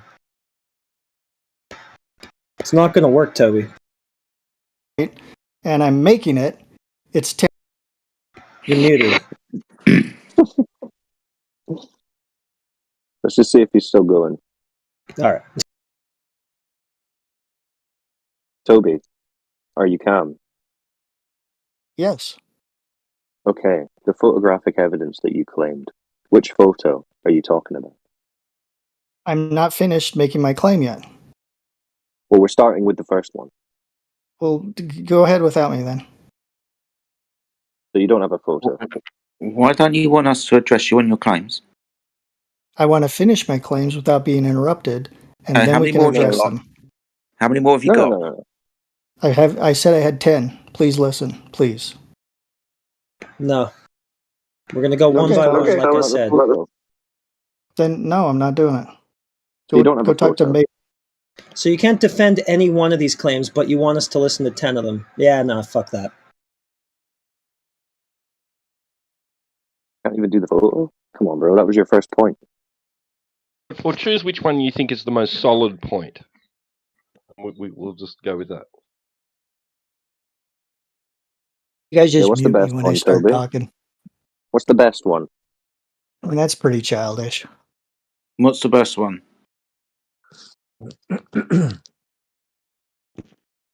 You're going to get to read them all out anyway. We've listened to a few. Do we really have to go on forever? We'll get there No, eventually. it's not forever. It's only 10. I only did like 2 before you guys muted me. Wow. You kept speaking even though Who's you knew you were childish muted. now? That's insanity, bro. Hey, if you can't defend even one of them, why should we listen to 2 or 10? You didn't give me. I said I didn't even say I could defend them or not defend them, or You would or I wouldn't. demonstrated I that asked you the can't. point. I don't care for your sophistry, dude. You showed us that you can't defend any of them when you refused to. Yeah, we asked you to No, talk that's about the first incorrect. one. That's not We how asked that you to talk works. about the first one, and you couldn't. And then we asked you to talk about any one, and you still refused to. So No, how I can you say you didn't. can defend them? You did. I Okay, so didn't pick the talk best about one. it. Not that I couldn't. So pick the best one and talk about it. No, it's all 10. See, you can't actually discuss one of them. Why would we can't discuss all 10 at once? Because you guys keep interrupting me and then you mute me. No, pick the best one. We'll talk about it. Your favorite one. No, the reason why is because you have to have connecting evidence Why or it can't you just all just talk falls about apart. I just said, did you it all listen? falls apart? You're not They're all listening. disparate Thank you. claims, dude. Thank you. You don't need those other claims to support any one of them. Just pick the one you like and give us the evidence and the argument for it. Oh, okay. Okay, so I'm going after convincing you that the Earth is actually a globe, and the influence thing is different than just providing facts that you can disagree with. No, That's the it's not difference. about convincing us. It's not about us. It's about It is you for me. putting your proof on the table. No, it's for me. You can mute me now again if you want. Yeah, you would like that because it'll get you off the hook, having to answer questions that you don't have the answers for. Yeah, I kind of like the chat thing when enthusiastic posting about in trying chat. to You evidence guys the have globe. to block. For someone who just posted about 40 videos and then wanted to talk about 10 points, you don't really seem like you have the energy for arguing for the globe. Wait, why did I just get muted there? Caramba. You want to take any out? For you. Yeah, Hey, any you out guys that are you just can. screwing around. Nah, you're looking for any out that you possibly can from this conversation. You want to talk about why you're being muted and this and that, anything that you can to obfuscate from the actual point. Your tactics are really transparent, dude. I could see earlier where I was just going on and ignoring things and so forth and interrupting other people. I could see that. But that last mute for like 6 seconds, what was that for? See, he's still talking about a mute instead of any one of his globe points. Yeah, it's like you're comfortable only stating your beliefs but not listening to any actual challenge to those beliefs. I don't know. I haven't even stated my beliefs yet. Well, we're giving you the opportunity to, and you're refusing to. No, you're saying you're limiting my expression of what I want to You say. said, take it point by point, give us the argument, and we can discuss it. And I said, no, I want to do all 10, and then you can discuss whatever you want. See, yeah, but you're just being purposefully obtuse and obstructive by doing that, because everyone knows to have this conversation, we're going to have to go point by point anyway. Yeah, and Toby, you did claim that you had evidence the Earth was spinning. That's how this began. Yep, I did. I did claim that. Also, in a debate, don't you get an opening statement? Don't you get an opening statement? A minute ago you said, I haven't expressed what I believe. Well, you said, okay, so you said you had evidence that the Earth's in motion. I haven't fully finished explaining what I believed. Sorry, what was that evidence that the Earth's in motion? You just said you had evidence that the Earth's in motion? What's that?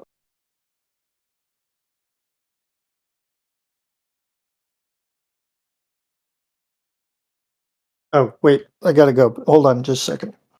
Yeah, one of those videos he posted, without even clicking on it, you can see it's star trails. Well, that's stars moving, Toby. We're looking for Earth moving. You said the Earth spins. Star trails isn't really going to cut it.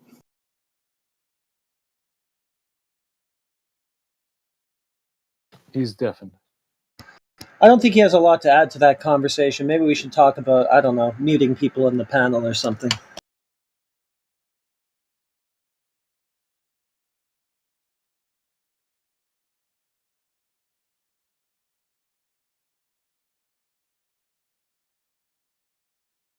What an absolute time waster. Holy shit.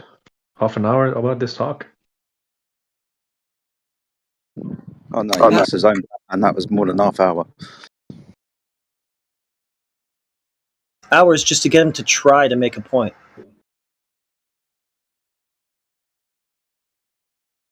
No, I'm going to make 10 points at once and not know anything about any of them. Okay, sorry about that. I have a minor emergency I have to go take care of. I'll be back, though. Thank you. Peace.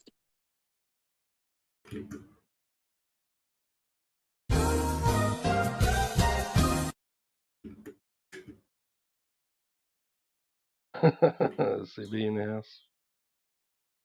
So what the heck happened in that? On that Nothing. Occasion. We're all waiting for the happening to happen. I listened to the whole thing, almost about to happen. Just it was not very compelling.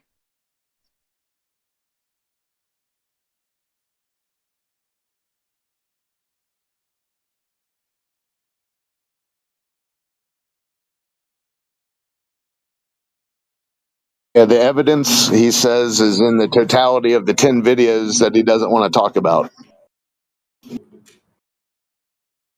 Yeah, no, I think you guys were very compelling, though, and very actually stellar performance. Like as far as our side has got it down to the very tippy toe line, the very line in the sand that thou shall not cross. But the other side is not very compelling as far as what they're bringing forth. Oh, I got a bunch of videos that I didn't watch. That's my proof for the globe. That's what I heard. Well, they give it away when they say you're going to pick these arguments apart one by one, right? Because they know in and of themselves, not one of them is compelling, but they think that having 10 non-compelling arguments somehow makes a compelling argument.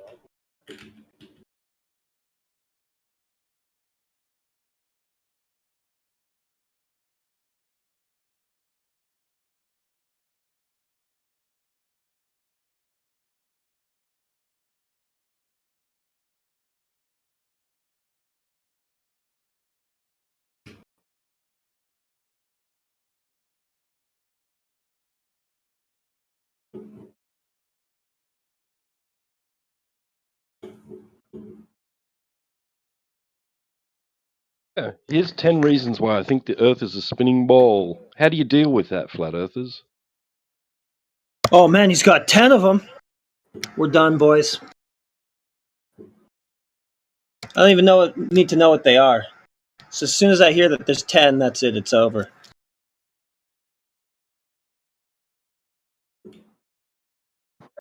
"10 reasons why the globe exists." Sounds a bit like 10 reasons why ghosts exists, or 10 reasons why UFO exists. Brilliant. So if I can come up with 10 fallacious non-arguments for ghosts, then I guess I proved ghosts here today. Yeah. Not 10 direct measurements to prove that the globe Earth exists. You just want one.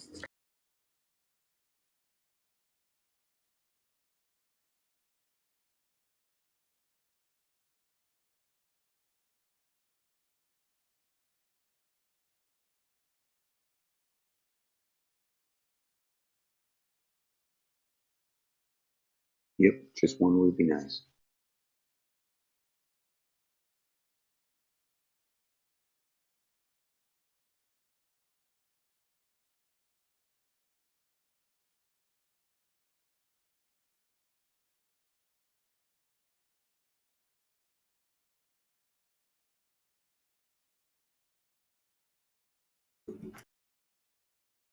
Let's see. Hi, ignoring chat. How are you? Hey, what's up? Just looking for some globe proof. That's all. Globe proof. Yeah. Have you found any out there? Yeah, I think they found that out a very long time ago. Nice. Can you share? I'm playing Fortnite right now, so I can't currently share. But if you Google globe Earth, you'll find some. Didn't find any there. That's what the last guy said. Damn. I guess you're just destroying globists. Left So and right. all I've got to do is search globe Earth, and all the proof is there, right? Yeah. Awesome stuff. I'll go and do that. Fucking hell. 10 years later, if only somebody had told me to Google it. Exactly. I got a problem. I Google globe Earth and I found hello. I Google what you said, Google Earth. I mean globe Earth, and it showed me a bunch of cartoons. I only see cartoons like CGI and cartoons. Where's the real stuff? Real stuff.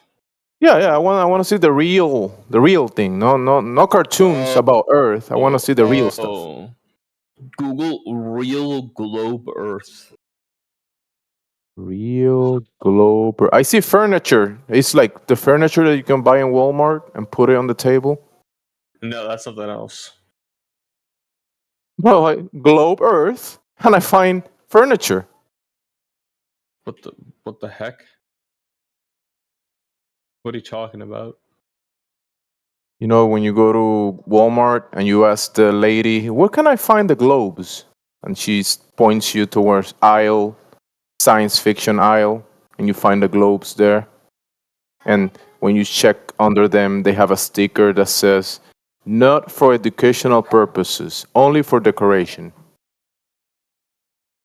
I'll be honest, that experience sounds schizophrenic to me.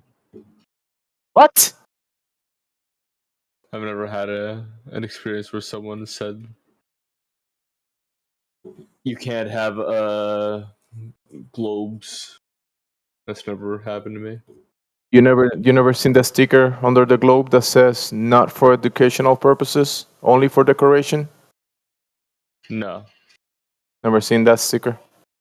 No, I mean, Yeah. that sticker would make sense because most like globes aren't. Because globes globes are They nonsense. make a perfect sphere. No, globes make a perfect sphere, and the Earth isn't a perfect sphere. It's Yeah, like, that it will be nonsense to claim the Earth is a sphere, right? That's why it makes sense that the globe will be marked as not an education. It's like It's not a slanted at the sphere. tops and the It will be bottoms. nonsense to claim it's a sphere. You're correct. Not all of them have that sticker. Not all. True. Not What all of of the ones that don't have the not sticker? all of the Earth is, curves like the globe furniture curves, right? Nowhere on the world you'll find the curvature that will have to be for it to be a Evan, do you globe think I'm like the gonna win this one. Fortnite game? No, I don't think so. No victory royale for you. There's 11 people left. Are you streaming it? No, but I can. Well, you know, Fortnite is horizontally built, right? Hmm. Have you noticed that? No, it's vertically built. People build up in Fortnite. Well, they build this horizontal plane, and it's like flat. It's a vertical. They're vertical structures, though. Yeah, there are vertical structures on the horizontal, right?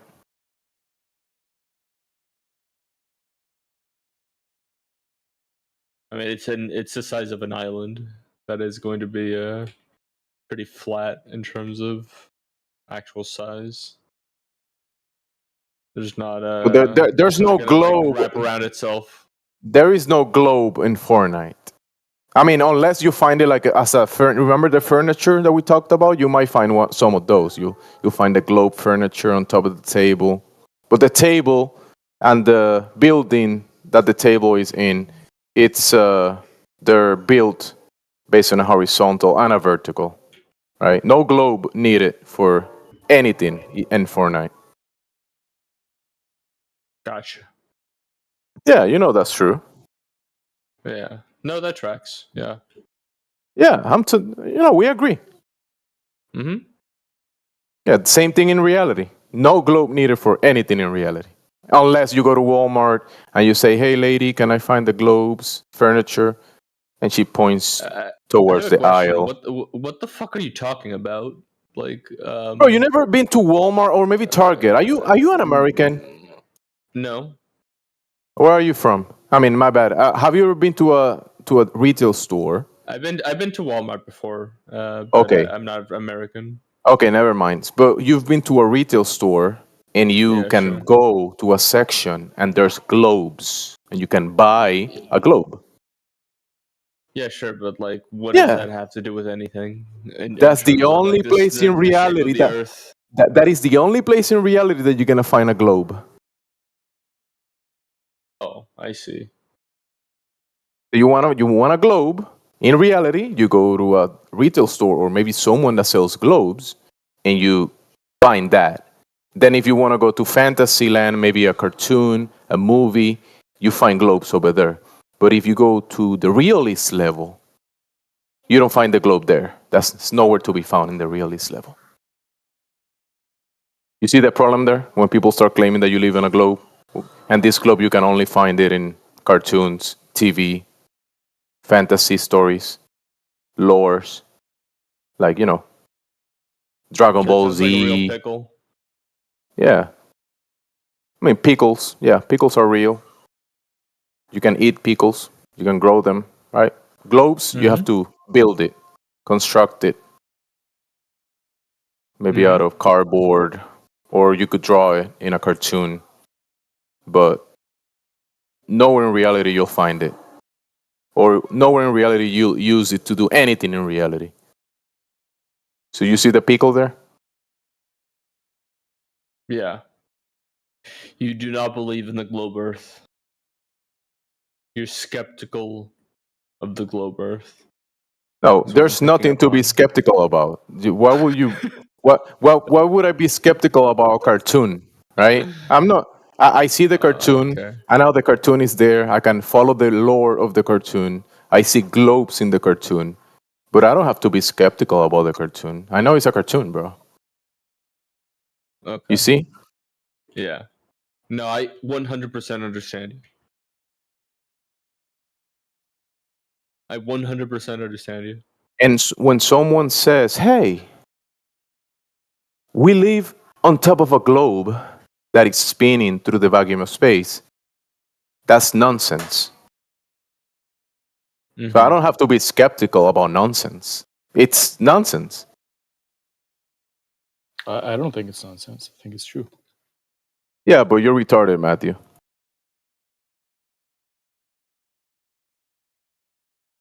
I don't understand why where you get off on saying that the Earth is flat. It seems like No, Earth is Earth. frankly Flat. ridiculous. Listen, you don't go out there and grab Earth and you say, look, I grab some Earth, look, flat. Flat is just a description. You can't grab a description and put it in a cup and paint it purple, right? Mm-hmm. Like your wall is flat, but it's vertical, like you mentioned vertical, right? You describe your wall is not a description, is it? Your wall is made out of wood and paint and a bunch of things, right? At the end of the day, you can describe it as such. And even your table, maybe you have what are you playing on, Xbox or computer? No, computer. Computer, right? So your computer is on top. Is it on top of a table? You betcha. Are some listen? Are tables flat? The good ones are, yeah. Yeah. Okay. So can some tables be round?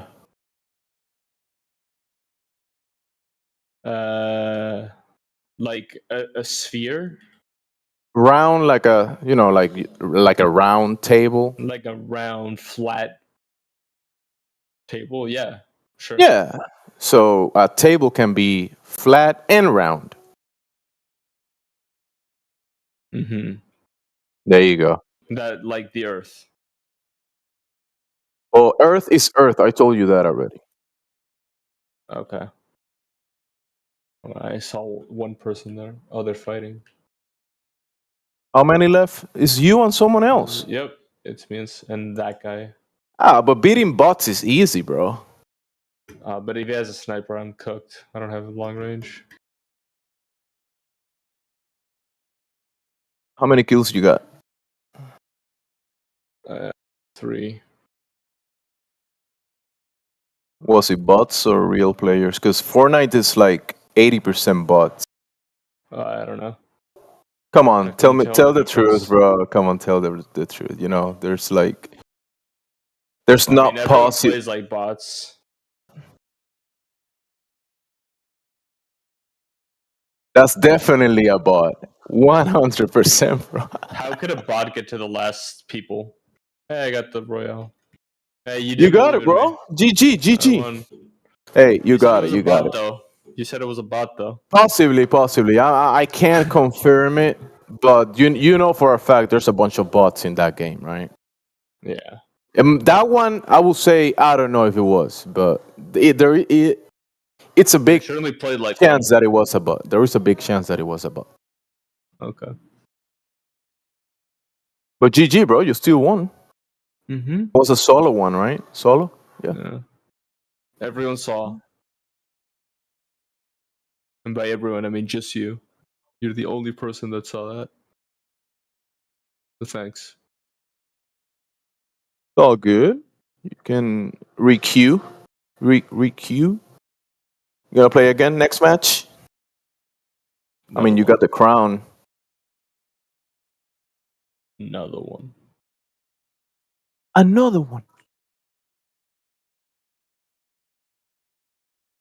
Check if you find globes in some of the buildings. You might find a globe somewhere in the buildings, like furniture, or maybe on the wall, like a depiction of it on the wall. Then you go like when you're jumping from the plane, you don't see the globe.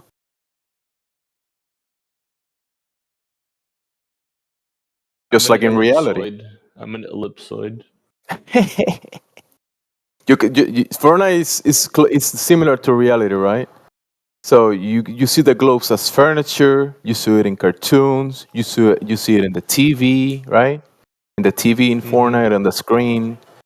But then when you are in the like right now, you're in the game in the lobby, whatever. You don't see the globe anywhere in Fortnite reality. It's only in the cartoons or furniture. That's it. Yeah. That's 100%. That's how reality is. And this is the actual truth.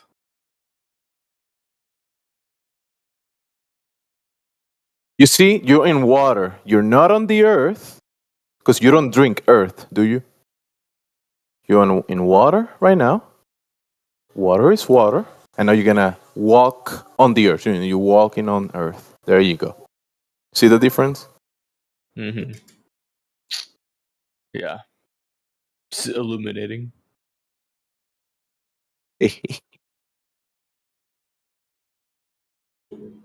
Look, bro, look how the bus is flying. It's using a hot air balloon, right? It's flying. Like It's not. rockets in Look at the SpaceX. horizon. Look at the horizon, bro. Look at the horizon. Look towards the horizon. See that? Mm-hmm. You see that straight line? Yeah. That's the horizon. That's where What? the Earth curves. You know, we get horizontal lines, right? Horizontal lines that don't curve. What are you talking about? Bro, what is the slope of a horizontal line? 0, right? 0 is the slope of a horizontal line.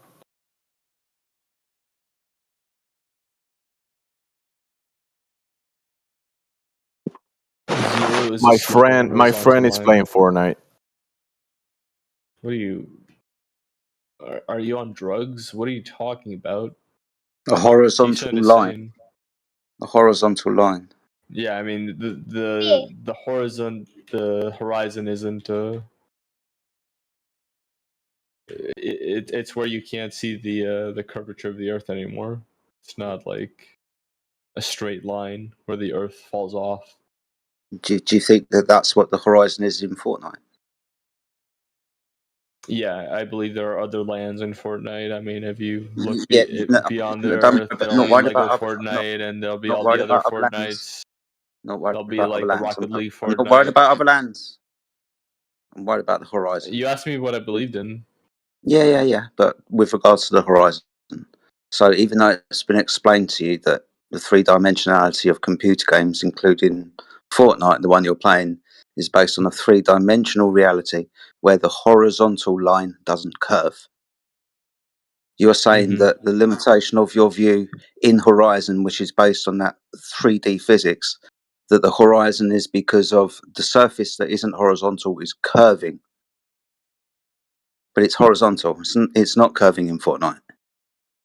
Yeah, I believe the Fortnite developers are such globe heads that they programmed in a complex system of the horizon actually being like curved, and there being lands beyond that are never rendered.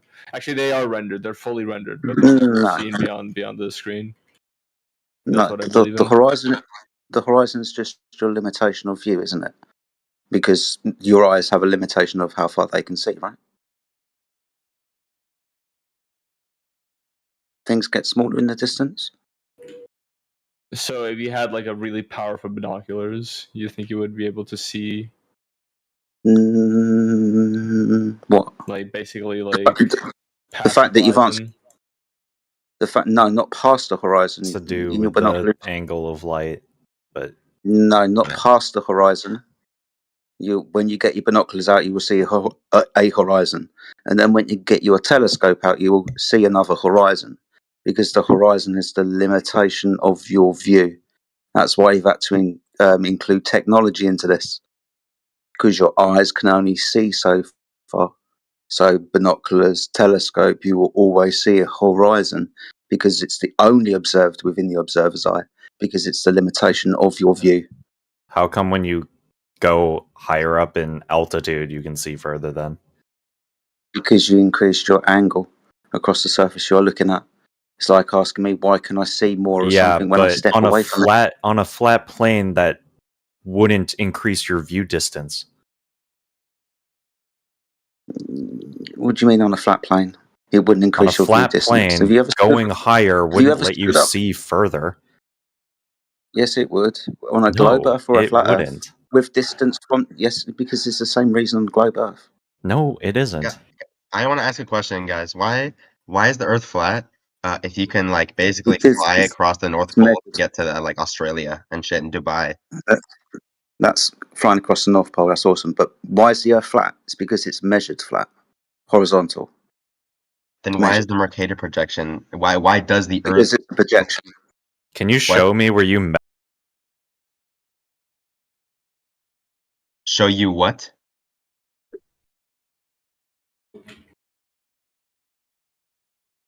Hello? Yellow. NA177YE, you have a question? NA1? Yeah. I asked why is it that it's possible to fly across the North Pole to Dubai if the Earth is flat? Because who's doing that? When using a navigational chart, north will be at the centre, and you'll have increasing circles of radius around that central point. Now, if you can fly from one place to another across the North Pole, that's great. You've just flown across the North Pole. But that happens on a flat Earth navigational chart. How? Because the Earth's flat. Yeah. How does that happen? I can show you many navigational charts where quite easy to fly across or near the North Pole. You can't fly exactly across the North Pole. There's no air corridors that actually pass directly overhead. Can you show us one? Yeah, sure. The Arctic Circle? Yeah, the longest flight from LAX goes to Dubai across the Arctic Circle. That's awesome. So yeah. So it's gone, also so it's Mercator gone projection. Can you explain that? So oh shit. So it's gone I need to look north, up. and then so it's gone what Bro, I northeast literally and then just started gone fucking game. southeast. Yeah, so it's gone northeast and then gone south. I'll try that. Southeast. I'm literally in a chat with like 8 flat earthers right now, bro. Like unironic. We live in unprecedented times. Yeah, you guys are fucking retarded, by the way. Like, it's literally fact that the Earth is round. Kill your. It's like literally facts. Oh my god. I was so serious about earlier question. He said the actual truth. Literally, fact hunters are the best. Good. What I've done, just for your entertainment value, obviously, is posted the navigational chart, which is a flat Earth chart. Now you can pass your course from America to Dubai if you want to, going across the Arctic. That's fine. I posted that navigational chart, a chart used for navigation.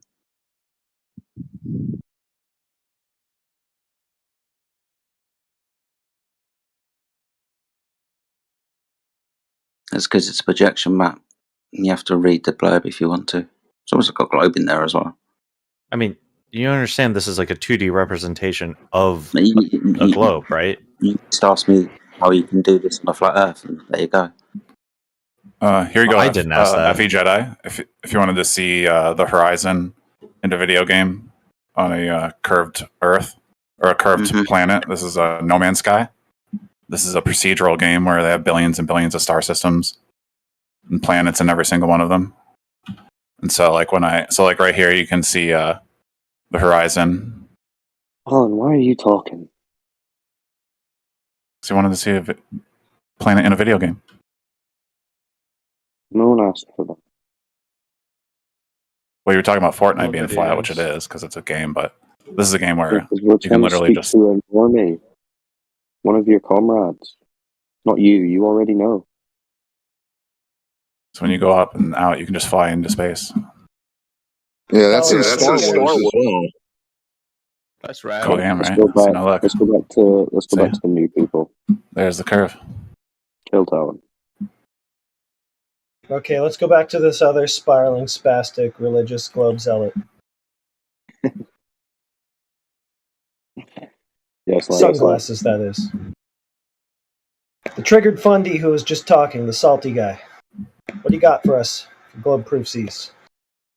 Well, I mean, I was just asking questions about like why the horizon is you can see further from being higher up. You can also, witness the sunset and then take an elevator to the top of the Burj Khalifa and watch the sunset for a second time.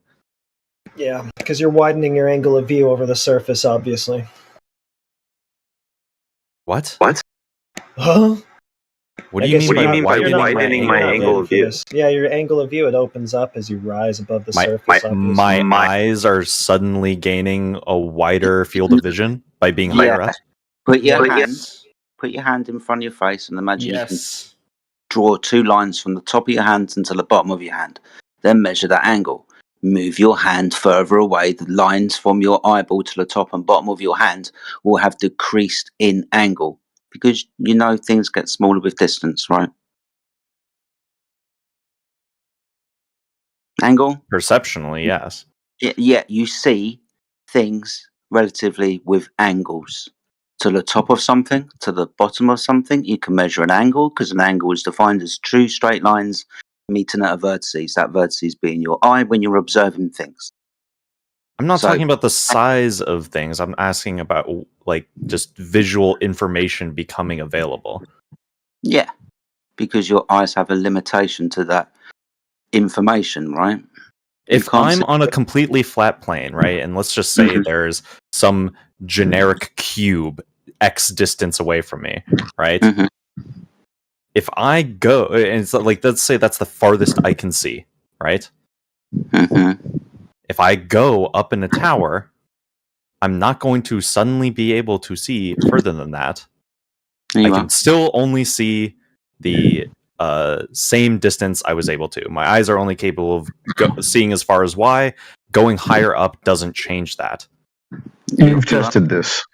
That's so stupid, dude. What? So when you're up in You've an tested airplane, you this. don't see further than you do when you're standing. You think height arbitrarily gives your eyes So when you're further up in an distance? airplane, you can't see more distance than you can when you're just standing on the ground. What? What? Why don't you understand anything, dude? Maybe that's your weird. Yeah, like every single time it's a really trivial to comprehend point I'm to saying you. what because I can't hear what you're saying over this guy's terrible microphone. Okay, so when you're up in it's an yours? airplane, you can't see a further distance than you're able to when you're standing on the ground. So you're not looking. We're not talking about looking forward versus looking down, right? I'm talking about looking forward versus looking forward. Can you just answer the question, or do you have to obfuscate?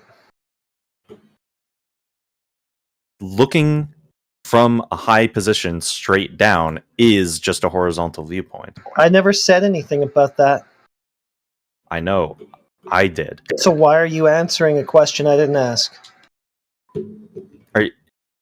Unless you're presenting something other than that I misunderstood, feel free to. Yeah, you don't seem to understand anything. That's your problem, and that's why you're a glober.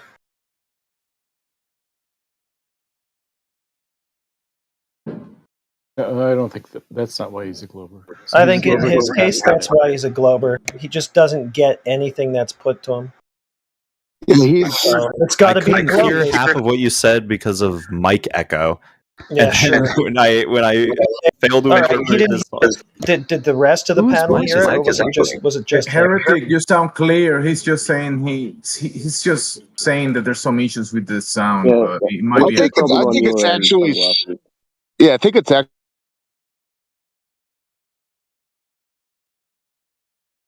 So why would you bring up the too?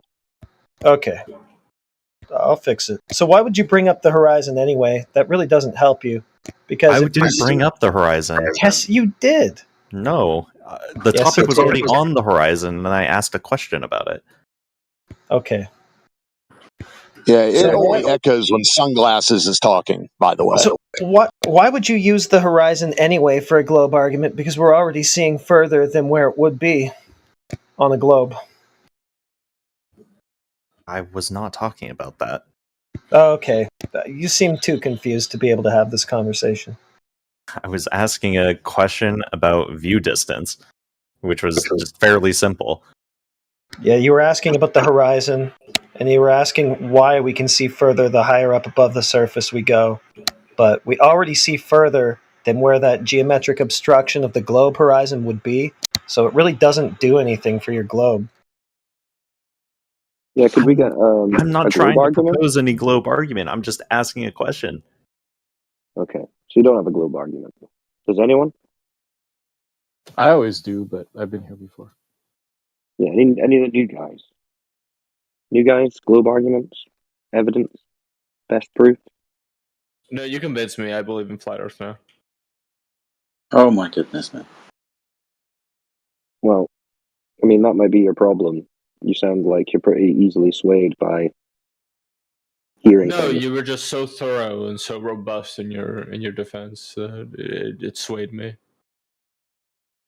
What about Oh, good. Welcome to Flat Earth. the pictures Yeah. from space, bro? Yeah, when you said like that, when you said that fucking blew me away. That So, okay, they're all like so drawings we're in or whatever. So we're in agreement, and no argument for the globe. No, it's No, frankly, if fair you enough. believe that, you're retarded. Well, you heard it here first.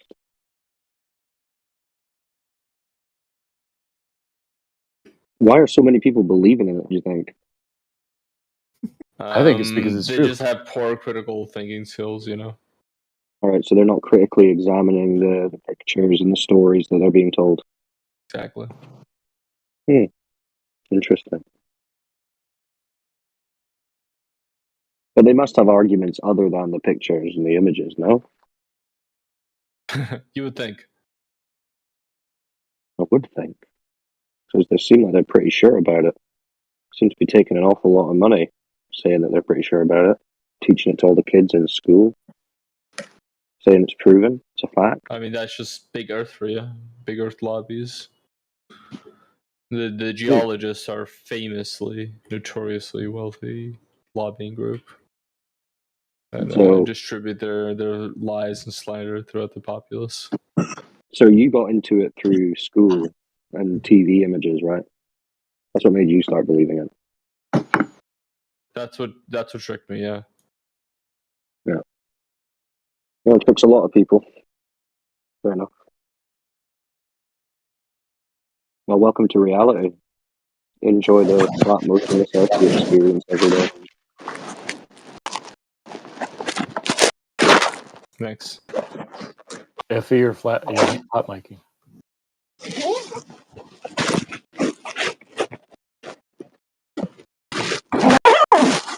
Jedi or hot miking? I think he's wrapping up my Christmas present. Hey, Jedi, you there? No, he put his phone in his pocket with the mic on.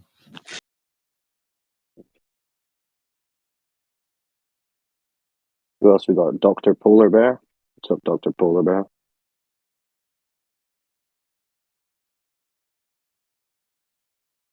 If I get a second victory royale, the Earth is round. Round like a pizza?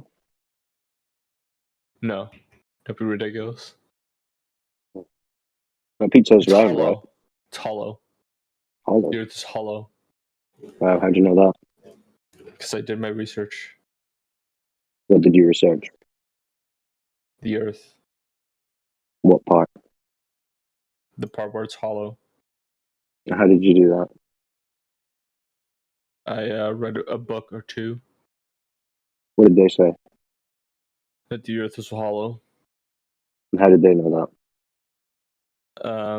They did deep drills on the Earth and went down, and they found it was How deep? completely hollow. How deep? Hmm? How deep? Fairly deep. Deeper How than deep you is that? think. How deep is that? Deeper than you think. So you don't know? You know, not off the top of my head. I am playing Fortnite after all. Sounds like your research wasn't very thorough. Listen, man. I'm trying to approach this conversation in good faith, but you're No, you're making it not. very difficult for me. I know I'm making it difficult. No, for you. sir. So is it like 20 or 30 miles, do you figure? Huh? Deeper? Do you figure it was 20 or 30 miles deep that they went? I don't believe in miles. I don't believe in those types of measurements. Okay, well, turn it into kilometers, whatever. No, probably hundreds. Probably hundreds, eh? Yeah. Oh. I mean, don't quote me on that, but yeah. Don't Hundreds. worry, we won't. Deepest borehole didn't quite make it hundreds. You know how deep the deepest hole that has been drilled is? Mm-hmm. How deep was it? I told you. No, you just made that up. I'm asking if you know what the actual deepest hole that's been claimed to have been drilled is. No, I don't know that. Why would I know that? I'm not autistic. Sorry, I'm not. I thought you were the Hollow Earth guy. Knowledgeable. So it's around 8 miles.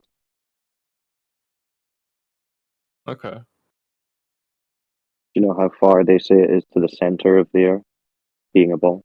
Hundreds What of its radius kilometers. is? Hundreds of kilometers. Yeah. 12,262 meters to be precise. 6,300 yeah. kilometers. Thousands. 6,300 kilometers. Mm-hmm. Right. So if they've only dug 8 miles down, say 12 kilometers, how do they know what's 3,600 kilometers down?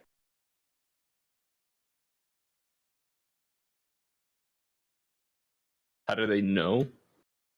Yeah. Yeah.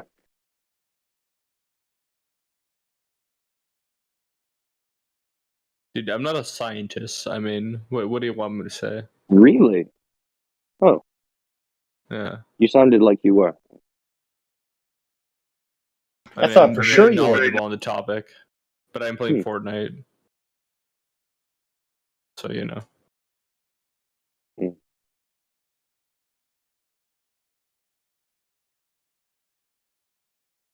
You should You know ask how it them. How do is. you know what's at 3,600 kilometers deep if you've only been 12?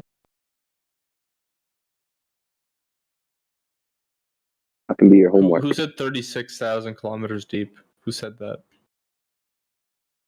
No, 6,300 kilometers. Sorry. For the radius of the Earth. So to the center of the ball Earth, according to the globe religion. Do you know how they measured that?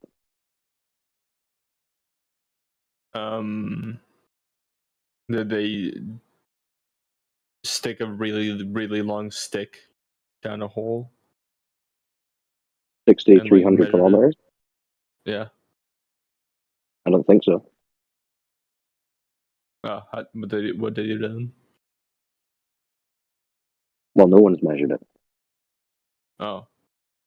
I thought for sure someone would have measured it. Yeah, you'd think so, huh? I would have been certain. You would have been, right? Yeah. More There's fool one you. more thing that you have to believe. That's all. See, that's how they get away with it. Because you don't even check. You just play Fortnite. And think someone measured it. Probably stuck a 6,300 kilometer stick down a hole.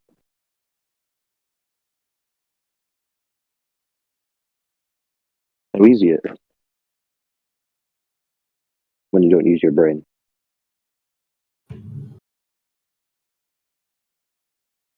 Let us know how It's a that lot battle easier when you royale don't goes, use your though. brain. Yeah. What can I say? With simple So who else we got? Simple Anyone who knows Globus. about their globe belief, who wants to support it with evidence? Who wants to step up?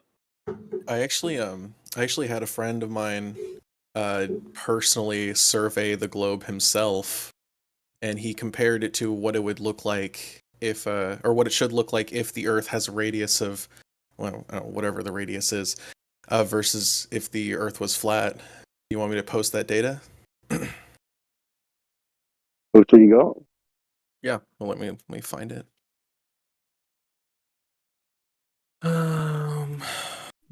Let's see. So talk us through the method. Yeah, let me just grab it real quick. Okay. So I should probably message him to make sure that it's like the way that I'm describing it is valid and everything. Because get him in the VC. Yeah, actually, you know what? Let me see if he's available. Excellent. Finally, the guy who's measured the curve. We've been waiting. He's the guy. This must be the guy. that This we've is been the hearing guy. so much about. He's the guy, dude. So, do y'all know Jay Tolan's media? He's a flat earther. Heard of him? Yeah. Yeah. So he's got So he actually took Jay Tolan's media, Bev3DP, and JK. I don't know who those other people are. But what he has, right, is a measurement of drop over distance. Oh, he responded. Oh, running off to a job at the moment. Okay, so he'll be back later. But I can just give you the data now, and you can digest. What's his Discord name so we can keep an eye out for him? Yeah, he's Jesse Path of Light. Oh shit! This should be hilarious. He's got he's got this spreadsheet too. He's failed, yeah. He's failed every time he's come in here with that spreadsheet. So now you parroting the spreadsheet is going to do any better? Good luck. Oh, okay. So then Jay Tolan's media also failed in his demonstration of it, right? Okay, it's a weird false equivalence. Go on. But it's not a false Jesse's equivalence. spreadsheet is just a spreadsheet that he wrote some numbers on that he wanted to affirm the consequent of the globe. That's all it is. Yeah. Okay. So I don't know what that has to do with Jay Tolan, but go off. I'm shocked that you're not willing to accept this evidence and you just insinuate that he just the numbers that he wrote on a spreadsheet, man. I've never must be a globe. Back it up. Expect. And we also debunked his apparent observation of the top of the building being under eye line as well. I think that was a big one that was going around for a little while. Jesse is not credible in this arena because the last time I was having this conversation with him, he was changing the data and changing the titles and changing his documents around in the middle of using them to support a claim. So when somebody acts that snaky in a debate, you just throw out everything they present to you after that. He's not credible. Good luck. Yeah, and if you measure... So Neon, tell me about these measurements. Tell me how he did it. I'm fascinated. Yeah, so he has a total station, right? A total station. Yeah, like I said, y'all, I'm not like a surveyor or whatever. Well, don't come in here with bullshit if you don't know what you're talking about, son. I can explain it the best of my abilities, right? Well, you don't know anything about it because I know more about it than you do at this point, son. Against it, like what's the? I mean, I already know more about it. I mean, if I know more about it than you did, how are you going to tell me about it? Well, what do you think his flaw in the methodology is? Do you know what a theodolite does? No. What the fuck? I can't even have this conversation with you, dude. You don't even know what a theodolite does. What's the flaw in the methodology? That's what I'm asking. If you don't know what a theodolite does, how am I supposed to have this conversation with you? What it does and how it's relevant to the flaw or flaws in the methodology. Your argument. This is your argument. Yeah. You're coming in here trying to tell everyone else to explain your argument that you don't understand. Crazy talk. It's unbelievable. I'm not You don't even know what it does. You don't know what the tools that he's claiming to have used are, or how they work, or what they do, or what he does with them. And then he gets some numbers that he puts on a document, and because it confirms your bias, you go, yeah, those numbers prove my globe. You don't even know how he got them, or how he even has claimed to have gotten them. You're obviously just coming here with a preconceived belief. A bias to confirm. Really hoping for a gotcha. I just wanted to comment. I am a statistician, and it's weird. He has these error values that are greater than 5%. So he's kind of debunking his own math here. It's less than 5 or greater than 5% on a majority of these values, with an average error rate of 19.2%. Which means that the confidence level of the math that he's using that has to be 95% is miscalculating because he has large dips in the values between the globe model and the actual dip. Sure, which would produce more error, the flat Earth or the globe Earth? Well, yeah, exactly. But then again, it really wouldn't matter because there's an incongruity in the math that he's using for the globe Earth model. I would say that the data following this trend line is heavily correlated to the curve as opposed to the flat. How so? Because just visually looking at the plots, right? I mean, it gets less accurate the further away you get from the initial target. but you know, it follows this trend line, and it more closely follows this trend line the further. Neon says that visually makes sense. Visually. Yeah.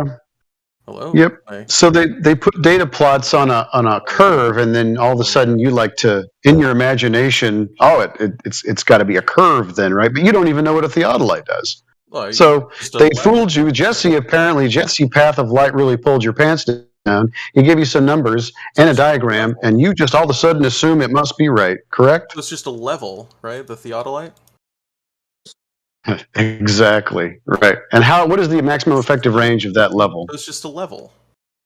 No, I need to ask you a question. Follow along, please. What is the maximum effective range of that level? It's going to depend on the level, right? No, it's a theodolite. What is the maximum effective range of the tool itself? It depends on the tool. There's going to be better and worse tools. The one that you're talking about, the one that you put in the example from, that one, the one that you're talking. No, dude, I'm not a surveyor. Oh, okay. So you don't know anything about this, and yet you're going to come in here and make claims about this thing that you don't know? So are you ever going to actually get to the flaw in the methodology? No, because it's more fun for me to torture you over this because I know you don't know what you're talking about. I like that you came in here so confident and you have no idea about the numbers, about theodolites, about Jesse. You have no clue. So you're though, right? Hey, Neo, What? you got no clue, Yes, but you're you going to explain did. to people You in did. here how things are. Listen, I mean, that's just sad, right? It's always the same repeat of the same 3 or 4 globers coming in here.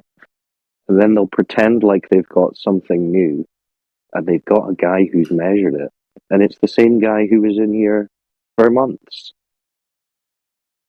And you don't even know what he did. He's already giving you the rebuttal. He's saying what type of theodolite was I asked used. for him for I the don't flaw in the know. methodology, and he hasn't given it Yeah, to me. he He asked. said he would. Yeah, how He can he give it to specifically you said if he you don't wouldn't know give it to what me because it's tools more he fun to even torture used? me. He specifically. Neon, relax. Which theodolite was used, and you said you don't know. So if you don't know the basics, why would he have a conversation with you about it? Go and research for your own argument. So when would you're it ready be? to talk about it, talk about it. So is he not giving me the flaw because I'm too ignorant, or has he already given it to me? Which You're one is ignorant. it? Yes, you're ignorant of your own He claim. hasn't given me the flaw in the methodology then. No, you're because you don't know Oh, he what was did. done He or did what give me was the flaw in the used. methodology. Wait, which one You is it? don't know what was Going done or back- what was used. So yeah, you're ignorant of your own argument. But me being ignorant doesn't mean that he's actually detailed the error in the He methodology. doesn't have to, because you don't know what you're Neon, presenting. are you trolling, bro? You don't know what you're presenting me on. You don't know what Jesse's presenting, and you don't know where he even got those numbers from. You don't know that he didn't just write them down. You don't know that he didn't just make them up or just look at what he thinks it should be if it is a globe and then just put that on a spreadsheet and give it to you. I am shocked. That sounds pretty cool.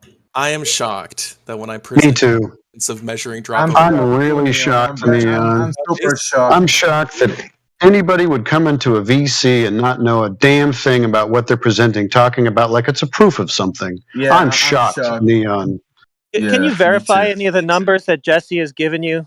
Can you verify that he actually did any of these measurements? You want me to go to any of these places? Like, you Just wanna, ask Hell if yeah. you can validate those numbers he's given you. You want to That's take a all. road trip, heretic? So I guess I'm getting a no. You don't know how to validate any of those numbers he's given you. He's just given them to you, and you accept it on blind faith because he's a cool globe guy.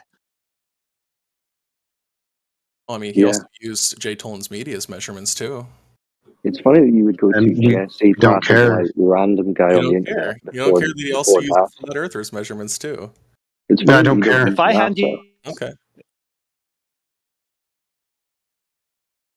Were you really hoping for that? You were hoping that we'd be like, oh shit, Jay Tolan. Oh well, that changes everything. No, Is that I what you were hoping for, Neon? That's silly. Why would you even bring it up then? Who cares? Who cares about Jay Tolan media? I was not seriously thinking that I could ever convince a flat Earth.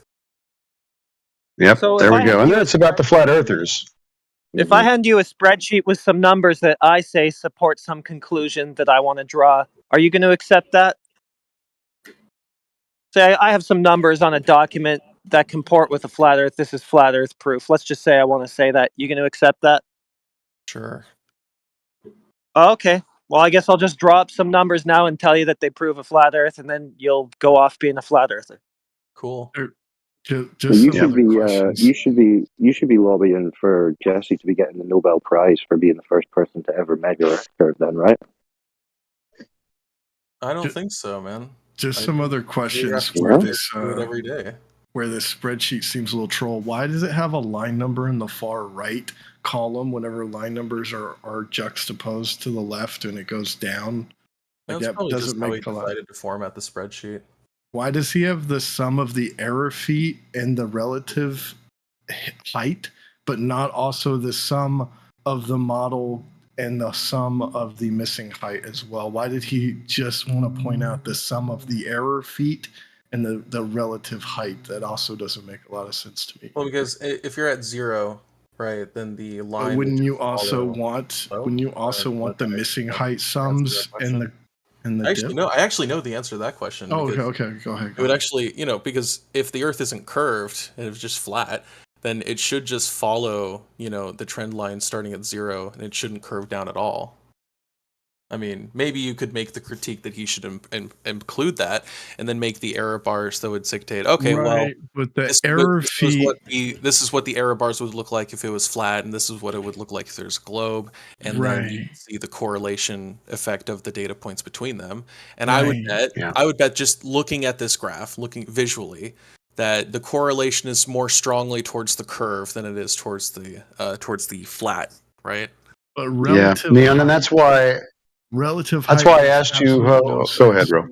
No, a relative height makes absolutely no sense to the error feet, because the error feet is getting the error from the missing height in the globe So that doesn't make any sense. Like, why would you want relative height?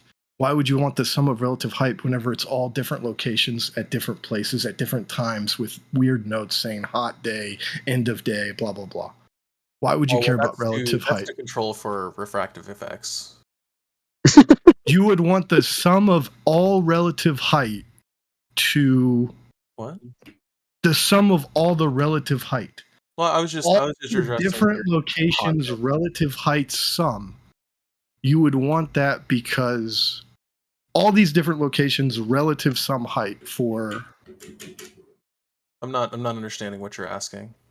Right. Whenever you see the sum in the feet for the relative height, why would you even care about that? I'm just curious. Because they're all different locations, and it's the relative height is the height of every different location, and you're going to take the sum relative height of all these different locations that you went to observe, and you're going to want that as a sum for what reason? Which column are you referring to? It's at the bottom of relative height, where he do sums feet, and he gets the sum of all the error heights, which is the difference between the globe model and his observed interactions with height and distance. And then you have relative height, which is the relative height of all the objects that he went to find and observe. Oh yeah, that's just the missing height times -1. Why would you want the sum of relative height? Because it's going to curve away from you and go down. Of all the different locations, why not just one location at a time? It is one location at a time. No, it's not. It's all the locations put together. The sum of all locations. I've got the actual spreadsheet. Like when you actually hover over the column, right? It says 1 times K38, right? And K38 is just the missing height. So it's just relative height is just the missing height times -1, and the missing height is the column preceding it. Exactly. That's my point. Hold on. But the preceding column, calculated delta. Let me make that column a little bit bigger.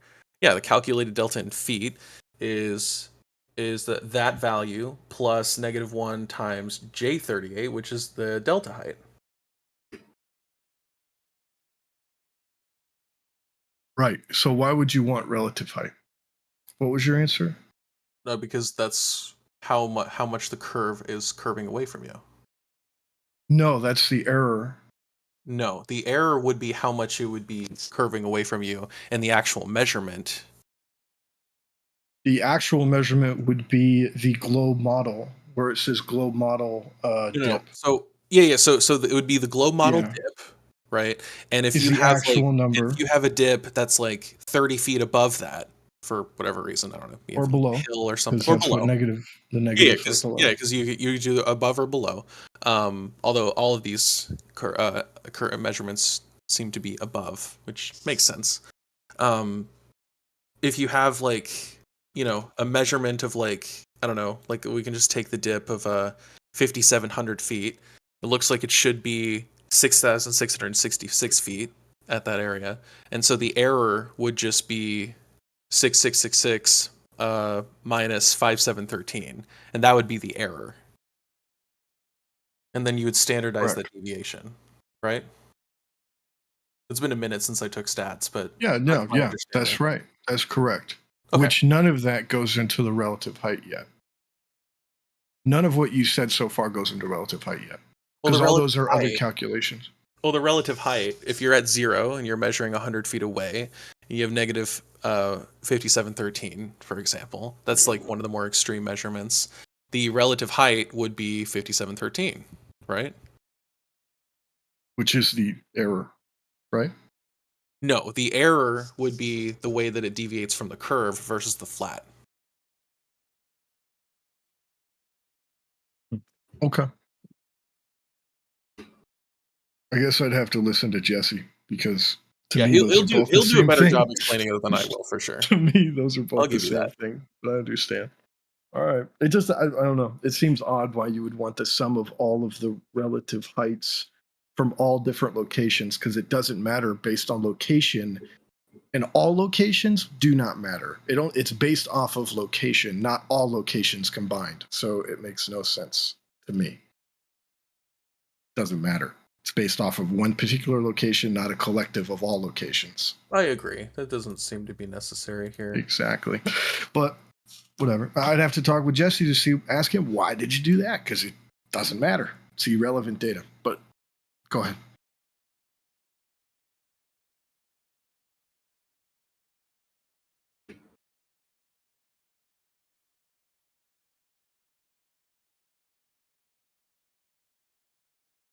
You think it would create a lot of error if you used something, like it's not supposed to be used, like well beyond its effective maximum range?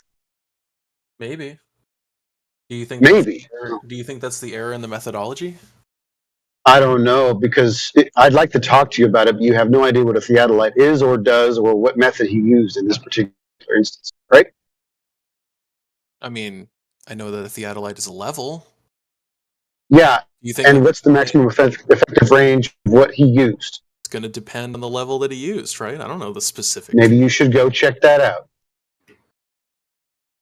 Educate yourself. Don't just take people's word for shit. You know what I'm saying? So if he uses a theodolite with an acceptable range of 100 feet, for example, would that be sufficient? So we'll count everything within 100 feet and that's it? Sure. So that last data point is invalid. So assuming the theodolite only has a range of 100 feet. Well, anything after that, why would we take it if that's all the further it can actually read? We wouldn't. So assuming it only had an acceptable range of 100 feet.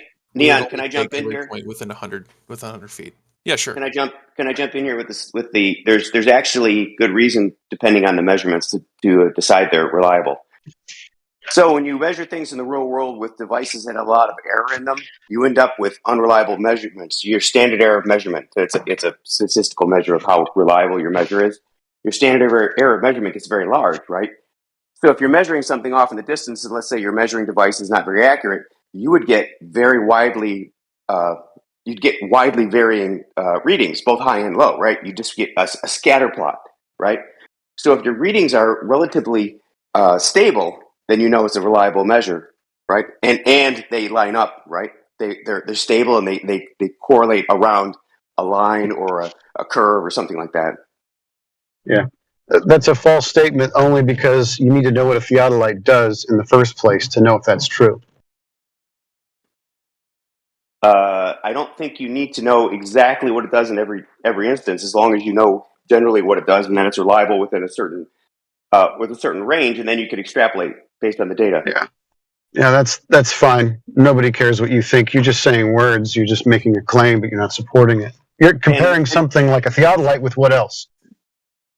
Like another instrument. Why don't we make a comparison? A theodolite with what? A thermometer?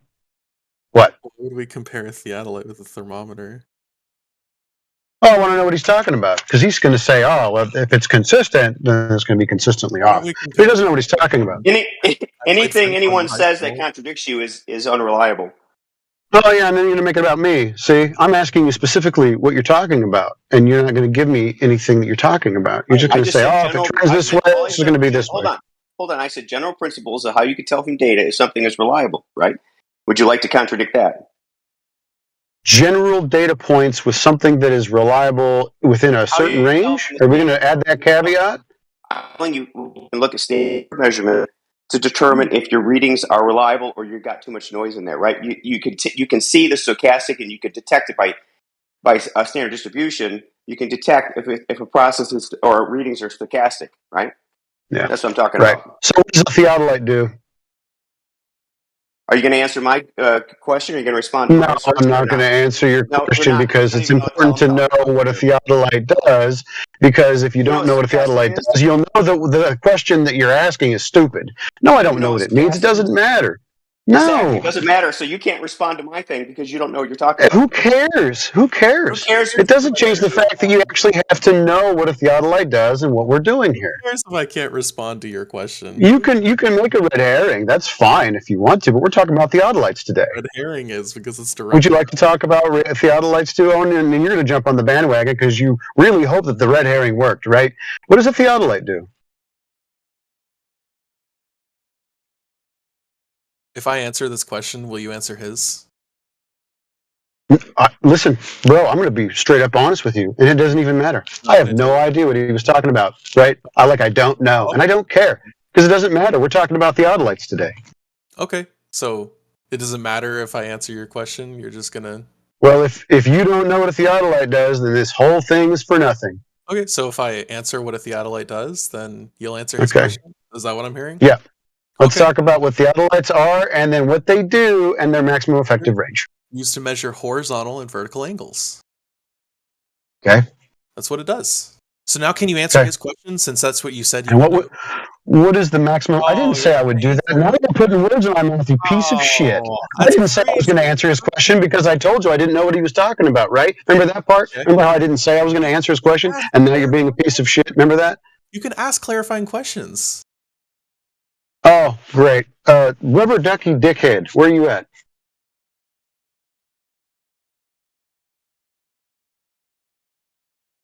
Rubber ducky dickhead? That's a new one. That's you. There you go. That's a good one. So, what are these words that you were using? Just enlighten me, man. I'm a stupid flat earther. You know, I don't know shit. Tell me what you're talking about. Stupid. We're not even doing that. No, bro. Neon. Sure. I'm talking to the rubber ducky. Shut up. Anyway. Sure. Whenever you measure, and this happens almost in every measurement when you have a device, right? You're taking empirical measurements, right? So you have. Help me out. What kind of device? Like what kind of device? Give me an example. Hold on. It doesn't. It almost doesn't matter. It's anything with empirical measurements. It can be like a thermometer. It can be an optical device, right? It can be anything that records data from the real world. You're going to get. Okay, let's talk about thermometer. Thermometer. You're gonna get, okay. Yeah, sure. So you get a thermometer, right? Yeah. And anything that collects data from the real world, you're going to get error, right? And in most situations, the error is random. So in other words, let's say the real temperature outside is 100 degrees, right? Put a thermometer out there. Okay. Thermometers today are really accurate. Let's say it was 20 or 50 years ago or something. You might get readings that are 101 and 99. You might get an outlier that says 97, right? Maybe you have a bunch of different thermometers, and some of them are a little off, right? But what's going to happen is you're going to see the values cluster like a bell curve around 100, right?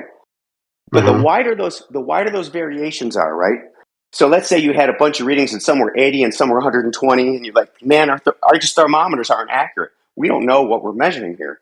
The tightness of that bell curve, the standard deviation of those errors is called the standard error of measurement, right? And you can look at that and say, you could by the width of that standard deviation, you can determine how accurate your measurements are. That's what I'm saying. Okay. So you can say, okay, we know within one standard deviation, we know the temperature. If we say it's 100, we really mean it's between within one standard deviation of say 99 and 101. That's what I'm talking about. Great. So, Mark, so with the thermometer, let's say that this thermometer is calibrated and we use it in a very specific situation, and we could really only measure, let's say this thermometer can measure between like 50 degrees Fahrenheit and maybe 550 degrees Fahrenheit, right? Like that's where our bell curve kind of like everything hovers around in there, and it's really accurate for the most part, right? The deviations aren't bad. And let's say that we took this thermometer and stuck it in lava, then are we going to rely on those numbers? Well, what you'd see in that case is you'd see, well, I mean, in the case of a thermometer, if you put it outside its operating range, let's so to speak, right? You'd see either zero would fail, or you'd see some type of the maximum number, right? And there would be no variation. So the data would obviously be broken because you wouldn't have any variation in measurement, right? Right. Or if you took it in let's say it was a situation where the temperature is wildly varying, then you'd see, the data would be obvious that the thing would be broken, right? Because there would be no standard deviation. It'd be zero. Yep. Sure. So, like with Jesse's measurements in his theodolite, he basically took his thermometer and stuck it in lava, but no one's ever paying attention to that part. But that's only one problem with what Jesse did. That's just one problem. No, the point is, I'm saying the data would show that, right? He's got error in there. I can't see the data because I'm on my phone. I don't know what he was showing, but I'm saying you could. I don't even see the data. The data might show there's problems with this data. It's not accurate. I'm just telling you how you could tell, right? Right. But I'm just saying, in this situation, he actually went ahead and used something and well beyond anything it was ever meant to do, like well beyond.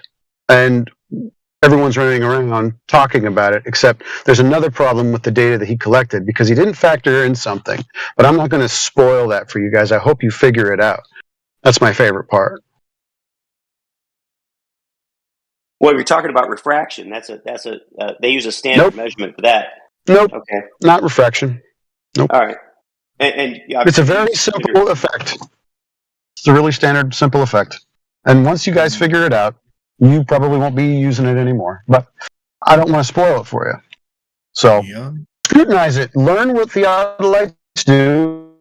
Look at their maximum effective range, and then see like, man, is Jesse really using these tools the way they're supposed to be used? Because once you figure that part out, you're not going to be very confident about the data that he grabbed. And I'm not talking about you, Mark. I'm talking about Neon here. So, anyways, maybe do some research. He left, unfortunately. I was going to ask him another question.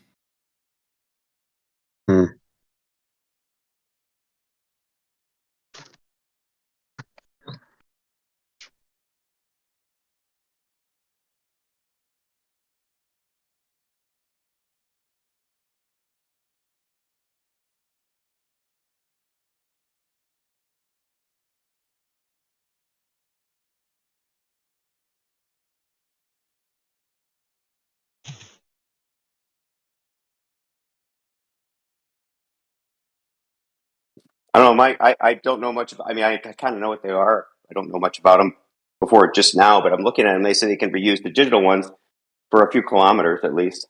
How far were they using? I don't see the data.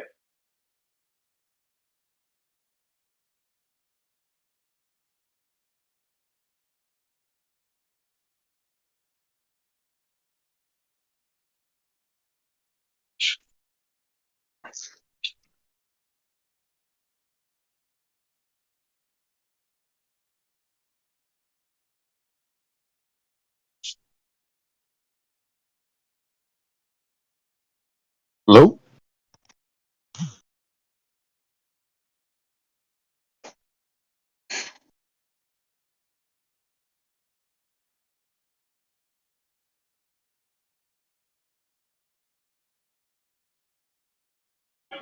There's this spreadsheet I think is posted there at 32 minutes past the hour that just went by.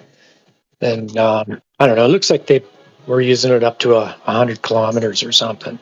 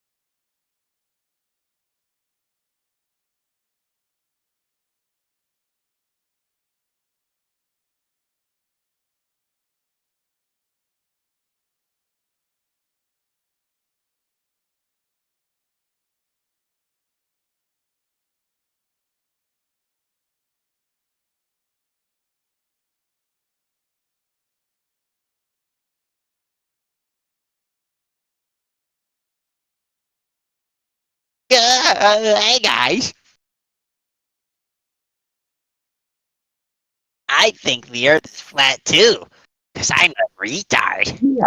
I don't trust anything the government tells me. Based? That's based. Now, if this is the Mount Scott in Oregon that's in Portland, and I have a friend that lives on Mount Shasta for his last line, who was judging a distance that was 366 miles away from each other, which isn't replicated in this spreadsheet. That's crazy, bro. The last one at 21, it says Mount Scott in Oregon to Mount Shasta in California's target location is how he's measuring how from his observer location to target location, how much of the curvature is covering up the target. And that's where you're getting the global dips and the calculations for that. But you wouldn't even be able to do that. There's no scope that I know 366 miles away, and then he's able to observe a dip left and right, up and down. Is that even possible? Sounds like a so story. So on line 27, he did this in 2021. He said observer height was almost 9,000 feet. Target height was 14.1 thousand feet. That's crazy.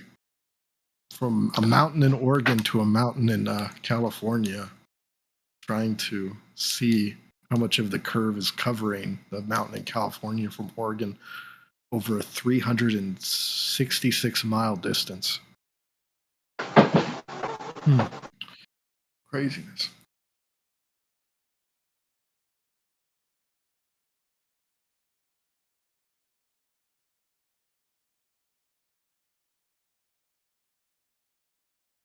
He says the distance is 105 miles, by the way, which I don't know how that's possible. Does kind of seem made up.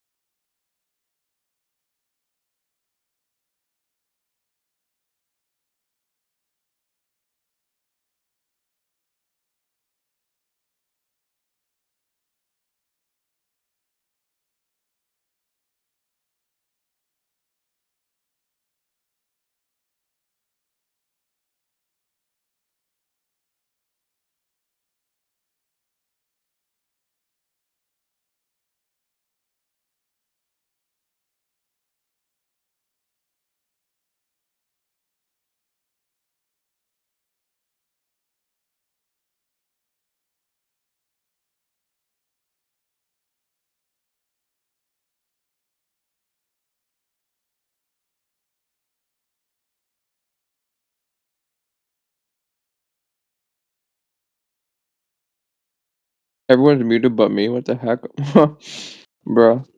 Hey, welcome, Rockstar. How you doing there? Good, how are you? What brings you to our domain? I don't know. I think I want to talk about AI. Well, did you check the VC room name here before joining? The what?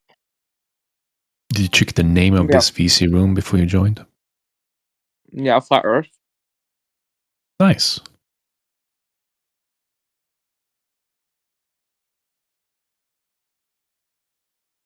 You want to talk about Earth? Would you mute me if I said no?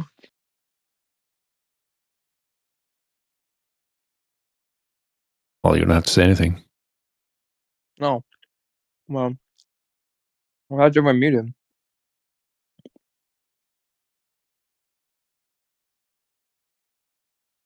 Like, literally, this is the first time I've been in like a chat with this many people who are all muted. It's kind of creepy. Yeah, we're waiting for a Clover like you.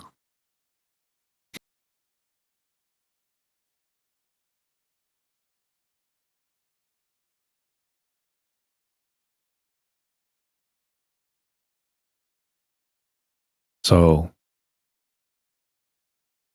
Earth?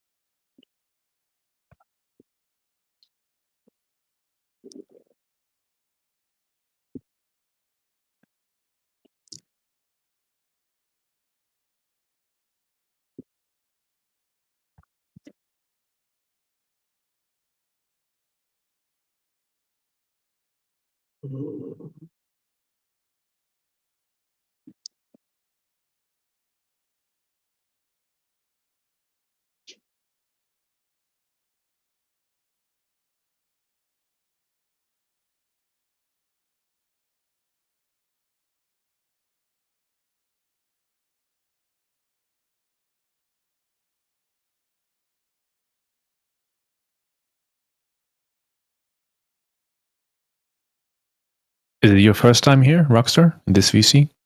No. Ah. What do you want to talk about AI for? Oh, it's cool. And everyone else is talking about Israel Palestine, or like, sorry, no, everyone's talking about the Trump Colorado thing. Like in every chat. You went from AI to Trump card? What is that? No. I said everyone else is just talking about Trump. Oh. in Colorado. Yeah. Politics. Yeah. Yeah, apparently Trump is not on the ballot. They took him off the ballot in Colorado. Any particular reason? I'm not too sure, but apparently it's like the biggest thing right now. We're going to talk about. It's going to cause some issues because Trump is up in the polls like huge. So if he's not allowed to, like, they're not going to put him on the ballot. Like, that's going to cause some issues.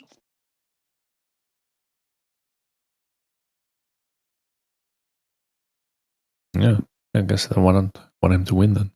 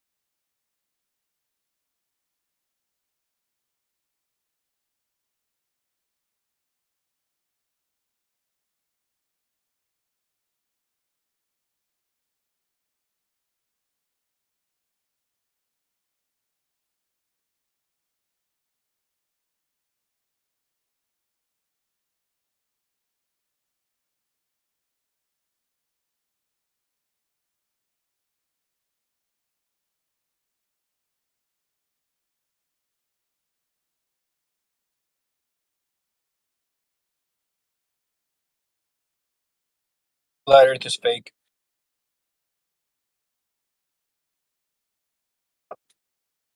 What's that? The Earth is not flat. Okay. Why do Is you that it? Is that the proof of the globe? Why do you believe that the Earth is flat? I don't believe. Who said I believe? What is your proof that the Earth is flat? No measurable curvature. Measures flat. Observable flat. Horizon is horizontal. Are you sure that there's no measurable curvature? Yeah. No one measure curvature. Sadly. Why are you so sure of this? Because of what you've seen? Yeah. Look through the data. Have you tried searching for experiments that show curvature?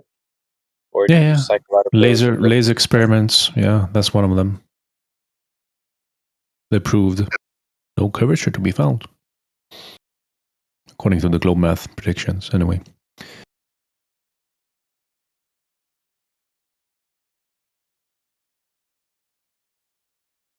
What's your best evidence for?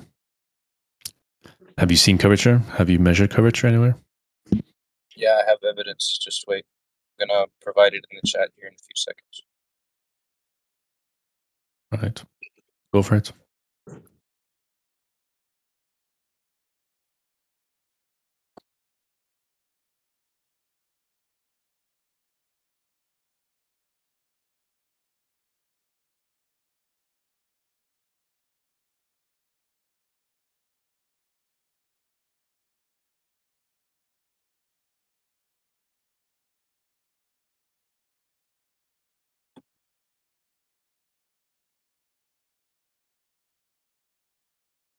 Go ahead and click on that link.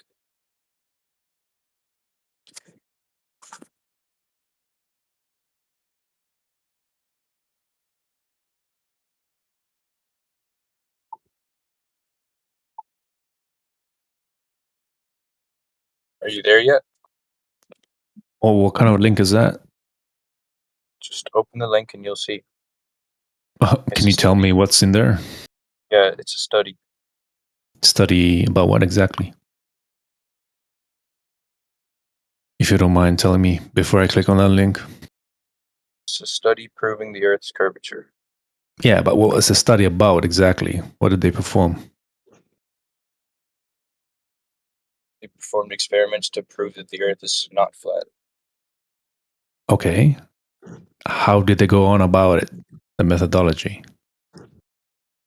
They tested the reflection of distant objects on lake waters and the difference in distortion of the image over distance and how viewed from different angles it displays curvature.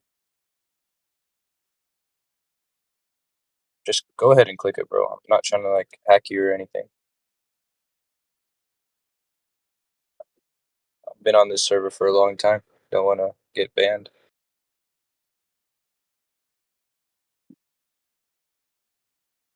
Are you in the thing yet? You can also download the PDF.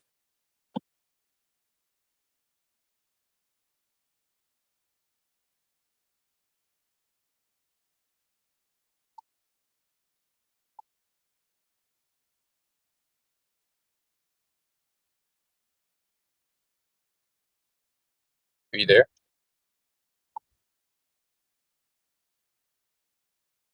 Yeah, give me a second. Gotcha.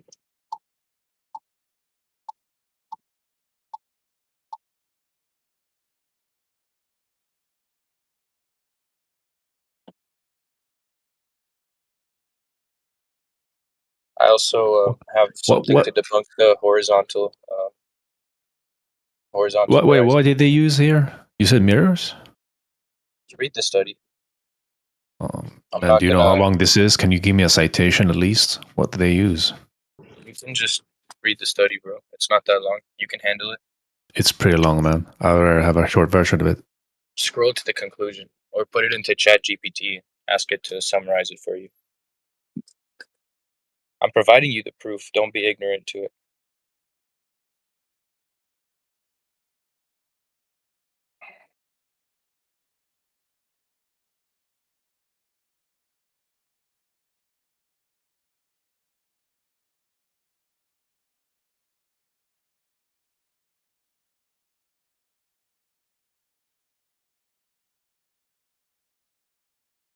It's an interesting read.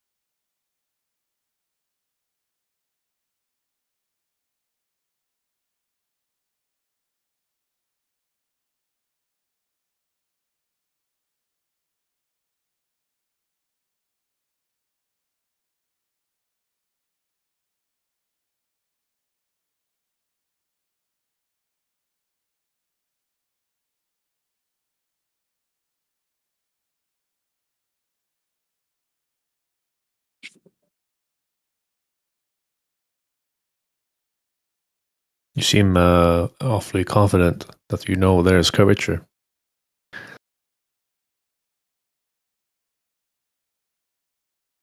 You think we will still be running this show? We were once like you, man.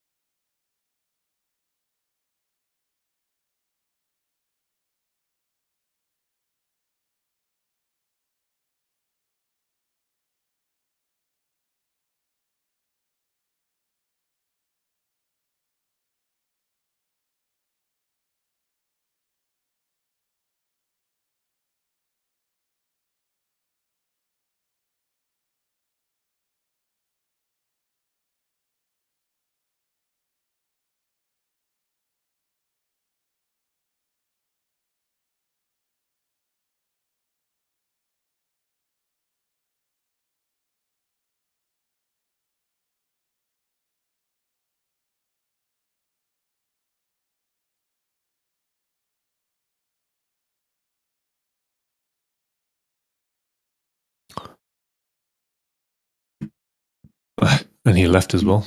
But, bro, the whole thing is same old bullshit. Rico's claim.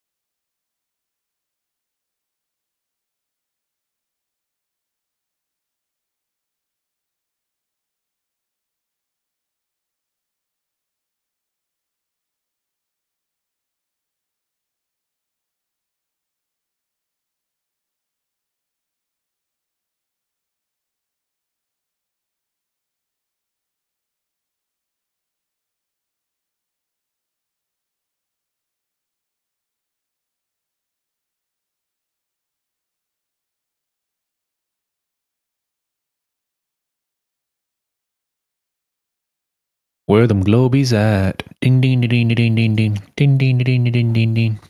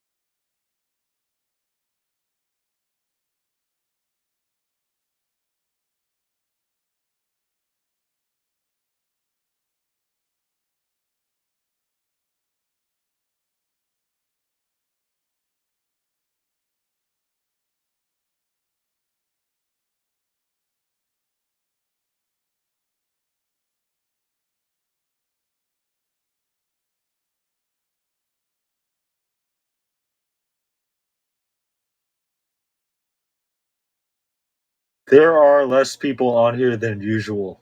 What happened? We're missing people like you coming in, telling us how much you love the globe. How come this icon for the server is a globe? Because that's the standard. You can't use any other ones. That's why. Yep, well, there you go. Yeah. There you go. Another globe lover.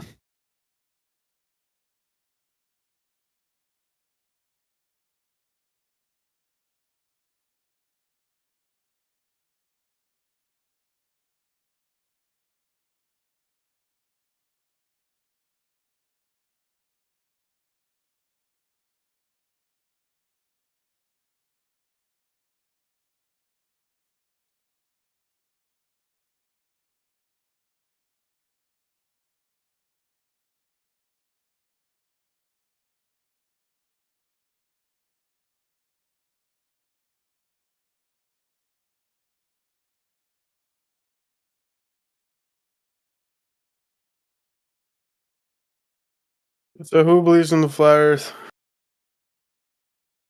You do. You're right. You're right. Fuck. Tell us more about it. I want to hear. Well, I believe it's like the shape of pizza because, like, you know, pizza's an amazing fucking thing. So like, it's gotta enjoy that thing. You know what I mean? And I feel the world is just a pizza with just additional toppings. You know, we got the crust with like the mountains.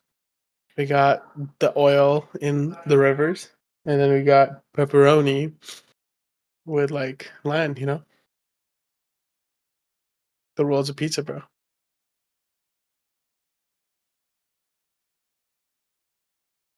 Oh, you believe in space as well? What's that? You mean like the outside layer of the crust? Where is this pizza?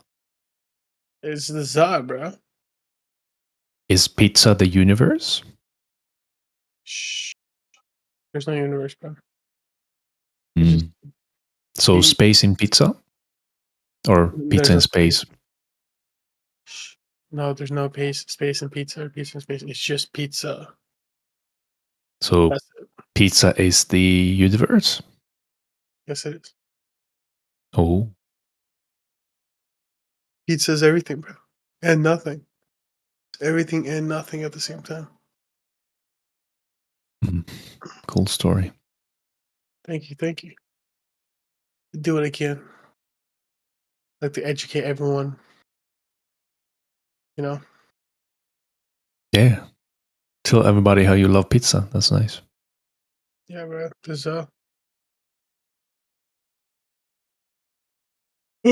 man. Alright, man, I'm out.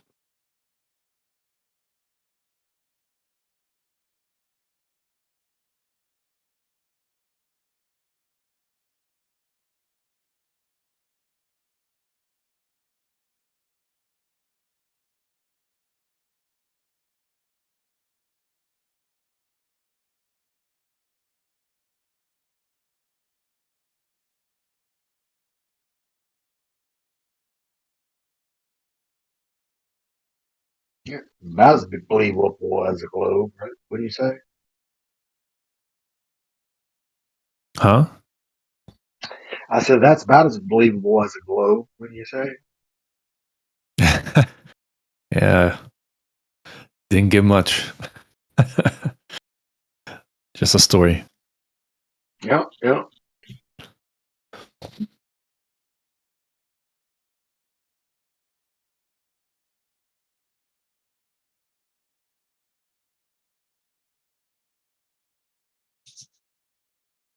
Hello.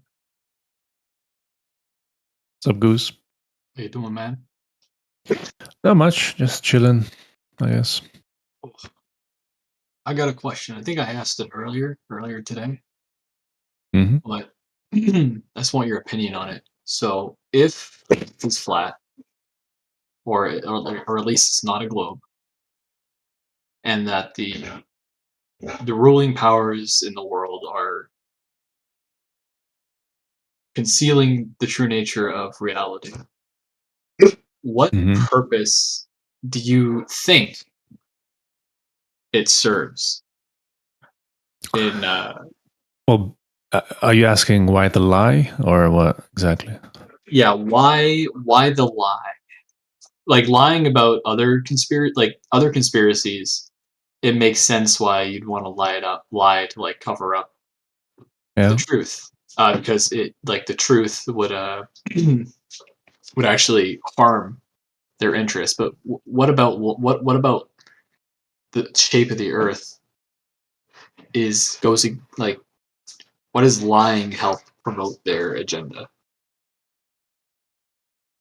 Well, that's a whole speculation part on that. But if I were to say, it could be hiding like more land, more resources, scientific knowledge beyond Antarctica, whatever you know, all the places you can go to and explore freely as a human being. I guess those could be one of the reasons, I guess. Interesting. Limiting with the because the globe model limits everything. It's an imprisoned mind prison, I would say. And yeah, I don't know. So there's so much we don't know about Earth, to be honest. You know, this is the epiphany of awakening to this globe lie, so to say.